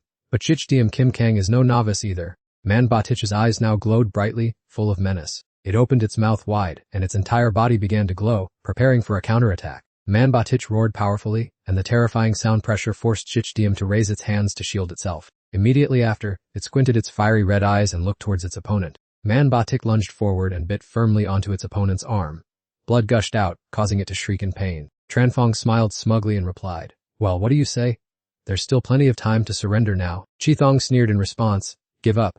Do you really think I don't understand the formidable nature of Man Ba-tich's defense?" He continued, "No matter how tough Man Ba-tich's skin is, it can't cover its mouth, can it?" This statement made Tranfong flinch as he realized the weakness being targeted, but it was already too late. Chithong immediately ordered Chichdm Kim Kang to unleash its blaze fist. This spirit beast immediately received the order. It opened its large mouth preparing to spew scorching streams of fire. A fierce blaze erupted, engulfing Man Ba-tich and aiming directly at its mouth. It was thrown backward, its mouth smoking profusely. Man Ba-tich must have been severely burned by this attack. Still relentless, Chithong pointed and commanded Chichdm Kim Kang to continue its relentless fire attack. Instantly, Chichdm retracted its hand into a powerful fist. The punch, containing intense heat, caused Man Ba-tich's entire body to burst into violent flames. With a fist full of fire, it prepared to deliver another fatal blow. That fiery punch shot straight into Man Ba-tich's oral cavity. It threw its head back and roared in pain.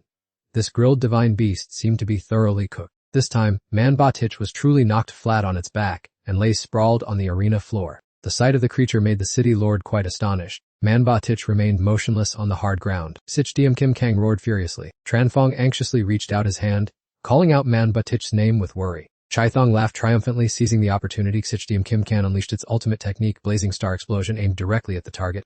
It soared into the air while its opponent remained completely unmoved. Tranfong watched closely, observing Chichdm's silhouette poised to deliver the decisive blow. Its hands glowed with an incredibly hot stream of fire. A giant fireball was slowly forming right above its head. Sensing the threat, he hurriedly shouted, "Man Ba-tich, wake up for me."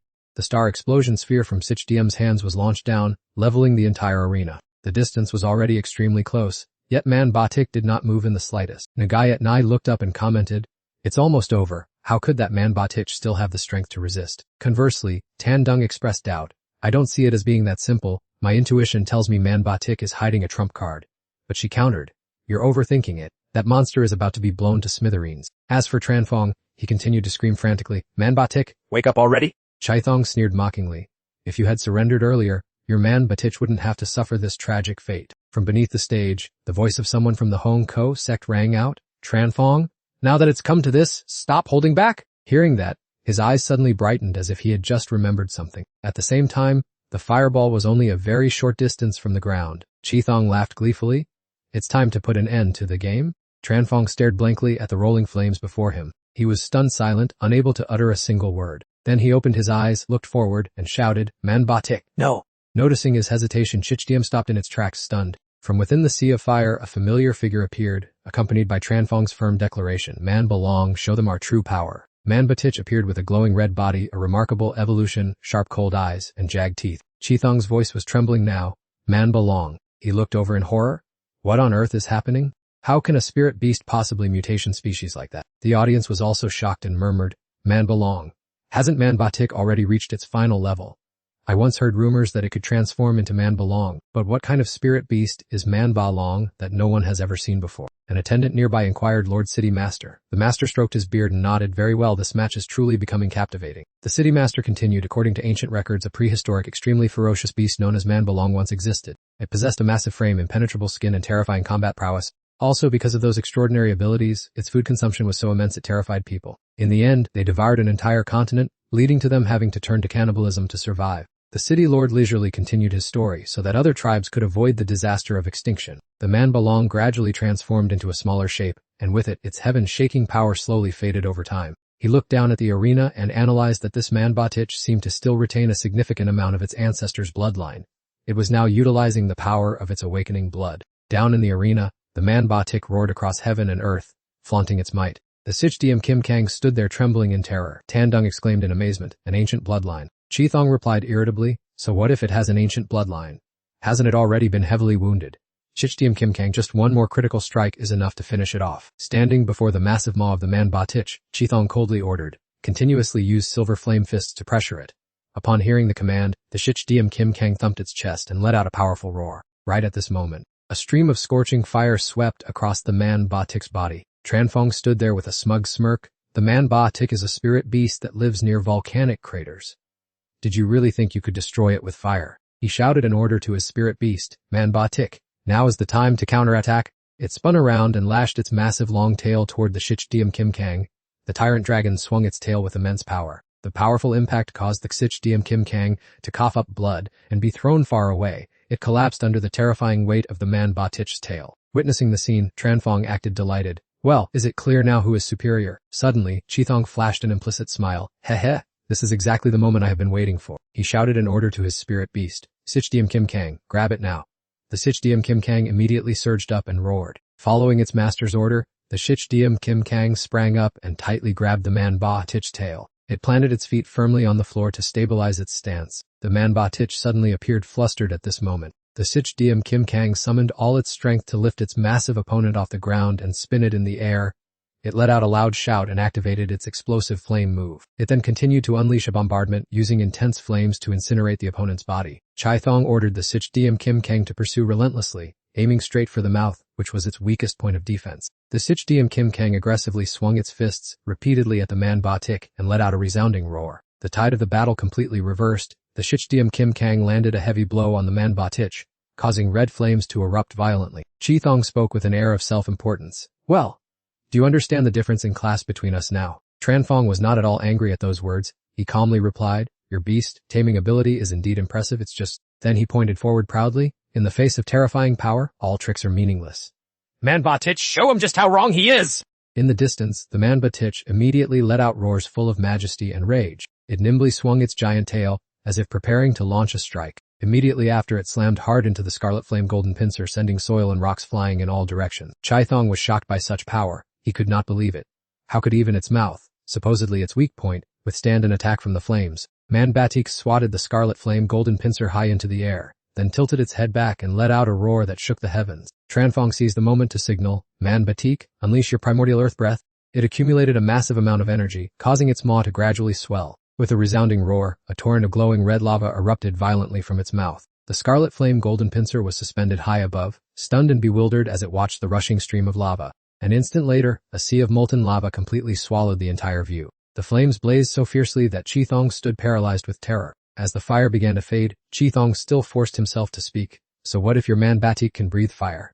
With this flame attack, the scarlet flame golden pincer has nothing to fear. However, his expression instantly shifted to one of shock, and his words died in his throat. Witnessing his spirit beast falling helplessly, charred black, he screamed in agony, Scarlet Flame Golden Pincer! From within the lingering smoke and dust, the Scarlet Flame Golden Pincer, its body emitting white smoke, fell right in front of Chithong. It then slammed into the ground with a dry, heavy thud. Now its body was nothing more than a charred, glowing red skeleton. Lam Chithong turned deathly pale, his eyes vacant and his voice cracking as he called out, Scarlet Flame Golden Pincer. High in the spectator stands, Thienthu commented, how knave, what Manhwa Tich just spewed was molten lava from deep within the earth. Down in the arena, Manhwa Tich tilted its head back and roared to celebrate its victory. Manhwa Tich is a ferocious ancient insectoid species naturally possessing the ability to spew volcanic lava. Dam Hiu Tiu explained further, its throat and mouth cavity are not inherently weak points, I just didn't expect the power of its earth breath to be so terrifying. Tan Dung's face also became thoughtful as he agreed, there is no doubt about it. He turned to compliment her, you are truly knowledgeable,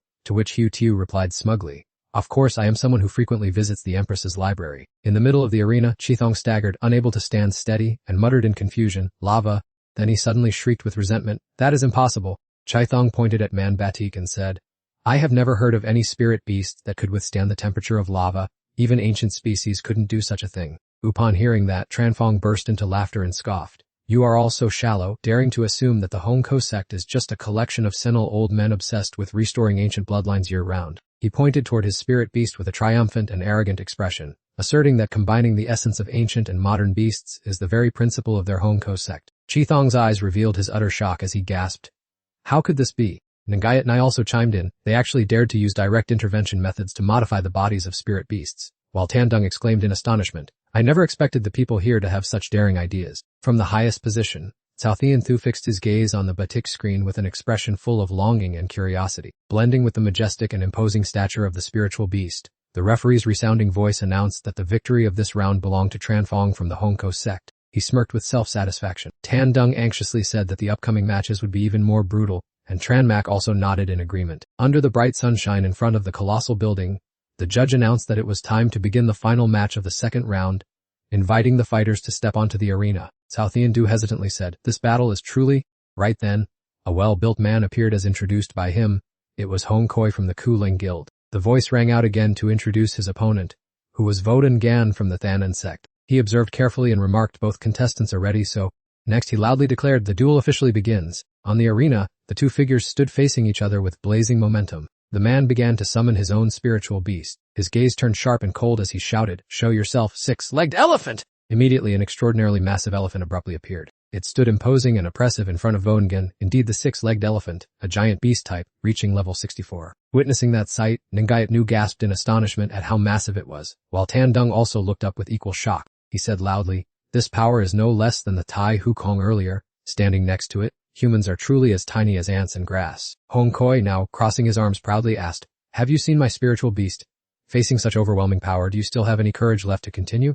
Vodengan's face showed not a single ripple of fear as she coldly replied, "Since the game isn't over yet, how can you know who is strong and who is weak?" Hearing this, Hong Koi became furious. "Still stubborn and refusing to wake up? Six-legged elephant, trample her to pieces for me." Receiving the order, the six-legged elephant immediately charged forward frantically. It took giant strides straight toward Vonengen. Its weight made the ground and rocks shake violently, and dust billowed all over the place. Suddenly, its eyes flashed with a light, and it abruptly stopped in its tracks. It stopped its footsteps just inches away from Vonengen. Vonengen did not miss any of its unusual behavior. Next, the six-legged elephant began to shift its body. The ground shook violently. Vonengen attentively watched every unusual sign as the surrounding cliffs cracked continuously. The crowd below panicked and fled, screaming at the top of their lungs. Ko and Gayat Nai staggered, unable to stand firmly, while Tan Dung leaned on Tranmak and gasped that this shockwave was no different from an earthquake. Hong Koi laughed arrogantly, wondering if his opponent had already been blown to bits. Someone suddenly pointed straight up and shouted, "Everyone look, what is that up there?" Hong Koi followed their gaze. He stared wide-eyed and stammered, unable to say a word. Seeing Vodengan in the air,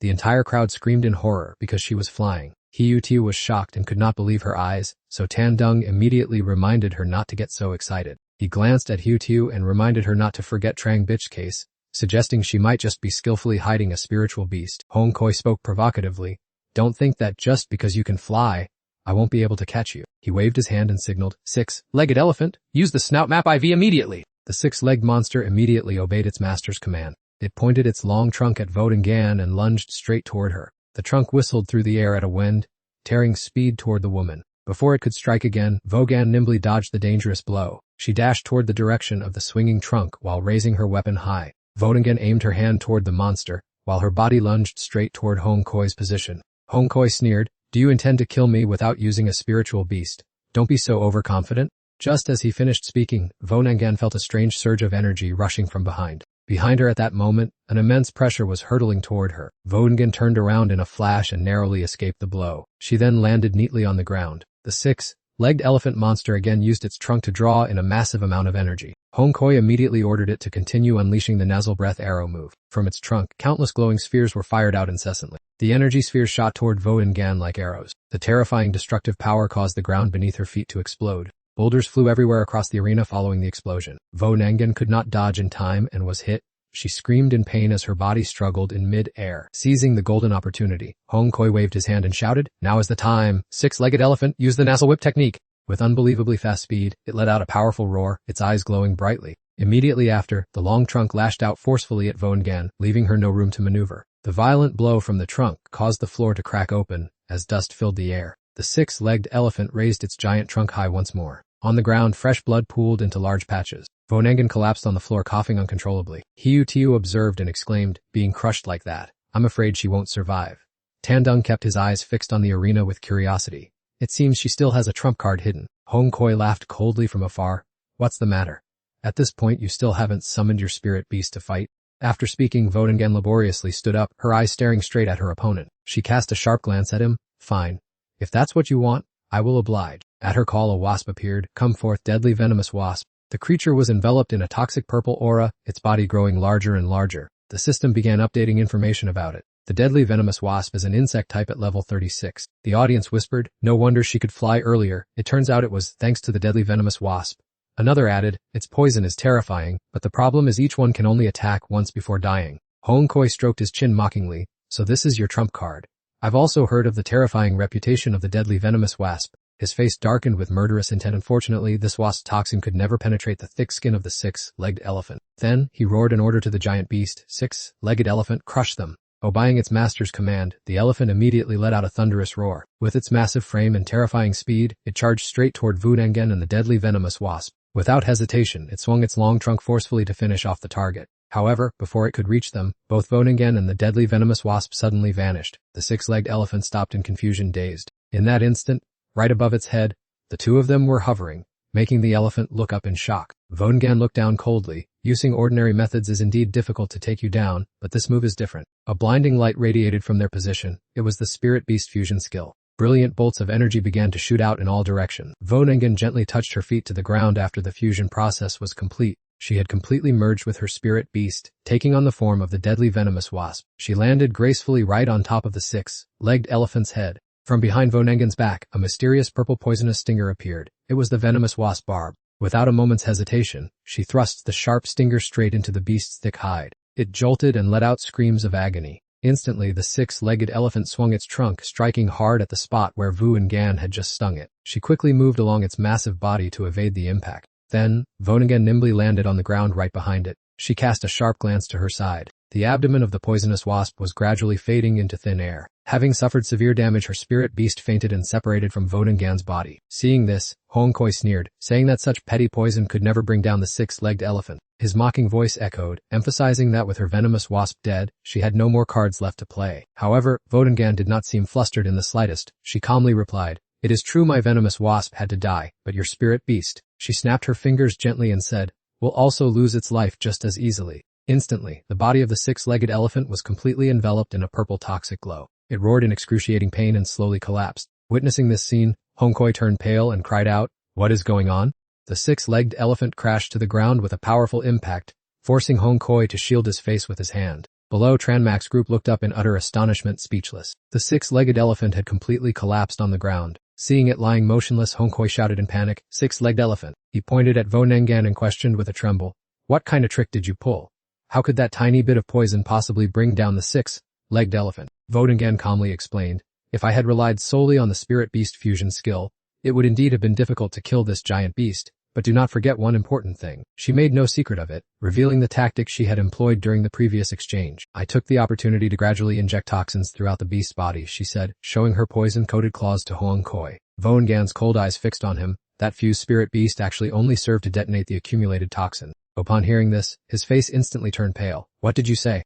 Watching the battle end, Tranmak praised in admiration. "She's incredibly strong," while Tan Dung agreed that everything had gone according to her calculation. Thean Thu observed the match and saw that the outcome had been officially decided. He declared in a resonant voice, "The winner of today's match is." However, Hong Koi quickly intervened, asking him to wait patiently, as the six-legged elephant did not seem to be completely defeated yet. However, Thean Thu did not accept his reasoning. It cannot even move now. Prolonging this would only waste precious time. Hong Koi looked at the six-legged elephant lying motionless on the arena, clearly severely poisoned. Still possessing some strength, he loudly declared, "I still have one last move." Hong Koi gritted his teeth, willing to sacrifice everything for the great goal. "For the survival of the Nine Spirits Guild, we must fight until our last breath." He shouted loudly. Six-legged elephant Spirit Beast fusion skill. Instantly his entire body was enveloped in a brilliant golden light. The six-legged elephant and Hong Koi were now covered by a powerful golden energy, while Wunengan also quickly retreated to defend. It had merged with Hong Koi. That dazzling light seemed as if it would blow away the entire arena. Gradually that light dimmed down. Hong Koi had merged with the elephant, creating a unique Spirit Beast fusion skill called the six-legged elephant Spirit Beast fusion state. Tan Dung looked at him in admiration. "What a terrifying aura!" To still be able to use the Spirit Beast fusion skill in this state, Ngayat Nai understood his doubt and explained, as long as both the Spirit Beast and the Master remain conscious, they can use the Spirit Beast fusion skill. "It's just that," Tan Dung asked curiously, "just what?" Ngayat Nai closely observed the arena. The Spirit Beast fusion skill is a deep integration of both mind and body between the Master and the Spirit Beast to manifest. It also reflects the shared health status of both. Her eyes became sharp, seeing through everything. This also means that when merging with the six-legged elephant, Hong Koi himself has also been heavily poisoned. After completing the fusion process, Hong Koi felt exhausted and in pain, panting heavily. He tried to muster all his strength, preparing to unleash the Spirit Beast fusion skill. With the super high-pressure Nassel cannon move, Hongkoi slammed a powerful fist onto the floor, and instantly, a beam of light energy rushed straight toward Vuongan. Sensing the oncoming beam of light energy, Vuongan became extremely tense. Afterwards, she quickly dodged the attack. Thean Tu stroked his beard with a thoughtful look. He is so reckless just for victory. The cloaked person next to him replied, I hope he doesn't lose his life. Next, Hongkoi leaped high into the air. Swinging his fist, he said to Vuongan, with that dying spirit beast of yours, let's see how you can withstand my attack now. Hongkoi unleashed his move Giant Elephant Divine Fist as countless powerful fists rained down on where Vuongan was standing. Her eyes widened, her face filled with panic. The attack struck directly at her position, and the ground cracked instantly. Debris and rocks shattered into pieces. Instantly, 2 objects were blown violently backward, crashing hard into the boulder behind. Before she could even catch her breath, Vuongan immediately noticed movement from her left. Hongkoi continued to swing his fist and charge at her. This time, Don't even think about escaping. his strike carried terrifying power. Hurry up and die for me. Immediately after, he unleashed his palm force directly toward Vuongan. The mighty blow from Hongkoi swept across, hitting both Vuongan and the poison wasp. The poison wasp could not dodge in time, and it was blown to pieces under Hongkoi's attack. The arena floor had now turned into a deep, bottomless pit.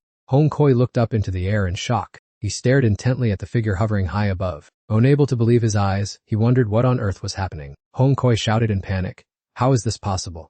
I clearly just smashed your spirit beast to pieces, why can you still fly? Despite having just narrowly escaped death, Vuongan showed no fear and let out a faint smile. Vuongan then snapped her fingers as a swarm of venomous bees appeared. Perhaps I possess more than just one spirit beast, don't I? Upon seeing that sight, Hongkoi's eyes widened in horror. The audience below also cried out in surprise. Aren't beast tamers only allowed to contract with a single spirit beast? They turned to whisper among themselves, that's right. Unless the spirit beast is dead, how on earth did this woman do it? Thean Thu stroked his beard, his expression turning slightly pensive. Tandung looked at Vuongan and sighed. Another formidable opponent has appeared. Right at that moment, Hongkoi began foaming at the mouth. He collapsed to the floor, vomiting a large amount of deep purple poison. Knowing he wouldn't survive, Hongkoi gritted his teeth. I truly cannot accept this. But before he could finish his sentence, his eyes rolled back. Immediately after, Hongkoi reverted to his true form. Seeing that the outcome was decided, Thean Thu spoke up, and so, the winner of the first match is here. Vuongan landed gently in the spectator area. Thean Thu's voice echoed throughout the arena. Vuongan from the Hidden God sect. She coldly turned her back and walked away without looking back. But at that moment, a loud shout rang out. Stop right there. The man supported Hongkoi and roared in hatred. You brought him to this state?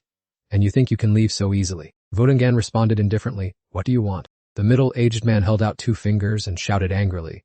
Do you even need to ask? Summon your spirit beasts now. As he finished speaking, a brilliant golden light appeared, and Vuongan glanced back briefly. She stared fixedly at that shimmering golden light. The heart-wrenching cries of Hongkoi's companions demanding a blood debt echoed everywhere. At that moment, 2 spirit beasts appeared simultaneously, one of which was a level 51 giant, horned black horse of the giant beast type. Next was a level 48 armored mountain, splitting beast of the giant beast type. Suddenly, a loud shout rang out from the sky. Do you think we of the Hidden God sect are so easily bullied? The Shenyang sect faction arrived just in time and shouted threateningly. What kind of tricks does your giant spirit guild think they're playing here? The members of the giant spirit guild didn't flinch, responding defiantly. Then just try us and see. Instantly, both the great horned black horse and the mountain cleaving armored scale charged into the attack. The swarm of venomous bees also surged forward. At that exact moment, a terrifying surge of power struck, creating a massive explosion. The giant spirit guild members began to panic. What the hell is going on? They looked up tremblingly at the high platform where Qiansho was seated. His aura was truly overwhelming. Qiansho spoke in a low voice. Listen, everyone. He remained sitting regally and motionless in his chair, saying coldly, Do you all have no respect for me? Chenmo also clearly felt the pressure from Qiansho. She whispered, The city lord's aura is indeed terrifyingly powerful. Huang Qi's teammate glared at him with eyes full of hatred. Then, he waved his hand in frustration and ordered his subordinates, retreat. Before leaving, he didn't forget to warn Wu Hen. Once this match is over, I will definitely make you pay a heavy price. However, Wu Hen only glanced at him and remained silent without responding. Qiansho looked down at the arena floor, which was now shattered beyond recognition. He spoke to the cloaked man.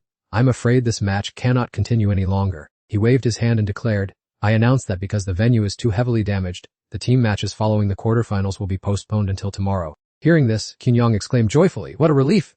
That gives us time to rest and recover. Qiansho quickly assigned tasks to the staff. The remaining spirit beasts, whether dead or alive on the field, will be handled by us and the organizers. Everyone, please leave immediately. Xiao Xiao stepped off the arena, praising him incessantly. The city lord is truly a good man, and Qin Yong agreed. Indeed, he's even helping to deal with these spirit beast corpses. While Yuer, having run out of patience, said, Enough, let's just go back, I'm exhausted. I returned to the inn, where the lights were as bright as day. A seal was placed outside the room's door to warn of any approaching strangers. Inside, Qin Yang was sitting on Chen Mo's lap. Both were still diligently cultivating. Suddenly, Chen Mo paused, her eyes turning toward the room's door. Xiao Xiao brought food and asked, "Lady Empress, I've brought some food. How is your recovery progressing?" Chen Mo replied hesitantly, "I've probably only recovered about 50%. And Qin Yang spoke up worriedly, "If we are to face tomorrow's battle, it will still be quite difficult." Xiao Xiao clenched her fists and stated firmly, "Rest assured, Lady Empress. I will definitely protect you with my life." Qin Yang gave her a disdainful look and said, "You should just worry about protecting yourself properly." Hearing this, Xiao Xiao's anger flared up. "Who do you think you're looking down on?" Qin Yang ignored her and said, "Let me see what food you bought." And seeing him approach, Xiao Xiao shouted, "Don't just charge in like that." Yer stood on the balcony, sighing softly with a look of wariness and concern. Tandung noticed her strange behavior and asked concernedly, "What's wrong? Are you having trouble with your cultivation again?" But Ngayatnai only replied indifferently, "It's nothing. I intended to use the blood energy from the Great Formation for my cultivation, but it hasn't been effective at all." Tandung was surprised upon hearing this and let out an exclamation. She looked up, her eyes showing exhaustion, and said, "Logically, with the number of spirit beasts killed recently, the Xuan Xingji should have been able to absorb quite a lot of spirit energy." Under the bright moonlight, the Xuan Xingji hovered in the air. He comforted her. "Why worry? City Lord Gao probably already had people clean up the pile of spirit beast carcasses." And Ngayat Nu was reassured, saying, "That's true." Seeing that it was late and everyone was still awake, Tranmak reminded them, "Go get some rest. Tomorrow will surely have even tougher challenges." Ngayat Nai agreed that they needed to rest early, and Hiu Tiu added, "The Empress is absolutely right." At that very moment, in a secluded location within Linjiang City, in the quiet, lonely night amidst the desolate mountains and forests, voices urged each other on, "Hurry up a bit." Thian Thu looked back to remind his subordinates, "Don't cause too much of a stir," and they responded with compliance. At this moment, the group was struggling to tie up the shell-footed tortoise onto the horse-drawn carriage. Soon after, they dumped the shell-footed tortoise into the dark purple lake. Thian Thu looked at the spirit beasts struggling in the lake and asked doubtfully, "Long, do those spirit beasts really help speed up the research?" Long did not answer him directly, only saying, "You will have to ask him about that yourself." He fell silent in contemplation for a moment. Afterward, he looked at the records. The grafting of the spirit beast bodies is basically finished, but the problem regarding the power source still hasn't been solved. He sighed warily. The key still lies in the power furnace of the wild ancient sect. His eyes suddenly flashed with a cruel glint. "As long as I grasp the method to manufacture it, I will definitely be able to create that thing." He stopped mid-sentence and gazed at the spirit beasts being thrown into the lake. They slowly sank into the darkness at the bottom of the lake. "And then they all become sacrifices for our research," he continued, "the strongest spirit beasts." The next morning, when the sun was already high overhead, Tranmak stretched as he woke up, and Tandung said refreshingly, "It's been a long time since I've had such a comfortable sleep." Mangayat Ni, standing on the balcony, also stretched and said, "Today I must win the championship. I don't want to keep working for that old man anymore." Hiu Tiu pushed the door open and entered. "Empress, please get dressed, and then we will go downstairs for breakfast." And Tranmak replied softly, "Right." Suddenly, Tandung's voice echoed throughout the inn, "Hao Kuang Kuang." He was curious to see Kuang Kuang and asked, "Why are you here?" Kuang Kuang replied calmly, "I'm just here for breakfast. You all seem very relaxed. Today is the final. It seems your moods are quite good." Everyone on Tandung's side watched him, waiting for him to reveal something. Kuang Kuang sneered, his voice full of challenge, implying that he doubted they would even make it past the quarterfinal. Tandung was angry upon hearing this, advised Kuang Kuang to mind his own business, and turned to walk away, waving goodbye and saying he would see him in the finals. Ngayat Nu clenched her fists in anger. Nahadan scolded Kuang Kuang for asking for a beating, and Hiu Tiu was just as furious to hear him look down on their group, feeling like she really wanted to punch him. From early in the morning, everyone had gathered in full. At this time, in Lamjiang City, the atmosphere had become extremely bustling and noisy. The experts had all gathered in full. Those from the Thanan and Vo and Gan sects were also closely monitoring all the movements around them. Kuang Kuang still appeared as usual. Tranmak hugged Tandung, looked at Bong Fi, and said it seemed like more people came to watch today. Tandung agreed and replied that perhaps it was because this was the final match. Thian Thu stood on the high platform, looking down at the sea of people below. He stroked his beard and said, "It seems like everyone has arrived." Vo Engan saw that the arena was still under repair and asked City Master Cao, "It seems the arena is not yet finished." Hearing this, Thian Thu laughed loudly and said, "Everyone, please do not worry, please step back a few paces." Saying that, he clapped his hands a few times. Immediately, the ground shook violently, and the arena slowly lowered, causing everyone to scream in panic, "Good heavens, is it an earthquake?" Following that, a magnificent mountain emerged from the ground. The crowd below the arena was extremely terrified. Mangayat, witnessing this scene, was also stunned, wondering what was happening. No one could believe their eyes at the magnificent sight appearing. They exclaimed in astonishment, "A mountain rising from the earth." Thian Thu raised his hand and introduced, "Everyone, Do not worry, this is the new arena for the team competition. He continued, representatives of the sects, please follow the stairs to the side to go up to the stage for the draw. Nagayatnai had not yet recovered from the shock, not expecting such a large space to be hidden deep underground. Hiutiu was also extremely surprised. The power of the judges was truly remarkable. Tandung seemed completely unmoved by this sight, calmly saying, alright, let's go up there and draw. Nagayatnai and Tandung stepped up to conduct the draw. Tandung could not clearly see the paper in Tranmak's hand, so he asked hurriedly, hurry up and see what number we drew. Nagayatnai held up the paper and whispered, we got number 2. At this moment, a voice rang out, causing Tranmak to turn his head to look. Kong Kwang looked at them, hands in his pockets, and said, what a pity. Number 1 and number 2 are in the same group, and number 3 and number 4 are in a group. He held up his number and said, we didn't draw into the same group. Tandung looked extremely annoyed by him. He shouted to get rid of that lackey Kwang Kwang, who was waiting in the finals, out of here immediately. Even so, Kwang Kwang coldly challenged that they had better worry about whether they were strong enough to win the next round. Tandung's anger flared up intensely. He wanted to punch the annoying guy in the nose, but Tranmak hurriedly stopped him, telling him to stay calm because the current opponent was not him. Vungan leisurely held up the piece of paper in his hand. She frowned slightly, full of doubt. Number 1 really. Immediately after that, Vungan slowly walked towards Tranmak. Casting an indifferent gaze down at the paper, she calmly assumed that her next opponents would definitely be their group. Tranmak looked at her with extreme caution. Divine Hidden Sect. All preparations had been smoothly arranged. Thean Thu stroked his beard and announced the start of the semi-finals, inviting the sects who drew lot numbers 1 and 2 to quickly send 3 representatives to the arena. Hiutiu enthusiastically led the way, while the Empress was utterly helpless, having no other choice. Ngayatmi, meanwhile, wondered whether they should form a 3-person or 4-person team. Hiutiu turned his head, pointed at Tandung, and said it was obviously 3 people, adding that, the other one is just a talking beast. Which made him angrily threaten to bite people. Amidst the crowd, a shout suddenly rang out, startling Tandung's group, cheer for those madmen. It turned out that the boss was enthusiastically cheering and encouraging them not to lose. Tandung was surprised, not expecting this old man to also support him. He thought to himself that he probably shouldn't have badmouthed him before. The boss continued to wave his hand, declaring that he had bet all the capital he had earned in the past few days on them. So if they lost, they shouldn't blame him. He sighed helplessly. This old man is truly beyond help. Nungayatnai also didn't bother to pay attention to him anymore, telling everyone to quickly get onto the stage. Beneath the clear sky, both teams had taken their positions, ready to fight. Hiutiu clenched his fists, resolutely telling the Empress that he would give his best effort. Nungayatnai was also full of excitement, hoping this match would help her drain more blood. Tandung was extremely wary of the people from the Divine Hidden Sect because their opponents seemed able to control many spirit beasts and conceal their tactics.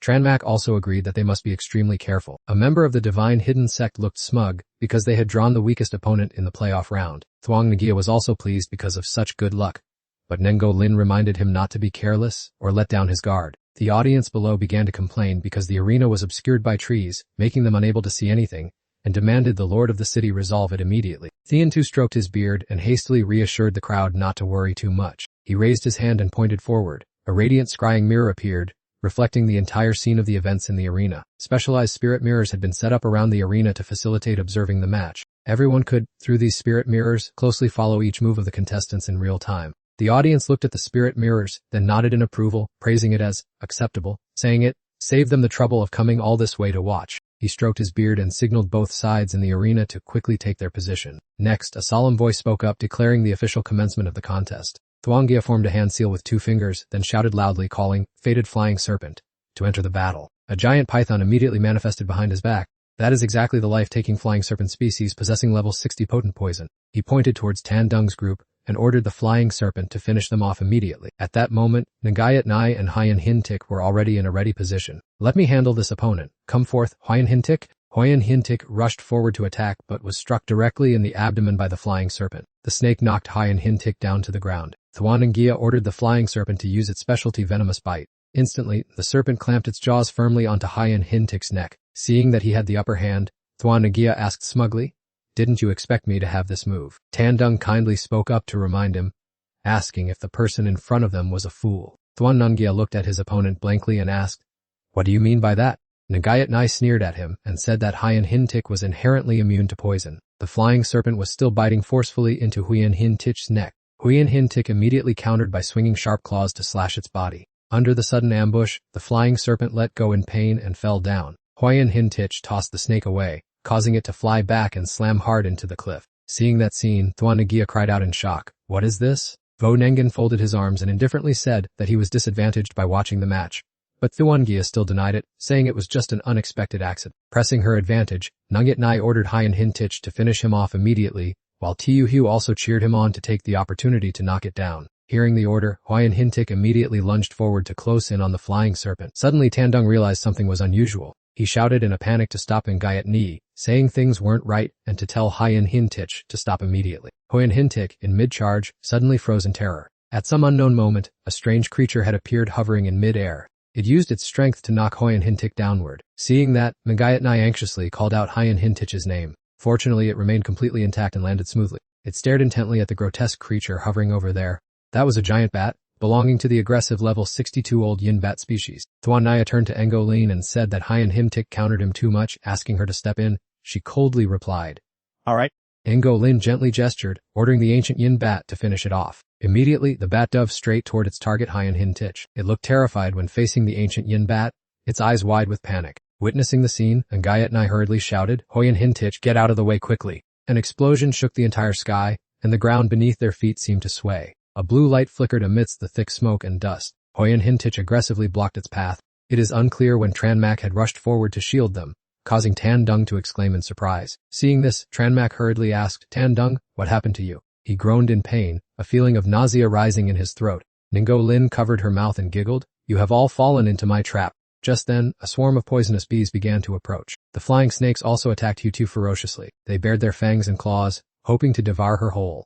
Wu Nengen lunged forward, determined to take down the weakest opponent first. Another strong tremor occurred, and Nungyat Nai let out a cry of worry. Tranmak anxiously turned back and called out Hu-Tu's name in a panic. Amidst the dust, Hu-Tu sat hovering on the vines, reassuring her, Lady Empress, do not be too worried about me. She crossed her arms and stated firmly, Perhaps I am the weakest person here. She held her hands together to form a seal and declared, I will never be a burden to Lady Empress. Manifest. Flower Spirit. As soon as she finished speaking, Hu-Tu's spirit beast appeared. Tandung and Tranmak were astonished to see the new form of the flower spirit. Hu-Tu, your spirit beast has actually evolved. Hu-Tu shouted resolutely, I do not want to be a hindrance to Lady Empress. Then she ordered her spirit beast to quickly bind them with vines. It heard the command and raised both hands high. Immediately after, countless vines shot out to attack Wu Nengen's army. On those lush green vines, a multitude of small flowers began to bloom. Vo Nengen struggled to dodge those terrifying vines. Suddenly, the vines were slashed into pieces. It turned out that Vo Nengen had used his sharp claws to tear them apart. However, the flying snake was tied tightly in the pile of vines and struggled violently. Seeing that the situation was not good, Vo Nengen angrily shouted, unable to believe that this group was so tough to deal with. Nungyat Nai smiled and replied that the real terror was still waiting ahead. Next, she commanded her spirit beast, Hien Hintic, finish them off. As soon as its master's order was given, Hien Hintic rushed forward and relentlessly attacked Vo Nen. A thunderous punch slammed into the ground, but Vo Nengen managed to leap high into the air just in time. Hien Hintic rolled its eyes, staring intently at the snake trapped inside the vines. Seeing this, Thuan Nagia hastily shouted an order to Menfize, quickly use your skin-shedding technique to escape. Even so, Hien Hintich had already lunged forward, aiming directly at Fi to strike. The vines snapped under the direct blow that struck right at Fixa's body. Unfortunately, Fixa had already finished shedding its skin. The thing that got hit was just an empty shell. Suddenly, Hien Hintich was tightly coiled around by Fixa's body. Thuan Nagia turned the tide and shouted, if poison is useless, then squeeze it to death. To Menfija! Fiisa received the order and did its best to tighten its body around Hien Hintich. Being strangled, Hien Hintic screamed in pain, making Nungyat Nai anxious as she called its name. Hien Hintic! On this side, Vo Nengen was coordinating the spirit beasts. Venomous Wasp used the spirit beast fusion technique. Right after that, they all vanished instantly, leaving behind only a faint, shimmering golden light. She rushed forward, putting all her strength into targeting Hien Hintich's position. The powerful punch was thrown, shattering the ground into pieces. However, Vo Nengen suddenly felt her hand miss, making her cry out in panic. Did it vanish? Witnessing this, Nungyat Nai curled her lips in disdain. How truly foolish. Now, Hien Hintich had shrunk to the size of a tiny creature perched on her hand. You didn't even know about its shape-shifting ability. Vo Nengen angrily shouted, fighting head, on like this is really not going well for me. She quickly stuffed cotton into her ears and commanded, Nungo Lin, use that ultimate move quickly. With cotton already prepared in her hand by then, she calmly replied, understood.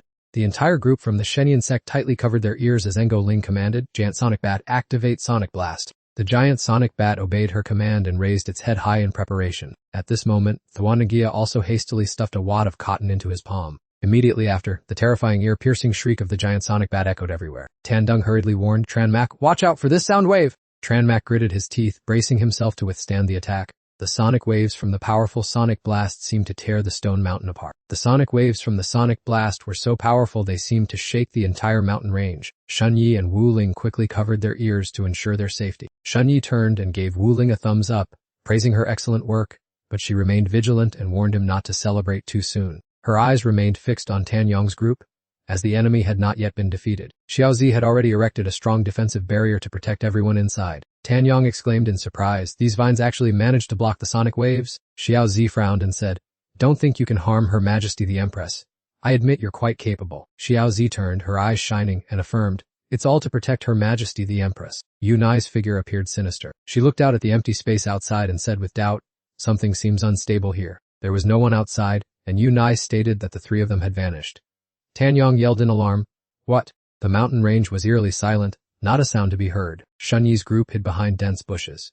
He wondered, do we really need to be this cautious? Wu Yin summoned the swarm of poisonous bees and devised a plan. Would just need to stealthily wear down the opponent. She waved her hand signaling, "Go my poisonous bees." Tan Yong's group searched around anxiously. Tan Yong asked, "Where did they run off to?"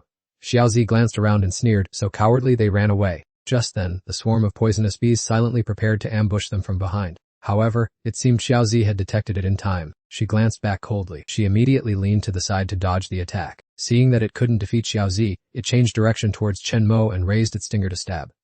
"Her Majesty the Empress, be careful," she shouted. However, Chen Mo, with her quick reflexes, cleaved the poisonous bee in half. She took a stance and said contemptuously, "You thought these trivial tricks could defeat me. The number of poisonous bees is still unknown, so we still need to be vigilant." Xiaozi gave an admiring thumbs up. Her Majesty the Empress's reflexes are indeed quick. However, at this moment, the entire swarm of poisonous bees charged forward.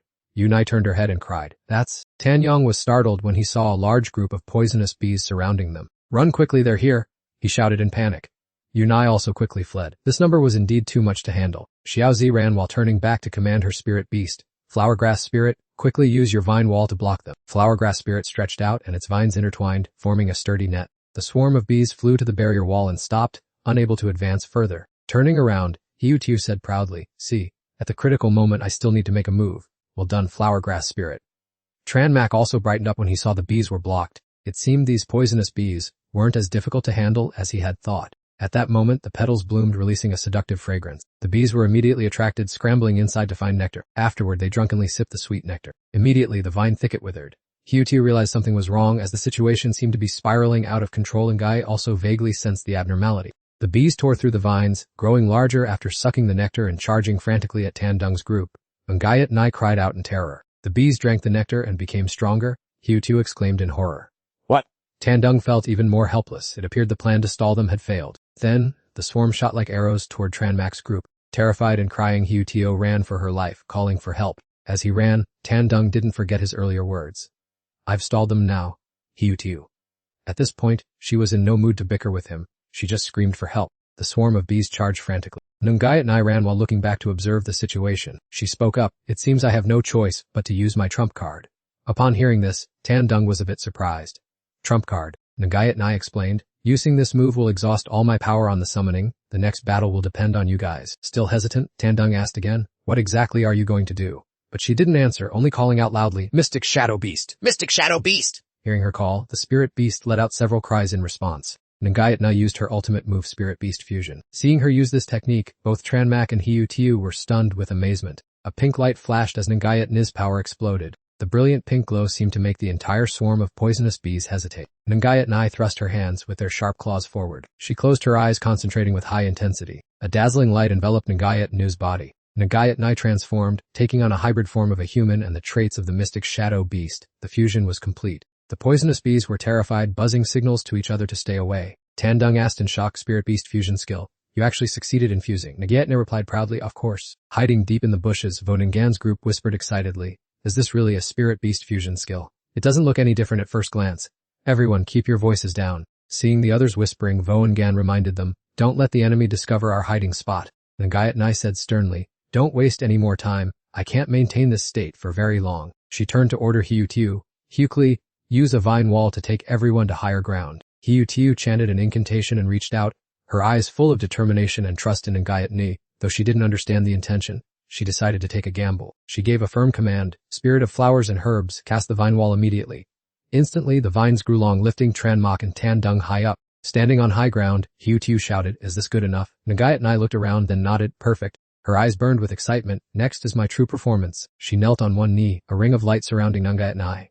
Spirit Beast Fusion Skill 100% Mimicry. A brilliant flash of pink light shone, dazzling everyone's eyes. That light radiated an increasingly brilliant aura. After the blinding flash, Nagayat Nai had transformed into a giant Tyrannosaurus Rex. The audience watching through the spirit mirror gasped in astonishment. What? Did that girl really transform? Could she have just switched to another spirit beast, just like the barbarian overlord dragon did before? Seeing this, Tranfong exclaimed in shock, "How is that possible? There is clearly only one barbarian overlord lizard in our desolate ancient sect." Seeing his slow realization, Kwang Kwang spoke up, "You still haven't figured it out by now." He narrowed his eyes and explained, "She is still using the phantom lizard. Her current state is just the illusion technique, its elementary skill." Nagayat Nai let out a powerful growl toward the swarm of poisonous bees. Then she opened her mouth wide, letting out a deafening, ear-piercing scream. The bees tried to resist, but how could they possibly withstand Nagayat Nai's power? Under her terrifying attack, they all fell to the ground at once. Standing on the towering vines, Tandung marveled, "I didn't expect you to hide such a powerful move from everyone." Hearing this, Nagayat Nai replied disdainfully, "Are you only just realizing my true ability now?" Nagayat Nu was very proud of her new skill, explaining, "My Spirit Beast Fusion skill is the Phantom Lizard. It can perfectly mimic any spirit beast I've encountered, including its physique, appearance, and moves. Of course, everything has its downside," she added. "The stronger the spirit beast I mimic, the more terrifying the pressure on my body."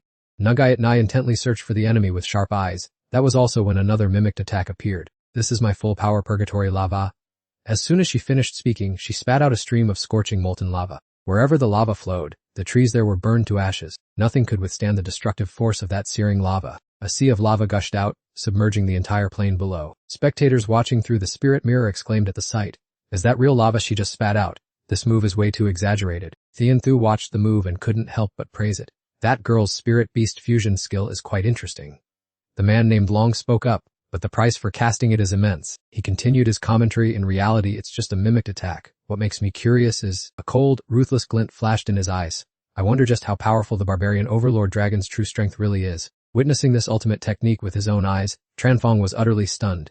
"I never expected it could mimic to such a degree." After the sea of lava burned down the entire forest, Nagayat Nai spoke resolutely. "This time they have no way out. They will surely have to reveal themselves now." Nagayat Nai's energy suddenly depleted. She let out a soft cry and collapsed in exhaustion. Nagayat Nai lost consciousness and slumped to the ground. Seeing that she could not get up, Tranmak quickly jumped down.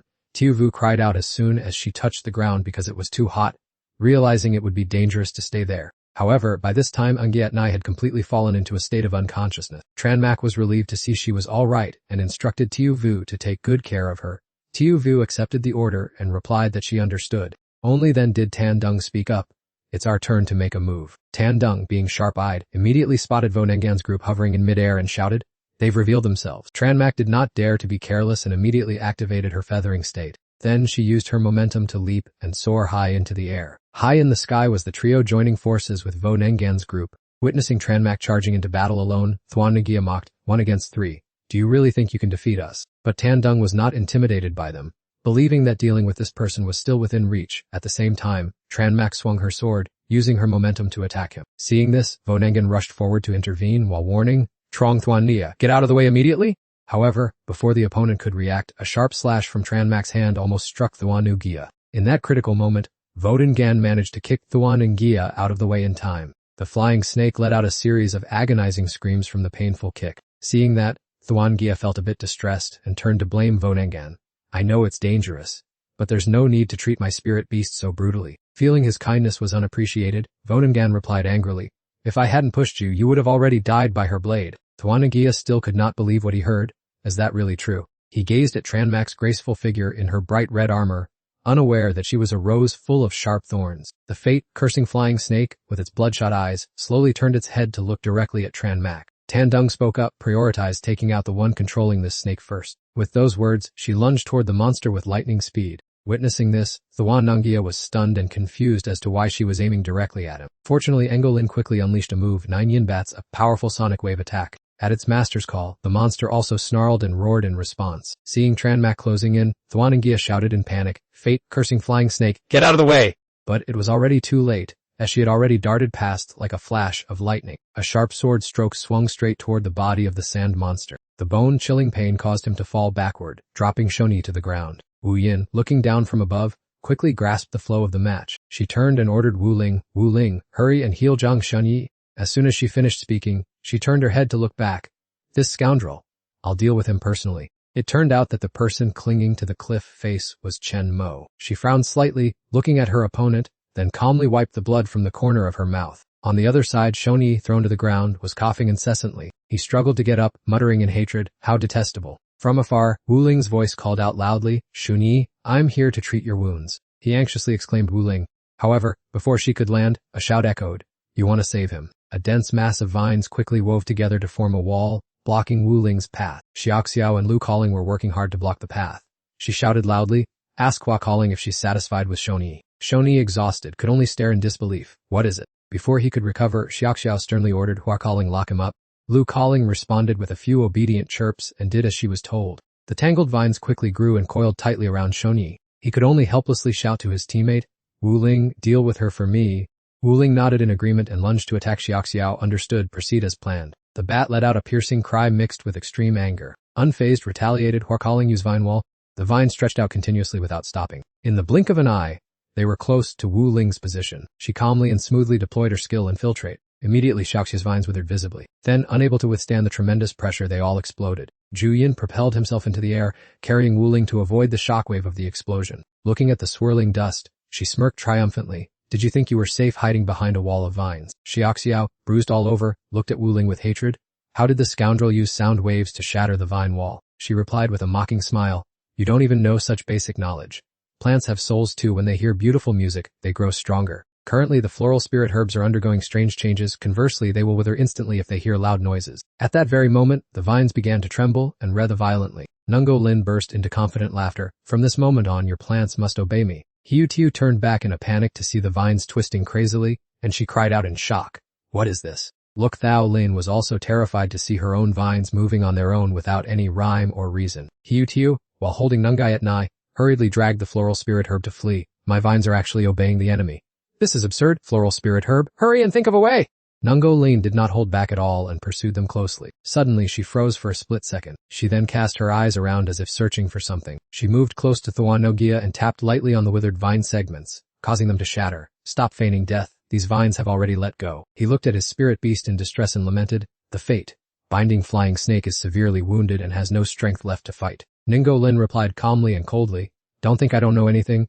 Hurry and deploy that technique. Thuan Ngia hesitated for a moment because he still wanted to save this trump card for the final match. As he spoke, he stroked the flying snake's body and called out, Fate, binding flying snake, wake up, it's time to work. Immediately, his eyes lit up and the spirit beast fusion skill began to activate. A blinding purple light burst forth from where the two of them were. Nungo Lin, standing nearby, had to squint because of the light accompanied by lightning streaking across the sky. From within the thick cloud of dust, a dark figure gradually emerged. Thuan Ngia had now completely transformed, looking like a devil with a long tongue. This was his fused state with the fate, binding flying snake. He spoke in a cold, threatening voice. Next, I will let you experience the terror of a spirit beast fusion skill. Finishing his sentence, he swung the chain sickle forward, fate binding flying sickle. The sickle flew like an arrow, piercing the wind and heading straight for Hiu Tiu. In the blink of an eye, it caught up to its target. She reflexively turned her head to look back. The chain quickly wrapped tightly around Hiu Tiu's body, causing her to drop Nengayat Nahai to the ground. Losing her balance, she tumbled down immediately afterward. Hiu Tiu lay flat on the ground, grinding her teeth in hatred because she no longer had any strength left to resist. Old Thian Thu and the bald man watching through the screen understood everything. They discussed how he was using the spirit beast fusion skill, a method identical to Hong Koi's previous one, which helped him share his state with the spirit beast to restore his combat power. The bald man coldly remarked, I don't think it's that easy. Usually, using this skill causes tremendous physical exhaustion. Through the screen, one could clearly observe that Tran Mak was also there. Then he looked at Thuan Ngia and exclaimed, but Truong Thuan Ngia's skill is truly different. I feel he only expended a bit of effort. This ability is indeed extraordinary. At that moment, Thuan Ngia also noticed their presence. He frowned and muttered, so you've figured it out.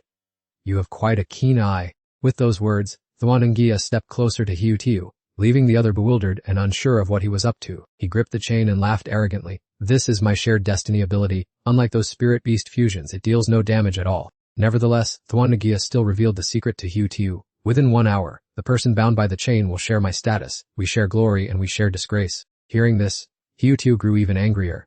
If you're sharing status like that, do you intend to kill me as well? He replied nonchalantly, I don't need to waste my effort killing you. From above, the shrill cries of sonic bats echoed down. Suddenly, several vines lunged in front of her, twisting and writhing eerily. They repeatedly lashed Hyutu's back with painful blows. While controlling the vines, Engolin wondered, just controlling the opponent should have been enough. Looking at the two bodies lying motionless on the ground, Thwanangia became even more smug. Suddenly Magai appeared highly agitated. She slowly tried to pull herself up after the fall.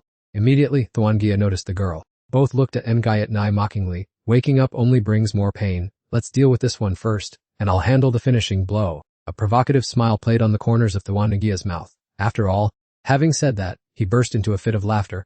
I, the young master, love this scene the most. Without any hesitation, he swung the chain, repeatedly lashing Ngayat Nai, delighting in the sight of his prey writhing in pain. Her wretched screams quickly reached Tranmak's ears. Tandung was also extremely panicked. We must save Lady Ngayat Me. Finally, both decided to prioritize rescuing her. We must act quickly to save her. However, after running for a short distance, they were forced to halt. Right before their eyes now, a dense swarm of bees blocked the path. Vunangan's voice echoed from above. Don't you forget this. She looked coldly at Tranmak. Your enemy is right here, and it's me. With those words, a powerful aura erupted, enveloping Vunangan's entire body as the bees began to swarm.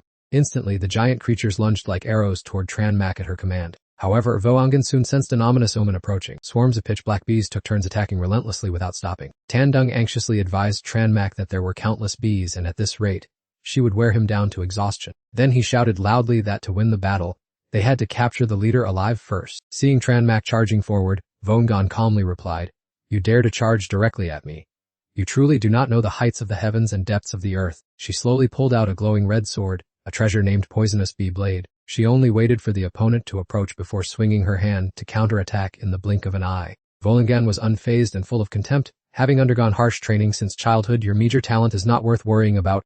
With just one strike of the sword, she easily sent Tranmak flying far away. Taking advantage of that opportunity, the swarm of bees quickly rushed in to surround him. Voangan continued to command the bees to let the venom torture him until he collapsed. In an instant, Tranmak was covered by the entire swarm in a pitch-black mass. The abyss bees were truly terrifying. Inside the black mass, both were struggling to defend themselves. How annoying, this swarm was too ridiculous. Was it not over yet? The venom began to soak in and the toxins were taking effect. Damn it, this situation could not continue any longer. Tranmak hurriedly set up a protective barrier. Short-term pain is better than long-term pain. He had to risk it. Harden up. Hard armor? Tandung reminded him, I will cover for you. Take this chance to escape quickly. At this moment, the swarm had surrounded them so thickly that nothing could be seen. Everything had reached its limit. Yet in a split second, they were all thrown back. The strength was truly terrifying. Voangan mocked again. You fools, have you forgotten the outcome of that hard armor already? Tranmak did not expect to end up in a confrontation with her in this manner. By now, Voangan had completely transformed into her bee form. Everything had reached its conclusion. She used her sharp tail to stab forcefully toward Tranmak. Poison bee sting, activate toxin burst. Voangan's tail dealt a fatal blow to Tranmak's body. However, she quickly realized that something was not right. It turned out that what she had just hit was only a substitute body. Tandung, are you okay? I used a clone to block the way for you. He looked at Voangan with a challenging smile. Don't even dream of touching a single hair of Tranmak. Voangan was furious and sent both of them flying away. Fortunately, both landed right in the nearby dense forest. Amidst the thick dust and smoke, Tranmak anxiously called out to Tandung, are you all right? He smiled reassuringly that he had not been hit by the bee venom at all. There was nothing to worry about, just a slight pain in his waist. Right then, Voangan suddenly appeared and replied, Is that so? She approached them with a murderous aura and growled, Then let me give you another taste of my poison. Tandung frowned in annoyance. I have to admit, your poison is indeed quite troublesome. Then he laughed triumphantly. But for me, simply making it here is more than enough. Voangan smirked with a sneer. Very well. Do you still think you're capable of fighting back? Walking closer, she mocked. Not to mention your dying state, even those comrades of yours can no longer fight. Voangan gloated. I don't know how you plan to turn the tide. But well, this distance is already enough. Suddenly, Tandung created many clones, so it's a clone technique, is it? One of them rushed off at high speed, leaping high into the air. The second one also gathered momentum and jumped right behind him. Seeing the two clones rushing toward her, Voangan only gave a faint smile. What effect do you think these insignificant clones will have? Tandung, on the other hand, remained confident. If you want to laugh, make the most of it now. At that moment, Voangan suddenly realized something was wrong. She hurriedly turned her head, but it was already too late. This isn't good at all.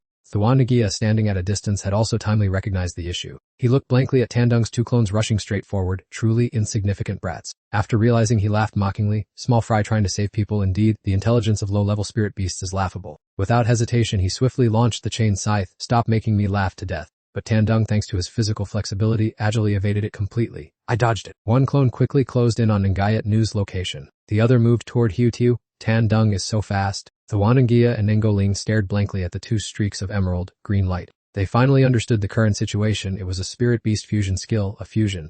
Ngoling warned anxiously, this isn't good. This is definitely a spirit beast fusion skill. What is this? Thuan Nagia also began to panic. How could this happen? Ngayat Ni, who was full of wounds, could now stand up. Tandung, I didn't expect you to do this. Don't underestimate me. She looked as if she hadn't suffered a single scratch. Fusion. Even Hutiu has completed it as well. The spectators watching the match all gasped in amazement. How did those two suddenly become so full of energy?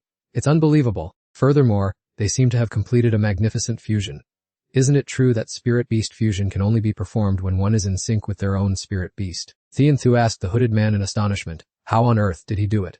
Both the clone technique and spirit beast fusion, it truly leaves people in constant admiration. On one side, he smiled slightly with great delight in his heart. Tandung, you really did keep an ace up your sleeve until the very last moment after all. Ngayat and I looked at this body and couldn't help but marvel. Tandung, how did you manage to be so ingenious? Hutiu was also incredibly overjoyed. It seems this is indeed the special ability that God has favored you with and bestowed upon you. There's no denying it. Tandung eagerly explained right away. Fortunately, I had asked the system in time beforehand and learned that members of the same team can completely and effectively utilize that fusion. After regaining her strength, Ngayat Nai showed a clear look of smugness and quickly asked what ability he had ultimately received from that goddess. To which Tandung replied, as for this matter, you will understand later. Tandung cautiously reminded her, although your physical strength has been somewhat restored, it is all thanks to the improvement I brought when fusing with you.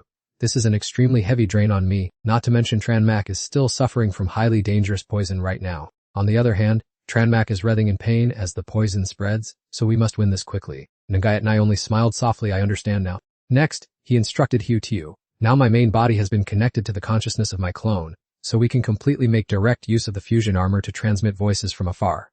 What is that voice? Thuan Nagia, standing on one side, also began to fly into a rage. Hey, I'm talking to you guys. Your scheming is way too blatant. Did you think we didn't exist here? Without the slightest hesitation, he swung his chain scythe forcefully. All of you. Tandung loudly warned Ngayat Ni, be careful of that chain. But she replied, you don't need to remind me about this level of attack. She also quickly countered, Get lost. Ngayat Ni slammed the chains down. I already saw it clearly. Then she immediately flew like the wind toward Thuan Nagia to avenge being beaten by him earlier. Thuan Nagia was stunned for a moment, never having expected this. Ngayat Ni delivered a powerful, direct kick to him. Now I'm returning all of it to you. That kick indeed possessed terrifying power. Just one kick sent him flying straight into a nearby tree trunk. Oh my Thwanangia! Ngayat No smirked smugly. Now do you know how formidable I am? Suddenly Hutiu screamed out in panic. Ngayat Nai anxiously pressed for an answer. Hutiu, what's wrong? Why did you suddenly feel so much pain? Hutiu lay groaning on the ground as if she had just been kicked. What is going on? Thwanagia began to sneer. Don't forget, he reminded Hutiu, our lives are linked together now. Having her as a human shield made Thwanagia even more arrogant and fearless. If you hurt me, you are also striking her. Both Ngayat Nai and Tandung were at a loss. Damn it, this is a tough situation to handle. Tandung called out pleadingly once again, Ngolin. By this time he was sitting slumped against a tree trunk, seemingly exhausted. Ngolin raised her head and complied. Understood. The sound waves began to ring out. She gave the order using violent static noises. Immediately, the sonic bat was no longer as frenzied as before. Its screech was like a sonic storm, ready to blow everything away. Hutiu lay flat on the ground, clutching her head in pain. Neither Tandung nor Tranmak could stand it. It was just too loud. Thianthu looked at the projection screen in admiration. Violent static. I know this move. It not only has a terrifying attack power but also carries a mesmerizing effect. At the moment, the sonic bat still refused to be quiet and continued to screech. Seeing this, he became even more intrigued. If subjected to a prolonged attack, the enemies would lose control and slaughter each other to exhaustion. Den-chun, standing next to Thianthu, firmly asserted, that's right, but the weakness of this move is also quite obvious. Meanwhile, Tranmak and Tandung were struggling to withstand that terrifying power. Tranmak clutched his ears and cried out, "Oh!" Tandung angrily shouted, Tranmak, let's fuse. Suddenly, a glowing device appeared on her ear. Tandung's voice rang in Tranmak's ear. As long as we block our ears, we probably won't be affected anymore. Not only Tranmak, but the two girls on the team also had this device. No longer bothered by the piercing screech, Hutiu smiled happily. It seems I'm not dizzy anymore. This armor is so convenient. Nagayat Ni was equally delighted, feeling as though she was being protected by Tandung. With that, she looked ahead and confidently asked, "Alright, what other tricks do you have this time?" Ngo Lin sneered contemptuously, "Haha, did you think this move was only targeted at you?" Hearing her words, Nagayat Ni's eyes instantly filled with doubt. At this moment, Thwanagia was leaning against a tree emitting a gloomy, murderous aura looking just like someone possessed. The very next second, he let out a roar that shook heaven and earth. Following that, he caused a massive commotion and bolted away from the tree. Nagayat Ni seemed to be Thwanagia's target. Realizing this, Tandung quickly warned, "Gayat Ni, get out of the way!" But it seemed to be too late. Thwanagia's speed was so fast that before she could even react, she was struck by his palm. Nagayat Ni was blown back by the powerful impact, crying out in pain. "Ow!"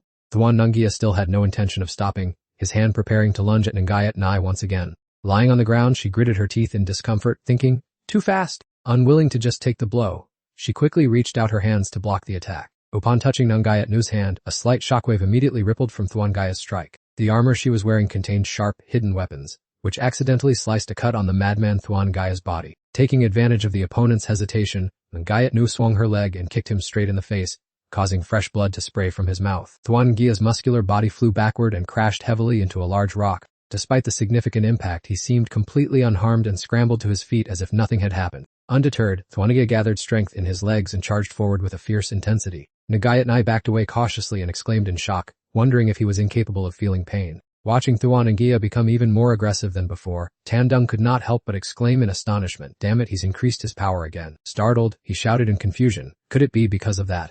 Ngo Lin, standing nearby, softly replied, "Just as you think, Thwanagia is not the only one who needs to use this technique." She calmly explained that the frenzy effect not only robs one of sanity but also awakens hidden potential, helping to unleash superior strength, which is the signature combination of their Than and sect. Thwanagia's eyes turned bloodshot with rage, and he roared in a frenzied madness. Suddenly, his body froze in mid-motion as if something were obstructing his path. It turned out that Tranmak had lunged forward with his sword and dealt a powerful blow to Thwanagia. At that very moment, a whirlwind rose up, blocking the space between Nagayat Ni and the enemy. Ngo Ling's mood also began to show signs of agitation. Tranmak landed gracefully on the ground from the air. Tandung hurriedly reminded him, "Tranmak, his life is linked to Hutu's, so don't strike too hard."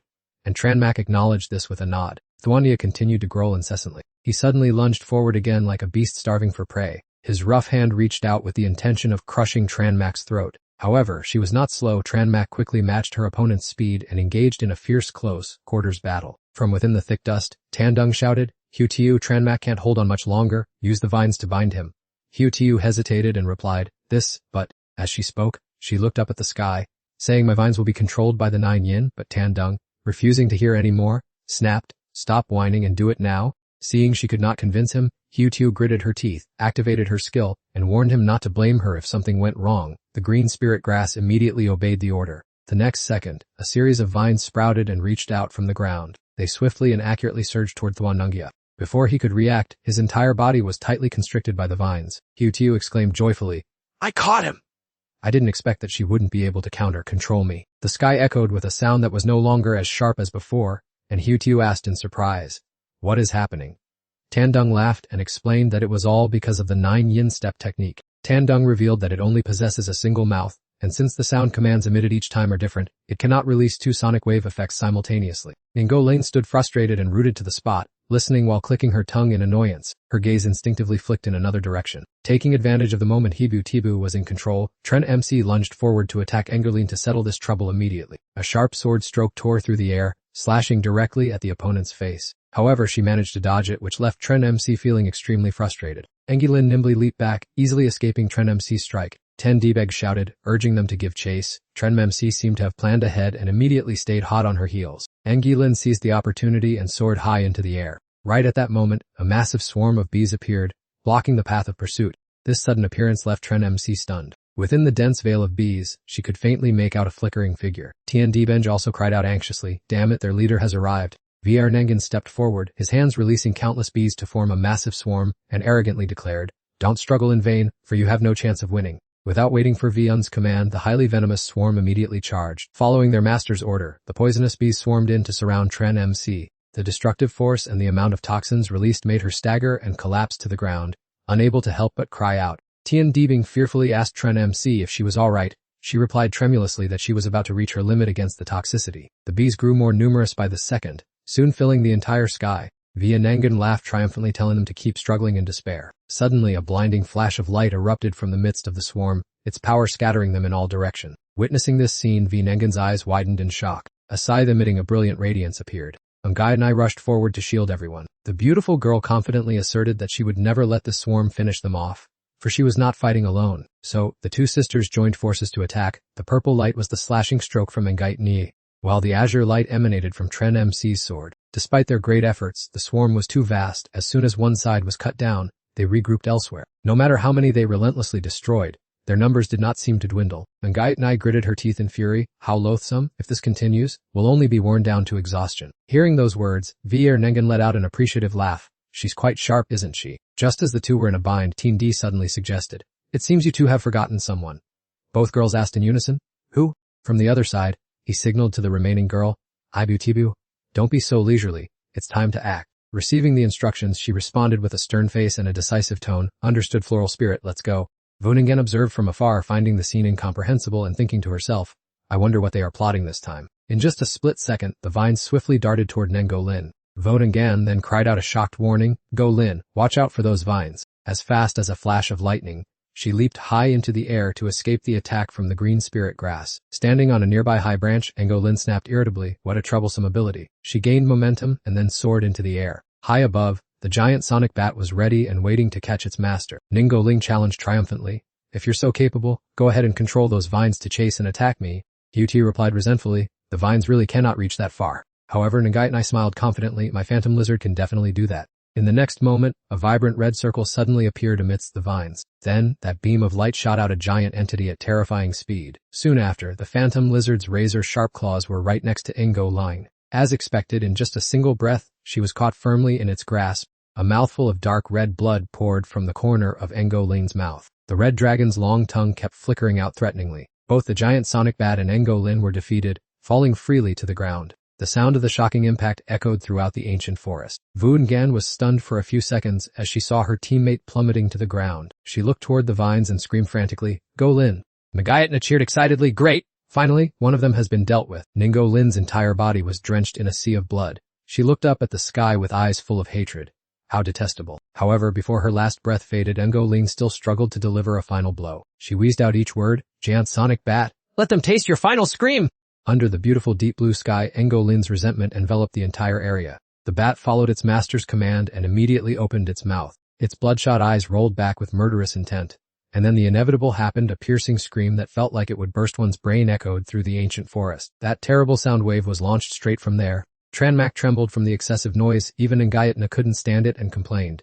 That sound pierces through the protective armor and right into the eardrums. Thanks to the pressure from the Nine-Yin beast's scream, the green spirit herb vines that were tightly binding Thuan and Gia have now shattered into pieces. Witnessing this scene, both Tiu and that tree were shocked. She exclaimed in astonishment that she never expected him to use brute force to escape confinement. Thuan Gia sat slumped in the middle of the pile of broken vines. He gasped with his mouth open, each wheezing breath sounding extremely labored. Immediately afterward, this guy screamed violently like a madman, as if boiling water had been poured directly onto him. Then, he quickly dashed out of the pile of vines. Tiu saw this, but the wind force he generated was so strong that she could not stop him in time. By this time, Angayatnai also saw Thuan Gia escape, and he was flying straight toward her. He swung out a series of glowing purple, highly toxic chains to attack Angayatnai. The attack was so lightning, fast and vicious that she could not react in time. As a result, her two arms were tightly bound by them. Thuan Gia roared again, as if he wanted to eat her alive. Although hindered by the troublesome chains, Angayatnai still resolutely refused to submit. She mustered her strength and pulled hard, trying to break free from the binding grasp. However, Thuan Gia was one step faster. He rushed forward and delivered a devastating blow directly to Angayatnai. Naturally, this attack was too much for her to bear. Angayatnai collapsed to the ground and lost consciousness. Unable to stand by and watch her companion in danger, Tranmak rushed straight toward where Thuan Gia was standing. A powerful slash swept across the madman. Caught off guard, he took a painful blow. Tranmak did not stop but continued to spin around, delivering another tricky sword strike. Tan Dung's warning echoed in her ears. He told her that this guy's strength had increased more than before, thanks to the scream of that beast. Nangan suddenly arrived to mock them, asking if they still had the peace of mind to worry about others. Not only did she utter mocking words, but she also took action, immediately launching a killer blow at the person opposite her. An attack aimed at Tranmak deflected her sword strike, and Thuan Gia also took advantage of this opportunity to slip away. Then, right after that, he suddenly materialized from Nangan's debris. Caught completely off guard by this sudden appearance, Tran Mak was knocked far back by the force of his impact. Although slightly dazed, she quickly regained her balance. Tran Mak stood firmly, her eyes locked onto the roaring madman in front of her. Thwanangia laughed gleefully and at the same time unleashed extremely long chains once again. Just like before, that crowd aggressively rushed forward, aiming to take down Tran Mak. She watched warily and then used her strength to leap and dodge. The chains slammed down violently, shattering the ground and sending debris flying everywhere. Suddenly, Tandung shouted a warning, telling Tran Mak to watch out above. She looked up to find Vodingan's minions causing trouble again. Giant green spirit herb vines immediately rose, forming a sturdy shield to protect her from that attack. Not stopping there, from the opposite side, Thwanangia continued to play his wicked tricks. Tandung again screamed warnings about the chains, and when Tran Mak turned around, she saw the long, dangling chains already pressing right in front of her face. Before she could react, a small hand unexpectedly reached out to protect her. It was Hu Tiu. She turned her head and gave the other person a radiant smile. Tran Mak was stunned, looking at the small girl blocking her way, unable to utter a word. Despite facing imminent danger, Hu Tiu showed no fear. She smiled and said, "Empress, I can only help you this much." Indeed, Hu Tiu rushed out to take the blow for Tran Mak. The brutal chains whipped directly at her, making Tran Mak cry out in agony. Hu Tiu. That sentence still echoed in her mind. "Empress, I can only help you this much." The small girl lay collapsed on the ground, her body covered in blood and tightly bound by chains.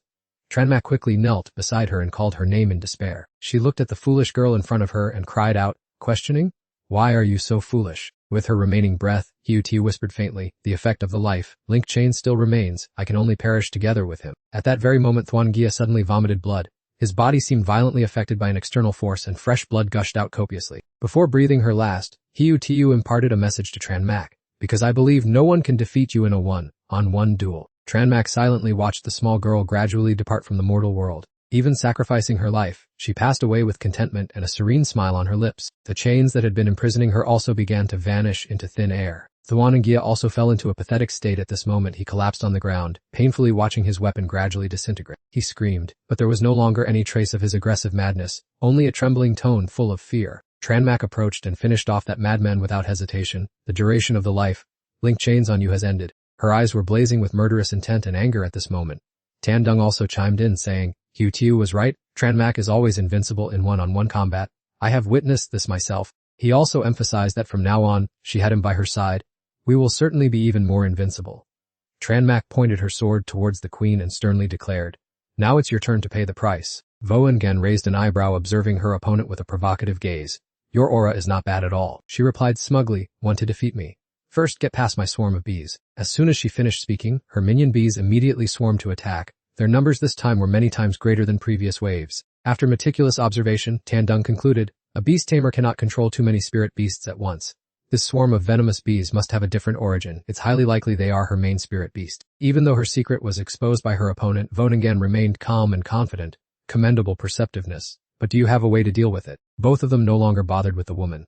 As soon as Tandung signaled that his right leg was ready, she immediately squatted down and replied, "Understood." Her gaze was highly concentrated, utilizing her maximum supporting ability to the fullest. Tran Mak leaped high, soaring across the swarm of bees that completely covered the entire sky. Vodungan made a sarcastic remark. That last maneuver was merely a trivial jumping trick. At this moment, Chen Mo's direction of movement was exactly where the corpse of the 9-nether bat lay. She replied with a delighted laugh, "Our real purpose is precisely this thing." Upon hearing the strange noise, Vodungan immediately turned her head to look. Chen Mo chose a highly accurate landing spot right on the bat's abdomen. Without any delay, Tandung immediately set to work devouring the prey. Instantly, a surge of peak energy was activated, unleashing incredibly powerful force. The system quickly displayed a notification. "Congratulations, host, for successfully absorbing the 9-nether bat, gaining additional stats and sonic wave skills. The Pupa-type beast gained 50 strength, 96 defense, 57 speed, and 42 mental power along with sonic wave, clone leap, and fusion skills." Chen Mo felt her body change with excitement, while Tandung also cheered because he finally had enough power to suppress the toxins and gain a new move. Voengan stood far away,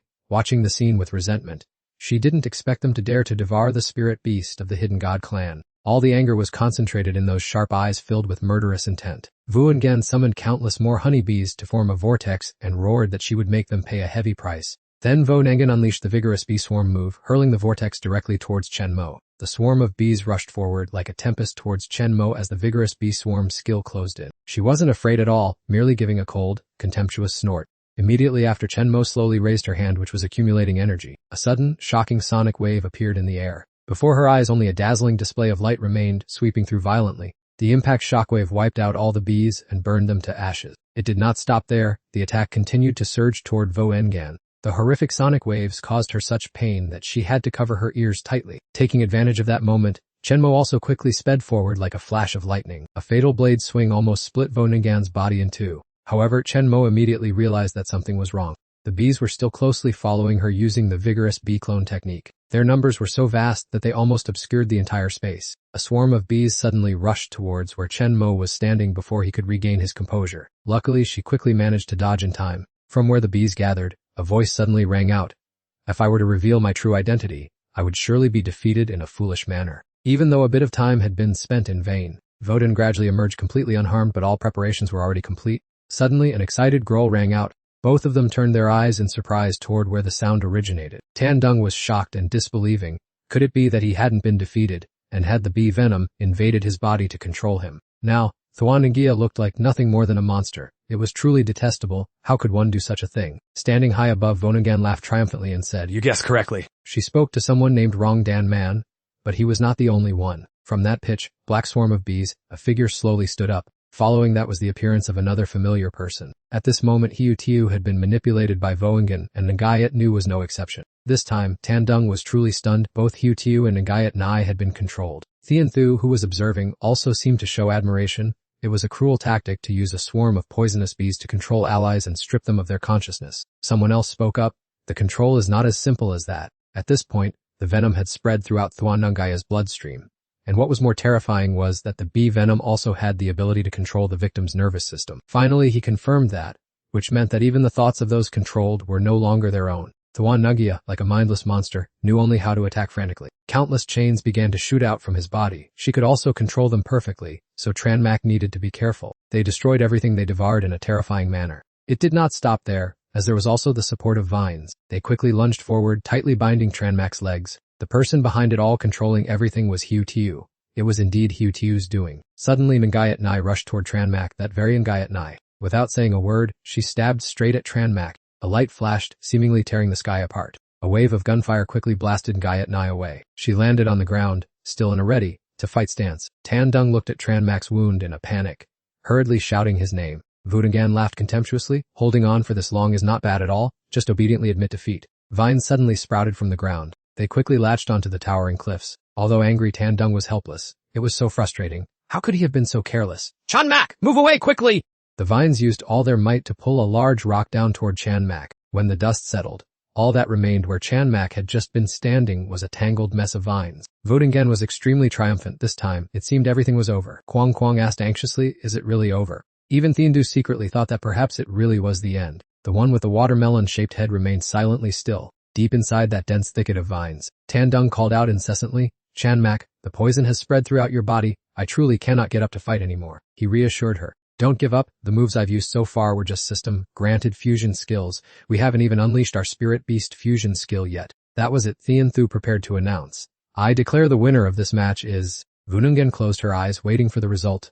Thenan. But then she quickly realized the battle could not be over yet. Right behind Voengen, a brilliant green beam of light shot straight into the sky. She turned her head, unable to believe it. Spirit Beast fusion skill. You dare to risk your lives using a Spirit Beast fusion skill right in the middle of a match. Inside that light, Tranmak and Tandung were merging together. Voningen waved her hand angrily. Using this technique requires long-term training. For some Spirit Beasts and Masters, it takes over 10 years. Forcing it this way will only make your blood flow backward and your bodies explode and die. Tandung slowly replied, training time. He looked at Voengen and smiled meaningfully. The bond between Tranmak and me has already lasted for more than 10 years. Immediately afterward, a massive burst of energy erupted, as if to blow everything away. Spirit Beast fusion skill. The seismic tremors made the entire area feel as if it were about to explode. Those witnessing the match exclaimed in terror, This power is too terrifying. Just what is their level of fusion? Even just looking at it makes me tremble. Voongan still stubbornly refused to believe it. So what if they can use a Spirit Beast fusion skill? She screamed frantically. The toxins in your body have already erupted. You cannot continue to fight. From within came Tandung's voice. Tranmak indeed can no longer fight. Only then did Vodangan suddenly realize that the person in front of her was no longer Tranmak. Tandung stepped forward majestically and stood tall. Let me take over this arena now. As soon as the footage was shown, everyone was stunned in utter surprise. What the hell is going on? Why has that long-haired woman turned into a short-haired warrior? Can you even change your gender using a Spirit Beast fusion skill? Thien Thu was also full of questions. It was truly baffling, as their Spirit Beast fusion skill should have evolved into the form of an iron chrysalis. That lazy insect-headed guy possesses a special ability. The battle now remains only between Tan Dung and Vongan, even though he was originally a person who, he has already played his trump card.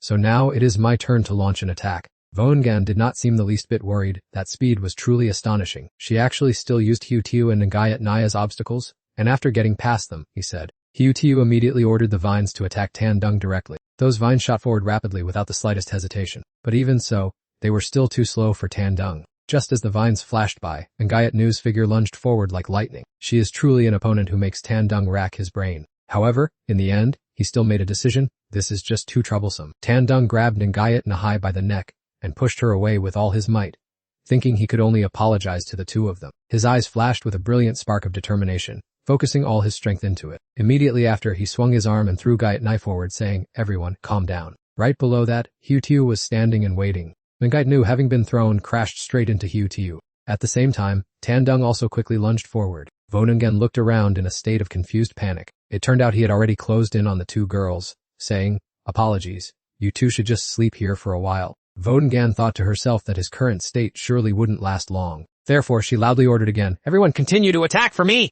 Immediately, Thuanungia stood still and let out a resounding roar. He lunged like a wild beast straight toward Tan Dung. On one side, Thuanungia was attacking wildly. On the other side, Engolin was also rushing forward at dizzying speed. Unexpectedly, Tan Dung only needed one move to send both enemies flying aside. Vongan's eyes widened in astonishment, wondering, what on earth is this? She finally entered the fray herself, thinking, how hateful. Don't forget I still have a swarm of highly venomous bees. 7 bees like a tornado charged straight toward Tan Dung. He just gave a faint, indifferent smile. Venomous bees, huh? Strangely enough, Tan Dung let the swarm of bees surround him without offering the slightest resistance. Inside the swarm, clicking sounds could be heard continuously. Tan Dung still calmly strode out of the bee swarm's encirclement. This sight truly made Vongan panic. So you had a protective armor prepared, but it's useless. Defense is the greatest strength of my fusion beast skill. Tan Dung provocatively asked back, do you have any other tricks up your sleeve? He looked at Vongan triumphantly. Go ahead. Throw everything you've got at me. She flew into a rage. You detestable thing! The thought of all her hard work going down the drain made Vongan even more furious. Clearly, they had reached this stage, and she was just a hair's breadth away from completing her goal. She screamed in resentment, I refuse to lose to you. 7 bees merged, turning Vongan's arm into a giant stinger, the queen bee's sting. She glanced at Tan Dung defiantly. This is a deadly strike based on the queen bee's venom. This needle is crystallized from the toxins of the entire swarm. Vongan's eyes burned with the fire of hatred. No one can escape death. Even armor will melt the moment it touches this. No sooner had she finished speaking than she lunged forward. Victory is mine, die. Tan Dung wiped his nose. Is that so?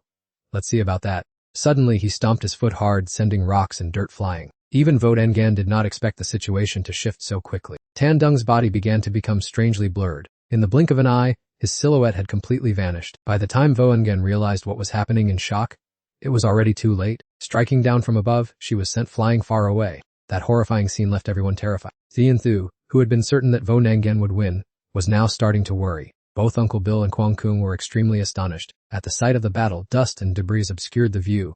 Nothing could be seen clearly anymore. On the ground, only bloodstains remained, accompanied by Vongan's weak, hacking coughs. How could this be? She looked up at the sky, her body covered in blood, muttering words of frustration. As soon as she finished her sentence, her body dissolved into nothingness. Just at this moment, Tan Dung walked up to the spot. He stood frozen, watching Vongan's body gradually dissolve with emotions that were hard to describe. After that, Tan Dung slowly took off his hat and muttered, you are by no means inferior to me. Suddenly, both Tan Dung and Tranmak separated from their fusion state. But rather, you lost to me. Vongan's golden dust particles floated up and vanished into thin air. Both Tiu and Nagayat Nai woke up and complained, what's wrong with me? I'm so exhausted. The hooded man witnessing that scene looked extremely satisfied. Tan Dung, as expected, you guys still had enough strength to pass this trial. With the outcome decided, Thien Du had to stand up and solemnly declare. He shouted, the winner of this match is, although all 4 of them were battered and bruised, they still smiled brightly. Tranmak's team had won. Tan Dung turned to look at Tranmak and smiled. We are only 1 step away from touching glory. She also smiled back at him. Their silhouettes gradually faded into the afternoon sunset. The finals were about to begin. Tiu immediately ordered, Flower Grass Spirit, use your recovery skill. Flower Grass Spirit immediately complied with the request. Its body emitted a gentle blue light that enveloped everyone. Tiu excitedly asked Tranmak, do you feel better, Lady Empress? Although external wounds can heal quickly, who knows when your spiritual energy will fully recover. Suddenly, Tan Dung stopped dead in his tracks for a moment. Waiting for them ahead were Kwang Kwang and Uncle Bill. I didn't expect you guys to overcome that opponent, said Ha Ho Kwang Kwang. Tan Dung smirked provocatively, We have already made it to the finals. Don't end up failing to reach the final match yourselves. Kwang Kwang also laughed and replied, you must have been so focused on your match that you have no idea what happened, right? Tandung asked back in confusion, no idea about what? He pointed in another direction. Just now, the members of the desolate ancient sect forfeited. I wonder why. Over there, a few large figures were leaving sullenly. How should I know? It seems they suddenly had an urgent matter and had to leave in a hurry. Tranmak pondered for a moment and then spoke. If that is the case, Ngayat Net pointed at Kwang Kwang and shouted, doesn't that mean we will face them head on in the finals? Thian Thu clasped his hands behind his back and solemnly announced, since the desolate ancient sect team has withdrawn, the final match will be a contest between Tranmak's team and Hao Kung Kwang's team. As soon as the announcement ended, the two teams were immediately called to the arena. What is going on? Tandung shouted in outrage, I object to this decision. Regardless of his shouting, he still ignored him. At least give us some time to recover. Your objection is completely invalid. Thian Thu calmly replied, the rules of the competition state that you must fight continuously without a break. Bait Trang laughed triumphantly, this time you guys are finished. Kwang Kwang seemed very excited. In that case, we should settle this once and for all. On the contrary, Tandung's group looked extremely tense. Suddenly, Hiu Tiu and Ngayat Nai shouted loudly, don't waste your breath arguing with this bastard anymore. Victory or defeat will be decided on the stage. We will protect the Empress to our last breath. Tandung steeled his resolve.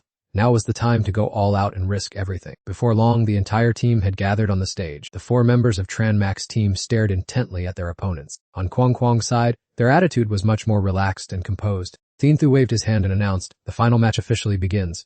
Will both sides please take your positions? The spectators watching the match cheered enthusiastically in unison. Kwang Kwang reminded Bill, no need to hold back, use all your strength.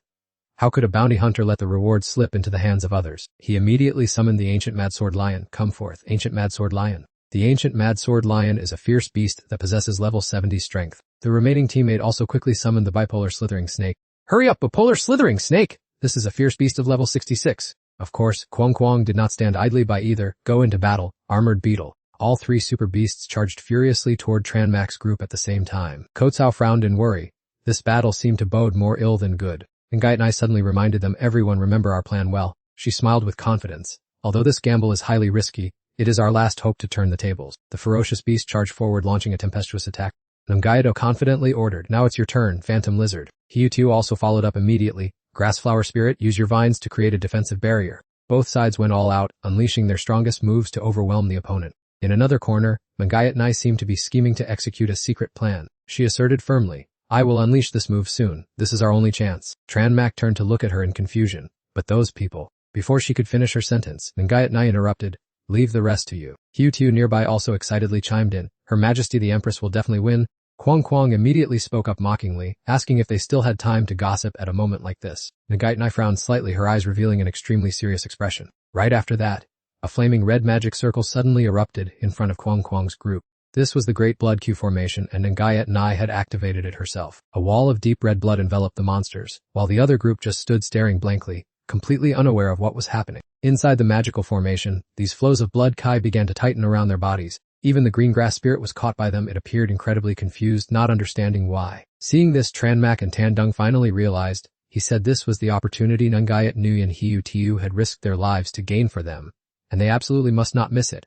As Tranmak nodded in agreement, amidst the crimson glow of the formation, a dazzling beam of light suddenly exploded powerfully. Tandung exclaimed that the spirit-beast fusion was finally complete. Even the old city lord was astonished by this scene, wondering why comrades would be turned into sacrifices to activate the Great Blood Q formation. The hooded man also commented that it looked like they had gambled everything. At this moment he was extremely excited, finding Tandung and Tranmak truly interesting. After a while, the fused form appeared, but something seemed off. Why had the gender suddenly changed? Setting that matter aside, Tandung spoke up, saying this state would not last long and they must end it quickly. Kwang Kwang's vision was blocked by a dense cloud of dust. He shouted in frustration, quickly call your spirit beasts back and use the spirit beast fusion skill. Upon hearing the order, the two comrades shouted together, no problem. Kwang Kwang also let out a highly self-satisfied laugh. Then he unleashed his skill, setting up a spirit beast fusion formation to settle the outcome with the opponent. It was a typical display of showing off that he also knew beast fusion. The bearded man combined with the mad sword veteran to create an impressive Lion King armor. Meanwhile, the purple-haired group merged with the bipolar snake, creating the mad dance of twin snakes. Kwang Kwang held his broadsword defiantly, while Tandung said they should fight and settle this quickly. The aggressive Lion King charged forward, shouting, take this blow from me!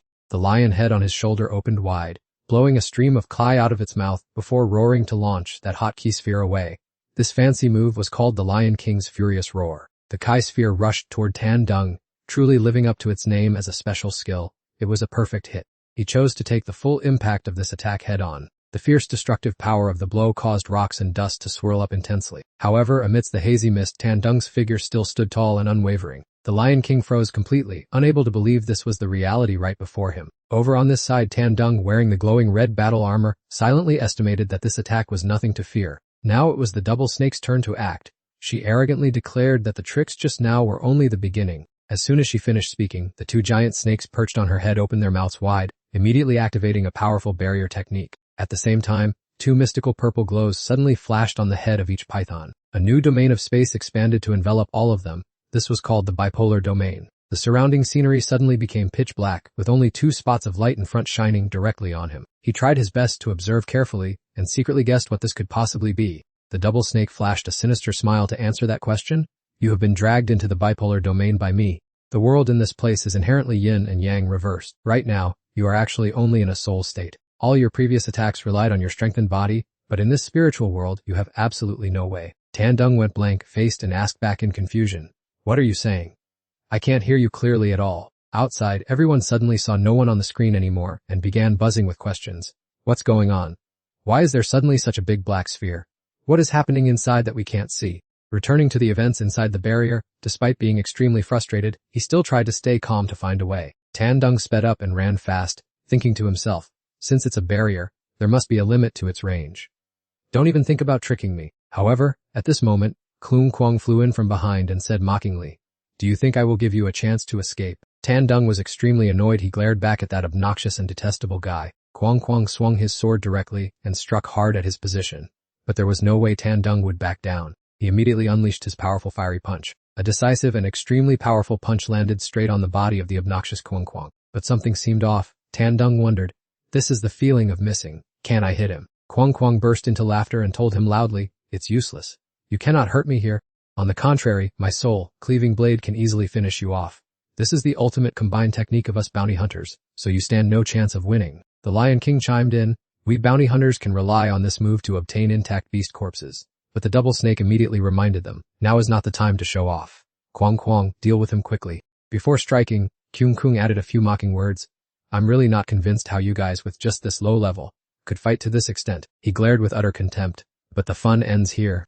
As soon as he finished speaking, the sharp blade immediately swung down fiercely. That slash was incredibly powerful, yet Tan Dung did not shrink back or show any fear at all. His figure suddenly glowed with a mysterious blue light, and Tan Dung smiled confidently. Although I cannot attack you right now, it's a pity. Before his words were finished, his figure vanished just as the blade was about to graze him. Kwang suddenly felt extremely flustered. Suddenly Chan Mak's figure darted forward, sword in hand, swinging fiercely toward that arrogant man. Two formidable sources of power collided, creating an explosion that shook the entire space. Kwang Kwang cautiously stepped back a few paces to assess the situation. With Tan Dung cheering from the sidelines, Chan Mak gathered all her strength to unleash her final blow, banking everything on it. Her eyes watched her opponent intently. She nodded in agreement with Tan Dung, then immediately assumed a combat-ready stance. Kwang Kwang, still knowing no fear, let out a powerful roar. Wasn't this the blow that would decide the victor? Ignoring what the man said, Chan Mak poured all her strength into her advance. Kwang Kwang did not hesitate either and threw himself into the fray. Once again, two violent surges of power had the chance to clash. The very moment their blades touched, a blinding light erupted.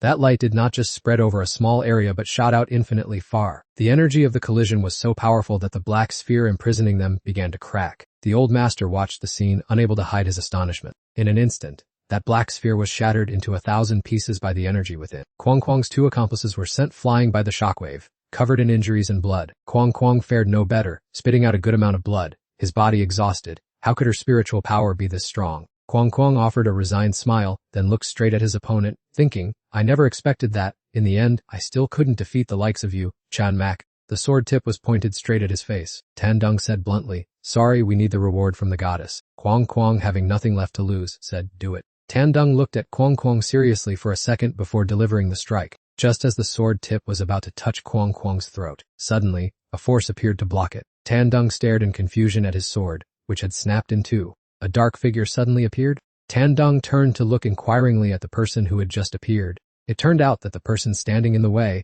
was none other than the mysterious boss from outside. Tan Dung angrily snapped, asking why a judge was interfering in the competition. The man smirked slightly and offered an apology. As soon as he finished speaking, he cast off his outer cloak to reveal his true identity. Tan Dung could not help but be stunned when he recognized that face. He gave a sinister smile, staring at Tan Dung and declaring that both his life and the goddess's gift belonged to him.